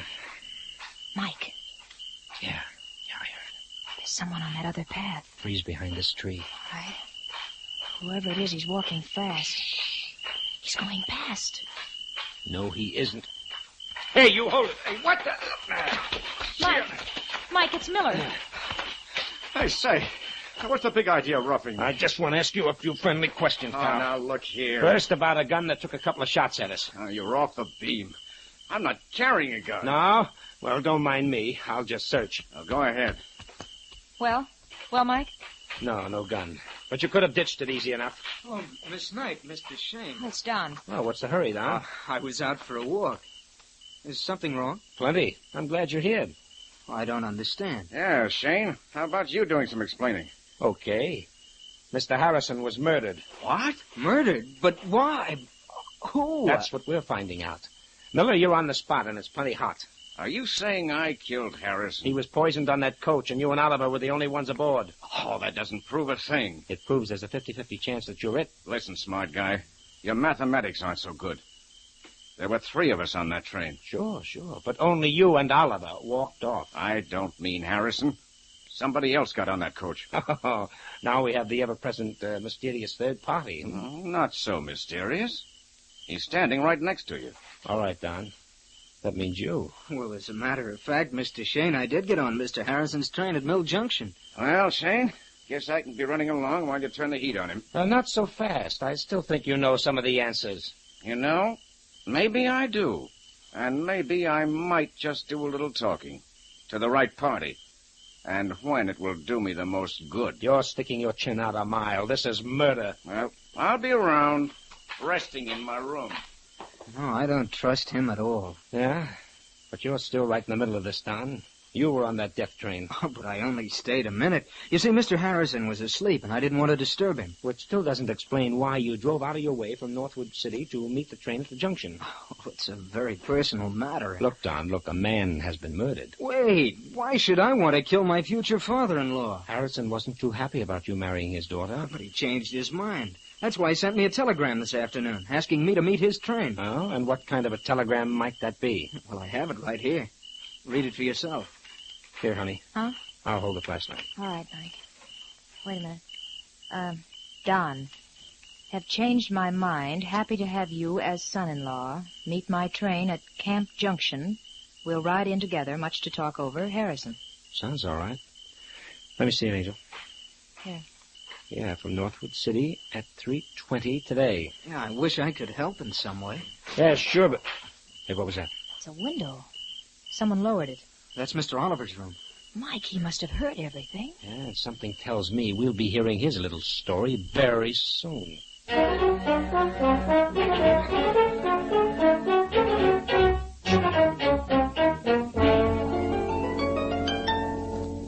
That's right. The telegram is to the Atlas Detective Agency, Los Angeles.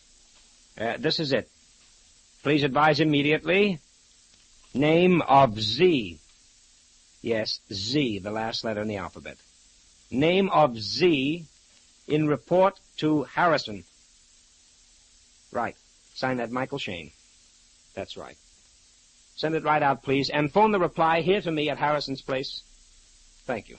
Goodbye. Well, the answer to that telegram should mean a lot, Mike. Well, it'll help, darling, but there's some angles I don't get.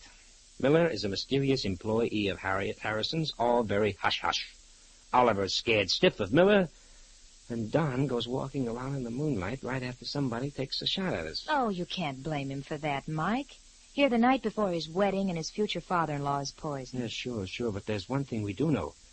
There's a killer here. Well, there's a car outside. That must be Inspector Faraday, and in a big hurry. It's too bad you haven't the murderer all signed, sealed, and ready to deliver. Now, Angel, now sarcasm doesn't become you. Well, Mike, Phil, how goes the home front? Oh, quite a few interesting details for you, Inspector. Whatever you're figuring, Mike, forget it. Oh, that means the inspector knows something. Plenty. While you two were taking it easy, I cracked this case wide open. Yeah? Well, give. Who's the murderer? Miller. Miller? Sure. I thought his face had a familiar profile, so I checked on him with headquarters. And found what? He's got a record a mile long. Mm-hmm. Well, I'll be willing to wager it's for blackmail. That's right.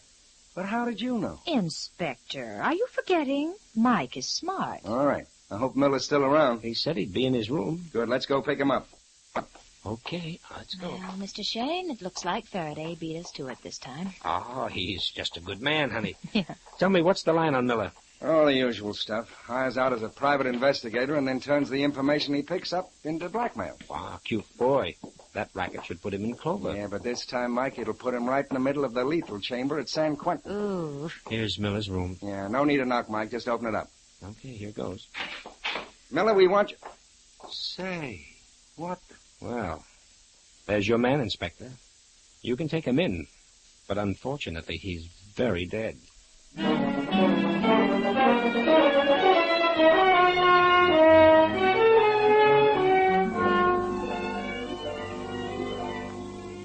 We'll return to Mike Shane and his adventures in just a moment.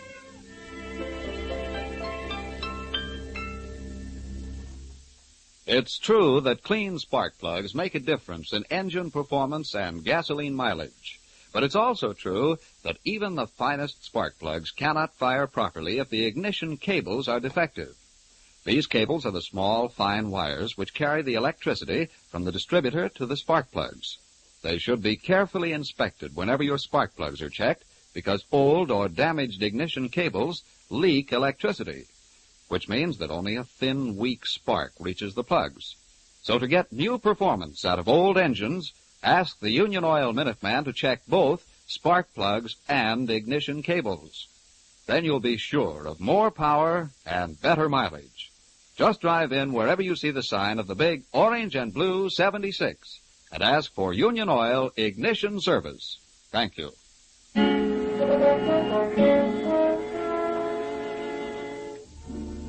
Phyllis, Mike, and Inspector Faraday have just burst into Miller's room, only to find him dead, shot through the heart. This new development has put quite a crimp in the inspector's plans, and Mike is pointing this fact out to him. Looks like you were wrong about Miller, Inspector. At least wrong about his being the murderer. Miller could still have been the one who bumped off Harrison, then somebody took care of him. Well, that would leave us with two killers. Well, could be, but it doesn't stack up that way. Well, as far as I'm concerned, I'm going to take Oliver in and charge him with murder. Okay, so you charge him with murder. But how are you going to make it stick, Inspector? How about motive? What evidence do you have? Oh, 2 and 2 make 4, Mike. Harrison must have been poisoned on that private train, so it had to be Oliver. There's Miller lying there, absolutely eliminated. All fine and good, but it leads us to one other little item. Don was on that train, too. Don?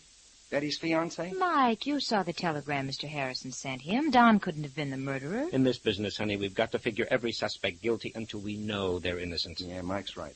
Oh, Phil, would you step into the other room and phone the coroner down at Northwood City? Yeah, sure, Inspector. I'll give him your compliment. You know, this business is beginning to make sense. The one who poisoned Harrison had to get rid of Miller because he knew too much. Miller said he might do some talking when the right time came. Well, Mike, for my money, Oliver fits into the picture. He's our man, and I'll get some evidence out of him. Oh, I'm sure he knows plenty, but... Yeah. Inspector, I tried to call the coroner, but the telephones are dead. Uh-oh, the wires have been cut. Well, that don't make much difference. Oh, yes, it will, Inspector. You see, I'm expecting a reply to a telegram I just sent. A very important telegram. About this case? Yes, sir, in connection with the detective agency's report to Mr. Harrison. The answer to that wire might be just what we need. Oh, now that the phones are dead, what are we going to do? Do? Simple, darling. The inspector will sit tight here while you and I go for a nice moonlight ride back to Northwood City.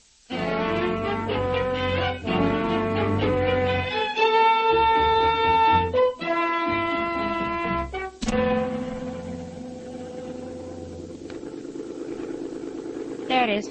There's the telegraph office just on the other side of the tracks. Okay, I'll park the bus here. Now, watch it. Easy crossing these tracks, honey. Oh, thanks for the tip, old boy, but you could have carried me. Huh? More trains. Yeah, this is the main line from San Francisco. Hey, isn't this the place where Harrison transferred to his private train? Correct. Well, here's the telegraph office.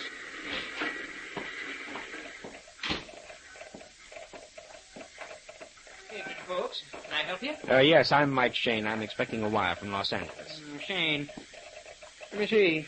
Yeah, your telegram's coming in now. I'll have it for you in just a minute. Okay. Look, Mike. Hmm? There's another. The train just pulled in. Now, that's 8:20, miss. Only stops for a few minutes. 8:20? Well, it's late. It's 8:35 now. Nope, train's on time. That there's the second section of the 8:20. Oh, so many people traveling, huh? Yep, too many. That's why they run 2 sections. Like this afternoon, the second section of 98 came in at 3:40 with a whole passel of folks. Is that right? You know, honey, that's interesting. Very interesting. Yeah, of course it is, isn't it? What are you staring at me that way for? Well, here's the telegram, mister. Oh, swell. Oh, come on. Who was Mr. Z in that report? Well, this does it, honey. This does it. That Z is nobody else but Oliver. Oliver? Then Faraday's right. No, Angel, Faraday isn't right. Oliver wasn't Harrison's murderer. But come on back to Harrison's place for a little meeting of the minds with Inspector Faraday.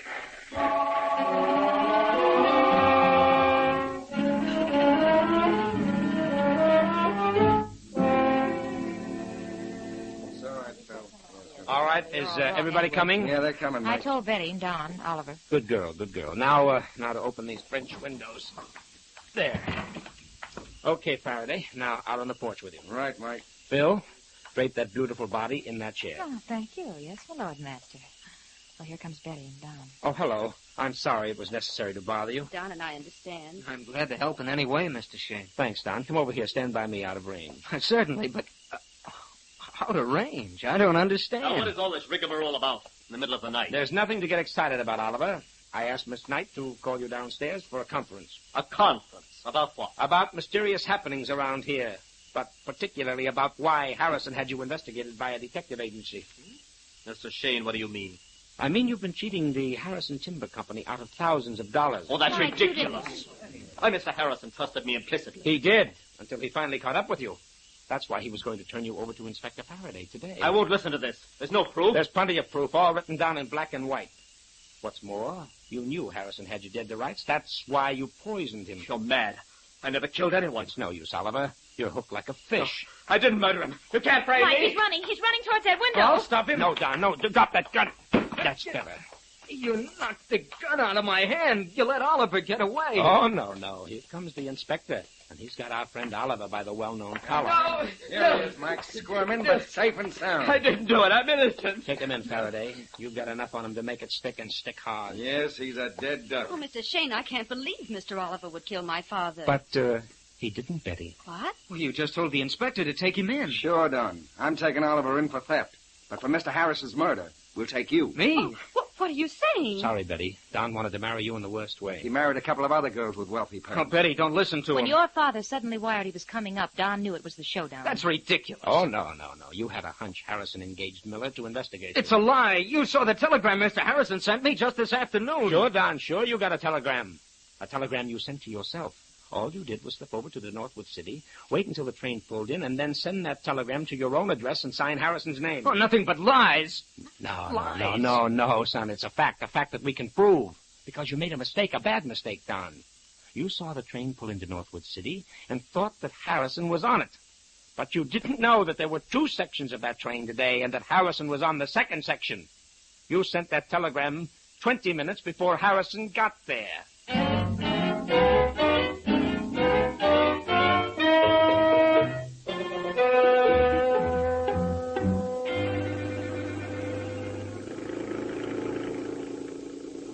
Mike, you know it's wonderful to be getting back home. Here by the Golden Gate. Oh, I like it. You know, honey, one of these days they're going to put up a statue for me. Right on Market Street. Oh, I don't doubt it. I don't doubt it at all. You're such a genius. Well, maybe not a genius, but quick with the answers, huh? Speaking of answers, is a couple you still owe me? Oh, please, honey, no more Now, questions. remember, Mike, that statue to a genius? Okay, shoot me the question. When did you know for sure that Don was the murderer? When we found Miller shot, of course. Why then? Don't you remember, honey, when we caught up with Miller sneaking back to the house from Harrison's private train, he said he would talk to the right person when it would do him the most good? Yeah, I thought he meant Faraday. Oh, no. Our blackmailing friend was talking right through us to the only other party there, which meant Don. He was throwing out a hint for a payoff. Well, of course I know, but how about... That's all, honey, please. That's all. Positively all. And hold on to your hat because I'm turning. Just a minute. This isn't the way to the office. You're turning into Golden Gate Park. Ha-ha! Is that bad?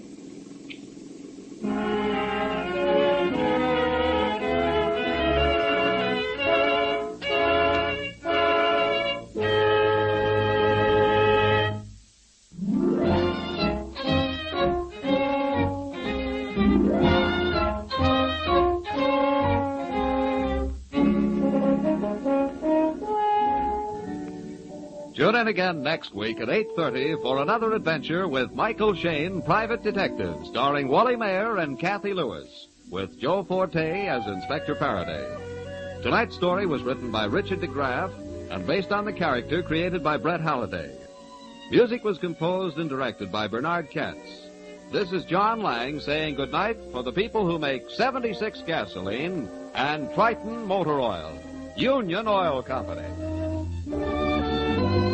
This is the Mutual Don Lee Broadcasting System.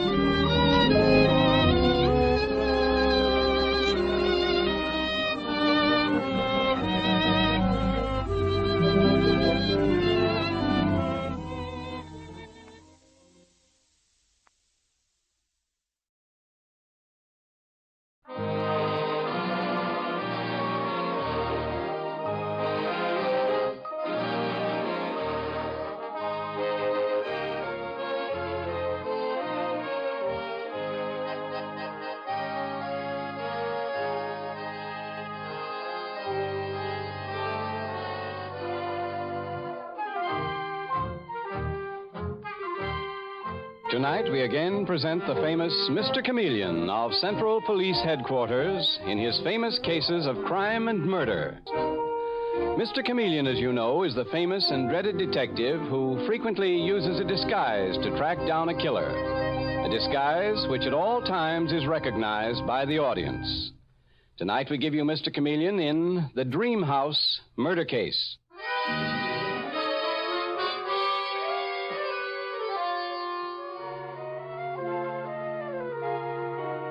The scene opens in the charming dream house of Philip Adams and his wife Molly.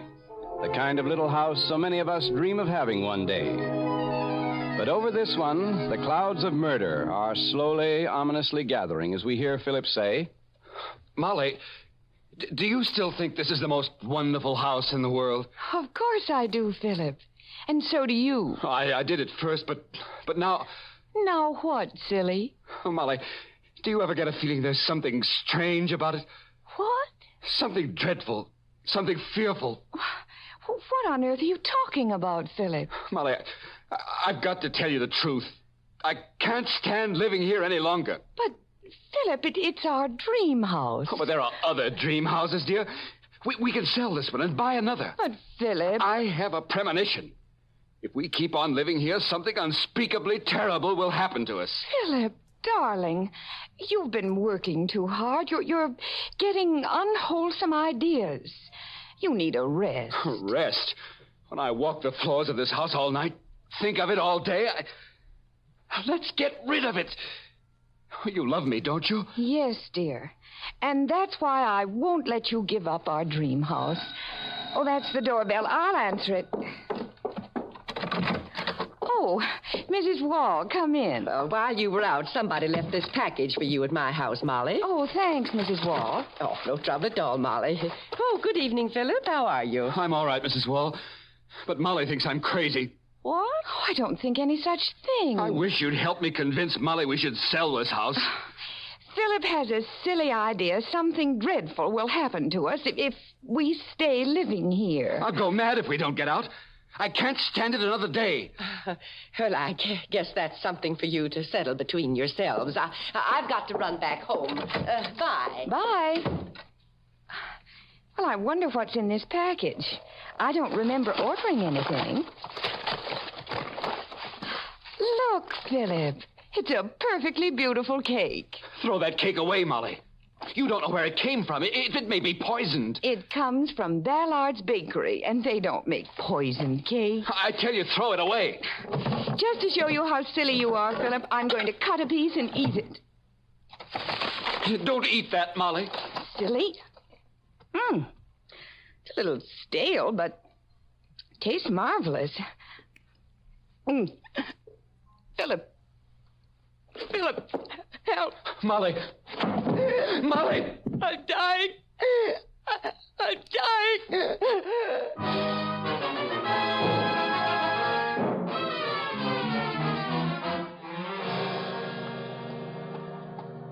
This is the house, Mr. Chameleon. Mm-hmm.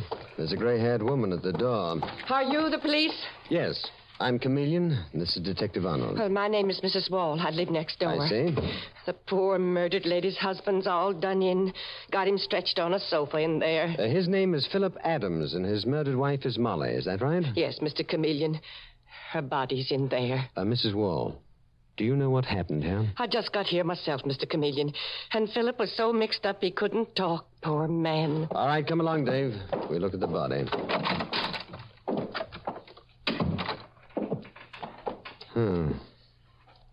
She died while eating a piece of cake. Uh-huh. Piece of it's still in her hand. Well, obviously the cake was poisoned, Dave. Yes, no question of it. Looks like she just got it. There's the whole cake on the table with the box and wrappings. Yes, with only one piece cut from it. All right, now let's talk to the husband. Mrs. Wall, will you please show us to the murdered girl's husband? He's in that room over there, Mr. Chameleon, but he's in no condition to talk now. Well, we'll step back to see him anyway, Mrs. Wall. Are you Philip Adams? I'm Chameleon of the police. What? I knew something like this would happen if Molly and I stayed on in this accursed house. She called it a dream house. I had a premonition it was a murder house. What gave you that idea, Philip? I don't know. I just had it, that's all. Well, your wife met her death by a piece of cake that was poisoned. I don't get the connection between it and this house. I begged her not to touch that cake, Mr. Chameleon. Oh, but she thought I was crazy. She thought I was crazy, too, when I told her there was something horrible about this house. I wanted to sell it, get out of it, never see it again. Now, try to calm down, Philip. Mr. Chameleon, can't you realize my wife is in the next room, murdered? And I am here to find her murderer. You never will, Mr. Chameleon. You never will. It's supernatural. There is nothing supernatural about a poisoned cake, Philip. Why did you beg your wife not to eat it? Because she didn't know where it came from, Mr. Chameleon. She didn't know where it came from. She didn't know where it came from? That's just the point. That's why I was afraid of it. Well, it got here some way, Philip. Of course it did. Mrs. Wall brought it. What? Mrs. Wall brought the poisoned cake here, the same Mrs. Wall that I've just been talking to? Yes. Well, that settles the whole affair, then. Oh, let me finish, Mr. Chameleon. Somebody tried to deliver the cake here when Molly was out and left it at Mrs. Wall's next door. She took it in and brought it over later. Well, well. Try to get a rest, Philip. I'll see you later. Mrs. Wall? Yes, Mr. Chameleon? Why didn't you tell me that you brought the cake that poisoned Molly into this house? What? I bring it? Philip told me that you did. Was that package I brought here the cake? What did you think it was? You know a cake when you see one, don't you? Certainly, but this one was in a box. Mm-hmm. A box with Ballard's Bakery special marshmallow cake printed on it. What's the answer to that? Don't try making out I killed Molly Adams. Why should I poison her? I have no idea. All I know is that you brought the cake here that killed her. I didn't know it was a cake. It was all done up in heavy wrapping paper. Exactly where did you get that cake, Mrs. Wall? A young man left it at my house next door. Asked me if I'd be kind enough to give it to Molly Adams when she got home. Did this delivery boy come from Ballard's Bakery? No, Mr. Chameleon. Ballard's is cash and carry. Mm-hmm. You get things there, too, eh? Well, nearly everybody in the neighborhood does. I see. Well, if you're finished up with me, Mr. Chameleon, I'd like to get back home. I'm expecting some company. We're going to hold a seance tonight. The what, Mrs. Wall? A seance? Yes, a seance. I'm trying to talk to my husband from his grave. You know what I mean. Talk to his spirit. It's high time I did. We're in a nut house, Mr. Chameleon. Is that so, Detective Arnold? One moment, Dave. Let Mrs. Wall go on. No doubt she has some very good reason for wanting to communicate with her deceased husband. I certainly have, Mr. Chameleon. My husband built this row of dream houses. Now he won't let me live peaceful in mine. Night after night he comes back to haunt the place and scare me half to death. This dame is nuts, Mr. Chameleon. And so's the murdered woman's husband. The place for both of them is a loony bin. I think Mrs. Wall is a thoroughly sane person, Dave. Go on, Mrs. Wall. You were saying... I was saying he comes back and scares me to death out of his grave. But he won't say a word. You actually see your dead husband's spirit, then? No. All he does is throw pebbles against my window, turn things upside down on the kitchen porch. He's trying to chase me out of the house we both lived in. That's why I say it's high time for me to communicate with his spirit. Yes, I understand, Mrs. Wall. Well, go home to your seance now. Oh, thank you, Mr. Chameleon. Goodbye. Goodbye, Mrs. Wall. Hey, have you gone nuts too, Mr. Chameleon? I'm sorry, but I mean, what's it all about? The question in my mind, Dave, is, did Mrs. Wall tell that fantastic story to the murdered woman's husband, Philip? What? See, it might be that Mrs. Wall was trying to frighten him into selling this house for reasons of her own. She looks too down to earth to me to believe in ghosts. Want me to ask Philip about it? No, I'll do that myself. You take the poison cake in the box that came into Ballard's bakery. Okay. Find out if the cake actually was baked there, Dave. Gotcha, Mr. Chameleon. And rush the paper it was wrapped in to fingerprints right away. We'll soon see whether anybody delivered that cake to Mrs. Wall or not. Philip, you said you had a premonition of danger in this house and urged your wife to let you sell it. Yes, Mr. Chameleon. I was in deadly fear for Molly and me to live here.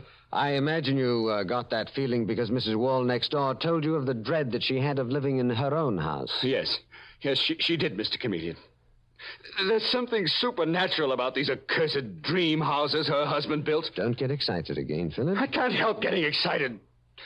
My wife, Molly, is lying in there murdered. Heaven only knows why. When the medical examiner gets here, he'll give you something to quiet you down, Philip. Hold on to yourself, old man. I think I'll phone the commissioner. Something darn queer about this case. Hello, Commissioner of Police speaking. This is Chameleon, Commissioner. Oh, yes, Chameleon. Try to get a line, will you, on a building contractor named Wall, who died a few months ago, and also on his widow. Wall, you say, Chameleon? Yes, Commissioner. W-A-H-L. Does that ring a bell? I'm not sure, but I think it does. I'll have it looked up. Okay, Commissioner. Goodbye. Well. Mr. Chameleon? Did you get anything at Ballard's bakery on the poison cake, Dave? Ballard says he sold nearly 100 cakes like it yesterday, Mr. Chameleon. Sold them yesterday? Not today? Yes, sir. Marshmallow cake is a Tuesday specialty there. He's got no idea who all bought them. Well, did you ask him if Mrs. Wall had bought one, Dave?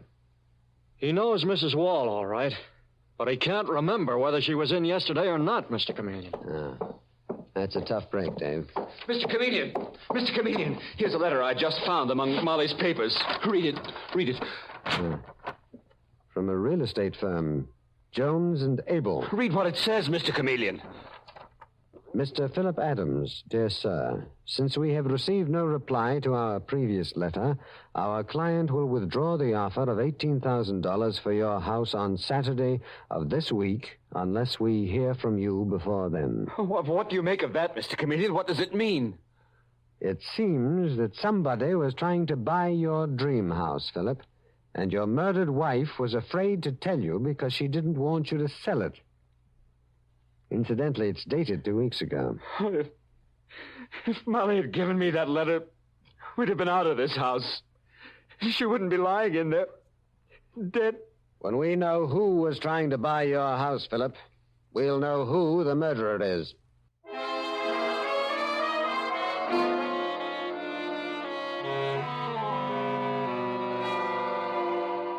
Mr. Chameleon and the Dream House murder case continues in just a moment.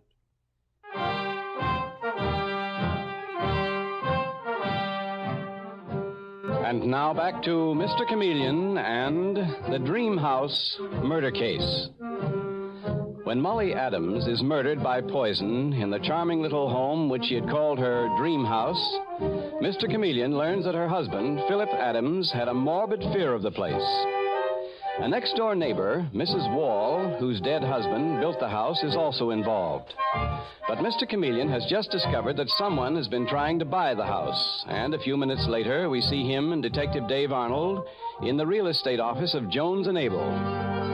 We hear Mr. Chameleon saying to a young woman seated at a desk in the residence sales department, I'm Chameleon of Central Police Headquarters, and this is Detective Arnold. Oh, yes, I've read about you in the papers, Mr. Chameleon. My name's Lucy Pearson. Well, I've spoken to your employers, Lucy, and they tell me that you made an offer in behalf of a client to purchase a house owned by a Mr. Philip Adams. Yes, I did, Mr. Chameleon.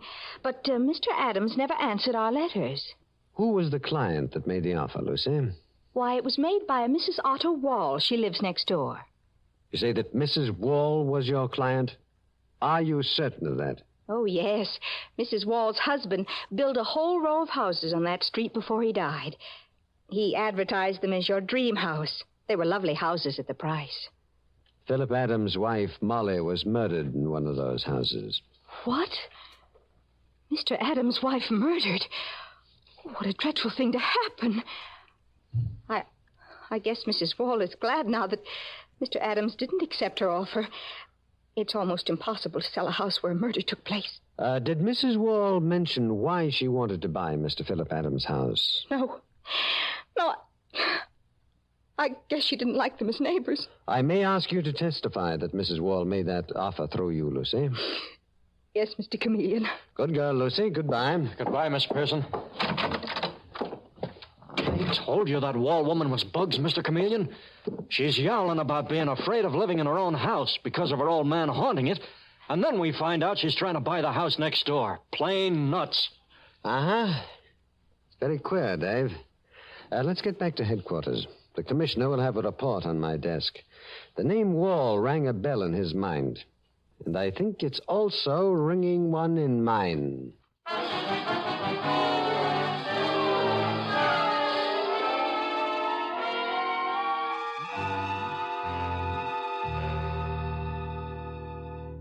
Well, Dave, here's the report the commissioner promised. Mrs. Wall's late husband, Otto, got a stretch for bank robbery years ago.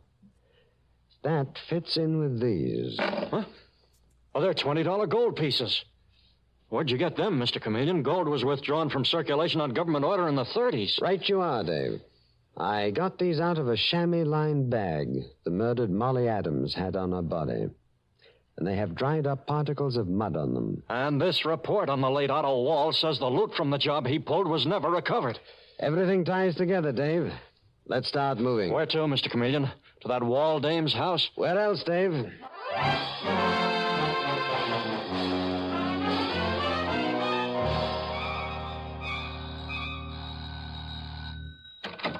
Oh, Mr. Chameleon. I'm Detective Arnold. Come in. Thank you.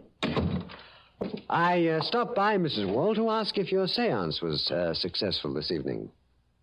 Did you make contact with your dead husband's spirit? No, nothing come off. What's more, he was throwing pebbles against my window right before you came. He's trying to drive me out of this house, doing it from his grave, Mr. Chameleon. Mrs. Wall, would you know a $20 gold piece if you saw one? Oh, what's that got to do with my husband's spirit haunting me, Mr. Chameleon? Here are 3 of them, Mrs. Wall. So what? I found them on the body of Molly Adams, your next-door neighbor. I think she found them in an unfinished part of the cellar in her house. Huh? Is that where your husband buried the loot he robbed a bank to get? Is that why you attempted to terrorize Philip Adams into selling his house to you? What? Me? Tried to buy that house? Oh, come now. We have a credible witness that you did. Lucy Pearson is her name. She's with the real estate firm of Jones and Abel. Lucy Pearson? I never heard of her. And let me tell you something else. Tell me what? My husband didn't build that wing on Philip Adams' house where the cellar ain't finished. Phil put that on himself before he married Molly. No, did he really, Mrs. Wall? Let's go, Dave. Don't leave this house, Mrs. Wall. Goodbye. And I thought she was nuts, Mr. Chameleon. You hustle back to headquarters, Dave. See what fingerprints they found on the paper the poison cake was wrapped in. I am going next door to see the murdered woman's husband a moment.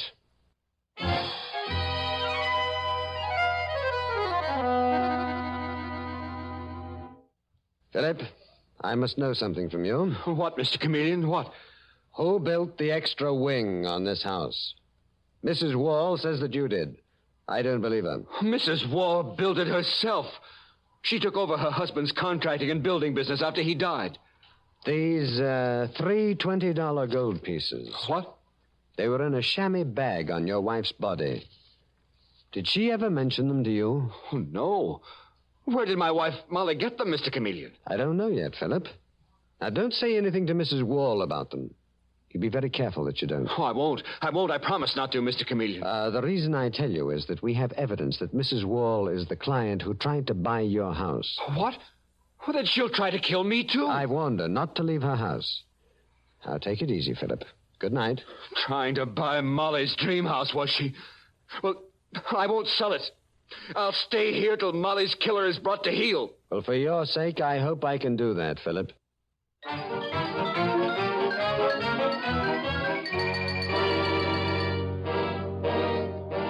And now it is 2 hours later in Mr. Chameleon's office at headquarters. And we hear him impatiently asking Detective Dave Arnold, Dave, won't that fingerprint report ever come in? The boys are screening the whole country like you ordered, Mr. Chameleon. Now, look, you've got the tin of poison from Mrs. Wall's kitchen that matches the poison in the cake. You've got the $20 gold pieces. What more do we want? The report on the fingerprints. From the paper the poison cake was wrapped in. What is the delay? Oh, Mr. Chameleon, while we're waiting, what's the idea of that disguise you're wearing? You look like a picture from the book. And what's that stick you're carrying? That's a divining rod, Dave, that points to buried treasure. My disguise is that of old Nicholas Marker, finder of lost treasure with his divining rod. Hey, good idea. I guess that's the fingerprint report now. Thanks, Foley. Here's the report, Mr. Chameleon. Well, this clinches it, Dave. Get Lucy Pearson, the real estate girl, quick. Take her to the murder house and have Mrs. Wall and Philip there, too, in the unfinished part of the cellar. Okay. Now, here is the voice of my disguise, Dave. You, bring your spade for digging like Mr. Chameleon told you to, Detective Arnold? Okay, Mr. Chameleon. I'll introduce you to them as Nicholas Marker, treasure finder.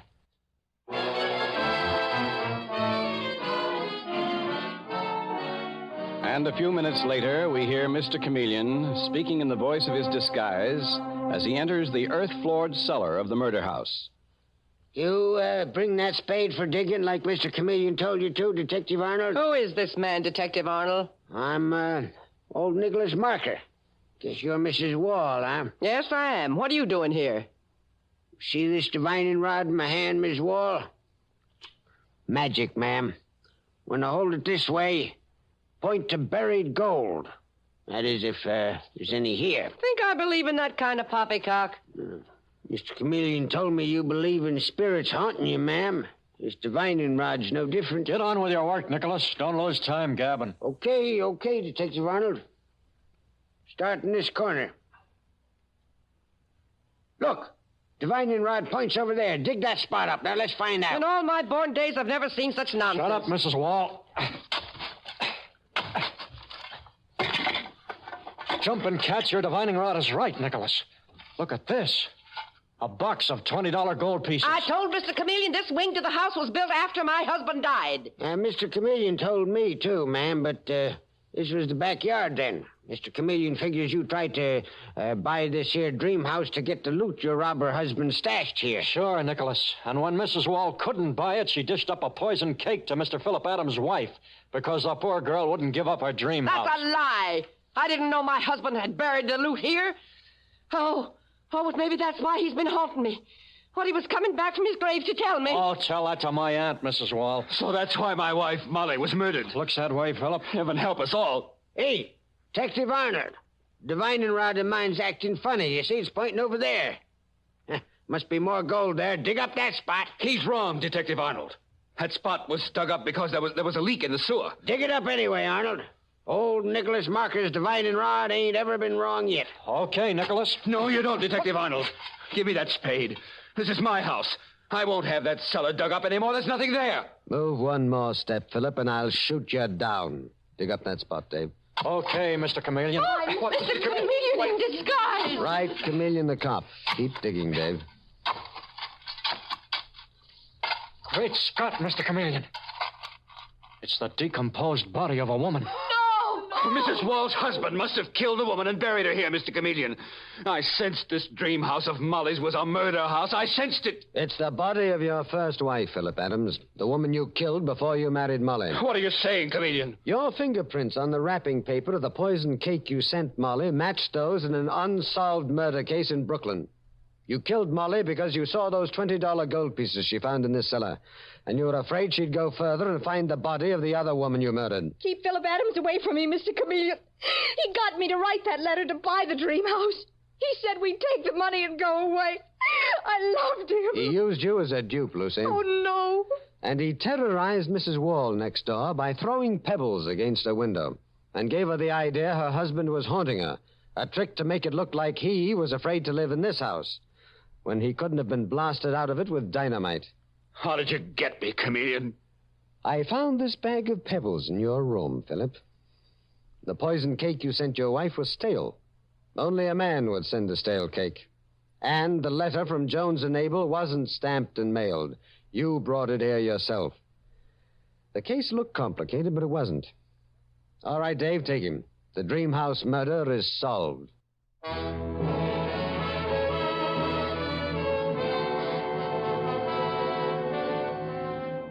And with these words, Mr. Chameleon concludes tonight's murder case.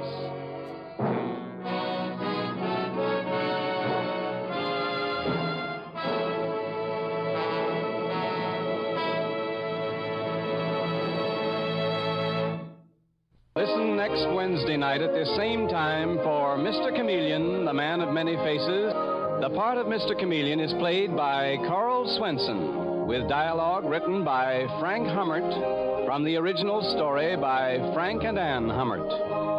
It is directed by Richard Leonard, with music by Victor Arden. Your announcer is Howard Claney.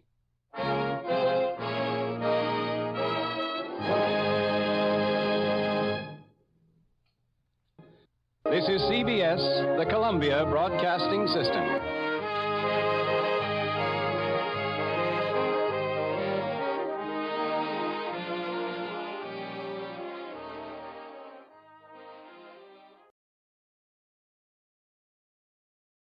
The Adventures of Michael Shayne, Private Detective.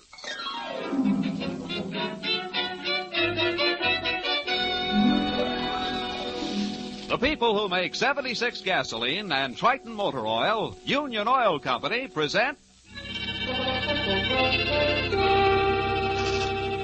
The Adventures of Michael Shayne, Private Detective, starring Wally Mayer and Kathy Lewis.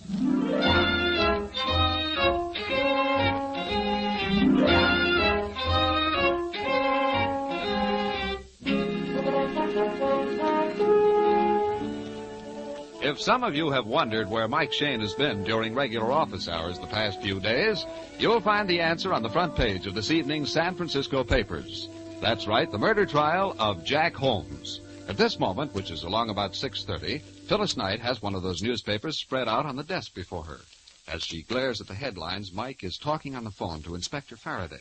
Yeah, Faraday, yeah, I just got back from court. Didn't take the jury long to decide. Less than 2 hours, Mike. That boy is no more guilty than I am. Sure, somebody killed the watchman, but not Jack Holmes. Now, don't take it so hard, Mike, just because his sweetheart hired you to investigate. All right. Maybe I'm sentimental about those two kids, but I say Jack Holmes isn't the killer type.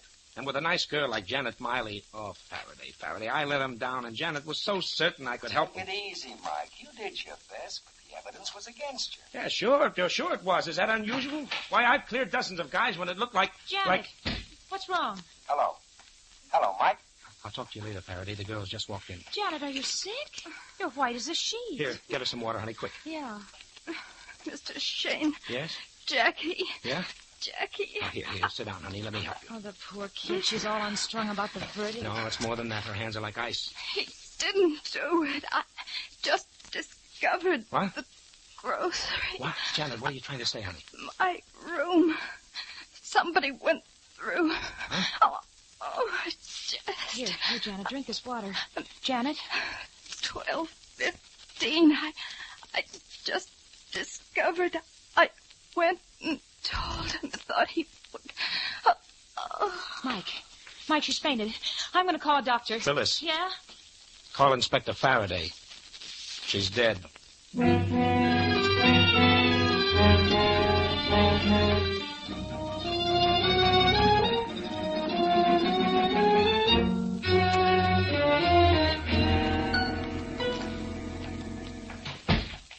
Okay, Mike, I fixed it. We can go to Jack's cell now. All right. Now remember, honey, not a word about Janet's death. Jack will go all to pieces and we'll learn nothing. I know, but it seems so hard-hearted. This way, kids. Ah, boy.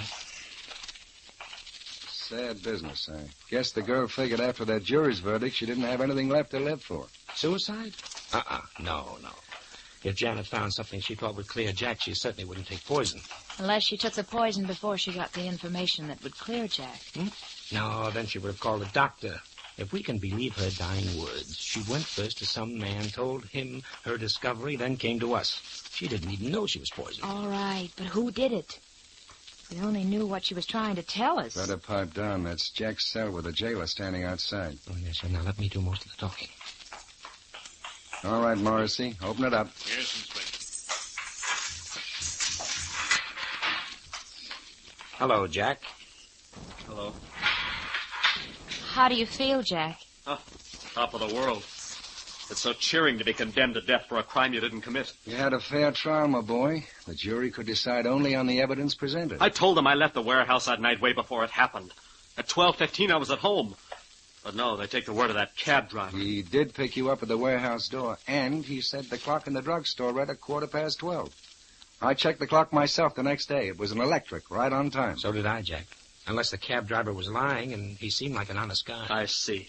Even my loyal detective, Mr. Shane, says I'm guilty. Oh, no. No, Jack, you don't understand. Go ahead. Say I killed the watchman. Say I stole the diamonds. You never were working for Janet and me. Yes, we were, Jack, and we still are. That's why we're here. It's about Janet. She's not so good. What? What are you trying to say? She came to the office a little while ago and tried to tell us something, some new evidence she had found, but, well, she got sick. What's wrong? Is she all right? Where is she? Now, easy, son, easy. She's still at the office. She said a lot of mixed-up things, Jack. Her room had been ransacked, something about a grocery, that you weren't guilty, and she had discovered proof and told him so. Him? Who's him? Oh, that's what we don't know. Does Janet have any close men friends she might go to? Not that I know of. We've been engaged for almost a year now. She never mentioned any. Our boss, Mr. Phillips, is a good friend of both of us. Yes, yeah, he's paying the fee on the case. She might have gone to him, or maybe to his partner. Mr. Russell? Oh, no, not that old crab. Well, why come to me? Janet's the one to tell you. Well, as we said, Jack, she's all busted up over this thing, and she isn't well. Well, she can talk, can't she? Can she? Jack. I can see it in your faces. Something's happened to her. What is it? Tell me. She's dead, isn't she? We're awfully sorry, son.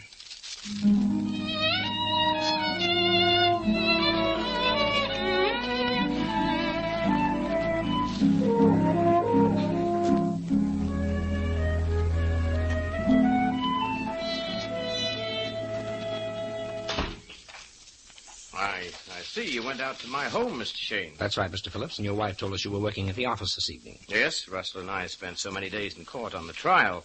We had to work evenings to keep up with business. Now, I wouldn't imagine there'd be such a turnover in the wholesale jewelry line. You'd be surprised.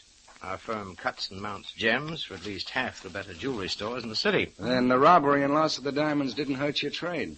It would have, Inspector, except for the capture and trial of Jack Holmes. Of course, we're covered by insurance. If you'll step into the office. Oh, Mr. Phillips. Mr. Phillips. Yes, Bauer? May I see you a moment, sir? Yes, excuse me, please. Go right into the office. Okay, sure. Thank you. Well, good evening, Mr. Russell. Miss Russell. Good evening. I believe you and your sister know Inspector Faraday. Of course. Yes. How are you, Inspector? Fair enough, thanks. So the lady executives work nights around this company, too. If she's the treasurer, she does. Mm-hmm. I'm sorry to keep you waiting. And now, Mr. Shane, I suppose you'd like your fee, now that nothing more can be done for poor Jack. Well, I'd hardly bring Inspector Faraday along just to collect the check, Mr. Phillips. Well, I assume... The case is cracked wide open again. Janet Miley has just died. What? Janet? She was poisoned. She staggered into our office about an hour ago, gasped out a few words, and she died. I was afraid of this. Remember, Anne, I said to you, if the jury brought in a guilty verdict... It wasn't suicide, Mr. Russell. I said she was poisoned. Poisoned? Her dying words were that she'd found new evidence, and that she had gone to him, some man, and told him. Well, of course, she came to me, but she didn't say anything about evidence. What time was this, Mr. Phillips? About 6 o'clock. She was crying and hysterical. Begged me to help Jack to get a retrial or an appeal. I tried to comfort her. Excuse me, Mr. Phillips, but I thought you'd like these invoices. I'm very busy, Mr. Bauer. Oh, yes, sir. I'll leave them here on the desk. If Janet found any new evidence, it'd hardly be likely to clear Jack Holmes. I'm pretty well convinced that young man is a born criminal. Mr. Russell, that's unfair. Is it? Look at the court testimony. Phillips and I found shortages in Jack's account books. We called him back to the office that night to explain. He couldn't. Said he wanted to spend the night checking back through his records. Phillips and I left. Next thing we know, 1,300 carats worth of diamonds are missing. Night watchman's found dead. You never found the diamonds? Of course not. He hidden. I'm afraid it's true. The watchman's clock was smashed. It stopped at 12:10. The cab driver picked up Jack at 12:15. Mr. Bauer, would you mind leaving the room? Oh, yes, sir. I'm sorry. He's new here. Bauer is the nosiest secretary I've ever hired. Bauer! Now I remember. Remember what? Well, I was in the outer office this evening. When Janet came out of this room, Bauer stopped her.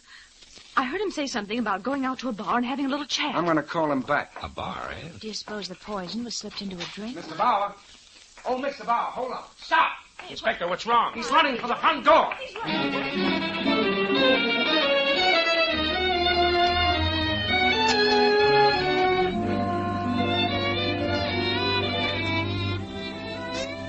We'll return to Michael Shayne and his adventures in just a moment.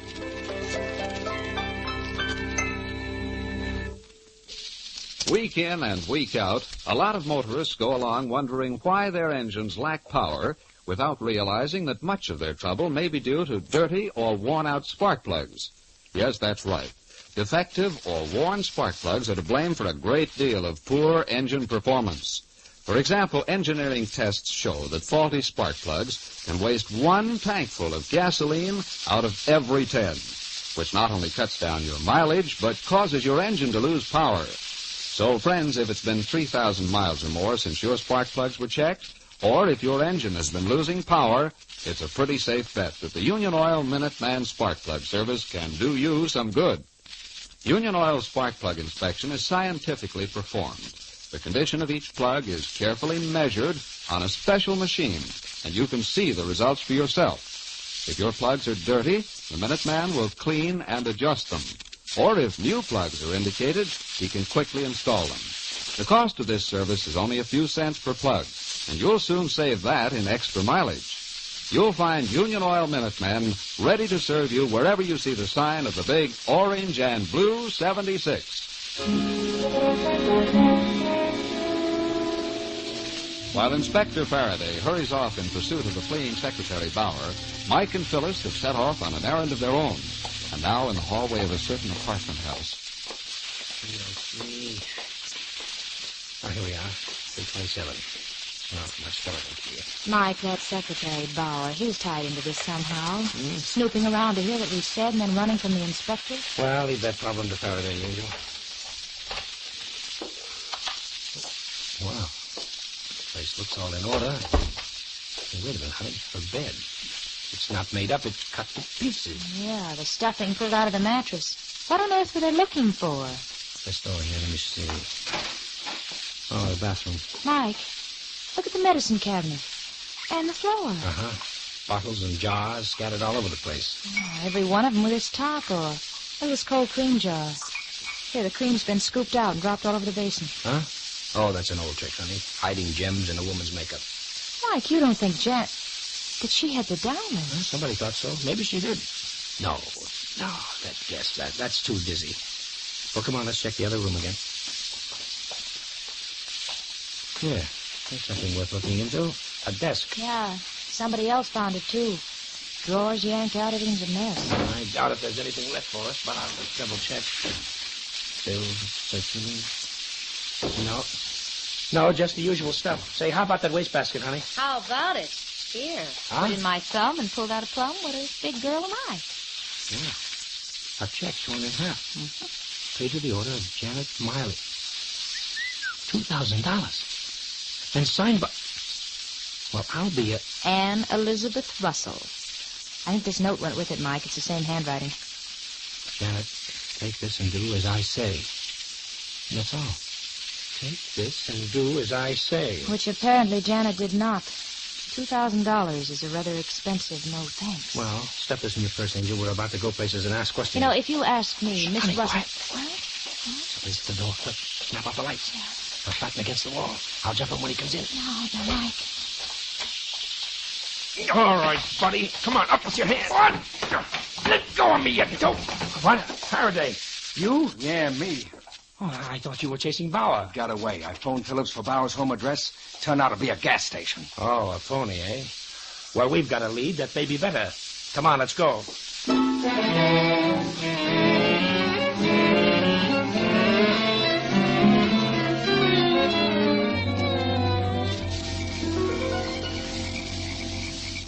doorbell another push, Mike. You know, I wish these people would stay put. First we go to their homes, but they're working at the office.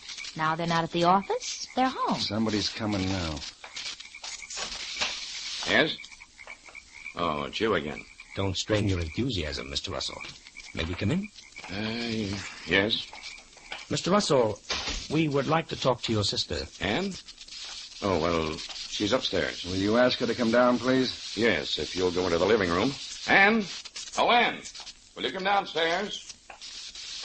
May I ask what you people want? Oh, you'll hear it.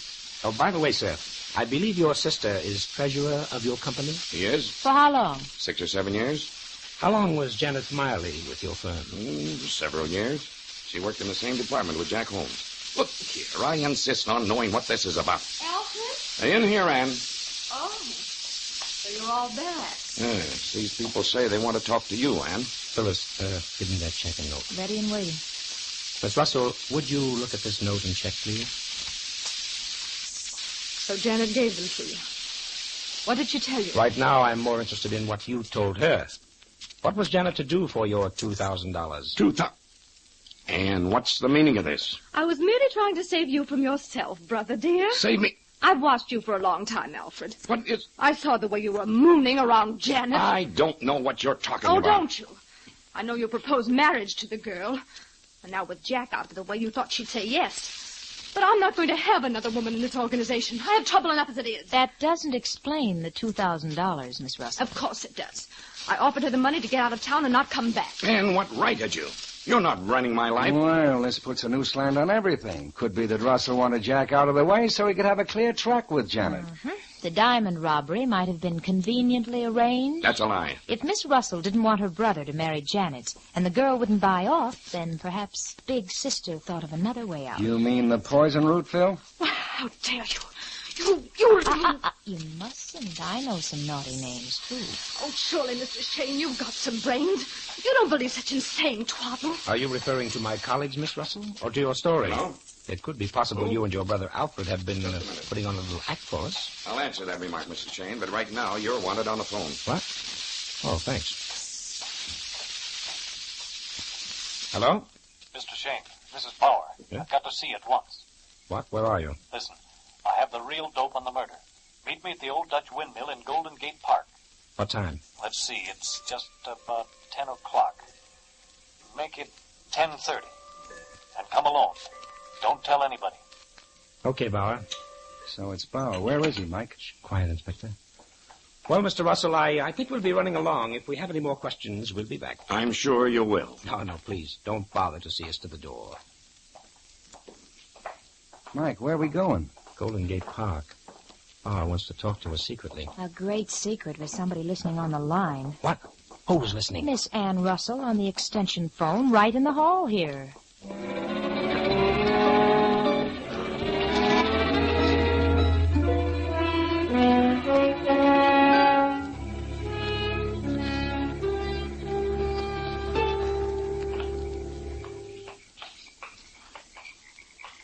What time is it, Mike?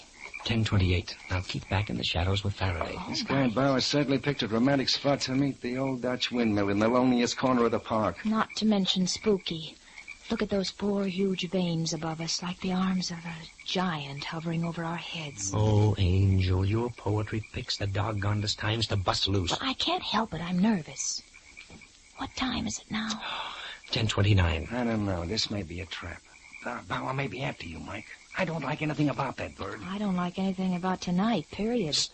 I see a light through the bushes. Car's coming around the turn. Got your gun, Mike? I'm all set. Now keep back in the shadows. This sounds like he's driving fast. What was that? Sounded like a gun. Why, Grandma Faraday, your nerves. Here he comes. Mike, he's passing you. Mike? Hey, Bauer! Bauer! He's skidding.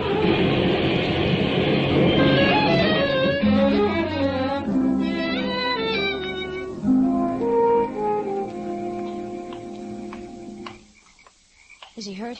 Is he hurt badly? Can't tell yet. Open his shirt, Mike. Well, it's a waste of time, Inspector. Look at the back of his head. Oh, guess I was right. We did hear a shot. But who would do it? Who knew he was coming here to talk? Oh, that phone call. Yeah, Ann Russell. Well, I guess there's no mystery about this killing. Hey, Faraday, here's his wallet. Maybe it will answer a few things for us. Let's see. Well, what is it? What is it? I'm old enough to be told. Mr. Bauer wasn't any ordinary secretary. He was an insurance detective. Planted in that office to find the missing diamonds. Well, then maybe he ransacked Janet's apartment. Yes, he did. It says so here in his pocket notebook. Searched girl's room, no evidence, no jewels. Janet went in to see Phillips. Something's up. Took her to bar. Told me to check on mistake. 12:15. 12:15. Mike, remember? Huh? Janet tried to tell us something about that. 12:15. That was when Jack was picked up by the taxi driver. Yes, according to the clock in the drugstore window. Inspector, let's telephone the coroner and then... Then what? Go take a good look at that clock.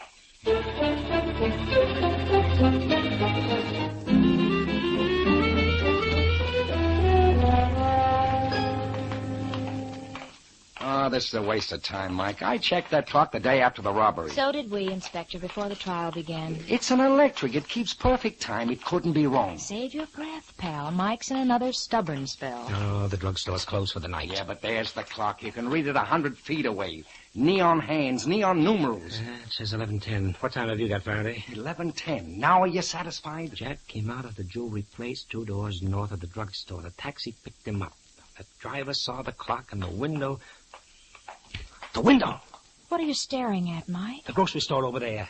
Inspector, call a cab and get the driver who picked up Jack Holmes.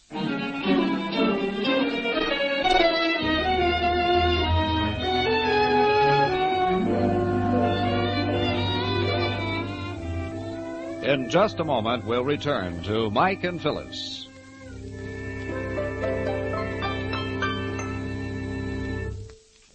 A few minutes ago, we mentioned some of the advantages of Union Oil's spark plug service. As a featured part of this service, the Minutemen also inspect your ignition cables. These cables are the small, fine wires which deliver electricity to the spark plugs. Normally, they give little trouble. But if anything happens to them, if they get broken or frayed, or if the insulation is damaged, even brand new spark plugs won't help your driving. In other words, a faulty ignition cable will leak electricity. And by the time the charge gets to the spark plug, there isn't enough juice left for the rich, full spark needed for complete combustion. So for a careful check and double check on your car's firepower, have a Union Oil Minuteman service your spark plugs and ignition cables. You'll get honest, accurate work, and you'll notice the increased power and snap from your engine as soon as you drive away. You'll find Union Oil Minuteman ready to serve you wherever you see the sign of the big orange and blue 76.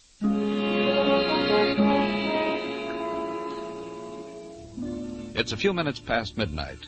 At a lonely street corner in the commercial district, Mike, Phyllis, and Inspector Faraday are talking to a scared little taxi driver.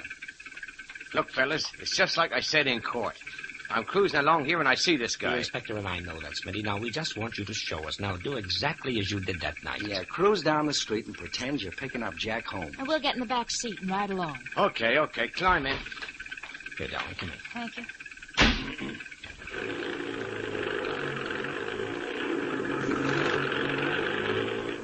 I turns this corner here, see? And I moseying along when I spots him crossing the street. He waves at me, so I slows down. I stops right about here. Jack was standing in the middle of the street. You opened the door. Which one? The right one. He climbs in and gives me the address. Well, go ahead. Open the door, Smitty. Gee, ain't you got no imagination? Now, Smitty, when did you see the clock? Right now, when I leans over to close the door. Everybody's in the window, see? All lit up with neons. Okay, look at it. What time does the clock say? Gee, it's just like that night. 12:15. Mike, you were right. He made the same mistake all over again. Look at it again, Smitty. Look hard. Now, come on, look hard. What do you mean, look hard? The clock says, hey, there's something screwy. The numbers, they're backwards. Right, Smitty, right. You're not looking at the clock. You're looking at the reflection in the grocery store window. The real clock is across the street in the drugstore. The drugstore clock reads 11:45, but the reflection looks like 12:15. 30 minutes difference, Smitty. Gee, I could have sworn. Say, I did swear. You ain't gonna pinch me, are you? No, Smitty. Now, are you willing to do something for us? Me? Yeah, sure. Anything, fellas. All right. We're going to pick up 3 passengers, and one of them is the murderer.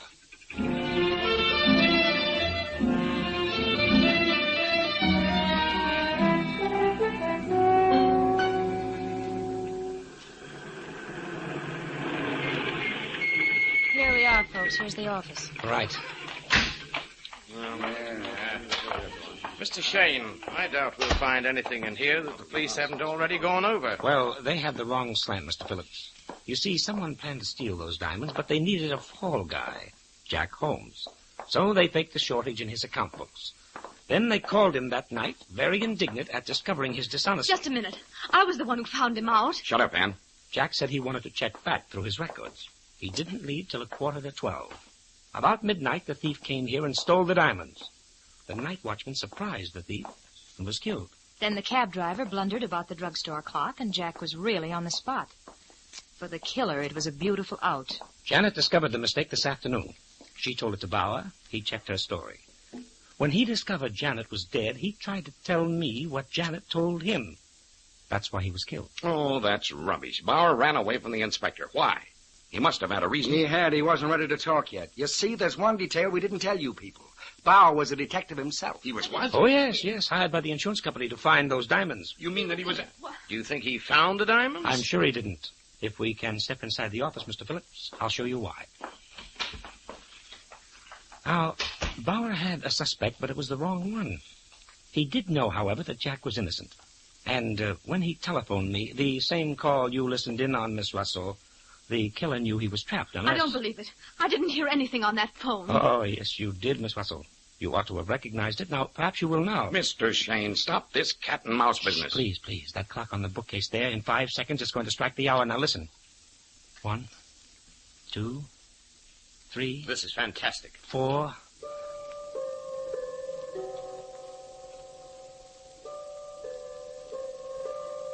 Well, distinctive chimes, aren't they? This is the same clock I heard strike while I was talking to Bauer on the phone. He called from this very room. There was only one man who knew where I was, who could tell Bauer where to phone me. Mr. Phillips. Me? You're insane. Am I? Bauer told you Jack was innocent. You sat there in your chair and heard him say to meet me at the old Dutch windmill at 10:30. So you killed him. He trusted the wrong person, just as Janet did. She came to you, told you about the drugstore clock. You had to stop her tongue. You poured her a drink from this water jug on your desk with poison in the glass. You anything to say to that, Mr. Phillips? No, nothing. I thought not. All right, Inspector.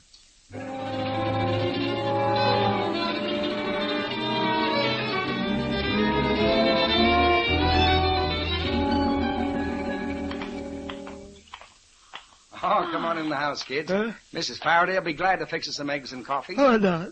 It's pretty late, Faraday, and I think we all better get to bed. Look at Phil here. She's almost asleep. I am not. I was just thinking. How did you know, Mike, that the clock you heard over the phone was in Philip's office? Oh, I heard it the first time we went there, dear. It just took me a little while to get it placed in my memory. Clocks ran all through this case, didn't they? The watchman's clock stopped at 12:10, the drugstore clock that convicted poor Jack, the office clock that caught the murderer. Yeah, sometimes a clock can tell more than the time of day. Oh, Mike, that's corny, but I knew you'd say it. I was just waiting for it. Well, I guess Michael's entitled to a little corn off the cob tonight. That was neat thinking, my boy. A clock reflected in the window and the hands reversed by 30 minutes. Doubt if I'd have thought of it myself. Oh, Faraday, please, Mike's ego. Huh? Besides, I think I know why he's so leery of clocks lately. Oh, now listen here, honey, if you mean yes, Go on, please. Phil, let's have it. Well, Mike had a date with me for 6 o'clock, and he was an hour late. No, Angel, please, and no. guess what his alibi was? What? He thought he saw a clock that said 5 p.m. It was a grocery scale with 5 pounds of potatoes in it.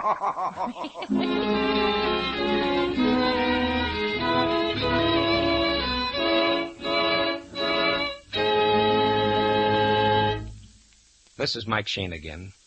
On June 4th, we come on the air 1/2 hour earlier. Remember now, that's not next Monday night, but the Monday following, June 4th.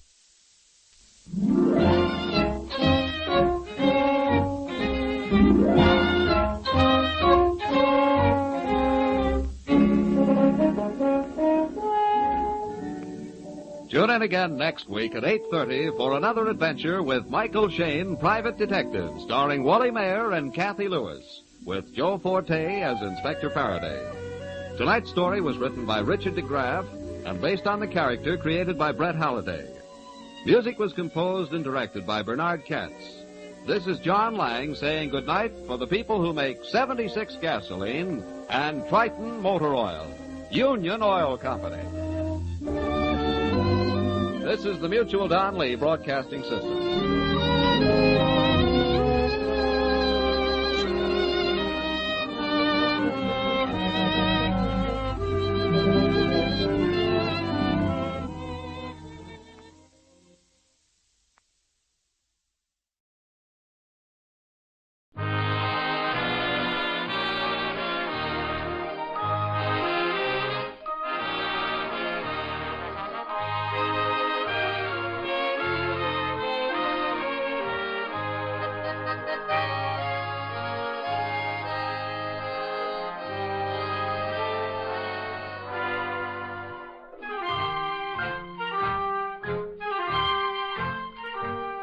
Tonight, we again present the famous Mr. Chameleon of Central Police Headquarters in his famous cases of crime and murder.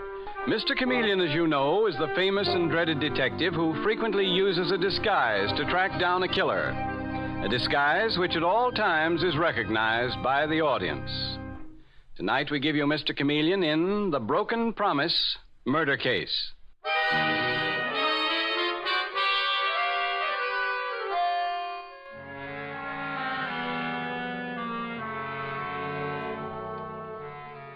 Our scene opens in a small but well-furnished apartment in New York's Greenwich Village. An attractive woman in her early 30s and a good-looking young man are having cocktails before the fireplace. The woman is Sybil Kent, and the young man at whom she looks with adoring eyes is Roger Dalton. And Roger, little dreaming that his words are to be the preamble to murder, is saying eagerly, "This is the moment I've been waiting for, Sybil. I've got terrific news for you." News, Roger? I've finally landed it, Sybil. That job as an artist with the advertising agency. Roger, oh, darling. That agency is one of the most important advertising firms in town. I'm to start work the beginning of the week. And it's all thanks to you, Sybil. Oh, Roger, that's wonderful. Because it means that now at last we can go ahead with our plans. What do you mean, Sybil? Oh, Roger, darling. Do I have to say it? Our understanding was that as soon as you graduated from art school and got a job, we'd be married. Great Scott, you mean you took that seriously? What? Roger, you know that was our agreement. But, Sybil, I never dreamt you were really serious. I always thought it was, well, a kind of joke between us. Joke? Roger, you... The fact is, I've made plans of my own. I'm going to marry Vera Langdon. That's something else I meant to tell you this evening. You're going to marry Vera Langdon? After all I've done for you, all the sacrifices I've made for you. Sybil, you've been a wonderful friend, and I mean to pay you back someday. Pay me back? Roger Dalton, you're not throwing me over for that society girl, Vera Langdon. Not when I've done everything for you. When I've spent every penny I have to put you through art school. Sybil, listen to me. No, you listen. Roger, if you leave me, I'll go to the agency where you got this job. I'll fix things so that you'll be through for good with every agency in town. What's more, I'll go to Vera Langdon and that wealthy father of hers and show you up for the selfish, ruthless heel you are. You're not serious. You're talking nonsense, Sybil. I'll go even further, Roger. I'll kill you before I give you up to someone else. Do you hear me, Roger? I'll kill you.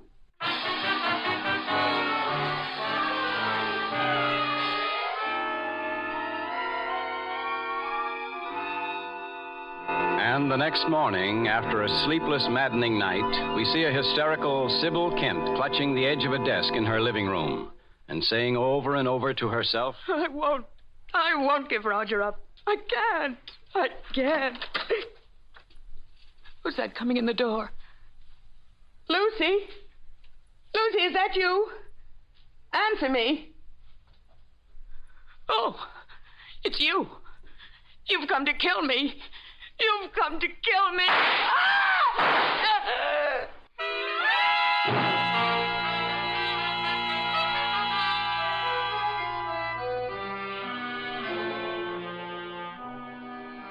And a short time later, we find Mr. Chameleon, the famous and dreaded detective, and his assistant, Detective Dave Arnold, at Sybil Kent's apartment. which has become the scene of violence and tragedy. Near them, a young woman sits quietly as Chameleon says to Dave, Sybil Kent was shot through the heart, and at close range, Dave. I'd say the murder took place about an hour ago. Oh, that'd be about 10 o'clock, Mr. Chameleon. Mm-hmm. But nothing in the room has been touched, so it doesn't look like the motive was robbery. No. Mr. Chameleon, I just can't believe it. Sybil murdered. It's horrible. Yes, Miss Lucy. You say that you are the murdered woman's sister. Yes. Sybil was all I had in the world.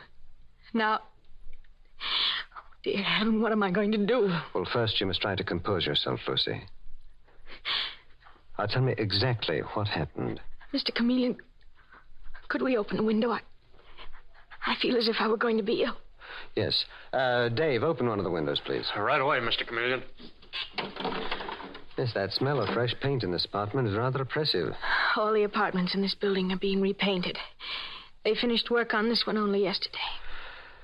Now, Lucy, tell me when and how you discovered your sister Sybil's body. I left the apartment around 9 o'clock to go shopping.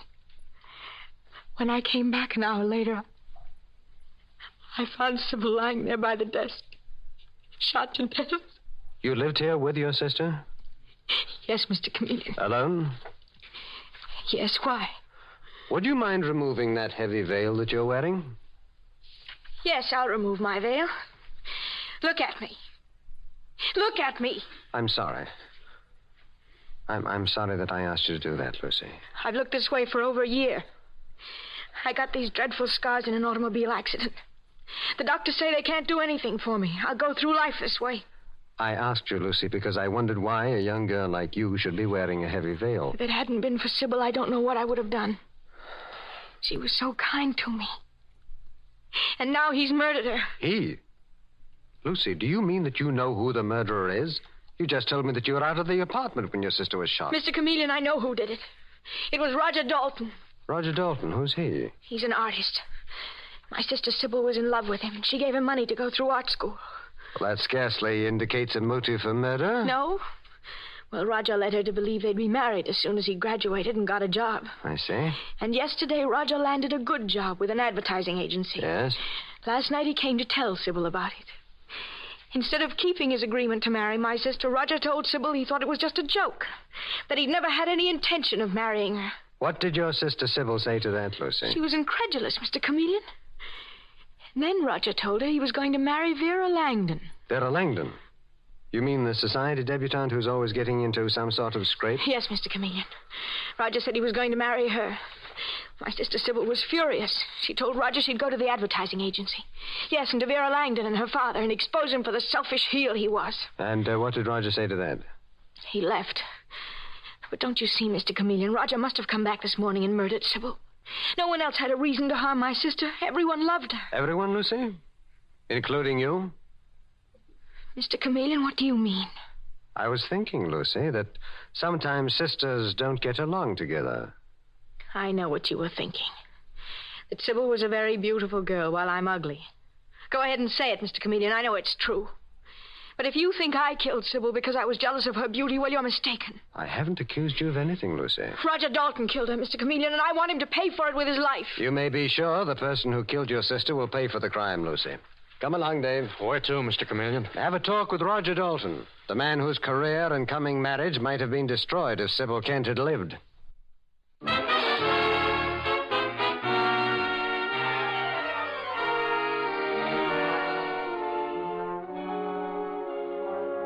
And 10 minutes later, Mr. Chameleon and Detective Dave Arnold are in Roger Dalton's apartment, and Roger is saying dazedly, Sybil dead. Murdered. Mr. Chameleon, I can't believe it. You're either telling the truth, Roger Dalton, or you're a very clever actor. What? I don't know what you're talking about, Mr. Chameleon. Why, only last evening I was with Sybil Kent. We had dinner at her apartment. Tell me about last evening, Roger. What? There isn't anything to tell. I don't know what you mean. Roger, this girl in the photograph on your dresser, very beautiful girl. Do you mind telling me who she is? She's Vera Langdon, the girl I plan to marry. Vera Langdon, the daughter of the well-known stockbroker, Hubert Langdon? Yes. What of it? Merely this, Roger. Marriage into a family of such wealth is quite an achievement for a struggling young commercial artist. Some people might think in terms of money, but I'm in love with Vera. So much so that you'd kill to protect your plans to marry her? What? Good Lord, you don't think I murdered Sybil Kent?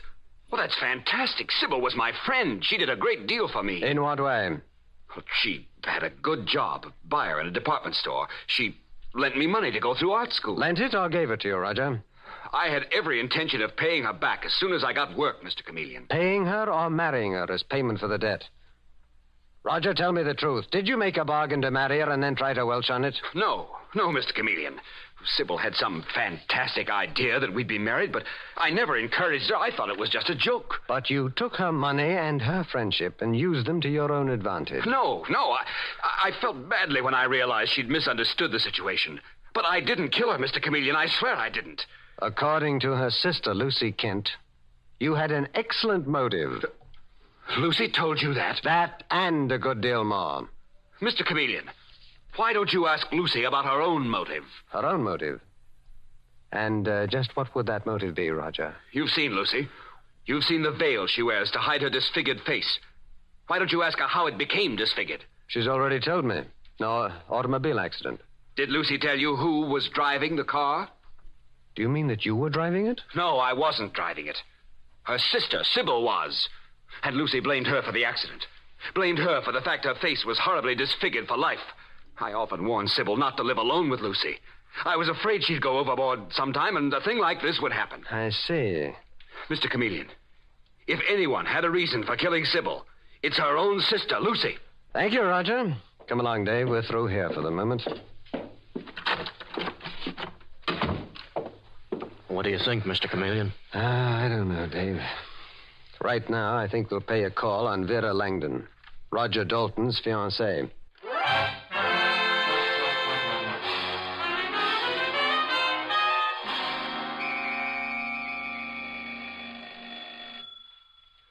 Boy, this is some layout, Mr. Chameleon. Well, Hubert Langdon is a very wealthy man, Dave. Devoted to his daughter Vera, from what I've heard. Yes, what is it? I'd like to speak to Miss Vera Langdon. I'm sorry, but my daughter's not at home. Who are you? I'm Chameleon of Central Police Headquarters. This is Detective Arnold. The police? And you, I take it, are Hubert Langdon, Vera's father. May we come in, please? Now, look, if my daughter is in some sort of little scrape, I'm sure it can be straightened out. I'll come down to headquarters with you and... Mr. Langdon, I suggest that we step inside. Now, see here. This isn't as minor as one of your daughter's little scrapes. It's a matter of murder. Murder? Yes. You'd better come inside. What is it, Father? Vera. So, your daughter is at home after all, Mr. Langdon. Who are these men, Father? What do they want? Go to your room, Vera. I'll handle this. Stay where you are, Vera Langdon. I'm Chameleon of the police. I'm here to question you about the murder of Sybil Kent, shot to death in her apartment 2 hours ago. Sybil Kent? Mr. Chameleon, why should you question my daughter about someone she's never even heard of? Mr. Chameleon, who on earth is this Sybil Kent? A rather important person in the life of the man that you plan to marry, Vera. And I can hardly believe that her name is unfamiliar to you. You heard what Vera said, Chameleon. She's never heard of Sybil Kent. And you, Mr. Langdon? I suppose you've never heard of her either. Well, I think I heard that she was a friend of young Roger Dalton's, but I've never met her. Why are you staring at me, Chameleon? Because I just noticed something rather interesting, Mr. Langdon. You say that you've never met Sybil Kent.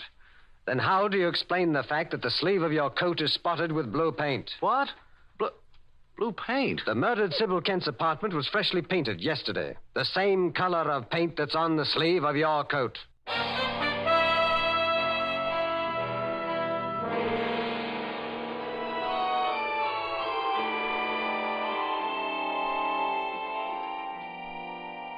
Mr. Chameleon and the Broken Promise murder case continues in just a moment.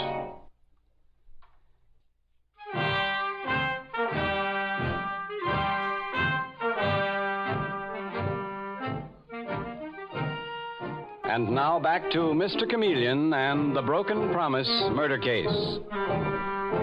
When Sybil Kent is shot to death in her apartment, Mr. Chameleon discovers that several people had strong reason to want to kill her.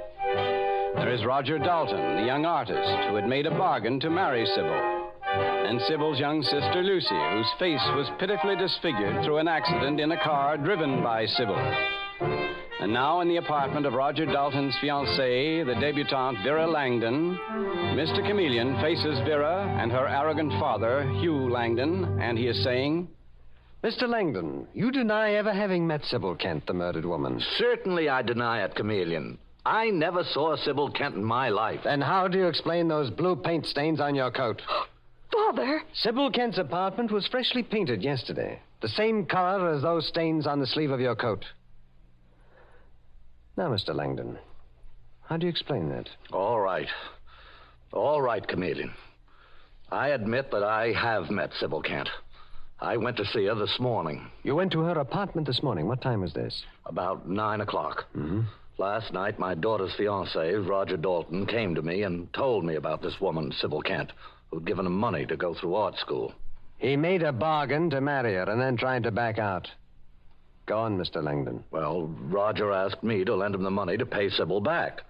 I told him I'd go to see her, find out just how much he owed her, and pay it. Yes?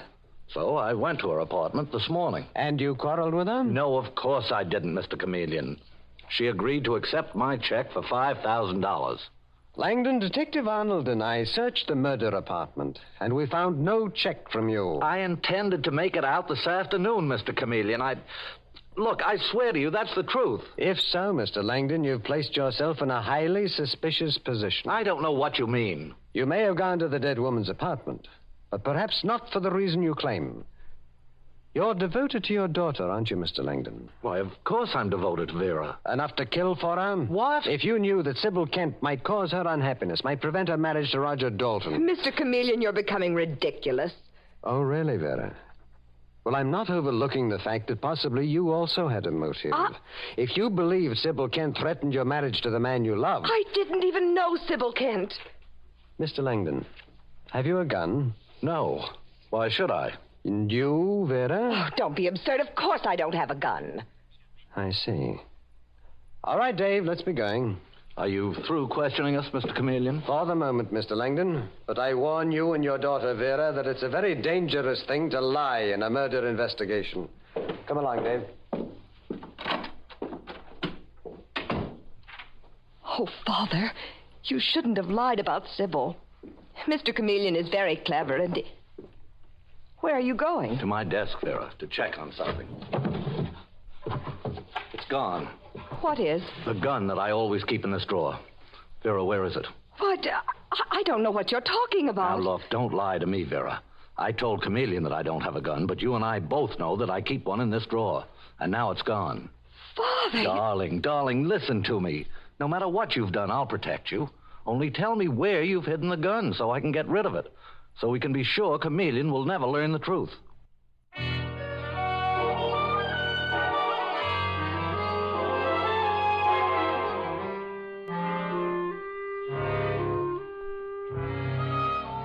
And half an hour later, at the murder apartment, Lucy Kent answers the doorbell to find Mr. Chameleon and Detective Dave Arnold in the hall. Mr. Chameleon, you've come to tell me you've arrested Roger Dalton for my sister's murder. Tell me, Lucy, why are you so anxious to see Roger Dalton punished for your sister's death? Because I want justice done, Mr. Chameleon. I adored my sister, Sybil. She gave me a home with her. She took care of me after my dreadful accident. Lucy, why didn't you tell me that you blamed your sister for the accident in which your face was disfigured? But I didn't. I didn't, Mr. Chameleon. Sybil was driving the car, but it wasn't her fault. Please don't make me talk about it. Excuse me, I want to get a handkerchief from my bag on the table. Oh, I'll give it to you. Here. Oh, I'm sorry. But... It's clumsy of me, letting the bag slip from my hand like that. I'll gather up these things. Well.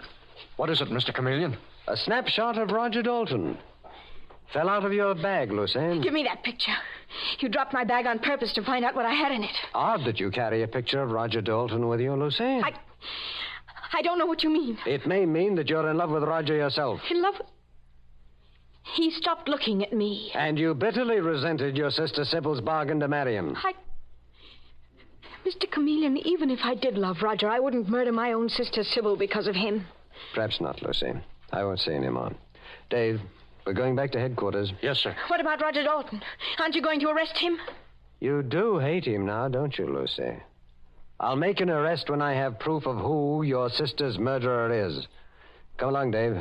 I want to see the commissioner of police.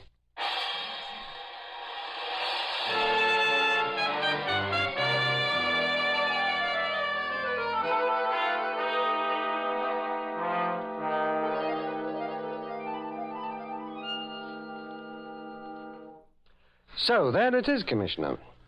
4 people had equally strong motives for killing Sybil Kent. It's quite a case, Chameleon. Yes. Commissioner, I'm beginning to get an idea. You mean one of your famous disguises, Chameleon? Yes, Commissioner. The murdered Sybil Kent's apartment was freshly painted yesterday, and that gave me an idea. Well, let's hear it, Chameleon. I'm going to disguise myself as Oscar Dobbs, a house painter. I want Detective Dave Arnold to get all the suspects together at the murder apartment in an hour. I've a feeling that disguised as Oscar Dobbs, a house painter, I will trap Sybil Kent's murderer.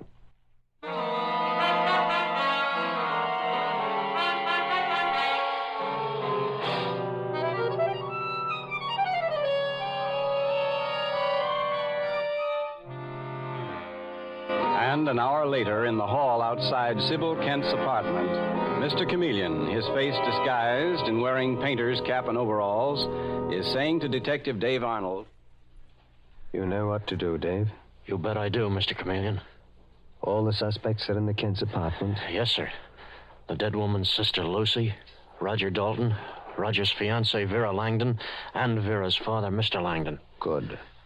Get out of sight now, Dave. I'm going to ring the bell. And now, a moment later, the door is opened by Lucy Kent, and Mr. Chameleon, speaking in the voice of his disguise, says to her, I beg your pardon, miss. I was here the other day. Me and another guy painting your apartment. You mind if I come in? Yes, I do mind. I'm very busy. I got a feeling you ain't too busy to talk to me, Lucy Kent. So, I'll just come in. No.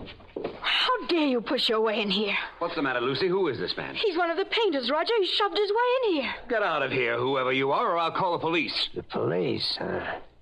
That's a good one. What's going on here? Mr. Langdon, this horrid man forced his way into the apartment. Who are you?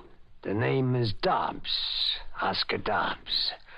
I know a young lady was murdered here this morning. Now, see here, Dobbs. I bet you're old Hubert Langdon. And that pretty girl there is your daughter, Miss Vera Langdon. How could you possibly know? Seen your pictures in the papers lots of times. You've been in quite a lot of trouble, ain't you, Vera? How dare you talk to my daughter that way? Get out. Oh, not so fast, Mr. Langdon. I just seen Mr. Chameleon, the detective, in the lobby. I heard him say that he was coming up here to question all the suspects in the murder of Sybil Kent. That's no concern of yours. You're wrong. You're wrong there, Roger Dalton. A house painter gets around. He hears and sees things. About 10 o'clock this morning, I was painting the apartment right below this one. I heard a shot. You heard it? I stepped out into the hall where nobody could see me. A couple of minutes later, someone came running down the stairs. Got a good look at this person. A good look. You're lying. And I could point a finger at that person. But a man's got to look out for himself. What are you getting at, Dobbs? Well, Mr. Langdon, I'm willing to forget what I saw, providing it's made worth my while. Why, you cheap blackmailer. No, let's call it protection, shall we, Miss Lucy Kent? Protection for the person who killed your sister. Shut up, Dobbs. You'll never tell anyone what you know. You were a fool to come here. Roger, good heavens, don't shoot him. I'm not as big a fool as you to pull a gun, Roger Dalton. Mr. Chameleon, it's you. You were disguised as a house painter. Yes, Lucy. Why, you double-crossing cop, you tricked me. And my trick apparently succeeded. Put down the gun, Roger Dalton. Not before I put a bullet in your head, Chameleon. Roger, no! Oh! No! You okay, Mr. Chameleon? Yes, Dave. You shot the gun out of his hand just in time. I've got it now. And it's undoubtedly the gun with which Roger Dalton murdered Sybil Kent. Oh, Roger. Roger, what have you done? How could you kill her? I did it for you, Vera. Sybil threatened to ruin all my plans, my whole life. I couldn't bear the thought that she might turn you against me. Last night I took the gun from your father's desk, came here this morning, and killed her. And you tried to put the blame on an innocent girl, on Lucy Kent. That, Roger Dalton, was almost as great a crime as murder. But you'll pay for both in the death chamber. All right, Dave, take him away.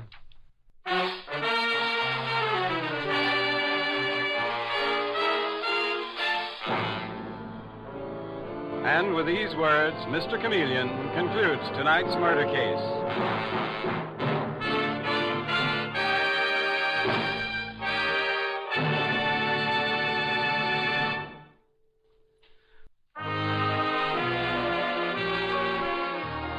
Listen next Wednesday night at this same time for Mr. Chameleon, the Man of Many Faces. The part of Mr. Chameleon is played by Carl Swenson, with dialogue by Gene Carroll, based on the original story by Frank and Ann Hummert. It is directed by Richard Leonard, with music by Victor Arden. Your announcer is Howard Claney.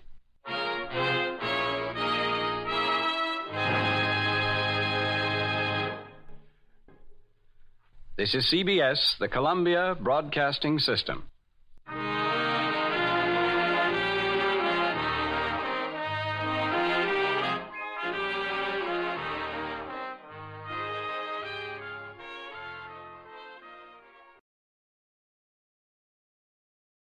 The Adventures of Michael Shayne, Private Detective.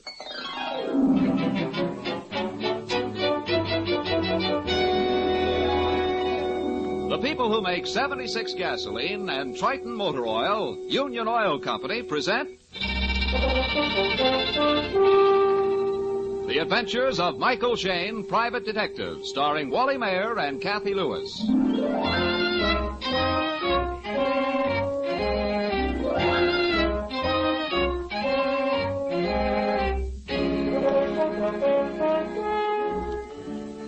Many an exciting case crosses the desk of our detective friend Mike Shayne. Right now, there's something special on that desk. Bending over it are Mike, his assistant Phyllis Knight, and Inspector Faraday. Shh, watch. Mike frowns grimly. Then slowly, carefully, he turns to the next page of Lear magazine. Oh, no. Oh, no. Mike, where did they get that picture of you? Oh, no. A day from the life of Mike Shayne, San Francisco's sophisticated sleuth. Oh, anything for a story. If they were going to write about me, why didn't they interview me? What are you kicking about? Is publicity. That super sleuth, that maestro of the clue, that glamour boy of detectives. Yeah. Hey, here's a picture of both of us. Handsome detective inspects scene of society murder. Oh. The willowy damsel on his left is Mike's current heart in... Hey, current. I like that. Sure. It seems Mike is a wizard with the ladies. But read all about it on page 7. I'm packing my bags and heading for the mountains. Spare the suitcase. This may be a client. Oh. Hello? Yes, this is his secretary. I'm sorry, he's busy right now. Who is it? Oh? Oh, yes. When? Who is it? Shh. Tonight. 7:30. Well, I'm sure he'd be delighted to come. Honey, yes? I'd be delighted to what? What? Shh. Certainly, I'll tell him. Thank you very much, Miss Melton. Goodbye. Now, what have you got me into? Your magazine story is paying dividends already, Mr. Shayne. You and I are going to attend one of the exclusive parties of Miss Sherry Melton. Oh, no, not that sob sister. But, of course, she gives such different parties. And her newspaper column, why, she might write you up, too. Yeah, well, I can skip that. Kids, I don't like this setup. I don't like it at all. You can say that again. No, Mike, you don't understand. I'm invited to the same party. You? Huh? Yeah, she called me up. I told her I liked parties, but being inspector of homicide, I never know about my evenings. Then she said I had to come because she was going to recreate a murder. Oh, one of those things. Mike, I'm leery of this sort of stuff. Something always goes wrong. What do you mean? It seems someone always gets hurt. Well, but why is she doing it? What's her reason? What goes? Not what, darling. Who goes? And the answer? We do.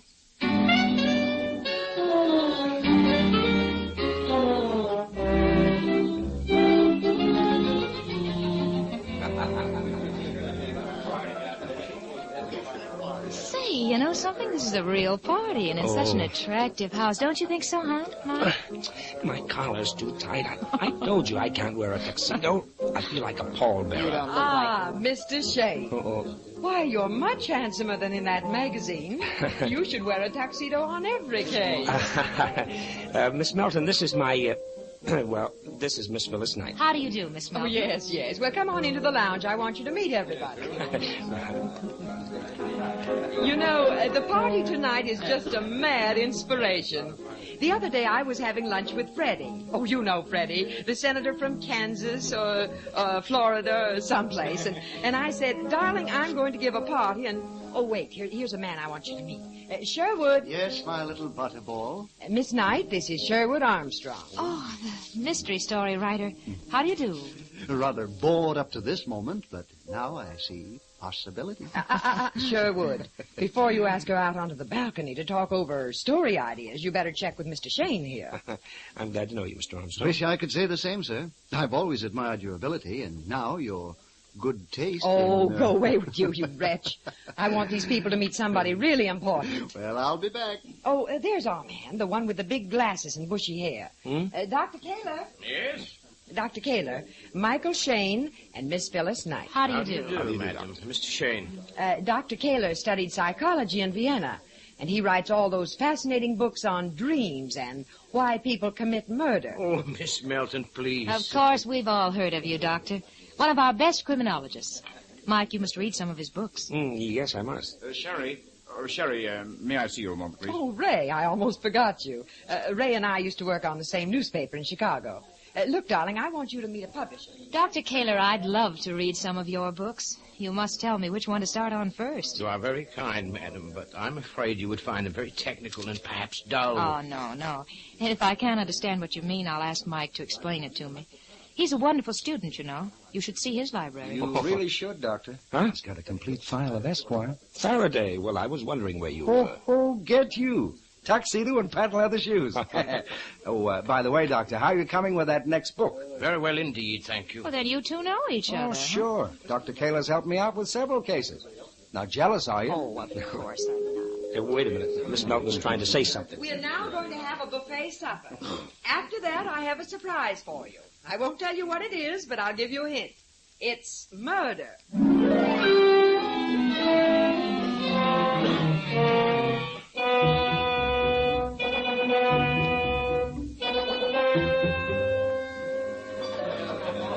So much to eat. Quiet, everybody. Quiet, please.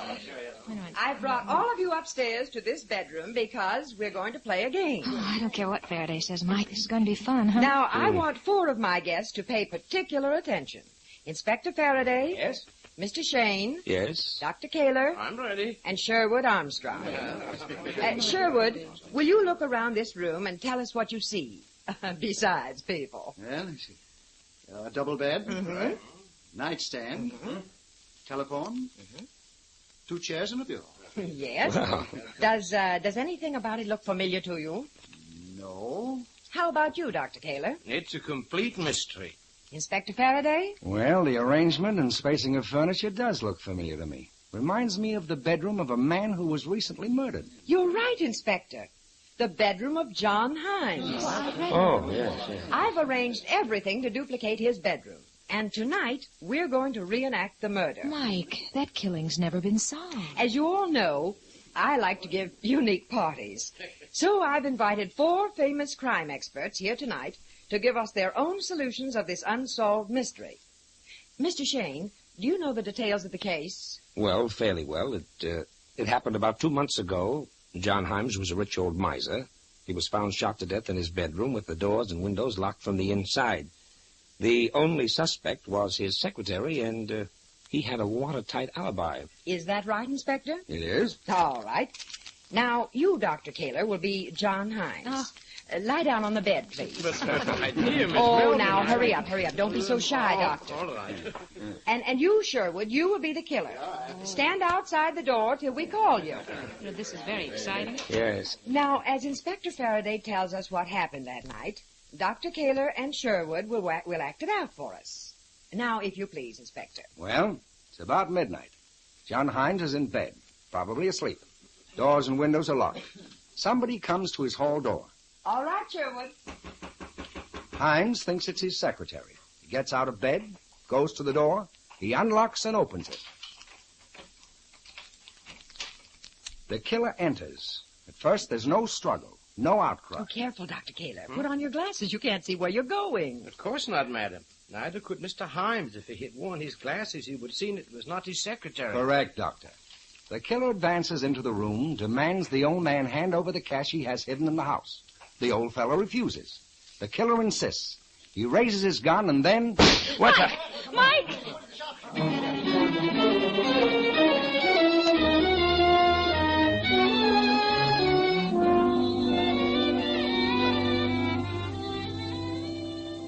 We'll return to the adventures of Michael Shayne and Phyllis Knight in just a moment.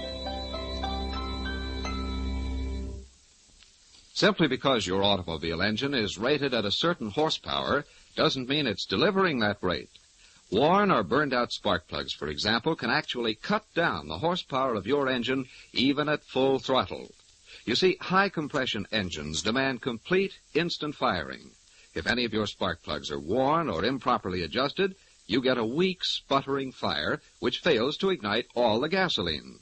So serious is this loss that engineering tests prove faulty spark plugs can waste 1 tankful of gasoline out of every 10. So, friends, if you're not absolutely certain your spark plugs are firing properly, why not play safe and have your Union Oil Minuteman check them? The performance of each separate plug is accurately measured on a scientific tester, and you can see the results for yourself. If your plugs are dirty, the Minuteman will clean and adjust them to the proper setting. If they're burned or worn out, he can furnish you with a new set. Union Oil spark plug service takes but a few minutes and costs but a few cents, a cost you'll soon save in extra mileage.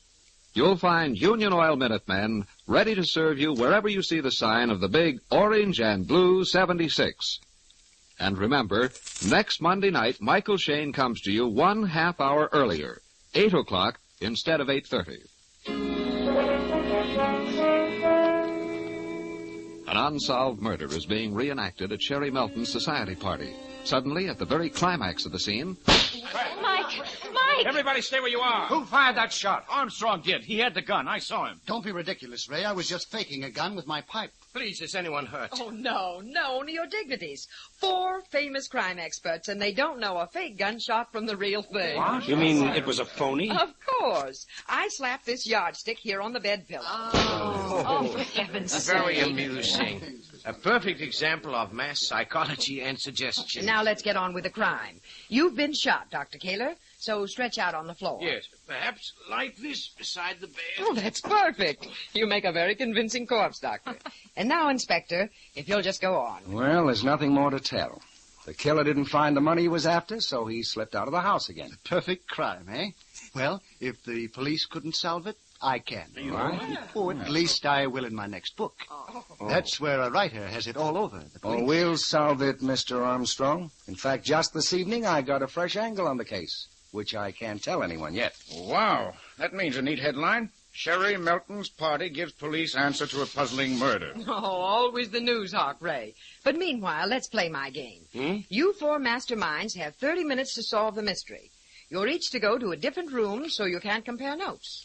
In 30 minutes, we'll vote who has the most exciting solution. And the prize, champagne, of course.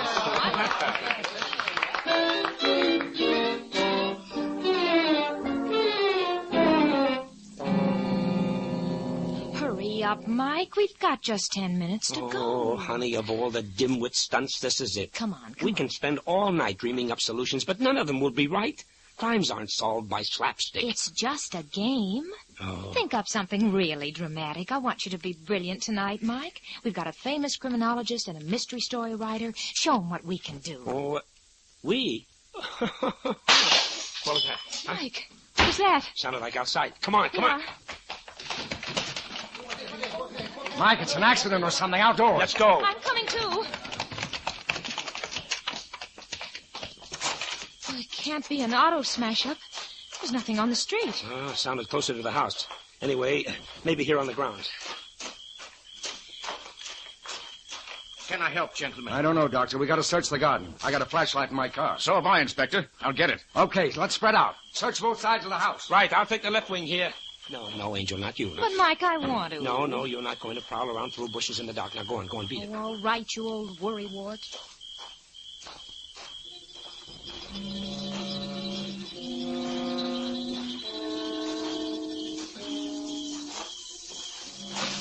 Who's that?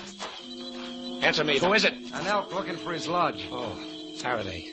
Well, did you find anything on your side? Nah, too dark. Ray was supposed to bring me his flashlight. I got tired of waiting. Well, come on, let's go get our own flashlights. Mike? Inspector? Where are you? Coming. Maybe we're just chasing our own tails. This is another one of that woman's party gags. It isn't. It isn't, Faraday. Huh? What I just found doesn't belong at any party. Found what? On the running board of Faraday's car. A dead body.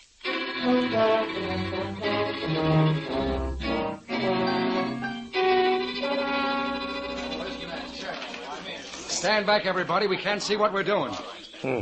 Looks like he was knocked out first and then strangled with his own tie. Oh, but who would want to kill Ray, and why? What was he doing on my running board?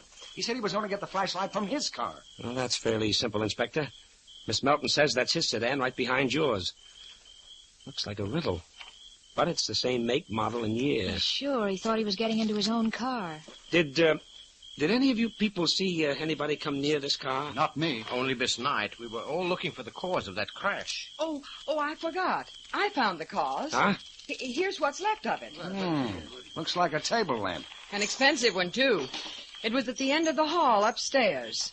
Somebody must have thrown it out the window. The cook found it in a flower box. That's it.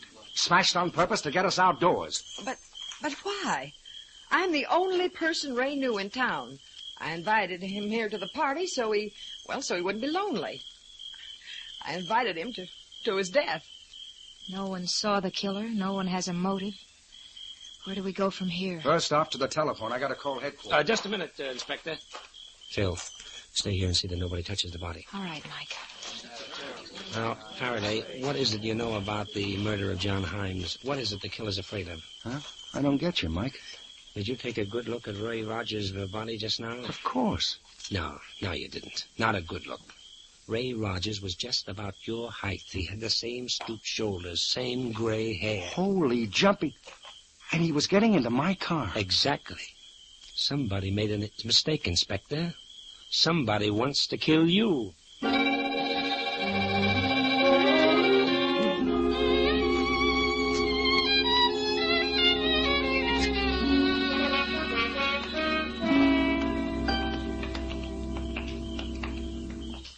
This is the window right here, Mr. Shane. You can see it's still raised. Mm-hmm. The lamp fell into the flower box on the ground floor. Yeah, but it's so smashed up. And you've handled it. I guess fingerprints are out. But we know that the killer was here on the second floor. Miss Melton, can you place everybody at the moment you heard the crash? Why, no, I was in my bedroom fixing my hair. And where is your bedroom? Through this door here. Oh, but Sherwood, you were in the room across the hall. Take it easy, Sherry. You put me in there because of the contest. I was cooking up a solution for the murder. Of John Himes. Well, how about you, Dr. Kaler? You were in the next bedroom down the hall. I cannot oblige, madam. I also was deep in thought. Well, I guess no one saw the man then. The inspector and Mr. Shane were downstairs, so were all the other guests. As a writer of murder thrillers, I'd say the man came here with no idea of killing. Ray was strangled with his own tie, so the man was without a gun. You assume the unknown, Mr. Armstrong. The victim was strangled, which is a masculine technique in murder. Therefore, a clever woman with a strong arm might choose that very method. Yes, a red herring. That's very clever, Dr. Kaler. Miss Melton, I know you're famous for unusual parties, but why did you decide to reenact a murder tonight? Why, it was just an inspiration of mine. Then Sherwood suggested we do the case of John Himes. I interviewed the old man once, and yes, I even covered his inquest for my paper. I see. Sherwood Armstrong suggested it. When we entered your contest, you asked all of us if the room and furniture looked familiar.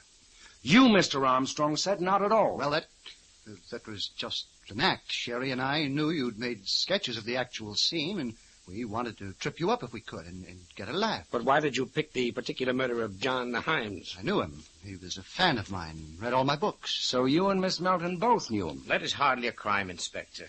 I, too, knew Mr. Himes. We were members of the same club. However, it is disturbing that they should choose that particular unsolved crime. As a psychologist, I know the subconscious desire of every killer to confess his murder. Some return to the scene. Some even talk about it to strangers. The criminal's subconscious feels cheated of the drama, the notoriety which comes with his confession or capture. Look here, I don't like the drift of this talk. Well, I apologize, my friend. I'm always going off into a lecture. I'm sure neither of you is guilty. None of us is. We have no motives. Here come my boys. Well, it's about time. You ready, Mike? All set. Honey, get your coat. Are we leaving? Yes, we are. The answer to Ray Rogers' death isn't here. It's in a house that's been padlocked for 2 months.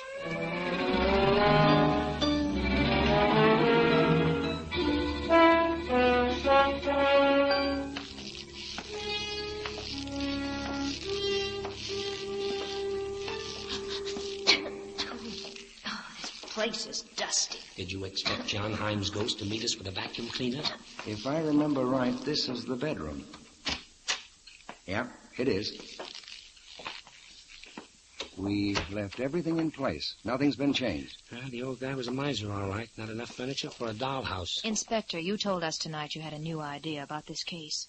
What was it? That's the blood stain over there, Mike, in front of the telephone stand. Inspector, what was it? Maybe it's our solution. Don't bother him, honey. Hey, there's the print of a shoe here on the edge of the blood. Yeah, the killer made it. Wore tennis shoes. We tried to trace it. How about fingerprints? All identified. Well, except for one. Probably an old print. Maybe some visitors.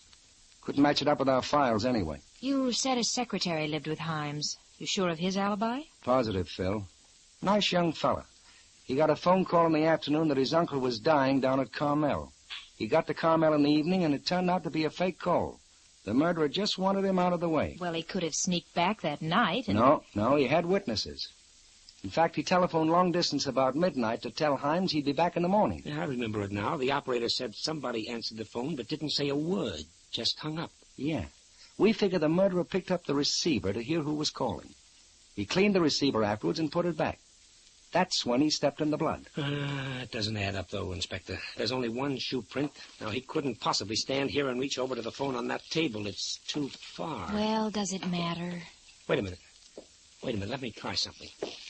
If I put one foot on the blood stain here, and then my knee on this chair, I can...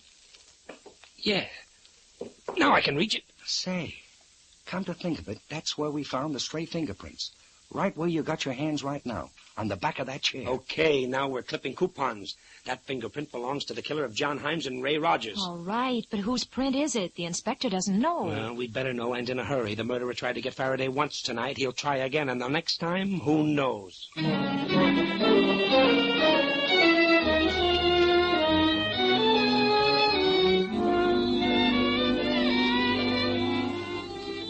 In just a moment, we'll rejoin Mike and Phyllis in their adventures.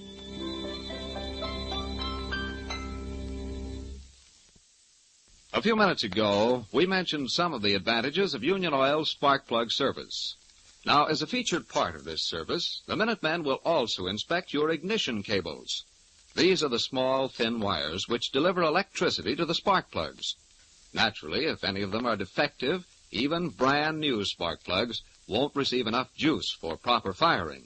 In other words, a faulty ignition cable will leak electricity. So for a complete, accurate check on your car's firepower, have the Minutemen service your spark plugs and ignition cables. You'll notice the increased power and snap in your engine as soon as you drive away. You'll find Union Oil Minutemen ready to serve you wherever you see the sign of the big orange and blue 76.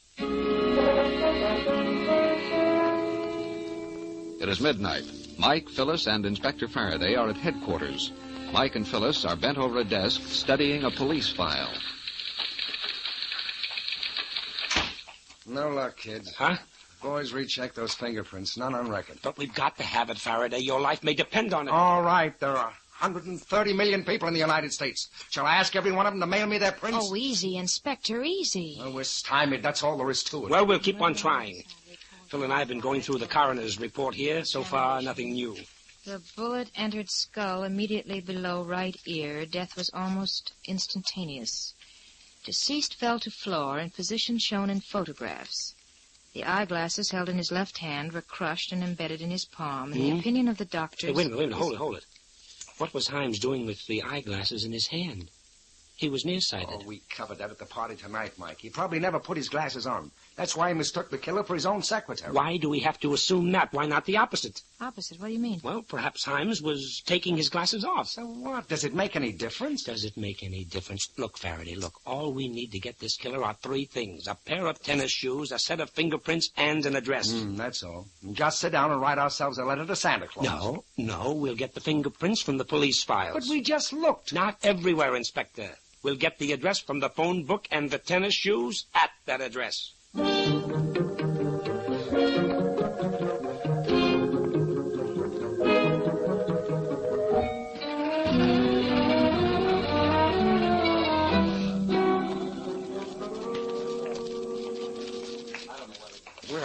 party doesn't sound quite as lively as it did a few hours ago. Mike, that paper sack, everybody will know their shoes. Carry it like a bottle of champagne. Quiet. Here comes our hostess. Well, at last. We thought you'd never get back. My guests want to go home. Oh, they can shortly. Where are they? In the bar, most of them. Sheer escapism, gentlemen.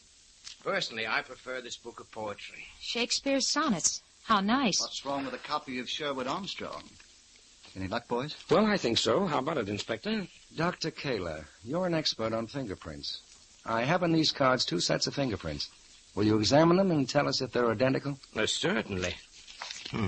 This whirl here and the lines. They're identical. Do you recognize them? No. Mr. Armstrong, do you recognize them? No, I don't. And Miss Melton? Why, no. But I'm not an expert. May I ask where you got these prints? From the back of a chair in the bedroom of John Himes. The second card is from the file of honorary members of the police force. Oh, I mean, isn't that strange? You were about to say, Miss Melton, that you, too, have been an honorary policeman for the past 3 years? Yes. Oh, but surely you don't think that I never did like the idea of your parlor entertainment, Miss Melton. When I came here tonight, I expected that something might go wrong. Or at least that the murder of John Himes might be present. Now, just a minute, Inspector. I think you're going... I told you people I had a new angle on the murder. Actually, I didn't know a thing. It's an old trick making the murderer think you have the answer. He'll stampede and give himself away. Which is exactly what happened.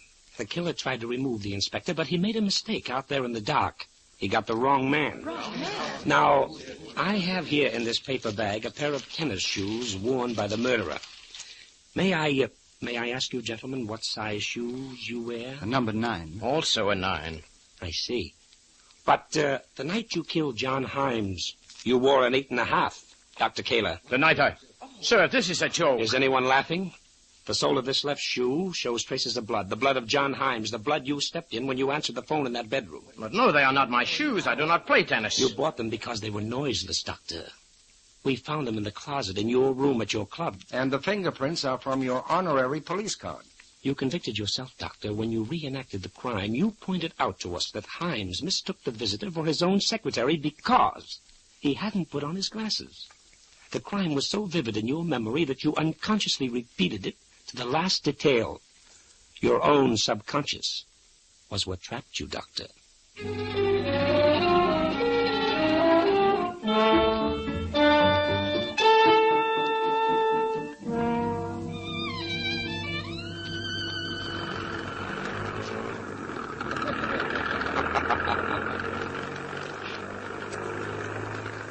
Golly, Mike, I wish that magazine had waited a few days. Well, they really have something to write about. Mike Shane outwits famed criminologists. Well, I'd say the honors go equally to our friend and companion, Inspector Patton. Oh, I don't know. But all I did was to smoke him out with a big wiseack. No, it gets me, kids, is why Kaler did it. He hardly knew John Himes. He had no motive. He told us the motive, honey. His own vanity. The great criminologist commits the perfect crime. It's like a case out of the last book he published. Mike Shane, you didn't tell me you'd read any of his books. Oh, every one of them, honey. And I can show you a book at my apartment he wrote back in 1937, and on one of the pages I scribbled, "Someday this man's going to commit a murder." Oh, and I thought I was the only one who suspected him. What? Oh, now look, Angel. Why, you were draped on Kaler's arm all evening. Why, Dr. Kaler, how clever of you. Shakespeare's sonnets. How utterly wonderful. Oh, I was just playing up to him. I knew. Oh, you did? How? Mike Shane, I suspect any man who parts his hair in the middle.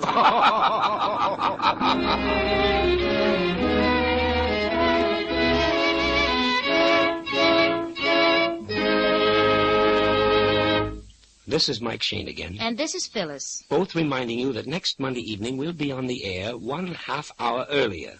Same night, same station. Remember, won't you? Mike and Phyllis at 8 o'clock next Monday. Good night, all.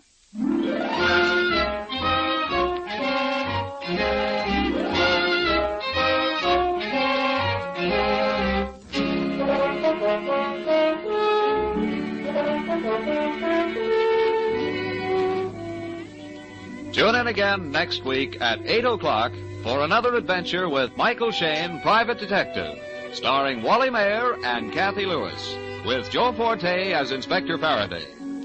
Tonight's story was written by Richard DeGraff and based on the character created by Brett Halliday. Music was composed and directed by Bernard Katz. This is John Lang saying goodnight for the people who make 76 gasoline and Triton Motor Oil, Union Oil Company.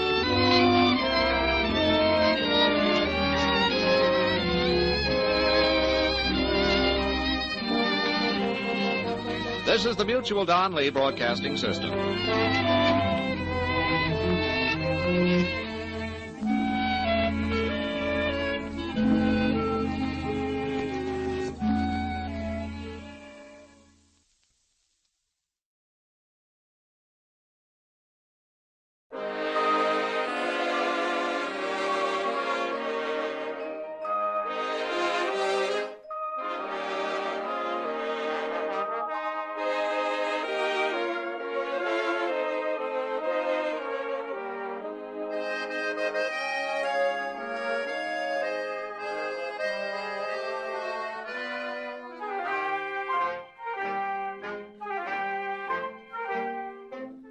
Tonight, we again present the famous Mr. Chameleon of Central Headquarters in his most famous cases of crime and murder.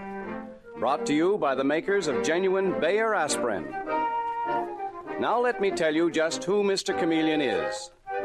A college man, he tried from childhood to live up to the name he bore, Chameleon, by taking on the color of whatever situation in which he found himself, appearing in endless guises, finally entering the police force, where he became known as Chameleon, the man of many faces, the underworld's most dreaded man.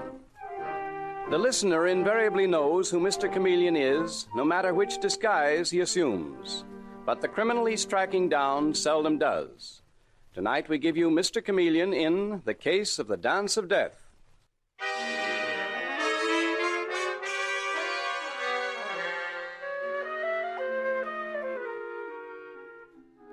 New York City is full of small, intimate nightclubs, each with its own devoted following. And the Club Savoy is considered one of the best, noted for its discovery of talented performers. And one of the most talented, Claude Berkeley, is now in the spotlight on the tiny dancing floor. He stands there, young, attractive, smiling. And a roll of the drums announces his specialty, tap dancing without any musical accompaniment. And as the drum beat stops, he begins to dance.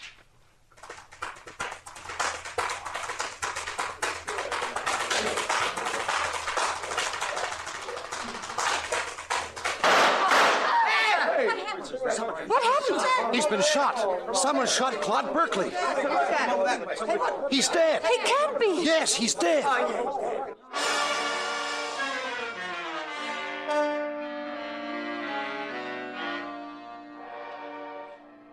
And so, Claude Berkeley's career comes to an end with his crumpled body still holding the spotlight. Half an hour later, Mr. Chameleon, the great detective, is bending over that body, which has been carried to a dressing room, while Claude's pretty wife, Marilyn, sits sobbing in the corner. Where were you at the time of the shooting, Mrs. Berkeley? Here in your husband's dressing room? Yes, Mr. Chameleon. I was preparing a little celebration. It's the first anniversary of Claude's debut here at the Club Savoy. I see. The manager had sent us a bottle of champagne. Oh, We were so happy. Why do things like this have to happen? That, my dear, is what I intend to find out. Your husband was a very talented man, and didn't you used to dance with him? Just at the beginning. You see, he was a pupil at the Grayson Dancing School, and that's where I met him. I see. I was one of the teachers. We got married and formed a dance team, but Claude went way beyond me. I was only too happy to be just his wife. Did you say the Grayson School? The Grayson School of the Dance. Mm-hmm. They specialize in tap and ballroom dancing. The school's in a brownstone house in the West 70s. I don't believe I've heard of it before. I'm sure you haven't, Mr. Comedian, though Carl Grayson wouldn't like you very much for saying it. He's the director of the school and kind of a tyrant. He considers that he made Claude. Did your husband agree? Oh, Claude, my husband, was very loyal to the Grayson School. He still studied there. Really out of kindness to Carl Grayson. Oh, if he'd only... Well, go on, Mrs. Berkeley. What were you going to say? Nothing.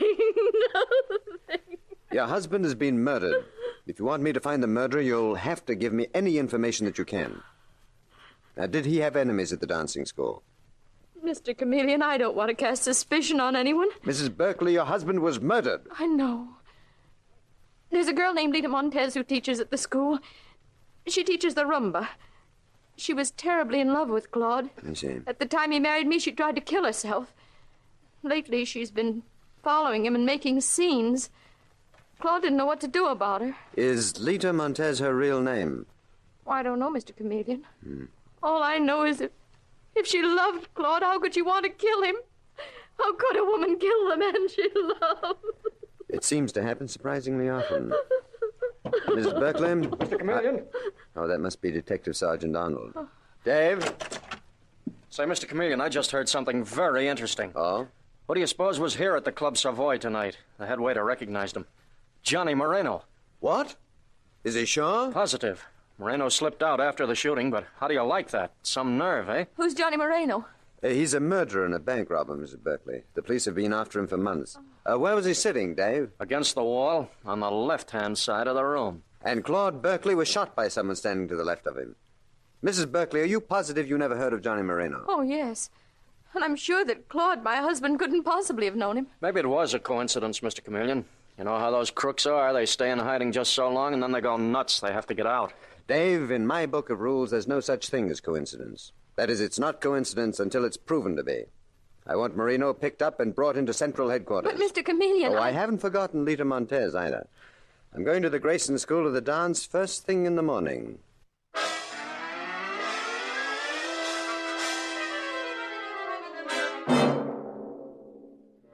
And next morning at the Grayson School of the Dance, Mr. Chameleon is saying to Lita Montez... Come on now, Miss Montez. Tell me everything you know. Mr. Chameleon, it's unbearable that I should be questioned. I, Lita Montez, I who loved Claude Berkeley. Nevertheless, I am questioning you. Where were you last night, Miss Montez? I was home in bed. My dancing classes ended at 10 o'clock and I went home to bed. I am a hard-working girl. Do you manage to make a decent living, Miss Montez? This dancing school looks pretty shabby and run down. That is because Carl Grayson, the great Carl Grayson, will not spend money on paint and repairs. And yet he has an apartment on the top floor that... Yes? What about his apartment? Well, I do not know, Mr. Chameleon. I have not been in it. But it is unbearable that I should be questioned when I loved Claude. I loved him. And you were insanely jealous of him. Who told you that? That Marilyn, that little milksop of a wife? So sweet and pretty with the yellow curls. Were you jealous? A lot of people were jealous of Claude. For a lot of reasons, Mr. Chameleon. It was not I alone. What reasons and who? Well, Bert Crane, for one. Hmm? Bert is a tap dancer, too. Very good. But not as good as Claude, and he hated Claude for it. He studies here to school, too, and he always thought that he should have worked at the Club Savoy, not Claude. The Grayson School of the Dance seems to be full of temperament. All except me. I am not temperamental. Oh. But even Carl Grayson, even he was jealous. The other day, Mr. Chameleon... Oh, no, maybe I should not say this. I think you should, Miss Montez. In fact, I insist on it. Well, the other day I heard their quarreling. Claude and Mr. Grayson. They were in Mr. Grayson's apartment, but their voices were so loud we could hear them down here. And Mr. Grayson was saying, Claude, I will not have it. I will not have you try to take business away from me. It was I who made you. You are an ungrateful wretch. Only my wording was a little bit different, my dear Lita. I said he was an ungrateful puppy, not a wretch. Mr. Grayson? Really, Lita, you do talk too much. Such a pity. Such an unattractive quality in a woman. How do you do, Mr. Chameleon? I'm Carl Grayson. I own the Grayson School of the Dance. Well, I'm very glad to know you. And you. When I heard the great Chameleon, the famous detective, was here in my modest little school, I was delighted. Though heartbroken, of course, at the circumstances which brought you here. The murdered man's widow is heartbroken, too. Oh, yes, poor child. Run along, Lita. Mr. Grayson. Run along. Yes, sir, and I'm sorry I said what I did. Pretty little thing, so full of fire. And she was telling the truth, Mr. Chameleon. It's all true. I did quarrel with Claude. He was planning on starting a dancing school of his own. I felt it was most ungrateful. He'd take all my pupils away from me. Well, have you many pupils, Mr. Grayson? I mean, the place looks so shabby. Do you mind if I look around? Oh, not at all. Come along. I'll show you the rooms where we give our lessons. Well, thank you. As for pupils, I have sufficient to pay my living expenses. That's enough. I'm primarily an artist. But you didn't relish losing what you have. Oh, exactly. And I have an alibi for last night, Mr. Chameleon. Oh. At the time Claude Berkeley was killed in that nightclub, I was working out a routine with another pupil of mine, a very talented young man. No, wait a moment. What is it? That dancing. I want to listen. Oh, it's just someone practicing a tap dance. Be quiet, please. That sounds as if it might be the young man I spoke of, Bert Crane. Well, don't interrupt him. Bert! Mr. Chameleon, the detective, wants to talk to you. Mr. Grayson, I told you not to interrupt him. But why not, Mr. Chameleon? Bert can practice any time. This is important. Bert, my boy, this is the famous Mr. Chameleon. He's here investigating Claude's tragic death. Yeah? Well, I've got an alibi. I was here at the school with you, Mr. Grayson. I was practicing my new routine until after midnight. Yes, I've already been told that, Mr. Crane. Mr. Grayson here was very quick to supply both you and himself with an alibi. And you doubt us, Mr. Chameleon? What suspicious minds you detectives have. Yes, haven't we? Unfortunately for the criminals of this world. Mr. Crane, I am not an authority on tap dancing, but it sounded to me as if you had a brilliant technique. Thanks, pal. It's nice to have someone appreciate me. Well, I do. I wish that you'd repeat those steps. What? That dance that you were doing when I came down the hall. I would like to see it. Well, I'm kind of winded right now. I'd like to see it if you don't mind. Go ahead, Bert. Dance for Mr. Chameleon. Okay, Mr. Grayson. Here goes.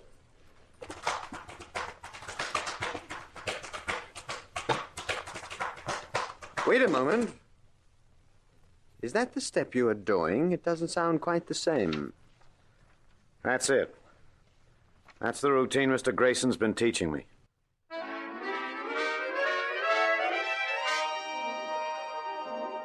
Now, a few minutes later, at the office of the Commissioner of Police at Central Headquarters, Mr. Chameleon says... The point is, Commissioner, that dancer Bert Crane was lying.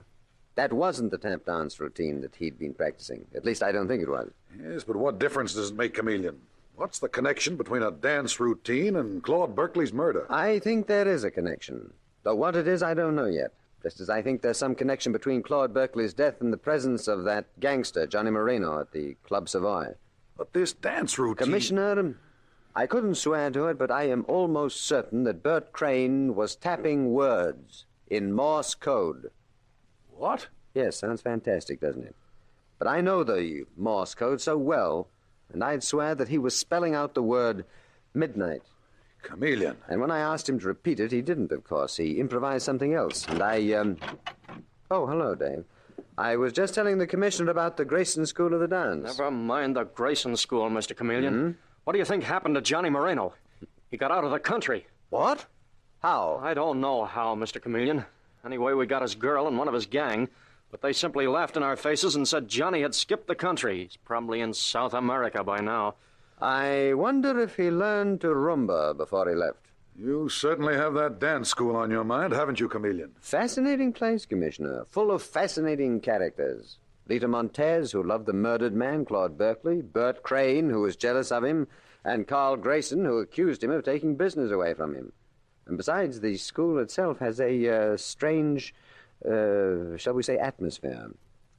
I think I'll have to start taking rumba lessons myself. You mean you're going there in disguise, Mr. Chameleon? Mm-hmm. I am, Dave. I want to see that dancing school when they're not on guard against the police. I shall take the name of Harry Parks. Harry comes from Illinois. He owns a hardware store in the town of Greenville.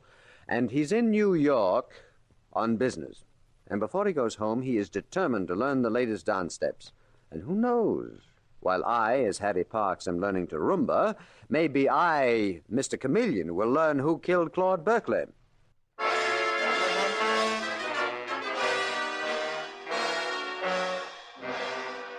Mr. Chameleon and the case of the Dance of Death continues in just a moment.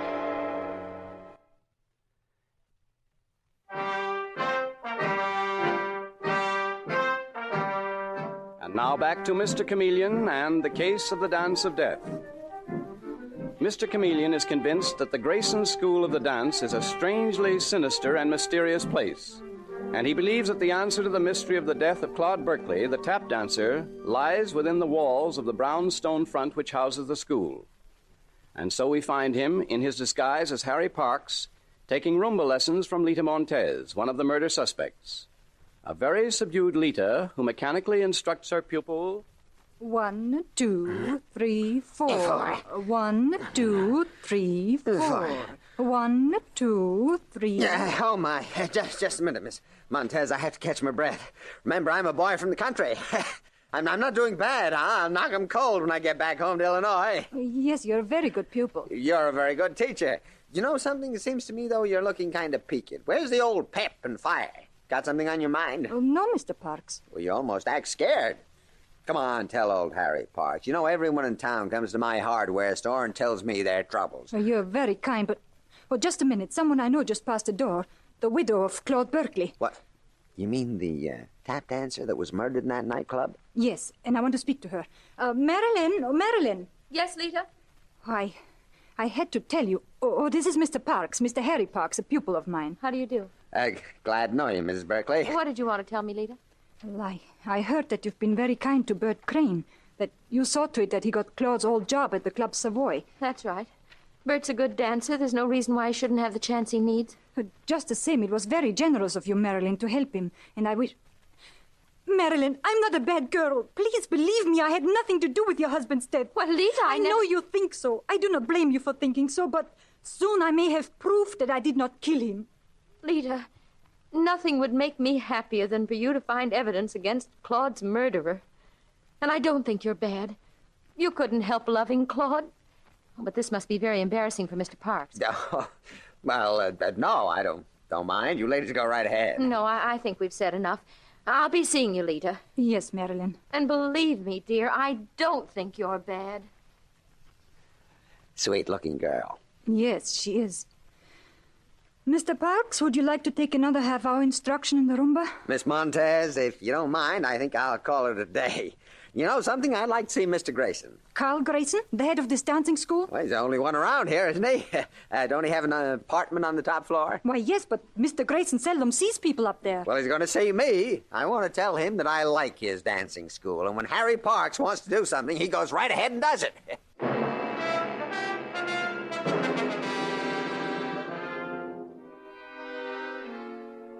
And now, Mr. Chameleon, the famous detective, still in the disguise of Harry Parks, mounts the stairs to Claude Grayson's apartment on the top floor of the dancing school, the apartment to which very few people have been invited. And as he approaches the door, Mr. Chameleon hears someone dancing, tapping out a routine with rhythmic precision. And Mr. Chameleon smiles. Then, looking every inch the small-time peeper, he pushes open the door to the apartment and enters. What the devil are you doing here? Who is it, Bert? How do you do? Oh, well, who are you, sir? How dare you come pushing in here this way? Well, my name is Harry Parks. Are you Carl Grayson? I am. And I asked you why you came bursting in here this way. Well, I didn't. I knocked a couple of times. This young man here was dancing. I guess you couldn't hear it. I'm one of your pupils, Mr. Grayson. That is, I'm Lita Montez's pupil, and I just wanted to tell you I think your dancing school is fine. I'm very happy to hear that. Yes, sir. I can rumble with the best of them now. Little old Harry will knock him dead when he gets back home in Illinois. That's fine, but I still can't dance like this young man here. You a professional? Yeah? He's a very talented boy. His name is Bert Crane. You'll be hearing about him. He opens tonight at the Club Savoy. Is that so? It's too bad I won't be here to see him. I'm taking the sleeper back home to Illinois. Well, so long, Mr. Grayson. Nice to have met you. And, Mr. Crane, I wish you lots and lots of luck.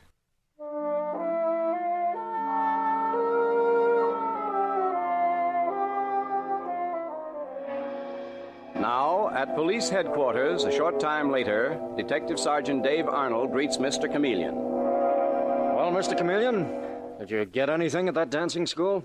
Dave, unless I am much mistaken, that tap dancer, Bert Crane, will need all kinds of luck tonight when he opens at the Club Savoy. You're sure they didn't see through your disguise, Mr. Chameleon? Quite positive. If they had, I wouldn't have gotten out of that dancing school alive, Dave. Not after what I saw there. What about this Lita Montez? She worries me, Dave. I've sent one of the boys from headquarters to her apartment. I want her kept under constant guard. Oh, well, I could have gone up there, Mr. Chameleon. No, I want you with me at the Club Savoy tonight. I've already reserved a table. Though not in my name, you can be sure. Oh, I'll take that. Hello? Oh, yes, Detective McLean. What? What? Well, how did it happen? Chameleon. Detective McLean got no answer at Lita Montez's apartment, Dave. The superintendent let him in, and they found her body shot through the heart. That's a cold-blooded outfit. That is an amazing outfit, Dave. That is one of the strangest criminal organizations I've ever been up against. But tonight, when you and I are at the Club Savoy, I hope to get the whole lot of them, including the murderer of Claude Berkeley and Lita Montez.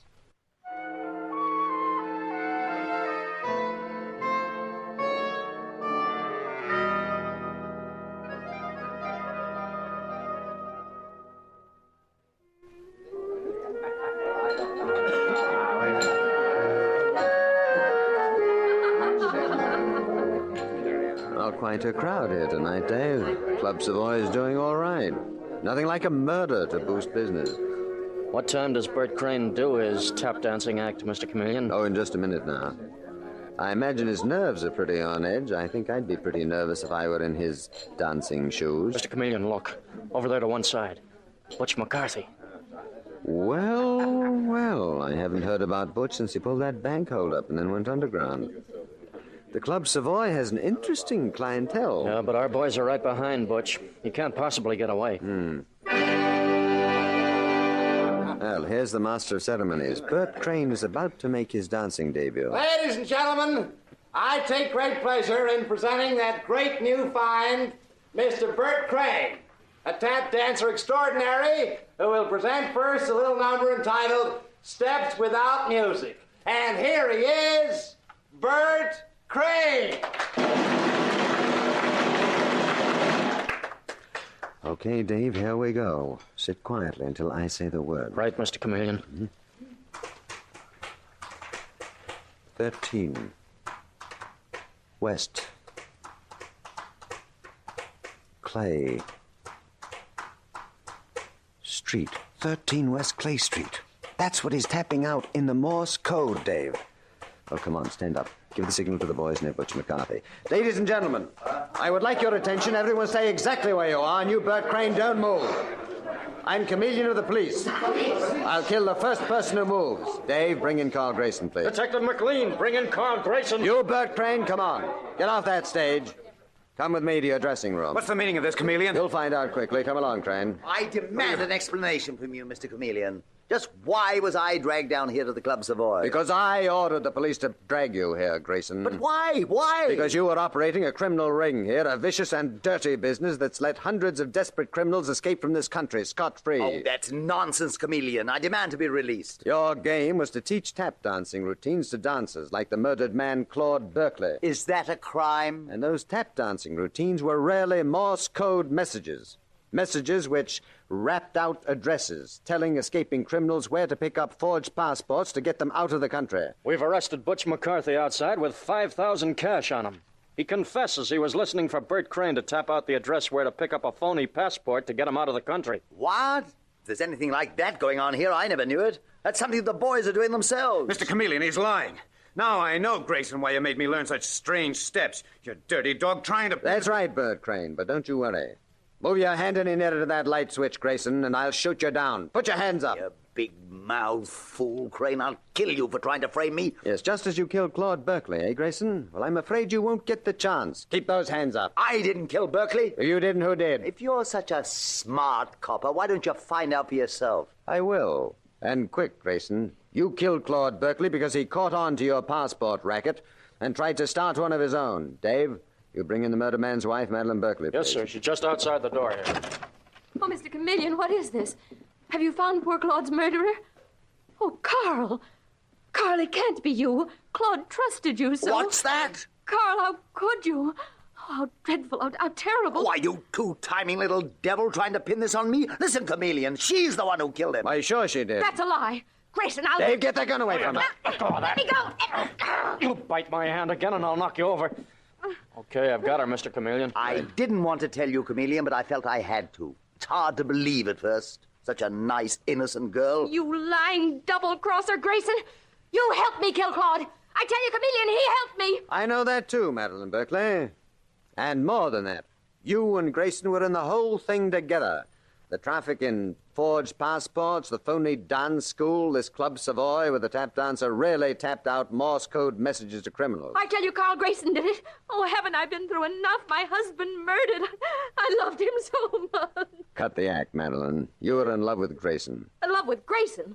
What a lie. Yesterday, when I walked into Grayson's apartment, I saw you in his arms in a very passionate embrace before you ran into the next room. Now we've got you, Chameleon, you lying cop. You were never in my apartment. Oh, yes, I was, Grayson. I was disguised as Harry Parks. You were Harry Parks, that hick from Illinois who was taking dancing lessons? Yes, nifty disguise, wasn't it, Grayson? You sneaking cop. That doesn't prove I committed murder being in Carl's apartment. No, but it helps. This gun Detective Sergeant Arnold took from you is the same caliber that killed your husband. I got it from Carl. She's lying again, Chameleon. It's her gun. Careless of you, Madeline, to have carried that gun around, but you were getting careless on all fronts. You were so anxious to kill Lita Montez, who knew too much about you and Grayson, that you left your fingerprints all over her apartment.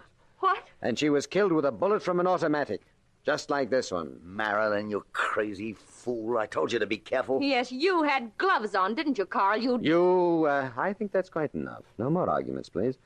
You'll both be tried for murder. You, Marilyn Berkeley, is the killer of your husband, Claude Berkeley, and of Lita Montez. And you, Carl Grayson, as her accomplice. Dave, you take them along, please. Not nice people at all.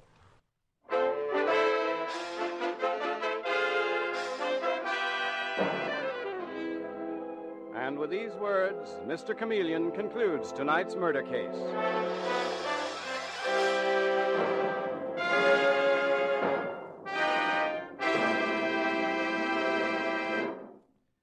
Listen next Wednesday night at the same time for Mr. Chameleon, the Man of Many Faces.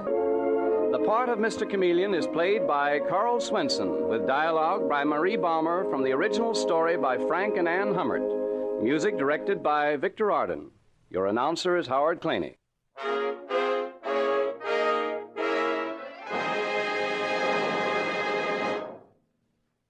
This is CBS, the Columbia Broadcasting System.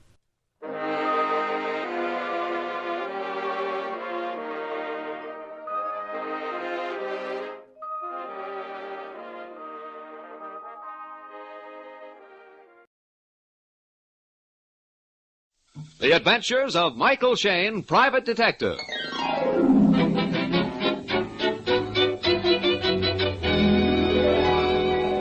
The people who make 76 gasoline and Triton motor oil, Union Oil Company, present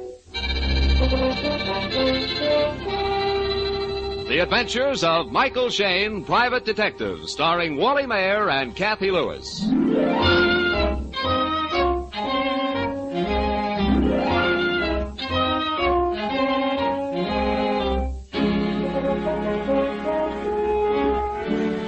The official slogan of San Francisco goes like this: the city that knows how. The slogan of San Francisco's favorite detective might well be, the man who knows who done it. This evening, Mike Shayne and his assistant Phyllis Knight have put work behind them. They're about to leave their office in the Rust Building to meet their old friends, Inspector and Mrs. Faraday, for an evening at the movies. Hey, hurry it up, Phil, honey, will you? Stop primping and fussing. They'll be waiting for us. Just a second. Golly, it'll be fun to see Mrs. Faraday again. It's weeks since I've heard any of her Irish stories. Yeah, gosh, it's been weeks, months since Faraday and I managed the same evening off. Crime must be taking a holiday in our town. Yeah. All set, Mike. How does my hat look? Screwy as ever. And the face below it? Beautiful as ever. Oh, Mike. Oh, pretend we didn't hear it. Come on, Mike. Don't worry.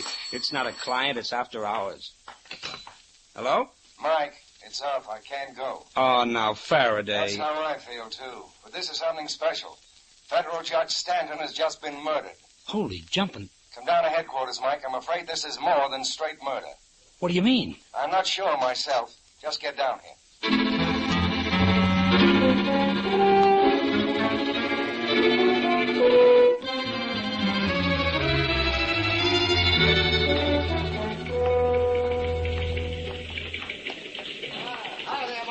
Oh, hi, Sarge. Evening, Mr. Shane. Miss Knight. Hello. Hello, Quinn. The inspector in his office? Yes, sir, but I think he's busy. So he said. Inspector. Hey. Mike, fellas, come in. Come in. Well, you look all frazzled, Inspector. I am, Phil. I'm worried. Plenty worried. Well, come on. Give with the details. When was Judge Stanton murdered? Less than an hour ago, near as we can tell. I just got back from his house. But first, Mike, take a look at these fingerprint cards on my desk. Mm-hmm. Fingerprints found at robbery, Jackson Street, night of the 17th. And this one. Housebreaking, Van Ness Avenue, night of the 21st. And two more. But they're burglaries, Inspector. What's the tie-up with Judge Stanton? The judge was shot, Phil, but his house was robbed, too. I got an ugly feeling that the fingerprints we found at his place are... Oh, that's it now. Yes? We checked the fingerprints, Inspector. They belong to Victor Ratner. You're sure of it? Yes, sir. Positive. Okay, that's all. I was afraid of that. Huh? These fingerprints you just looked at, Mike, they belong to Victor Ratner, too. Well, what's the matter with that? Don't they identify the killer? Yeah, they do. But these burglaries took place last month. Ratner was released from the penitentiary only 2 days ago. What? It's impossible. That's what we said. 2 years ago, Victor Ratner was sent to the pen for embezzlement, a 15-year rep. The proof was his fingerprints found in a safe. Then the last couple of weeks came 4 robberies. Victor Ratner's fingerprints at every one of them. While he's still in the state penitentiary? Yeah, he was pardoned, Phil. Wrongful conviction. Now this murder and his fingerprints again.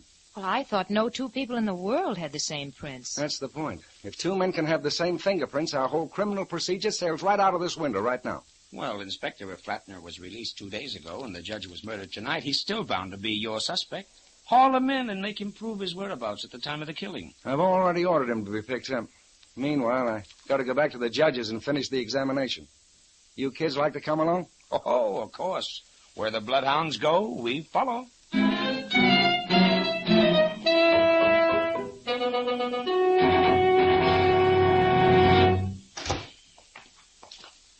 This is the judge's study. On the flare over there by the desk is the... Uh-huh. Covered over with a sheet. Yeah. Hey, the desk drawers are all pulled out, Mike. The killer must have been looking for something. Yeah, the judge's wife said he didn't keep any valuables in here, and yet... Where did you find Ratner's fingerprints? On the broken glass from the terrace door. Here it is on my desk, Mike. Exhibit number 8. Hey, this door must have been locked at the time. He broke a pane of the glass, reached inside, and turned the key, huh? Yeah, but he was careful to wipe off the key afterwards. If he hadn't touched the glass, we wouldn't have a clue. Well, this doesn't look like the work of a professional housebreaker to me, Inspector. All he had to do was use a little pressure, and the door would have come open anyway. Yeah, he used the same system at each house. Smashed a window or a door, then in. Say, wait a minute. I remember reading something in the paper about Ratner's conviction. Wasn't he an attorney? Yeah, a lawyer for a loan company. He got a hold of the combination of their safe somehow and made off with almost $100,000. Did they get the money back? Not a nickel. Then this doesn't make sense at all. He's got the dough stashed away somewhere. He wouldn't go in for penny ante robberies now. Could all those burglaries be just a red herring, Mike? You know, a build-up, so we'd think tonight was just another theft with a killing on the side. You're forgetting the main point, Angel. Ratner was safely put away in mothballs until the day before yesterday. How did his fingerprints turn up at robberies 3 weeks before he was released? Yeah, that's a mystery good enough to bind in 3/4 Morocco. Inspector. Yes, Sergeant. We just got a call from headquarters. The boys can't find Ratner anywhere. Not at his house, huh? No. Better get a hold of his attorney. Yeah, they've done that, sir. He says he hasn't seen Ratner since the day he got the pardon for him. What do you say to that, Mike? Well, he's probably hiding out. We'd better get on his trail fast while it's still warm. Fine, if we only knew where to start. We do. Huh? At the old homestead of Mr. Victor Ratner.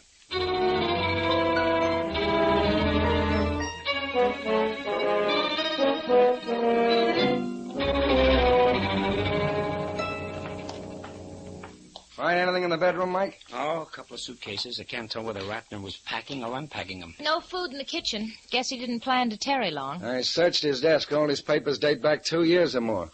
Looks like we're out of luck. Yeah. Say, honey, do you mind turning off the kitchen light? Oh, yeah, I'll get it. Mike, maybe we'll have to play a waiting game. If Ratner tries to skip town, we can nab him at the depot or airport. Oh, pretty slim chance, Inspector. He'll probably hit the highway. Mike? Inspector, Yeah? come here. Coming.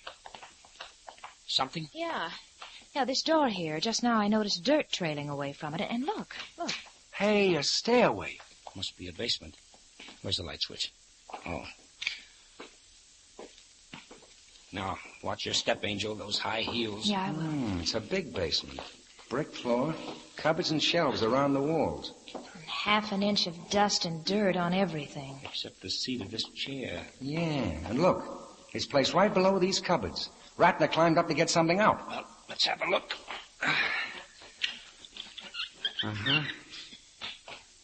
Well, a couple of cameras, a tripod, glass plates, film packs, projector. The guy's a real shutterbug. Oh, doggone it. What happened, Phil? Oh, I turned my ankle on a loose brick. Just a minute. There's more than one brick loose. Mike. Coming. Look, there's no mortar between these bricks. Yeah, an area of about 3 square feet. I think we know what this means. Below these bricks, Mr. Ratner banked his $100,000. And came back to dig it up. Shh. Listen. Upstairs. Ratner, he's come back. Sounds like he's heading for the kitchen. What if he comes down here? Quick, turn off the light. Where? I don't see a switch. Oh, great. It turns off from the head of the stairs. Shh. Okay, then duck under the steps fast. Yeah. Now, not a sound. Oh, good heavens, my purse. I left it hanging on that chair. It's too late now. Mike, that's a woman's footstep. Hello? Who's down there? Who? Oh. She sees Phil's purse. Hey, stop! Come on, Faraday, after her. Holy herring, Mike, I think we're locked in. You think we're locked in? You know darn well we're locked in.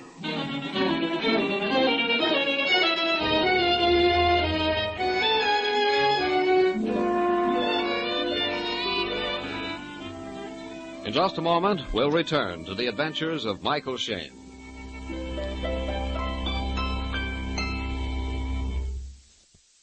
Ladies and gentlemen, June probably seems like an odd month to talk to you about winter driving. But many motorists are driving around right now with engines still filled with sludge from last winter. You see, cold weather means heavier moisture condensation inside your car's engine. And that means water gets into the crankcase where, with some oils, it forms thick, black, ropey sludge. Now, just draining the oil doesn't get rid of this sludge, because sludge is sticky and adheres to pistons, valves, crankshafts, and other parts. But your Union Oil Minuteman has a quick solution to this problem. He has a special solvent-action flushing oil known as Cleanse Oil, which is guaranteed to cut sludge. After draining the old, dirty oil, the Minuteman pours in a generous amount of Cleanse Oil. When the engine is started, the Cleanse Oil is pumped automatically to every working part.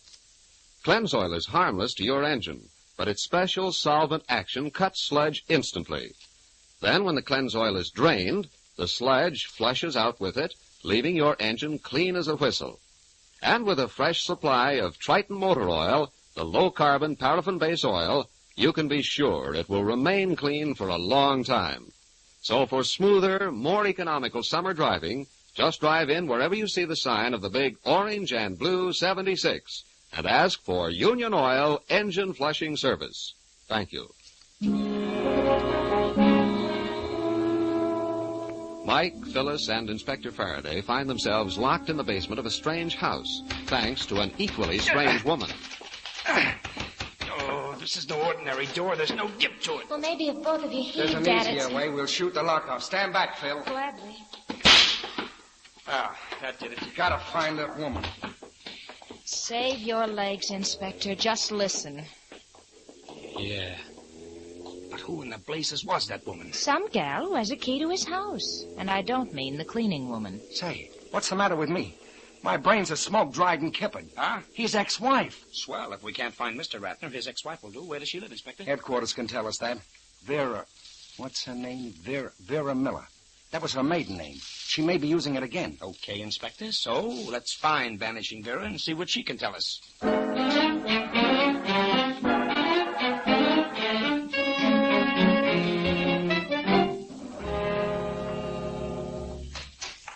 Yes? Who is it? This the resident of Vera Miller?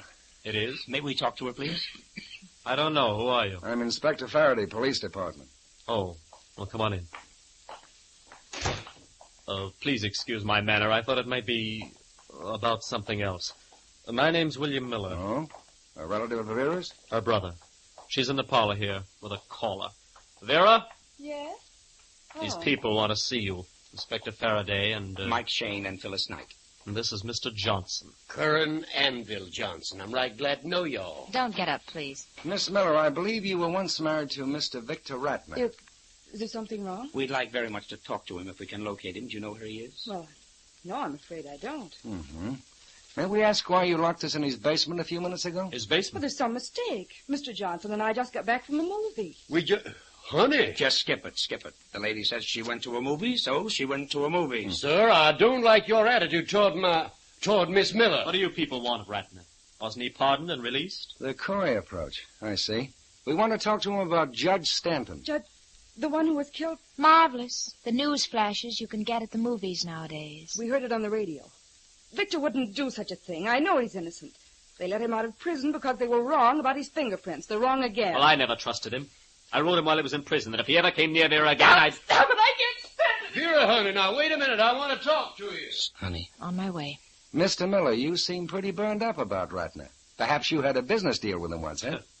I wish they'd left him in prison for the rest of his natural life. Vera was a fool to marry him. And now she's heading for more trouble with this Texan. Oh, what's wrong with him? Why, she's known him only 2 months. His soft talk, a ranch in Texas. Mike. Yeah? Mike, I overheard Mr. Johnson ask her what she meant about going to the movies. He just got here ahead of us. She said she'd explain later, and then he asked what she wanted down in Ratner's basement. Y'all don't mind. I'll tell the story myself. I just wanted to know if Vera had seen Mr. Ratner since he was sprung from prison. I think a fiancé is entitled to know these things. Not to mention her brother. Inspector. Yeah, Mike. If you've asked all your questions, I think we can leave this family love fest. Yeah, I agree with you, Mike. It's been a pleasure to meet all of you. One final word, Mr. Miller. Miss Miller. It's a prison offense to shield a criminal or aid in his escape. You might think that over. Good night. You know, kids, I don't believe a thing we heard here. All right, it's the hammiest performance I've seen since Uncle Tom's Cabin. Still, there's a grain of truth in every lie. Bill Miller is awful anxious about Ratner and Sister Vera. And what was she doing in that basement? Well, what was she? That's what we're going to find out, Angel. Remember those loose bricks in the basement? Well, I'm afraid we're going to find more than money.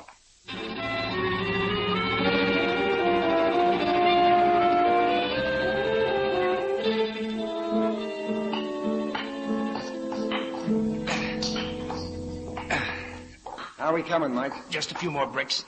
Then we can pull up these planks. Why are there planks underneath the bricks? For support, Phil. Otherwise, the floor would cave into the hole. There. Okay, Faraday. Up with the boards now. Pull it. Oh. See anything yet? Mm-hmm. Something. Maybe I can reach down and pull it up. Mike. A man's leg. Here, let me grab hold. That's it. Pull. Lay him down here. Well, this is the end of the trail, Mike. It's Ratner. 2, 3, 4 bullet holes. Wow, a thorough job. But Judge Stanton was murdered only an hour and a half ago. Rentner couldn't have killed him. Not unless he committed suicide and buried himself under the bricks. I wonder how long he's been dead. There's a newspaper here in his coat pocket. Maybe that'll tell us something. Wow. The bullet went right through it. Evening paper. And the date is Night before last. He wouldn't carry an old newspaper in his pocket, Mike. That means he was killed the day he got out of prison. Ratner wasn't murdered for nothing. There must be some tie-up with Judge Stanton. There is. Ratner's fingerprints. It wasn't any ghost that left that calling card on the judge's glass door tonight. We know that, Mike, but that's all we do know. Faraday, you said those fingerprints were found at 4 different burglaries. Yes? Okay, we've got to recheck every one of them. Now, where's the nearest? Let's see. We're on 27th Avenue. There's one on... Uh-oh. Huh? A.J. Bremner. Where's he? Oh, you'll razz the whiskers off me, Mike. He's on 26th Avenue, right behind us. In fact, the two backyards join. Inspector Faraday, will you please open that clam-like face of yours and tell us these things? I know, Mike, but I got so wound up on Judge Stanton, I clean forgot the robberies. Backdoor neighbors, eh? But he won't tell you anything, Mike. He's as sore as a goat to the department. Keeps ringing up every day to ask if we found the stuff he had stolen. Sounds like he's keeping tabs for a reason. All right, Inspector.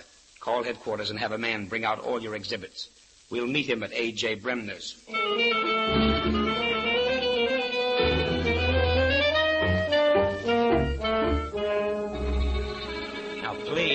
Please, Mr. Bremner. I've paid taxes in this city for 25 years, and what do I get for it? My house is robbed, and the police do nothing. Nothing. Isn't that right, Margaret? Yes, dear. Now, look, Mr. Bremner, I'm not a policeman. I'm a private detective. If I can help you get your stuff back, I've had enough talk. I want results. Don't we, Margaret? Yes, dear. We just want to look at that smashed window, Mr. Bremner, to see the glass. I've replaced it. We weren't going to freeze, were we, Margaret? Yes, dear. No, dear. What did you do with the old glass? I don't know. I think I threw it in the trash can in the backyard. Then let's go to the backyard. Well, I suppose I'll have to show you. Back door's this way. Come on, Sergeant. Yes, sir.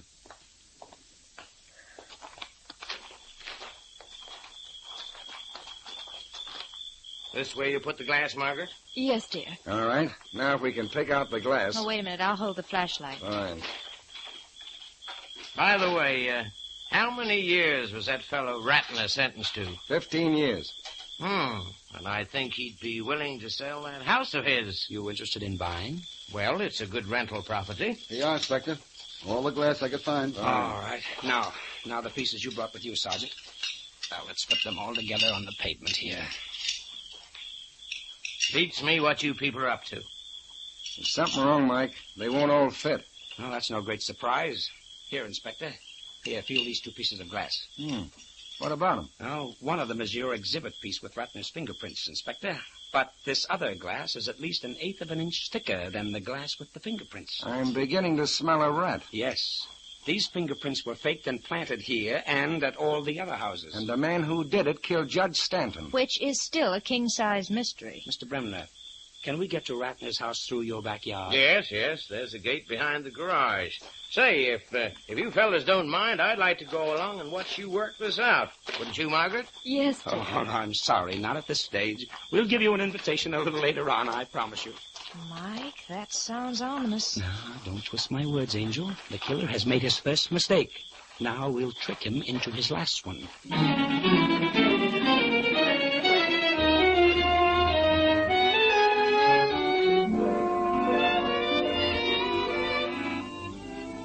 We'll return to Mike and Phil in just a moment.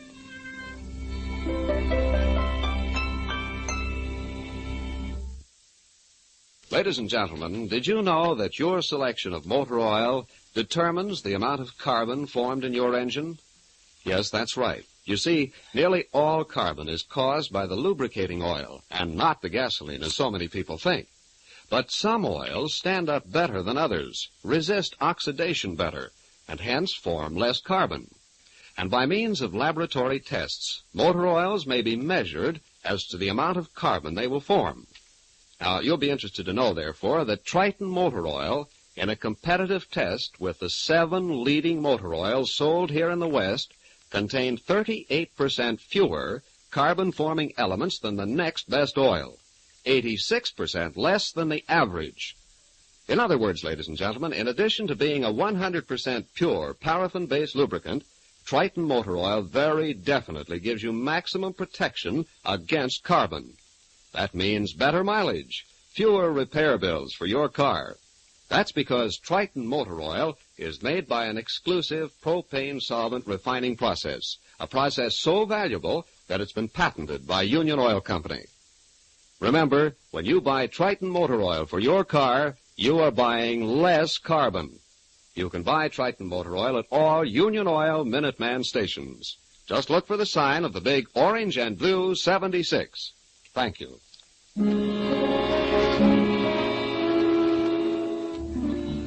Mike, Phyllis, and the inspector are once more in the basement tomb of Victor Ratner.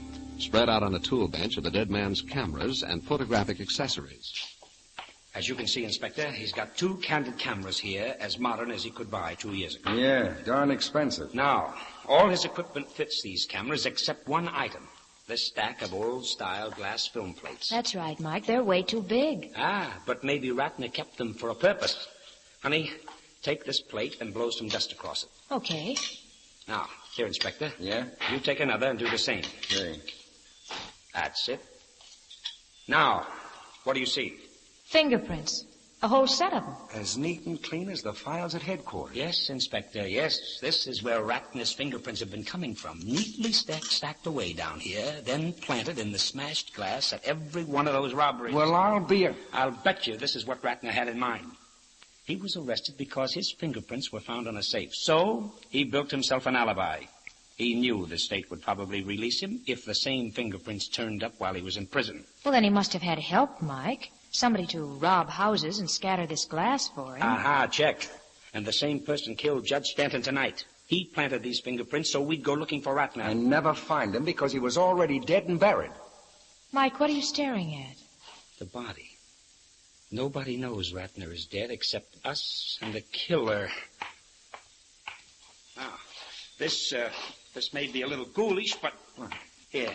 See this ring of Ratner's? Yeah. It's big and flashy and an odd design. Oh, don't put it on your finger. Oh, Mike. Now, we'll gather our suspects together. We'll meet at Judge Stanton's house. We'll have an innocent little talk. Doesn't matter what we say, so long as we keep the secret of Ratner's death. I get it. The killer will see you wearing his ring. Right. And what do you think will pass through his mind, knowing he left Ratner buried under a layer of bricks and 2-inch planks?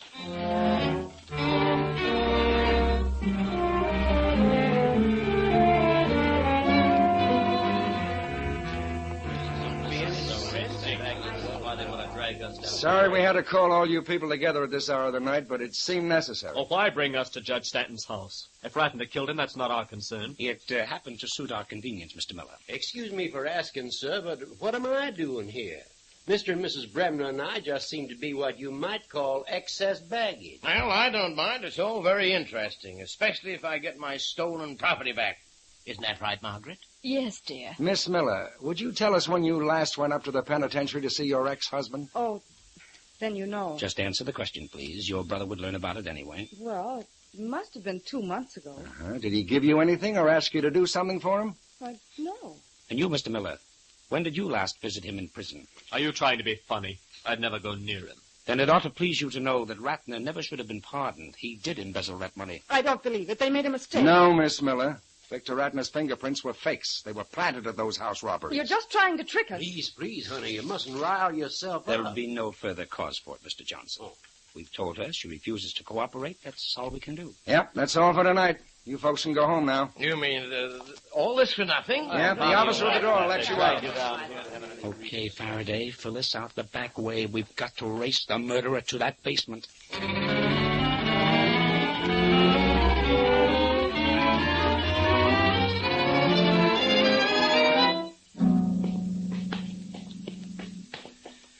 Well, I hope this is the last time we have to climb down into this basement. I can feel the moss sprouting on my north side. Well, we'd better hide behind the staircase. Phil, turn off your flashlight. Okay. I hope this worked, Mike. Nobody said a word about that ring you were wearing. They wouldn't, but I flashed it enough. You scratched your nose like you had the 7-year itch. He's got to come back. He's got to see if that body has been disturbed. You taking any bets on who shows up? I'll put my money on Vera and her brother. She locked us in this basement, remember? And Brother Bill, there's something awful fishy about him. Well, I'll risk $1 on Mr. Bremner, and yes, dear. He's too curious for me. I think you'll both lose your bets if I... Shh, the front door.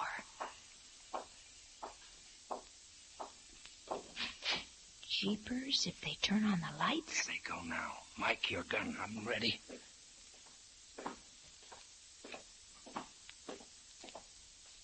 Put up your hands. Huh? Boy, you... Mike, look out! Oh. My hand. Next time it may not be your hand, Mr. Johnson. I don't know what this means. Don't you? You're the only one who knew Ratner was dead and where he was buried. Well, this is all wrong. No, Mr. Johnson, no. You are all wrong. And there's just one way to put it right. And you know what it is.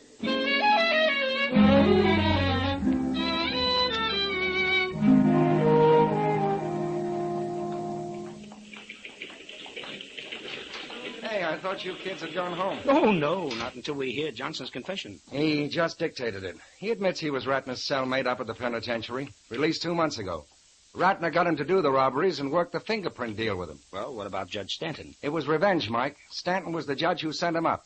Johnson had big plans for this fingerprint racket, so he double-crossed Ratner. I'll say. Even tried to marry his ex-wife. Oh, I doubt it, honey. Probably just playing around with Vera to learn where that money was hidden. That's just what he said, Mike, but the girl was innocent. So, Mike, the inspector and I bet on everybody but Johnson. You said we'd lose. How'd you know? Well, I got to thinking over that first talk we had with him. Our cattleman from Texas wouldn't use a jailbird's word for getting out of prison. He didn't say Ratner was pardoned. He said he was sprung. Of course, that wasn't proved, but it made me suspicious. I see. Well, I guess that winds up the case. Yeah, thanks a million for helping me out, kid.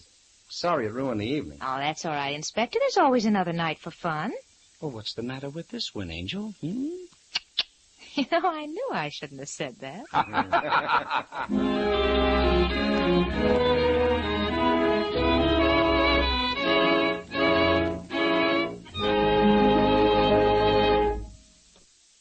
Ladies and gentlemen, the 7th War Loan will soon be over. We believe that you know the urgent reasons for buying extra war bonds, for making that extra effort to show how well we know here in the West that the war is still going on. This message is not an effort to sell you on buying extra war bonds. We don't believe there's an American alive who needs selling on the subject of war bonds. But we do want to remind you that the time to do your part in this renewed offensive is growing short. So if you've not already subscribed to the intensified war on Japan by buying bonds for the 7th War Loan Drive, please do so soon. Thank you.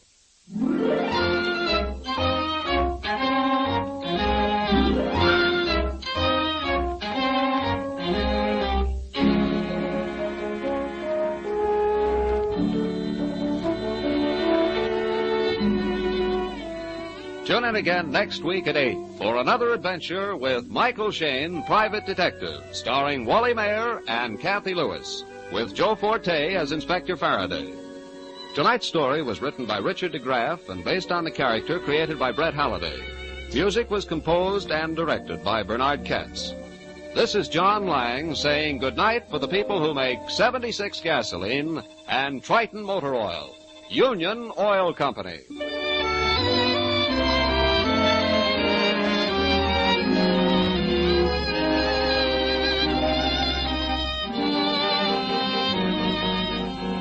This is the Mutual Don Lee Broadcasting System.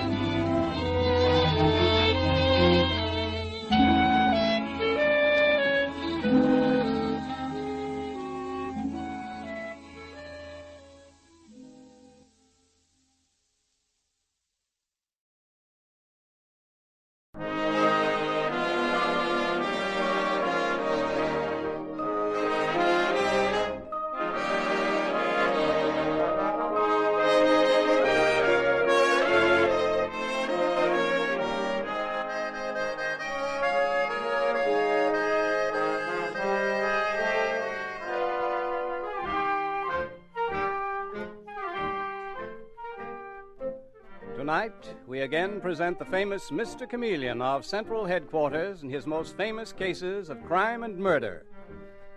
Now let me tell you just who Mr. Chameleon is. Born of a well-to-do family and a college man, he tried from childhood to live up to the name he bore, Chameleon, by taking on the color of whatever situation in which he found himself, finally entering the police force where he became known as Chameleon, the man of many faces, the underworld's most dreaded man. Throughout this series, the listener invariably knows who Mr. Chameleon is, no matter in which disguise he appears. But the criminal he's tracking sometimes does and sometimes doesn't. Tonight we give you Mr. Chameleon in Mr. Chameleon's Pet Murder Case.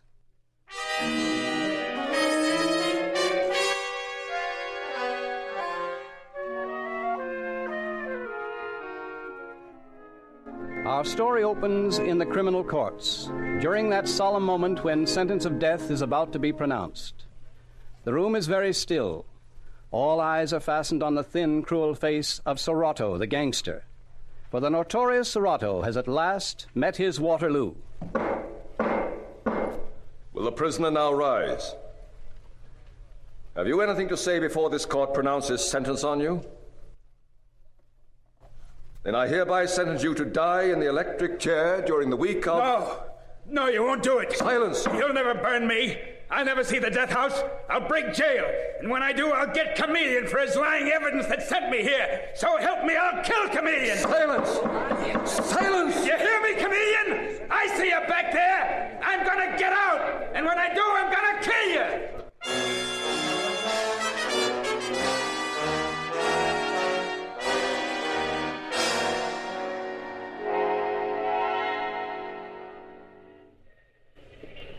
Well, I'm a policewoman, Mr. Chameleon, but I never heard anything like the voice of that man Serrato in the courtroom. He means to kill you. You're in dreadful danger. Oh, there are a lot of them in prison who've said they're going to kill me, Madeline. No, I feel very good. When you put an end to the career of a mad dog like Serrato, well, it makes you pretty proud to be a cop. But suppose he did get out. Maybe that's just a woman's way of looking at it. Let's go out to dinner tonight. And, incidentally, I've always wanted to ask why a beautiful girl like you ever got the idea of being a cop on. My father was on the police force. He was killed by a hoodlum just like Serrato. Oh, I'm sorry.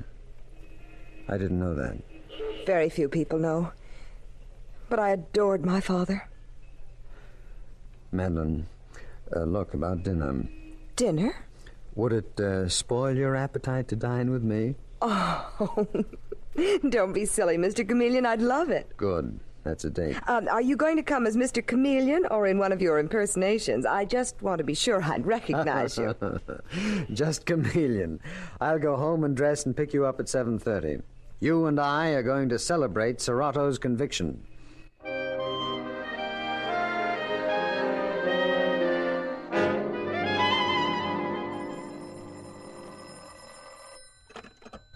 Hello?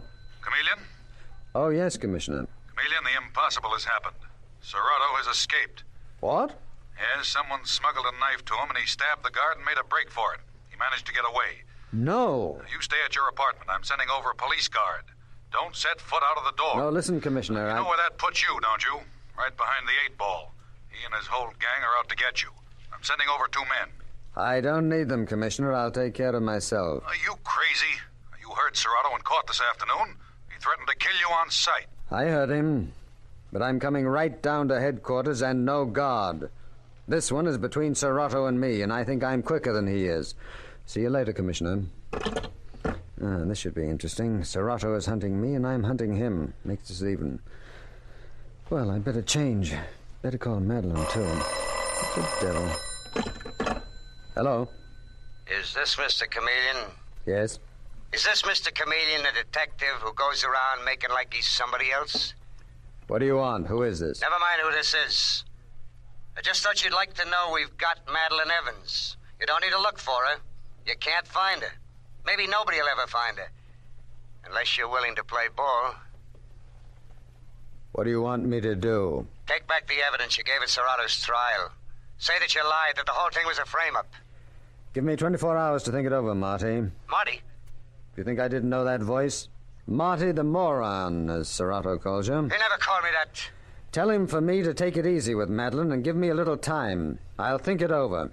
And tell Serrato if he doesn't take it easy with Madeline, ask him how he'd like to digest a slug in the stomach.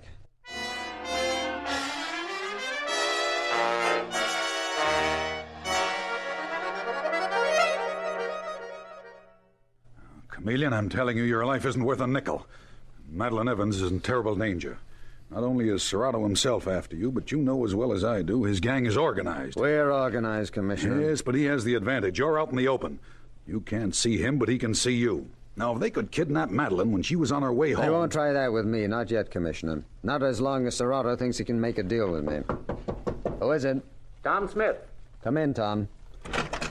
Commissioner, you know Tom Smith, the Daily Chronicle. Oh, yes. I told him to come over here. I have a favor to ask of him. Anything you say, Mr. Chameleon. Is there a story in it? Yes. Big one, eventually. Right now, Tom, I wish you'd do me a favor. Yeah? Write a story saying that there are rumors that new evidence has been unearthed in the Serrato case. Say, is this on the level? You just write the story, Tom. You can quote me. I'm not sure that the evidence which convicted Serrato was correct. I am working on new evidence, unquote. Hallelujah, this really will hit the headlines. What with Serrato on the loose? Also, Commissioner, I'd like to have the boys bring in Jake Mallory for questioning. Mallory? You mean Serrato's right-hand man? That's right. Commissioner? Okay, Chameleon. Tell the boys to pick up Mallory. That's another story for you, Tom. I have reason to believe that Jake Mallory is the man who really committed the murder for which Serrato was convicted.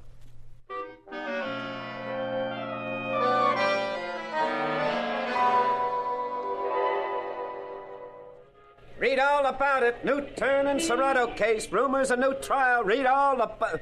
Paper, mister? No, thank you. I'll borrow my friend's. All about the Serrato case. Read all about Well, how about it, Detective Sergeant Arnold? Can I look at the headlines? Mr. Chameleon, what is this? You don't think Jake Mallory committed that murder, do you? That, my dear Dave, is a leading question. I refuse to answer. But we had to let Jake go this afternoon. We couldn't hold him. I expected you to let him go.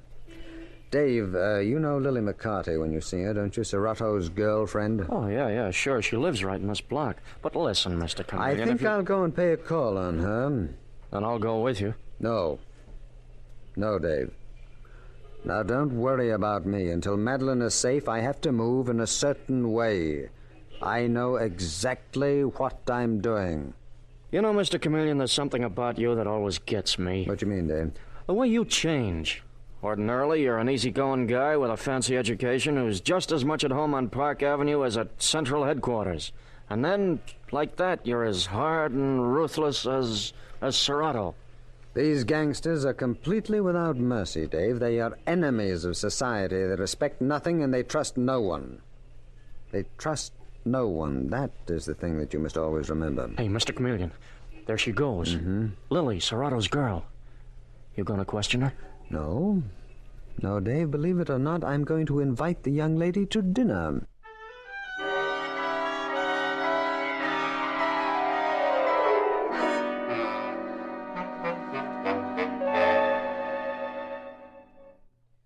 What do you mean you and me should have dinner tonight? You think I'd be seen having dinner with a copper? Why, Lily, I thought you might enjoy having an evening out. No, not with you I wouldn't, Chameleon. I wouldn't go with you if you'd take me to the St. Regis. Funny you should happen to mention the St. Regis. That's what I was going with Madeline Evans. Where is she, Lily? I don't know where she is. I don't know where Serrato is either, so help me. I'll meet you at the Montmartre restaurant at 8. I won't be there. Oh, yes, you will. I have enough on you to send you up for life. I know perfectly well that you were mixed up in the Rockman killing and the Millerstown holdup. I have got plenty of leads if I want to follow them up. Then why don't you, Chameleon? You meet me at dinner tonight, or something very strange may happen to you.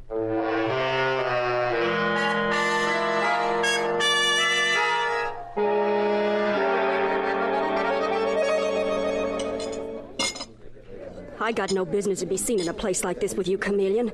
They'll think I'm leading you to Serrato. I don't even know where he is. You know where Madeline Evans is? That sort of kidnapping is right up your alley, Lily. You've managed them before. I never even seen her. Well, in that case, we'll go for a little drive tomorrow. The country is so beautiful this time of year. No, I can't meet you again. I wouldn't dare. Do you mean that your pals don't trust you, Serrato and Jake Mallory? Jake Mallory? Say, listen, he's fit to be tied. He thinks you and Serrato have made a deal between you to railroad him to the chair in Serrato's place. Dear me, what suspicious minds. Oh, why don't you lay off me, Mr. Chameleon? Leave me alone. Oh, I'm not hurting you. I'm simply giving you the pleasure of my company. Well, that's enough to make him kill me. You know, I might be more touched if I didn't know you for a thoroughly brutal murderess. The complete sadist. What's that? Something Serrato called me? Marty Lewis went in one of his rages the other night because he says that Serrato called him a moron. He says that's an insult, is it? A sadist is much worse. Come on, Lily, where's Madeline Evans? Or must you and I have another date tomorrow? I'm beginning to believe that the boys will get you if we do.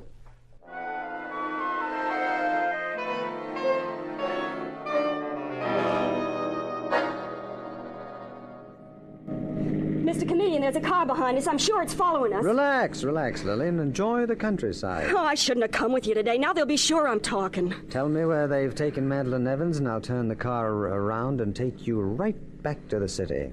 Otherwise, you won't be able to get rid of me, Lily. Okay. They got her in a little house over in Long Island City. I'll give you the address. And then let me go and don't come near me again, you dirty cop.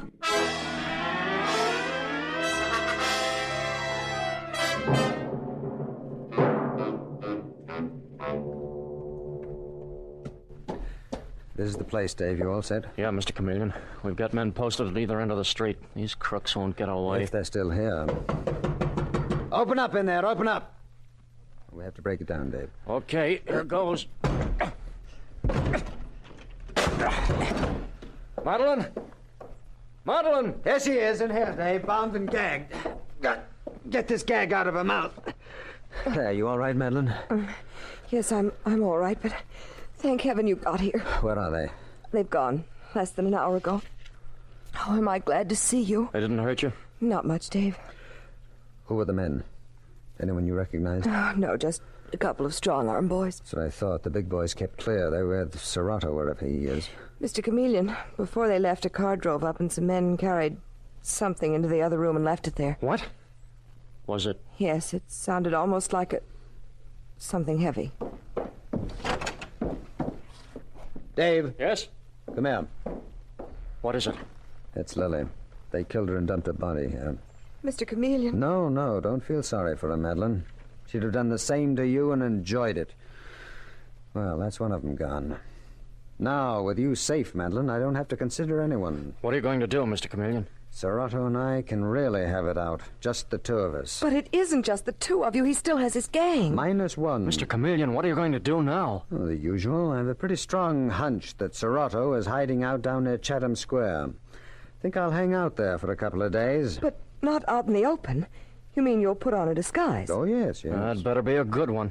No, on the contrary, Dave. This time my disguise is going to be so transparent that anyone, even Serrato, will recognize me instantly.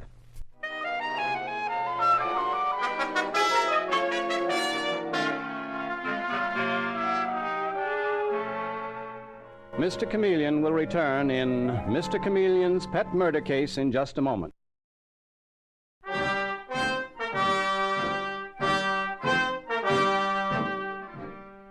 And now we return to Mr. Chameleon and his pet murder case. It is the following morning, and in the office of the police commissioner, we find Mr. Chameleon dressed in the shabby clothes of a man from the tenement district. I thought I'd patrol that neighborhood. You know those tenements, Commissioner, they're like rabbit warrens. The only thing to do is to smoke Serrato out. Chameleon, I still say you're out of your mind. Serrato's gunning for you, and if you show up down there, Come in. Commissioner, have you seen Mr. Chameleon? Oh, there you are. You mean you recognized him that quickly? Well, of course I did. He needs a shave, and his clothes are strictly Bowery, but he hasn't really changed. You hear that, Chameleon? Yes, I hear it, Commissioner, and it's just exactly what I want to hear.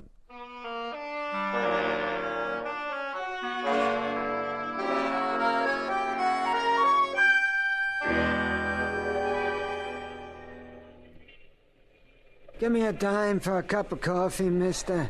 No. Oh, please, mister. I'm kind of down on my luck. Beat it. Did you hear me? Beat it. Hey, who are you? Who, me? I know you. You're Chameleon. What are you doing down here dressed like a bum? You can't fool me. I know you're Chameleon. Well, good for you, Marty. So you're not a moron after all. Well, don't call me that. I'm as smart as anybody. Too smart to let anybody see me talking to you. What's the matter, Marty? Serrato watching you from the window? Which one's he watching from? Get away from me. There's been too much talk that Serrato's crowd is running out on him. If they see me with you, Chameleon, they'll... Marty, don't you try anything. If I'm found dead, the police have orders to bring you in. Me? Why me? We've got plenty on you, Marty, so it's healthier for you if I stay alive. Okay. But keep away from me. Well, all I want to do is walk along a ways with you. I always enjoy talking to you.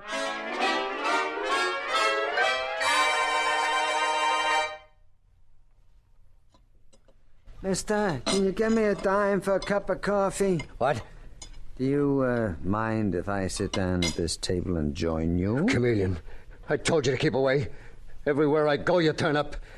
Where's Serrato? Hey, listen. Serrato don't want nothing in this world except to kill you. You're nuts to go chasing after him. Marty, I have found that when anyone wants to kill you, it's better to show them your face than your back. Well, leave me out of it. And get out of here, will you, Chameleon? Not until I have had my coffee, Marty.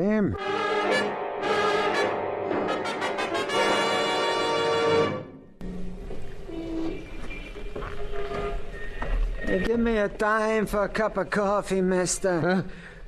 Oh, no, not you again, Chameleon. Yes, you leave me alone. Why, Marty, have you been drinking? You know Serrato doesn't like that. They've been tailing me.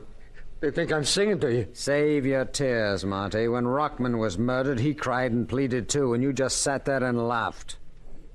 Where's Serrato? I won't tell you, Chameleon. Everybody's run out on him except me and Jake Mallory. But I ain't gonna squeal. Not even if Serrato is a dirty so-and-so. I told him that to his face. My, you're getting reckless, Marty. Well, good night. Pleasant dreams.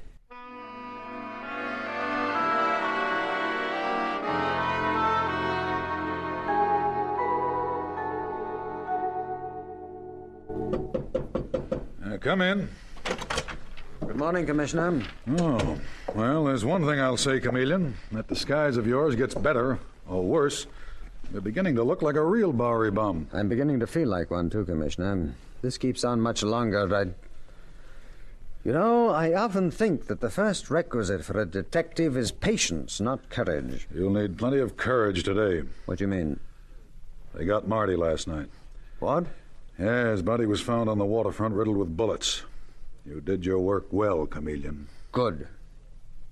I've no pity for the martyrs of this world. They live by the gun and they die by the gun. Well, that leaves Serrato. And Jake Mallory. That's two of them. 2 against 1 is still an uneven match, Chameleon. Let me send Dave Arnold with you today. Nope. Serrato must be frothing at the mouth by now. Yes, I'm counting on that. No, Commissioner, I've got to go after Serrato alone, and I'm going to patrol that neighborhood until he can't stand it. Until he has to come out and get me.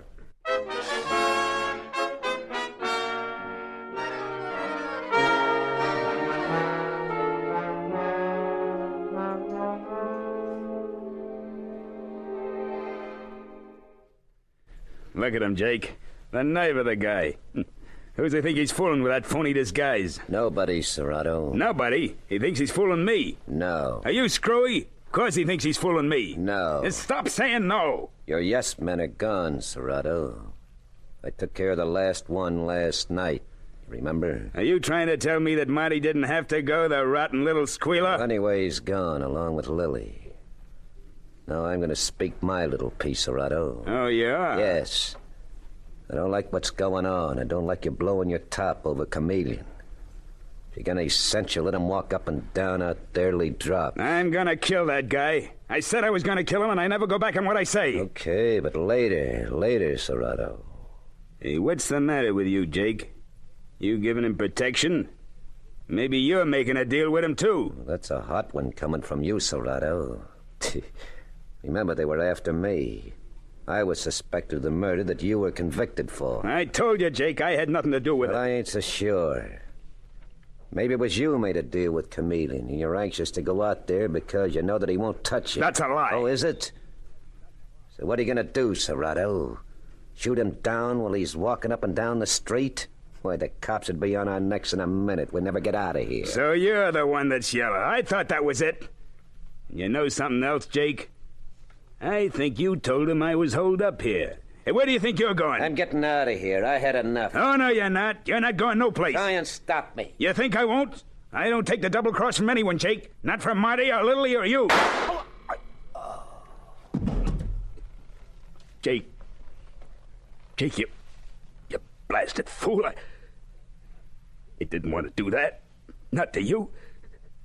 Now there's nobody except Chameleon out there. Except Chameleon.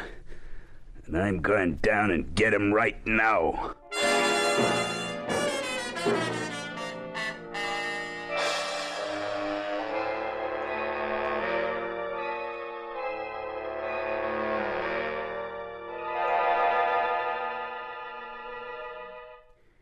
There he is, Chameleon.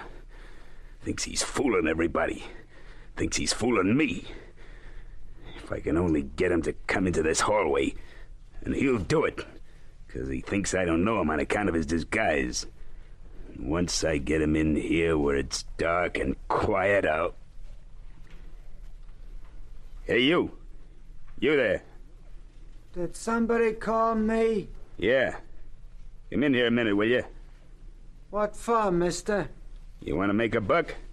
Do I? Just ask me. I have asked you. Sure I want to earn a buck. What do you want me to do? I wouldn't kill nobody. Not for a buck. Quite a comic, ain't you? I want you to run an errand. Take a message someplace.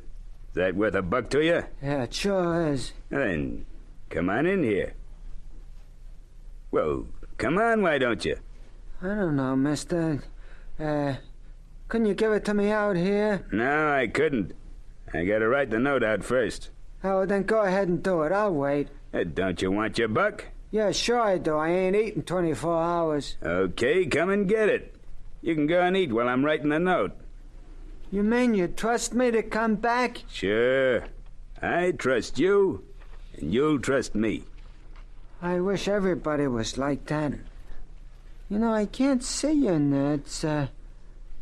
It's so dark. Where are you? Right here. Oh. Yeah, now I see you. Well, take a good look. It's the last thing you'll ever see, Chameleon, you dumb copper. Do you think you fooled me with that phony disguise? No, I didn't think I'd fooled you, Serrato. You should have known that you couldn't play cat and mouse with me, that once I got a line on you, I'd shoot first. I'm dying. You shot me like a dog. Yes, you're dying, Serrato, but before you do, I have a little message for you to take along with you. Your girlfriend, Lily, did not squeal on you. I forced her to talk to me in the same way with Marty. He was loyal to you, too. No. And no. Jake? Where's Jake Mallory? I killed him. I thought that would happen, because that bird brain of yours, Serrato, couldn't conceive of anyone being loyal. Not even your pals. You're a murderer, Chameleon. Well, you can argue that out with St. Peter when he turns you away from the gates. I simply went on the principle, if I can't get all the crooks myself, I let them kill each other off.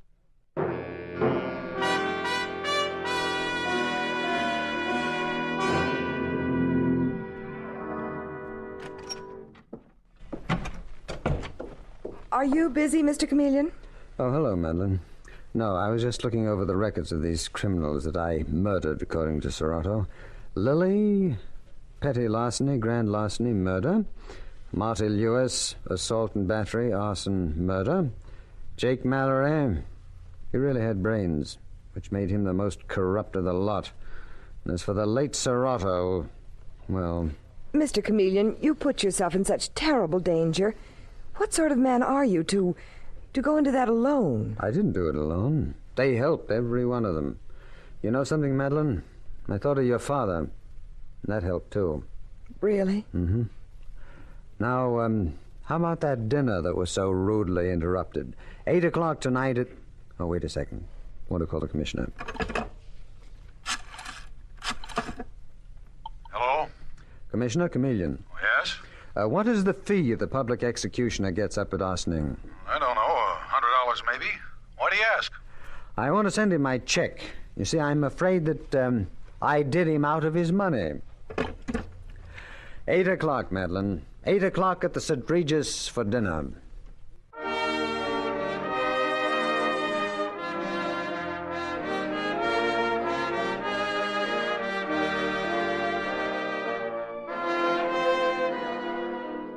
And with these words, Mr. Chameleon concludes tonight's murder case.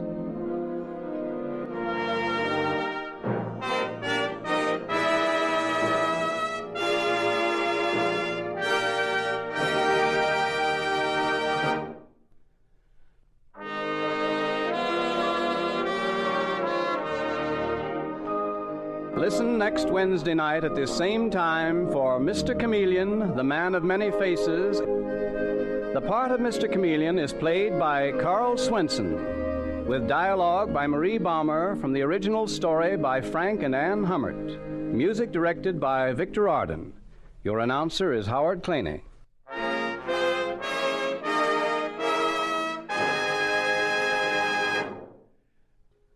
Mr. Chameleon, the new mystery drama, will be heard in another performance next Wednesday night at this time.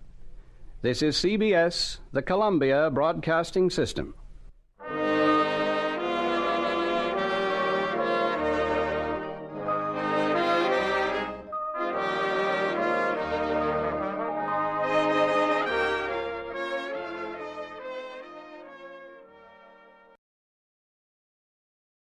From Hollywood, it's time now for Bob Bailey as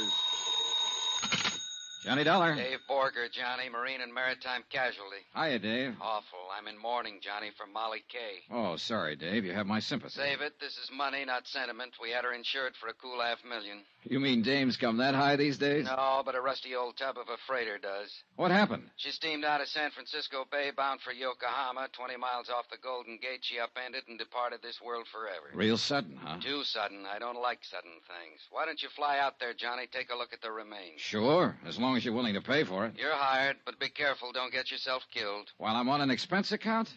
Dave, you've got a lot to learn.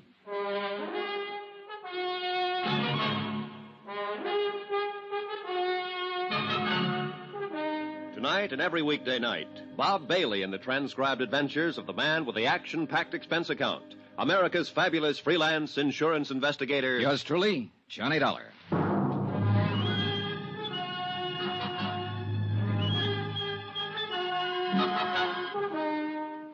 Expense account submitted by Special Investigator Johnny Dollar to the Home Office, Marine and Maritime Casualty Limited, Hartford, Connecticut. The following is an accounting of my expenditures during the investigation of the Molly Kay matter. Item 1, $164.50, plane fare and incidentals, Hartford to San Francisco.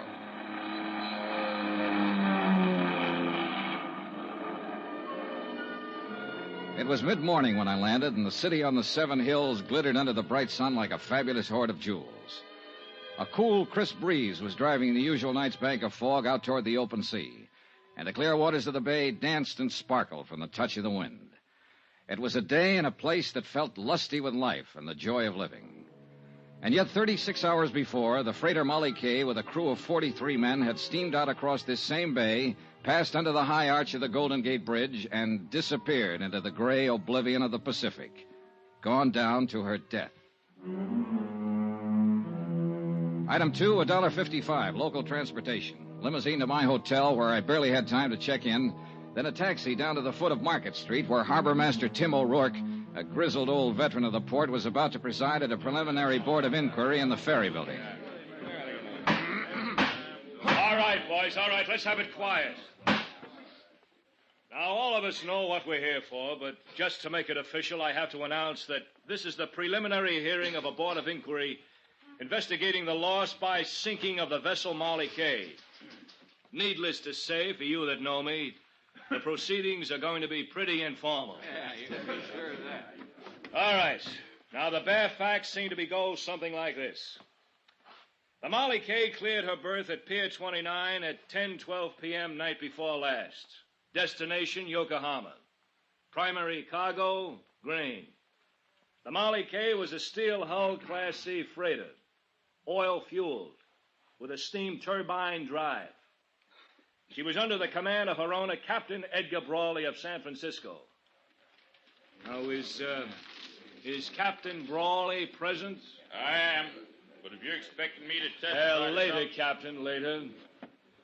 All right. At 10:38, the Molly Kay dropped her pilot and proceeded on out to sea. Fog conditions were reported at the time as medium to dense. Then at 12:49 a.m., the radio operator on duty at the Point Bonita Coast Guard station picked up the first distress signal. Now I'll call the first witness, the officer in charge of the rescue operation, Lieutenant Commander Barton Fields of the United States Coast Guard. Will you take the witness chair, Commander? Now raise your right hand, Commander. Do you swear the testimony The you are about inquiry to moved give along, is the whole truth but not and much nothing but came the out that truth, wasn't so help already known. The Coast Guard commander testified that 5 minutes after the first distress call, the Molly K had sent a second SOS, stating she was sinking rapidly by the bow. According to the message, the vessel had struck a submerged derelict. The captain and crew had taken to the lifeboats, and 2 of these were picked up immediately. A third boat, missed in the heavy fog, made shore and beached under its own efforts. Now, according to this report, 2 men, William Mack, machinist, and Benny Wong, steward, are still missing. Now, further search has now been abandoned, and these men are presumed to be dead. I think that's all, Commander. Thank you. Now, will radio operator G.A. Beck take the witness chair? While the testimony went on, I studied the teletypes from the home office that I'd picked up at the hotel. Again, nothing much that wasn't already known, with a few exceptions. A stray fact or two, a couple of odd details, nothing else. But the seeds of suspicion are pretty small, and if they're kept well watered, sometimes they grow up into nice, tall, blooming hunch plants. Then Chairman O'Rourke called the witness I was most interested in. Will Captain Edgar Brawley please take the chair? The man who stood to collect $500,000 if the sinking was legitimate. But I was pretty sure it wasn't. Raise your right hand, Captain. Do you swear that the testimony you are about to give is the whole truth and nothing but the truth? I do. You can sit down. He was a man about 50, maybe older, but he had the body of a young bull. Hard, stubborn, belligerent. He figured to be a tough lad to tangle with in court or on the deck of a ship. Now, Captain, will you tell us what happened in your own words? Starting where? From the time you dropped the pilot. Unless something happened earlier that might have some bearing on this case. There wasn't nothing happened earlier or later that got any bearing on it. We hit a submerged derelict, that's all. Now, what more do you want to know? Your story, Captain, just for the record. Be no different from what you've already heard from all the rest of them here. This is an official board of inquiry, Captain, whether you like it or not. I'll be the judge of what's important and what isn't. Yes, sir. Well, after we dropped the pilot, I set a course north 77 west, aimed to bring us into the main shipping lane by daybreak. Then I assigned the watches, had the deck gear stowed away, opened the trip log, got ready to settle down for the night's run. Normal procedure, in other words. That's what I told her. There wasn't nothing that was... Go on with your story, Captain. My first officer took over the bridge, like he already told you he did, and I went to my quarters. What was the weather like at the time? Same as it'd been all evening, so foggy you couldn't see 100 feet from the bridge. And you took all the usual precautions prescribed for such a condition? Of course. Go on. Well, it was a while before midnight. I was still in my quarters, awake in my bunk when she hit. It was a big crash, like a torpedo had took us, and the lights went out. We started losing the headway, and a couple of minutes later, the engineer cut the engines and pulled his fires. Water had busted right through number 1 and number 2 bulkheads and was rising fast in the boiler room. Must have ripped half the bottom out of her. What did you do next? I called the engine room gang on deck, and... well, then I give the order to abandon ship. She sank less than 10 minutes after we got the boats off. Well, I guess that's about the size of it. Submerged derelict in the shipping lane. It was an accident, pure and simple. All right, Captain. I guess there's nothing more Chairman. we can... Mr. Dollar? I wonder if I could have your permission to ask the captain a few questions. Well, it's kind of unusual, but like I said, this is an informal hearing, so, Captain Brawley, Mr. Dollar is a special investigator for the insurance company that holds the policy on your ship. His position here is unofficial, of course, and you're under no obligation. It's up to you. Well, I've told you all I know about it. I got nothing to hide, if that's what you're talking about. Not one single thing. All right. Let him ask till he's blue in the face. Go ahead, Mr. Dollar. Thank you. Captain Brawley, we've heard quite a lot about your last sailing for Yokohama night before last. But there hasn't been any mention of the first time you started to leave, a little over a week ago. Had no bearing on this. Maybe not, but let's talk about it anyway. According to my report, you were 6 hours out of San Francisco when you radioed the Coast Guard to stand by. You had a cargo fire in number 2 hold. That's right. A little while later, you told them you had the fire under control, but you were returning to port. I wanted to check the damage, make sure the ship was sound. Yeah. So you laid up in harbor for a week. You filed a claim with our home office in Hartford for estimated damages of $6,300. Come no more. But when the company appraiser called at your office on Pier 29, you refused him admittance to the ship, and an hour later you wired Hartford and canceled your claim. That's right. A $6,300 loss, fully covered by insurance, and you suddenly decided not to make any claim for it? I'd have lost more if I had claimed it. How do you figure that? Because I had found out that I'd have to lay up here for another 2 weeks while that sneaking company of yours checked the facts, as they called it. I had a cargo on board. I had a delivery date ahead of me. Couldn't afford to waste 2 weeks. What caused the fire? I don't know. Who found it and reported it? Man named Bill Mack. All right. He was one of the 2 men that drowned when the ship went down. What of it? What are you trying to make out of it? All right, let's quiet down now. Let's have order in here. Now, at the time of the accident, Captain, the sinking, we're led to believe that it was a little foggy out that night. You doubt it? No, not in the least. That's why I can't quite understand how you managed to see that submerged derelict. I didn't see it. Then who did? Nobody, as far as I know. That fog, you couldn't see your hand in front of your face. There was no fog the next day. The Coast Guard searched the area for hours, and they didn't see it either. Well, it probably sunk when we hit it. Just what are you getting at, Dollar? How do you know there was any submerged derelict, Captain? What do you mean? You said there was a big crash. All the crew members described the accident as a sudden hard shock. In fact, one of them, Mr. Hawkins there, who was up for it on bow lookout, said it felt like a blast, like something... No, you don't. Oh, no, you don't. Mr. Hawkins. I didn't say it was no blast. What I said was it just kind of felt like one. You ain't gonna go putting no words like that in my mouth, Mr. Dollar. You ain't gonna get me mixed up in this. Mixed up in what, Mr. Hawkins? In this here whatever's going on, or whatever you're trying to claim is going on. I just don't know nothing about it, about anything. And I just don't want anybody putting words in my mouth, that's all. Claiming I said something I didn't. Well... Just what exactly is it you're hitting at, Mr. Dollar? Not hitting, Captain. I'm saying it. I don't think there was a derelict. I think the Molly K was sunk by an explosive charge placed in a hole. Are you accusing me of that? I'm not accusing anybody, not yet. All right, now let's settle down. Are you afraid I'd sink my own ship just to collect a few lousy bucks worth of insurance? I don't know who did it, Captain Brawley, but I'm going to find out. And whoever it was, they're in it up to their neck. 2 men died when the Molly K went down, so this thing's a whole lot worse than just a crooked insurance racket. It's a case of cold-blooded murder.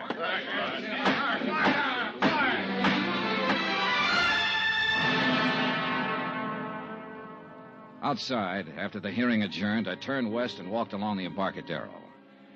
I looked at the crowds and the sunshine and the seagulls out over the bay. It was all brisk and bright and cheerful. But I felt cold in the pit of my stomach. They were scared in there, all of them, scared to death. The smell of fear in that hearing room was so thick you could cut it with a knife. And I meant to find out why.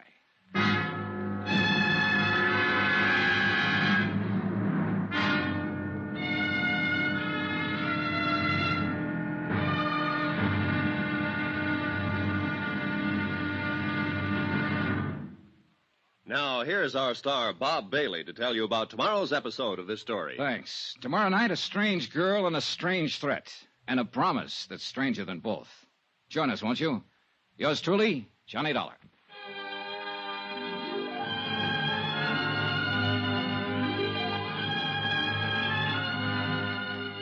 Yours truly, Johnny Dollar, is transcribed in Hollywood.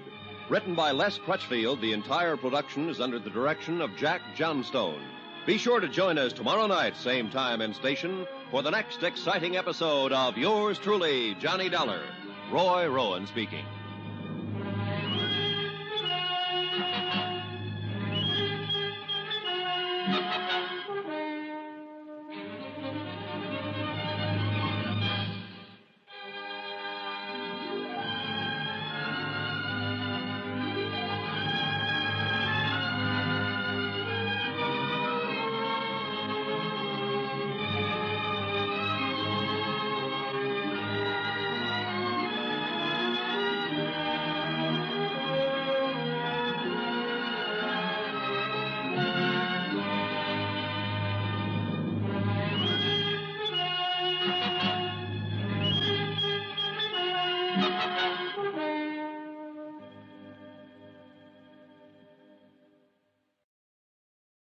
From Hollywood, it's time now for Bob Bailey as Johnny Dollar. You don't know me, Mr. Dollar, but you're going to. Well, I can hardly wait. You won't have to wait. I want you to meet me tonight. Where? On the waterfront. 9 o'clock. Yes? It's dark down there at 9. It might be dangerous. Are you scared? Strange women always scare me. Where on the waterfront? Pier 29. That's where the Molly Kay was birthed before she sank. Molly Kay was my mother. Meet me at 9? I don't know. Blind dates never work out for me. I'm always sorry afterwards. You won't be sorry this time. Is that a promise? That's a promise.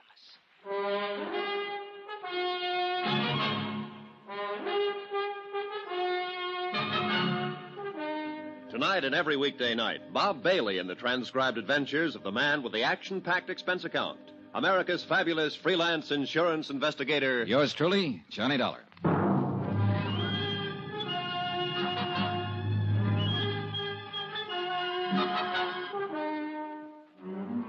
From Special Investigator Johnny Dollar, present location San Francisco, to the Home Office, Marine and Maritime Casualty Limited, Hartford, Connecticut. Assignment, the Molly Kay matter. Expense account continued. Item 3, $4.65. Food. I needed it. It had been a rough day, rough from the standpoint of legwork. I'd covered most of the usual sources and usual angles, and for all I learned, I might as well have stayed in bed. The freighter Molly Kay had sailed out of San Francisco Harbor and gone down in the Pacific, and nobody wanted to talk about it. They were all too busy shaking in their boots and looking over their shoulders, scared to death. I was even beginning to look over my shoulder. Item 4, 70 cents. Taxi to the Embarcadero. Sure, I kept that blind date. I wouldn't have missed it for the world.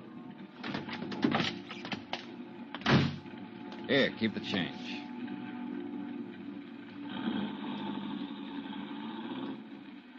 It was dark and lonely along the waterfront. The fog was down, drifting in off the bay, dimming the scattered streetlights with a damp haze and muffling the sounds of the city. Alcatraz, lost and hidden somewhere behind the murky, wet blanket, kept sounding its mournful warning across the water. And the night gulls seemed to cry out in answer to it. I crossed the siding tracks and headed toward Pier 29 and toward whatever was waiting for me there. Or whoever. The office and warehouse of the Brawley Shipping Company, owner of the Molly Kay, was about halfway out the pier. I'd been there earlier in the day and found it closed and locked. But there was a dim light burning there now. I headed toward it. Just about then, as I passed under the last wharf light and turned toward the office door, I started to get that old feeling. I'd had it before in other places. Once in the heart of an Orinoco jungle, in an alleyway in the Casbah of Algiers, one time in London Soho, and again in Suez. Somewhere, close by, hidden by the fog and shadows, there was somebody watching me. I stood listening, straining to hear some telltale sound in the darkness. Nothing. But there were a dozen hiding places within a radius of 50 feet, and I wasn't fool enough to start searching them, not knowing what I'd find. I turned to open the door to the Brawley office. Get your hands up, Mac. He'd been standing behind a post right beside the door. Okay. Now, what are you prowling around here for? I was restless, couldn't sleep, and I loved that foghorn. Wanted to get close to it. Knock it sort off, wise guy. This is a gun in your back, not a peppermint stick. Oh, don't say things like that. I faint easy. One more smart crack at... Wait a minute. Turn around toward the light. Sure. I'm always glad to oblige. Just sucker up. All right, come on, let go of it. Stop it, you... Let go of that gun. You're gonna break my... All right. Come on, get up, get up. Come on your feet.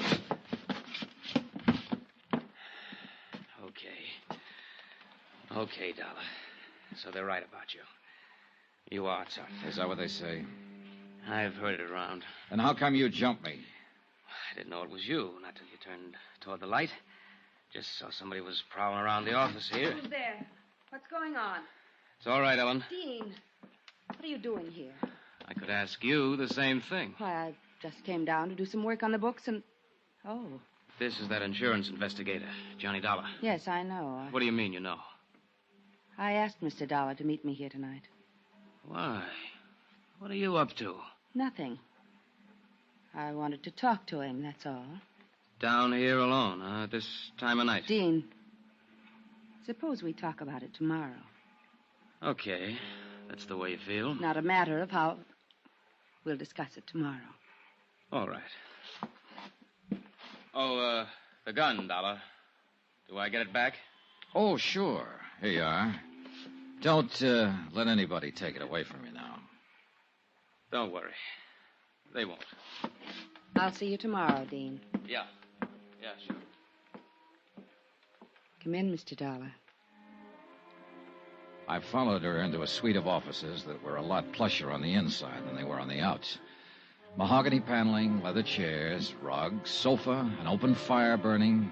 Small, but cozy, like the girl herself. So we talked. The weather, the fog, the weather yesterday, how we like San Francisco, sparring-type talk. Then finally came the tip-off that we were going to get down to business. Would you like a drink, Mr. Dollar? I poured scotch for both of us, and the clink of ice served as opening bell for the first round. Mr. Dollar sounds so oddly formal. Do you mind if I call you Johnny? Johnny it is. And you? Ellen Brawley. I guess I am a little slow in introducing myself. But it upset me. Dean being out there, I mean. And acting the way he did. You're Captain Brawley's daughter. Yes. As I told you on the phone, Molly Kay was my mother's name. Father thought the world of her. It broke his heart when she died. Later, he named his ship after her. And now the ship is gone, too. Yes. Ellen, what about this man you call Dean? How does he figure in this? Dean Sutton, he's an exporter. I've known him for some time. He's not usually the way he was tonight. Jealousy always makes a difference. Jealous. Sure, it's stuck out all over him. He just does business with my father. It was his cargo that sank with the Molly Kay. Grain, bound for Japan. Oh, I see. I've gone out with him quite a lot, but he takes far too much for granted. I'm a free agent, Johnny. I call my own shots. Yeah, I guess you do. So tonight you call me. I heard about the hearing. How you questioned my father. Accused him of sinking his own ship to collect the insurance. I didn't accuse him. It amounted to that, didn't it? I said I was sure somebody had done it. He put the shoe on his own foot before I even had it out of the box. What makes you so sure? Oh, a lot of little things that don't add up. What little things don't add up, Johnny? Oh, this and that. Did you know your father put a heavy mortgage on the Molly Kay 7 months ago? How did you find out? Bureau of Records, Maritime Division. Know when the mortgage comes due? Next month. He had to install new boilers. That's why he did it. And he'd have been able to pay it off after this last voyage. He'd also be able to pay it off after he collected the insurance and have a lot left over. You're wrong. You don't know my father. No, I don't. Do you know who holds that mortgage? A woman named Lu Tang. That's right. Better known as Shanghai Lu. She owns a nightclub up in Chinatown. Quite a girl. You know her? Very well. All right, Ellen, let's quit circling around and get to the point. What's on your mind? I don't know. Nothing, really, I guess. I just wanted to tell you that you're wrong. About my father, I mean. If the Molly Kay was sunk deliberately, he had no part in it. I'll make a note of that, even though your opinion may be a little bit prejudiced. Well... Are you leaving? Might be a good idea, don't you think? Wait. Johnny. Yeah? I was sort of hoping we'd be friends, maybe. Oh, I feel very friendly toward you. Do you, Johnny? As much as this? That much, Johnny? That's pretty friendly. I told you. I call my own shots. I know. But you didn't tell me you're engaged to Dean Sutton. I found that out from a newspaper file. It was all a mistake. It's his idea. I thought you always called your own shots. Don't go, Johnny. I promised you on the phone that if you came, you wouldn't be sorry. I'm not. Good night, Ellen.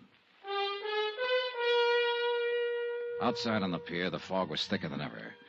The wharf lights were dim glows in the swirl of mist, and sounds, even close ones, were muffled and hollow. I couldn't figure Ellen Brawley, at least not completely, where she stood in this and the reason for the pitch she'd made. I left the pier and turned west along the Embarcadero. Mr. Dollar? Huh? Over here. Get out of the light. Evening, sir. You're out late, Mr. Hawkins. Well, I was waiting around. I kind of wanted to talk to you. I saw you come in the taxicab earlier. All right, let's talk. I hope you don't hold it against me, jumping up in the hearing room that way, but I was scared. Scared of what, Mr. Hawkins? I don't rightly know. That's the trouble. But there's something strange going on, Mr. Dollar. And it ain't safe for a man to let on he notices. The whole crew feels the same way. That's why they ain't talking about it. About what? Things that's happened. Things that ain't been brought out yet. And I wouldn't be talking neither if Bill Mack hadn't been a mighty good friend of mine. Bill Mack. He was one of the 2 men who went down with the ship. That he did. May he rest in peace. But you're wrong, Mr. Dollar. There wasn't 2 men. Bill was the only one. What? That Chinese steward, Benny Wong, he didn't drown. He was in that lifeboat that got to shore. Then the men in the boat knew it. Why didn't they say so? Well, they was scared to. He disappeared later, and they was all scared to say anything. I don't know what's happened to him since... Here, back of this wall. Keep your head down. I crouched behind the concrete tide wall, my gun drawn, and peered into the darkness, trying to catch some sign of movement behind the blanket of fog, listening for some faint sound that might be the giveaway. Nothing. And to go hunting in those shadows against somebody who knew the waterfront would be about as healthy as stepping out in front of a truck. I gotta get out of here, Mr. Dollar. I gotta get away from here. Hawkins, wait. I ain't doing any more talking. And it won't do you no good to ask. They know every move a man makes. I got nothing more to say. All I want is to stay alive. So that was that. Fear again. He was scared to death. And I couldn't very well blame him. That shot had come close. But there was one thing Hawkins hadn't thought of. I had. And I didn't like the thought. That bullet might not have been meant for him. It could have been aimed at me.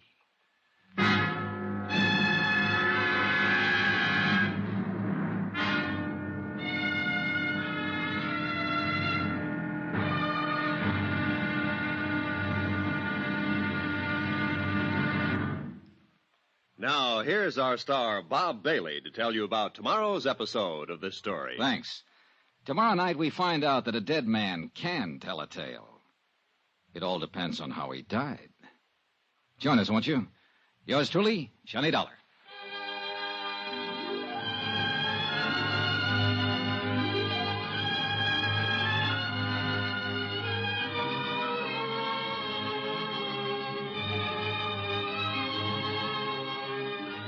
Yours truly, Johnny Dollar, is transcribed in Hollywood. Written by Les Crutchfield, the entire production is under the direction of Jack Johnstone. Be sure to join us tomorrow night, same time and station, for the next exciting episode of Yours truly, Johnny Dollar. Roy Rowan speaking.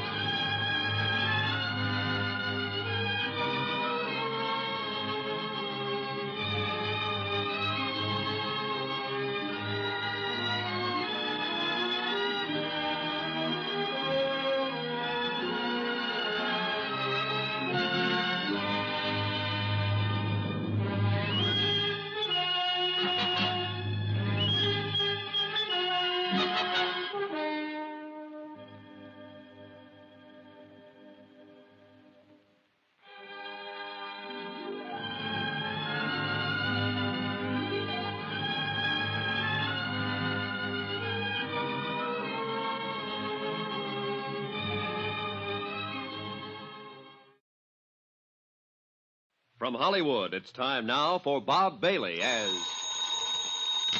Johnny Dollar. Guess who, Johnny?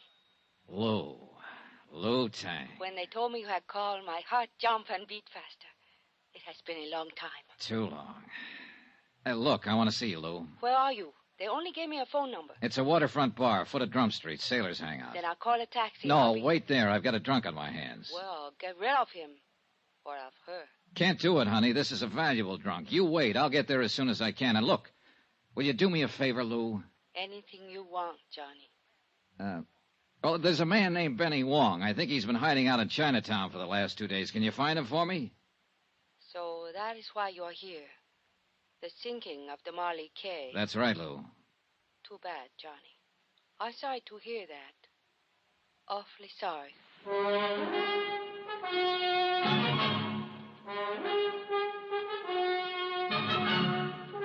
Tonight and every weekday night, Bob Bailey in the transcribed adventures of the man with the action-packed expense account, America's fabulous freelance insurance investigator. Yours truly, Johnny Dollar.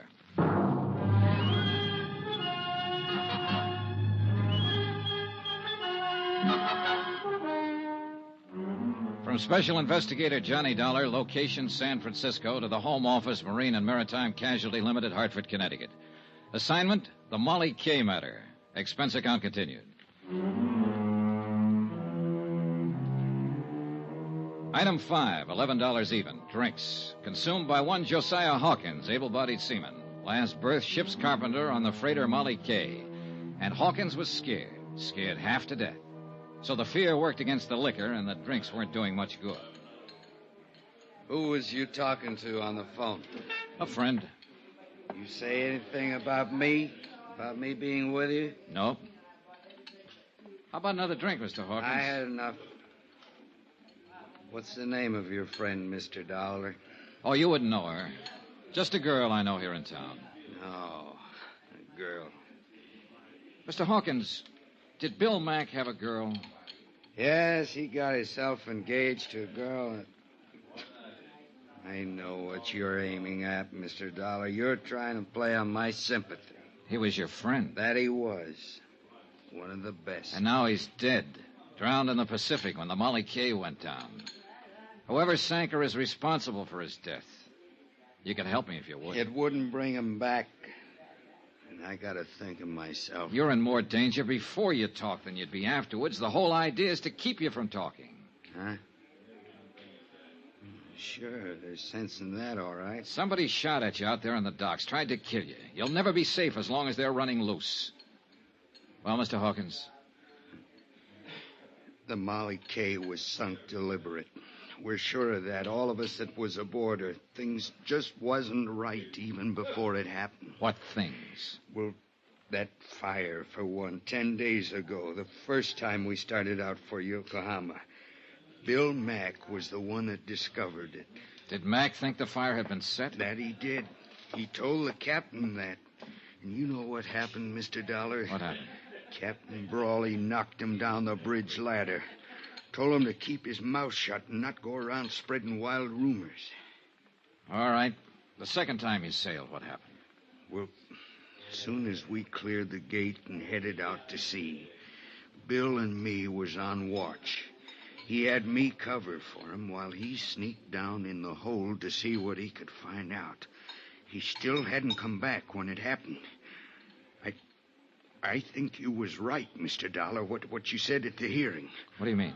We didn't hit no derelict. An explosion, that's what it was. In the bottom of the forward hold somewheres. I was on the bow deck right above it when it happened. What about that Chinese steward? The one who got ashore and then disappeared. Did you notice anything special about him? Benny Wong? Yeah. No. We was only a couple of hours out of port. I don't even remember seeing him. One thing, though, that seemed kind of funny at the time. What was that? The first mate done all the hiring for this trip, same as always, just one exception. Benny Wong was hired on by Captain Brawley himself. Uh-huh. And something else, Mr. Dollar. About Bill Mack being drowned. You was wrong about that. Bill Mack is alive? No, he was dead before the Molly K ever sunk. What? I went looking for him as soon as it happened. And I found him down on the lower boat deck, lying in a pool of blood. Somebody'd cut his throat. I'll have another drink now. I sat there looking at him across the table, not saying anything. There was nothing I could say. Bill Mack had been his friend. I thought over what he just told me, tried to fit it in with what I already knew. It didn't add up to an answer yet, not quite, but it was close, and it was getting closer all the time. Mr. Dollar, it's him. Huh?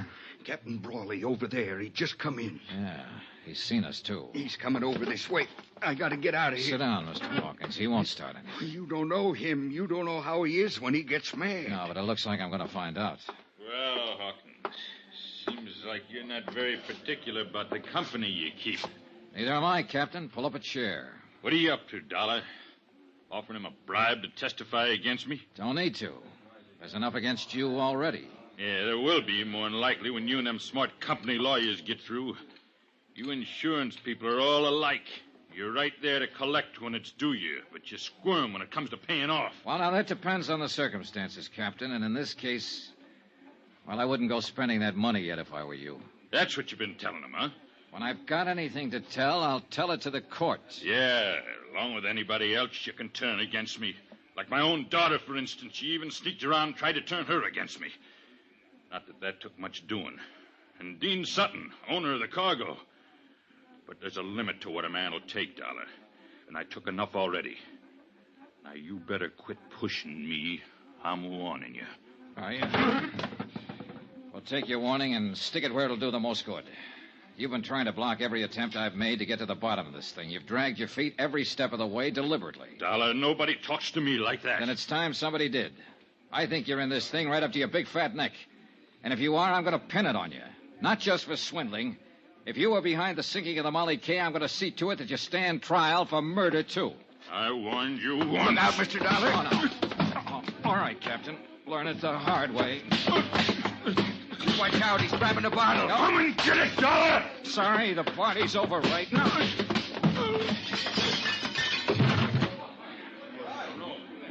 You better get out of here, Hawkins. He's not going to feel very friendly when he comes to. You're the only man I ever seen stand up to him, Mr. Dollar. There was one other one. Bill Mack. I left Captain Brawley lying there on the floor. They were throwing water on him when I walked out. I hadn't wanted the fight, but there'd been no choice. And it had given me one new fact to fit in. The captain's coat fell open when he hit the floor, and I saw he was packing a gun. Expense account, item 6, 80 cents. A taxi fare to Chinatown and a rendezvous with Lou Tang. Shanghai Lou. A strange woman, this one. Wise, shrewd, and alert. Hard and tough when she feels that way. Soft as a kitten when she feels that way. Her nationality, history, age, nothing certain about any of that. But there's one thing that is certain. She's the most beautiful woman I've ever known. It is good to see you, Johnny. How long has it been? Last year, Lou, in Paris. How could you forget? I didn't forget. I only wanted to see if you had. Kiss me, Johnny. Oh. I came here to talk business. Oh, business. I don't feel like talking business. Simmer down, baby. Let's get married. All right. But first, When? let's tomorrow. Now, if Why not tonight? It's too late. We'd have to wake somebody up. Always problems, reasons. I don't think you even want to marry me. Sure I do. I've been mad, too, for years. Then why didn't you in Paris? Lou, it's no time to go into that again. Look, I'm on a case, a rough one. And it's just possible that you may be mixed up in it. Johnny, I did not sink the Molly case, so there you are. That takes care of the business. Let's get married. Will you sit back down there? That does not take care of the business. What more do you want to know? Several things. Benny Wong, for instance. That man you asked me about? Yeah, they said he went down with a Molly K, but I found out different from one of the crew. I have not found Benny yet, but I have people looking, so why don't you and I... Lou, I've known you too long. You're not fooling me. Fooling you? The patter is good, but it's not covering the fact that you're bothered. You've always bothered me, Johnny. That's not it. How do you figure in this thing, Lou? I don't really know what you mean by this thing, Johnny. You had a pretty heavy stake in the Molly K. $100,000 mortgage loaned to Captain Brawley. A sound business deal, that's all. I have investments in many ships that sail out of San Francisco. Ah. And, of course, the investment was covered by insurance. Naturally. I made sure of that before I advanced the loan. Don't let the soft brown eyes fool you, Johnny. I'm a hard-headed businesswoman. Yeah, I know. It was a business deal, nothing else. Showed every chance of being a profitable voyage. He was carrying a cargo of wheat. The Tokyo grain market has been advancing steadily for 3 months. As to what happened, I don't know anything about it. I don't understand it. That's straight, Johnny. That's all I know. What about this fellow, Dean Sutton? Do you know him, Lou? I've met him. I understand he's engaged to Captain Brawley's daughter. But beyond that... Pardon me a moment. I'll see who it is. The visitor was a young Chinese lad. She stepped outside to talk to him, and I lit a cigarette and waited for her. I thought over what she'd said, tried to see behind it, and to decide whether to believe it or not. Lou Tang was not a person you could push. I stood up when she came back into the room. You're not leaving, Johnny. Yeah, I think I'd better. But you'll see me tomorrow? You know I will. What if I were mixed up in this? Would you send me to jail? You know the answer. Yes. And you're the only man I know who would. I'd be gentle about it, though. I think you really would. You're sweet, Johnny. Awfully sweet. I'm a doll. I've made up my mind to take no part in this, to stay completely out of it. But I'm going to tell you something. What do you mean? That man who just came to the door, I've had him out looking for Benny Wong. Has he found him? Not yet. But he's found out something about him. Johnny, if the Malike was sunk on purpose, how do you think it was done? By an explosion in the bottom of the fort hold. Benny Wong was a demolition sergeant during World War II. He's rather well known as an expert on explosives.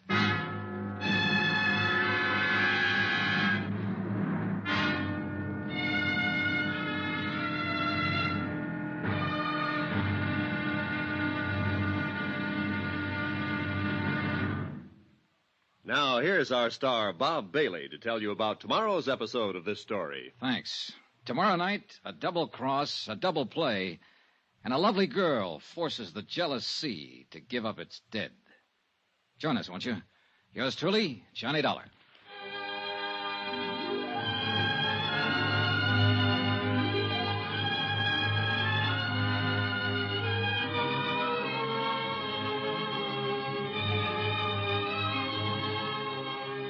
Yours truly, Johnny Dollar, is transcribed in Hollywood.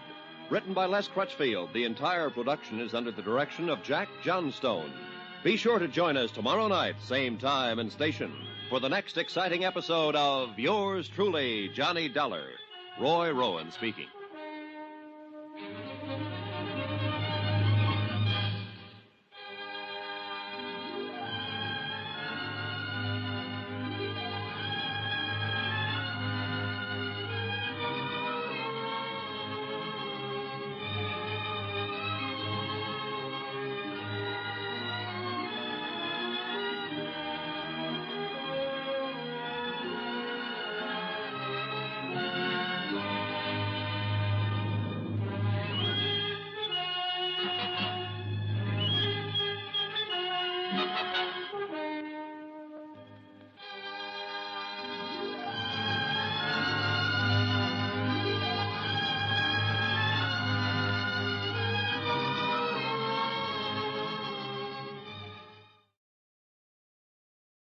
From Hollywood, it's time now for Bob Bailey as...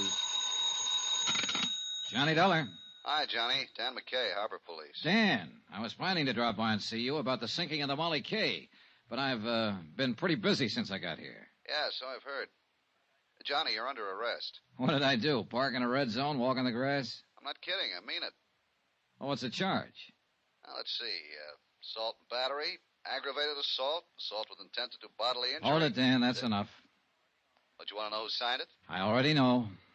That's practically an admission of guilt. You know that. But I've got witnesses. So is he. Huh?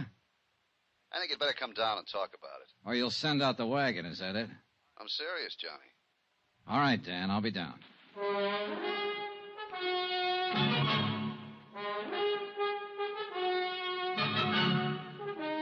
Tonight and every weekday night, Bob Bailey in the transcribed adventures of the man with the action-packed expense account, America's fabulous freelance insurance investigator. Yours truly, Johnny Dollar.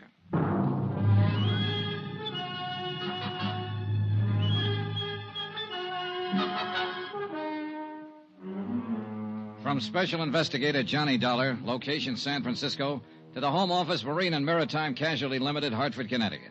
Assignment, the Molly K matter. Expense account continued. Item 7, a mere 60 cents. Taxi from my hotel to the foot of Market Street and headquarters of Inspector Dan McKay in charge of Harbor Police. I'd known Dan for years, well enough to realize that knowing him wouldn't make any difference. Not when he had a warrant to serve. I knew the charge wouldn't stick, of course, but it could slow me down. And I figured that was exactly why it had been filed. You may be right, Johnny. Maybe Captain Brawley did file charges just for nuisance value. Keep you out of his way for a day or two. That's exactly what he did. Nevertheless, the charge was filed, and a warrant has been issued. So what are you going to do about it? I know what I'd like to do about it. That's against the law, too. You know, you could be wrong, Johnny. Brawley may not be guilty of the Molly K sinking. I told you the whole story, Dan. The facts add up. What do you think?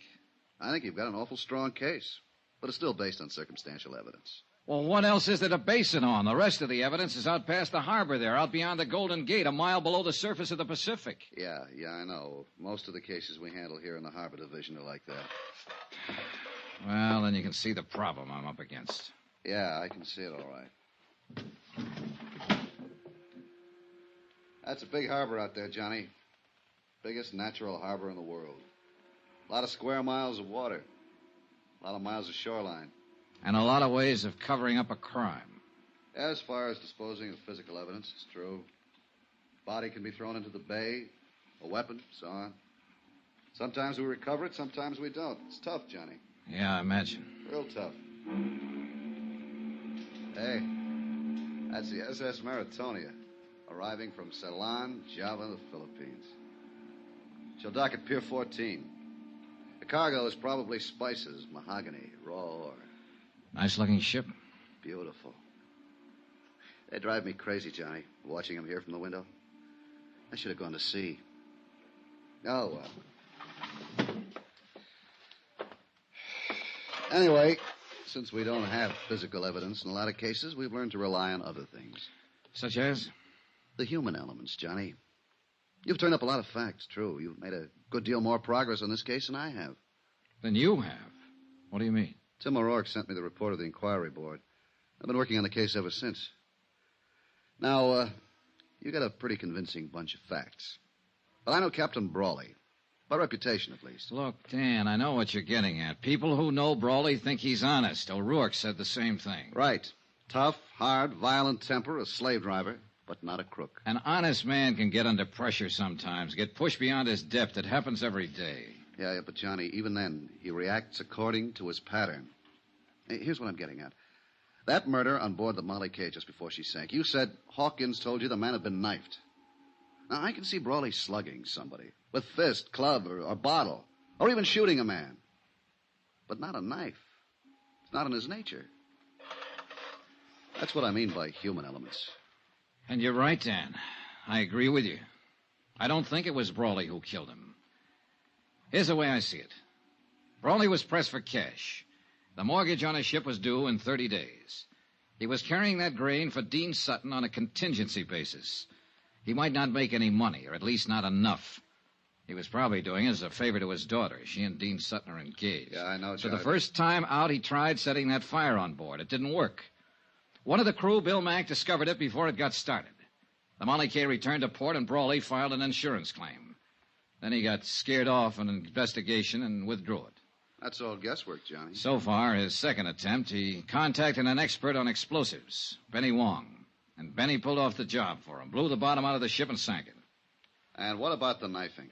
Well, Bill Mack was suspicious. He was prowling around the hold and caught Benny in the act of setting the explosive. Benny killed him, figuring the sinking would cover for him. But by accident, Hawkins stumbled onto the body before the ship went down. Well, that adds up, Johnny. It's hard to argue with you. I just can't see a captain sinking his own ship. It's been done before. Yeah, I know. Not everybody feels about them the way you do, Dan. And $500,000 is a lot of money. That's true. But 25 years of command means a lot, too. Deep sense of responsibility.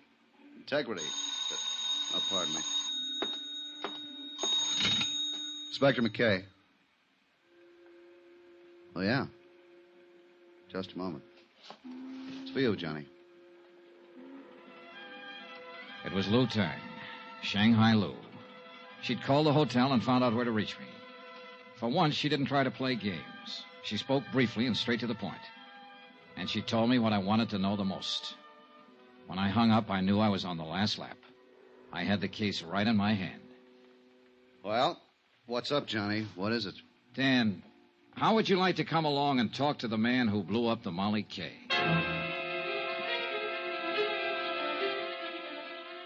Item 8, 80 cents. Another taxi. A short run from the foot of Market to Fisherman's Wharf. Lou Tang's spies had told her Benny Wong was holed up in a back room of the Fa Song Fish Company out on the docks. And they said he was scared, armed, and dangerous. There's the Fa Song layout, Johnny. Right there, the warehouse in the end. Yeah. Well, let's go around the gangway. Lou Tang said the room is on the back corner.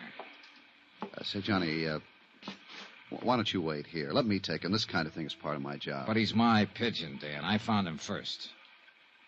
There's a door at the back. That must be it. Yeah, only one it could be. Besides, I'm under arrest. If you left me alone, I might escape. Yeah, sure. You got a gun, Johnny? Yeah. All right. Let's go. We moved quietly up to the blank wooden door opening onto the gangway over the water. There were no windows in the back wall, so we were certain we weren't being watched from inside. We stopped at the door, and McKay reached for the knob and tried it gently. It's unlocked. Good. You ready? Yeah, go ahead. Hey, what... Hold it, police officers. Drop that gun. Drop it, fast. This doesn't look much like Benny Wong, Johnny. No, it doesn't. Now, look here. What do you do, Dean? Go around with a gun in your hand all the time? You're making a mistake, Dollar. I don't know any more about this than you do. Any more about what? What are you doing here, Never Dean? mind, Johnny. Here's what he means. Huh? Oh. Well. So we don't talk to Benny. Shot 3 times. Yeah. Any one of the bullets would have done the job. You weren't taking any chances, were you, Dean? I didn't shoot him. I just got here. How did you know where he was hiding? I didn't. I didn't know anything about him. I got a phone call. Somebody said to meet them here. Said they'd give me the lowdown on the sinking of the Molly K. What somebody? Who was it? I don't know. Man or woman? Man, I think. Voice was muffled, so I came here to meet them. And we find you standing over a dead man with a gun in your hand. I found him like that. I figured it was a trap.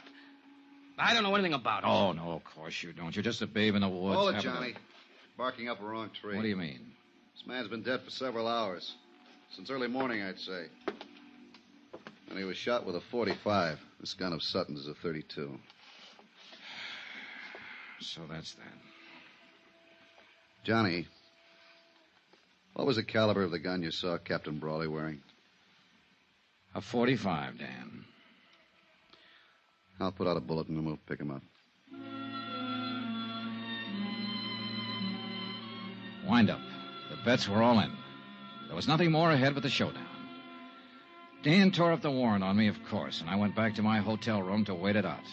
That seemed the safest place to be. Brawley would be desperate now, half out of his mind. And of all the people he hated most, I was number one. So I lay back on my bed and waited. I reached my gun from the lamp table, moved quietly over to the door, and took hold of the key. Who is it? Let me in, Johnny. Ellen. Just a second. Come on in. Has he been here, Johnny? Has who been here? My father. The last time I saw the captain, he was lying unconscious on a barroom floor. I just put him there. That was last night. Yes, I know. Well, what made you think he'd be here? I don't know. Guess I thought I don't know what I thought. Oh, easy now, honey. I'm scared, Johnny. Hold me, please. I'm so lonely and scared. It's all right, Ellen. Easy now. He came home last night after he fought with you. He was furious.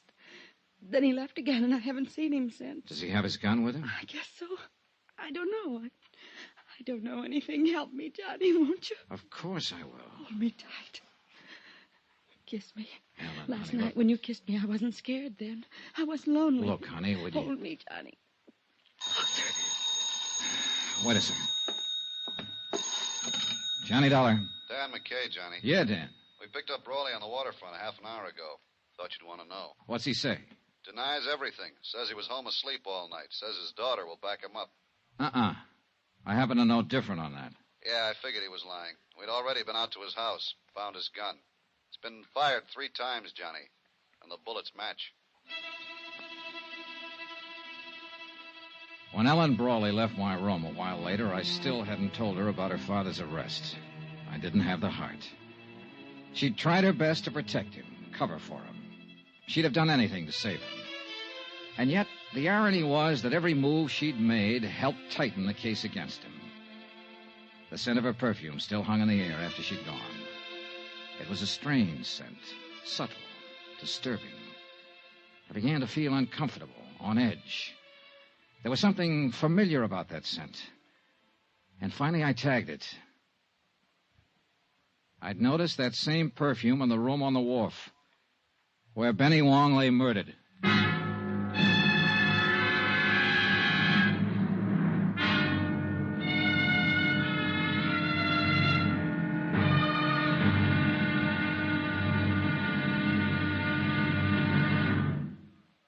Now, here's our star, Bob Bailey, to tell you about tomorrow's episode of this story. Thanks.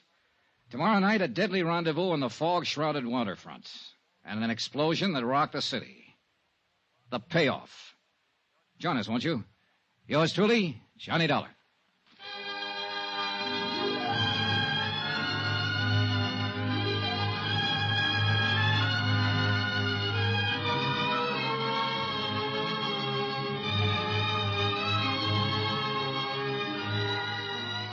Yours truly, Johnny Dollar, is transcribed in Hollywood.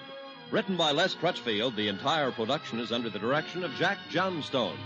Be sure to join us tomorrow night, same time and station, for the next exciting episode of Yours truly, Johnny Dollar. Roy Rowan speaking.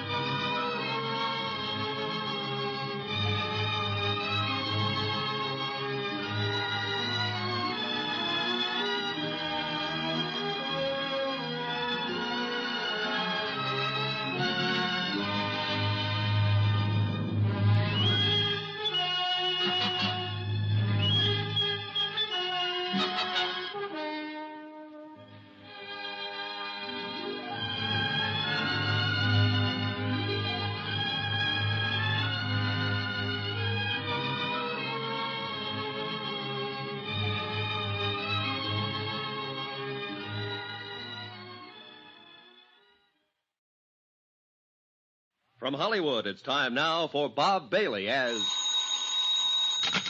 Johnny Dollar. Johnny, I've got it for you. Blue Tang. Good. What did you find out? That prices on the Tokyo grain market did break suddenly, about 3 weeks ago. 3 weeks. Uh-huh.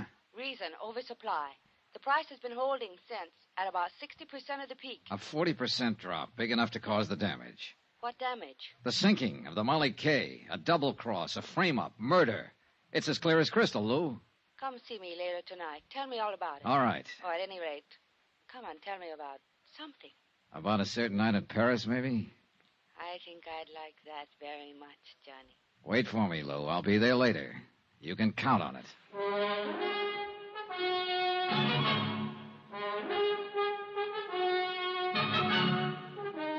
Tonight and every weekday night, Bob Bailey in the transcribed adventures of the man with the action-packed expense account. America's fabulous freelance insurance investigator. Yours truly, Johnny Dollar.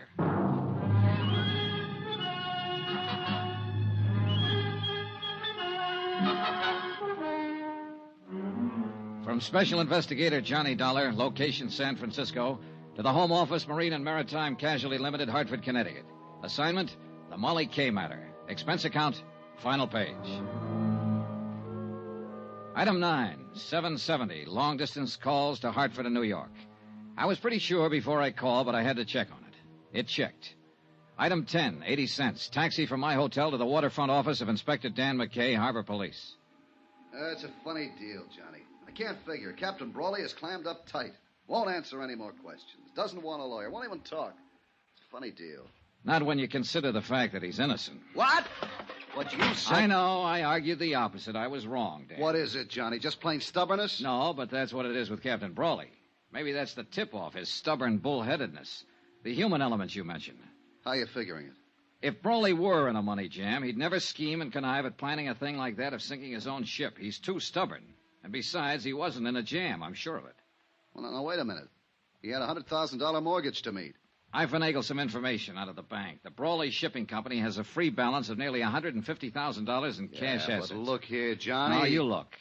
I started out with a motive, and I built a pretty strong case on it. Even you agreed. Everything pointed toward Captain Brawley. Sure, because somebody was helping things point toward him. What do you mean? It wasn't just the ship itself that was insured. I'm still lost, Johnny. Keep talking. All right, look. That cargo of grain was also insured. By the owner with another company, not mine. And for top market value, full price. Yeah, well, keep talking. All right. The Tokyo grain market broke just 4 days before the Molly K was due to sail the first time. The shipper stood to lose nearly half his investment if the grain reached Yokohama at that time. Well, it didn't reach there. It's lying out there on the bottom of the Pacific. Net result, instead of taking a loss because of price, the shipper gets full price from the insurance company. It adds up, Dan. Yeah, it sure does. The shipper. I think Captain Brawley suspected him, too. That's what kept the old captain on the prod. His ship gone, under suspicion for the sinking, yet not wanting to hurt his daughter. He was caught right in the middle. But keep on holding him to make it look like we still think he's the guilty party. Well, it's that girl of his I feel sorry for, Ellen. She's the one caught in the middle. Yeah, I know. And it's going to be rough on her when she finds out. Engaged to a killer who's been using her to smash her own father. Great setup. Yeah. Well, I'll get a bulletin out. We'll pick up this Dean Sutton and bring him in. Yeah, but you know something? It's going to be awful hard to pin it on him. Need evidence, something definite. Look, why don't you let me have a go at him first? Oh, it's out of the question, Johnny. Of course, if you should happen to find him before we do, well... Yeah, I might just do that, Dan. In fact, I've kind of got a hunch I will.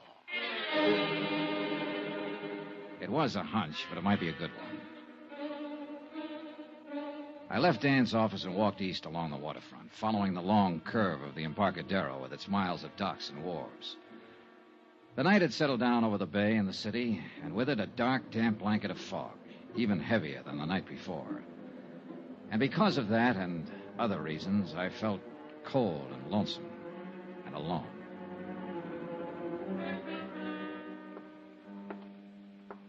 I turned off the Embarcadero and walked out Pier 29.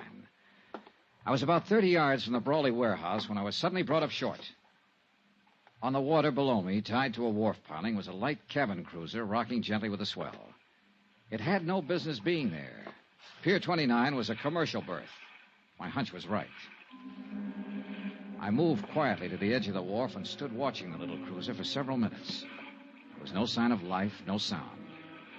Finally, I climbed over the dock rail, down the wharf ladder, and stepped onto the deck.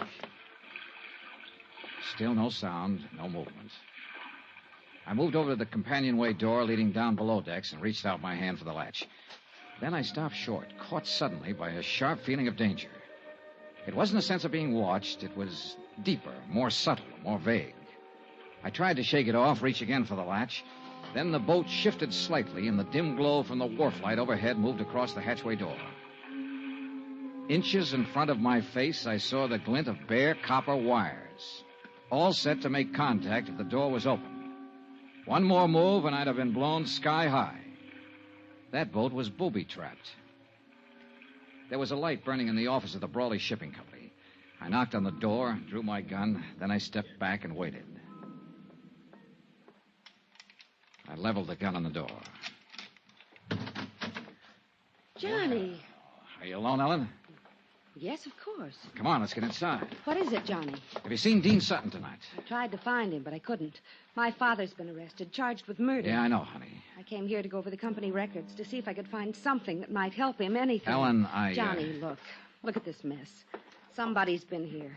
Files dumped in the middle of the floor, papers all over the place. Yeah, looks like they're planning to start a bonfire. Say, tell me something, Ellen. Does Dean Sutton own a boat? Yes. Light cabin cruiser named the Piper. Why? It's tied up at the wharf. He's around here somewhere. Well, what of it? What do you mean? Your father didn't sink the Molly K. Dean Sutton did it. But he wasn't even on board. He didn't have to be.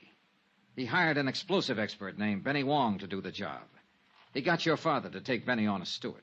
That's the man they're accusing father of murdering. Dean is the one who did it, using your father's gun. But why? To collect the insurance on that cargo of grain.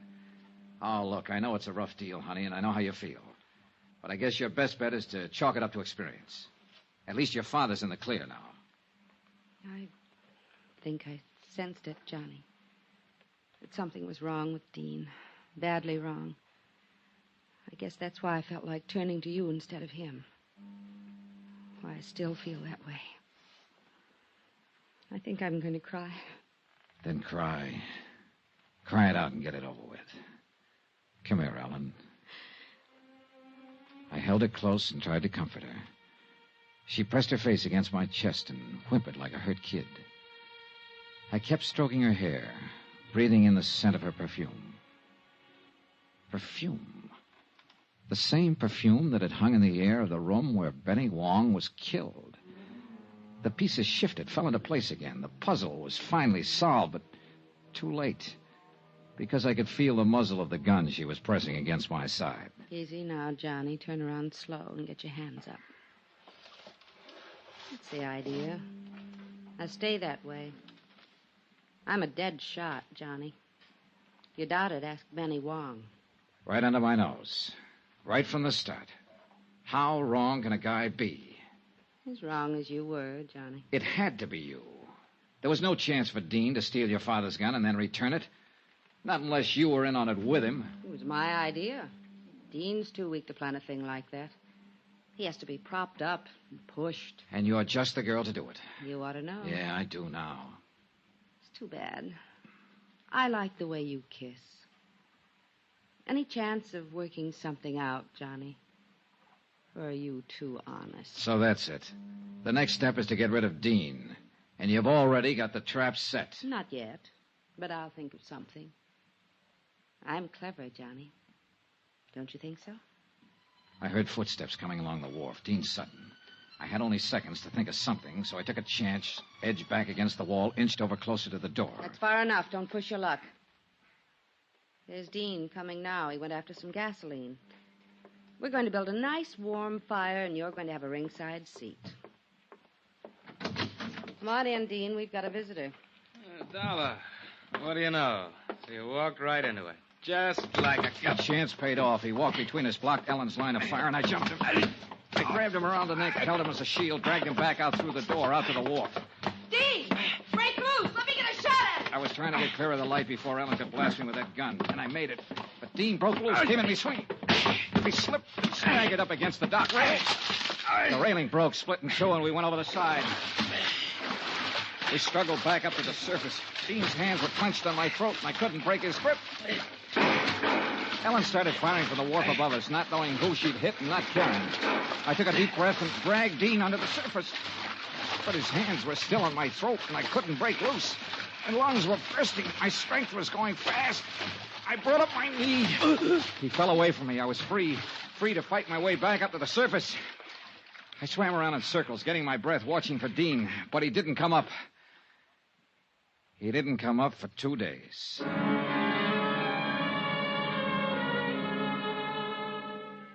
When I climbed up the ladder onto the wharf, Ellen was nowhere in sight. I heard somebody running toward me, saw the flashing red light back at the land end of the pier, and I knew why she'd left. Dan McKay and his boys. Johnny! Johnny! Yeah, over here, Dan. Are you all right, Johnny? Yeah, I'm all right. Do you see Ellen Brawley? Well, some girl ran up the wharf there toward that cruiser. That boat's got a booby trap on it. Come on, Dan. All right. What's she doing here? She was in on it, too. Dean's in the water, drowned, I guess. Look, there she is, climbing down off the wharf. Ellen, stop. She's on the cruiser. No. Ellen! She's gonna try... Look out! Get down. Flat on your face. If she opens that hatch...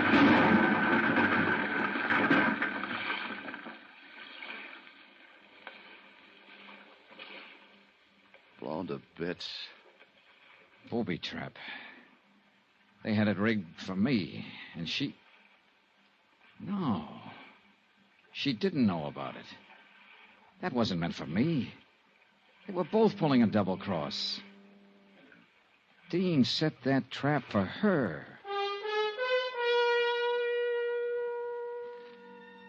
End of expense account, except hotel and plane fare back home. Total $547.60. Well, it looks like the company pays off on this one, Dave. The ship owner was innocent. But you'll make it back. I really feel sorry for Captain Brawley. He commanded his own quarterdeck for 25 years. Strong and proud and unafraid. He had a wife once named Molly Kay, and a ship named Molly Kay. And he had a daughter, too. And now the sea has taken all of them away from him and left him cast up on the beach, a broken old man. Bitter, beaten, alone. Yours truly, Johnny Dollar.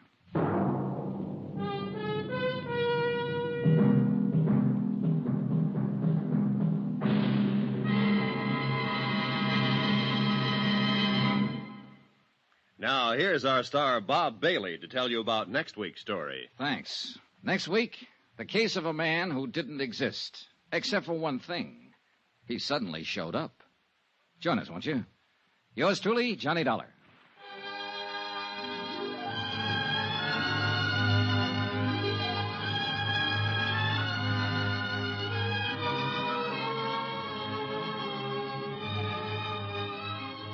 Yours truly, Johnny Dollar, is transcribed in Hollywood. Written by Les Crutchfield, the entire production is under the direction of Jack Johnstone.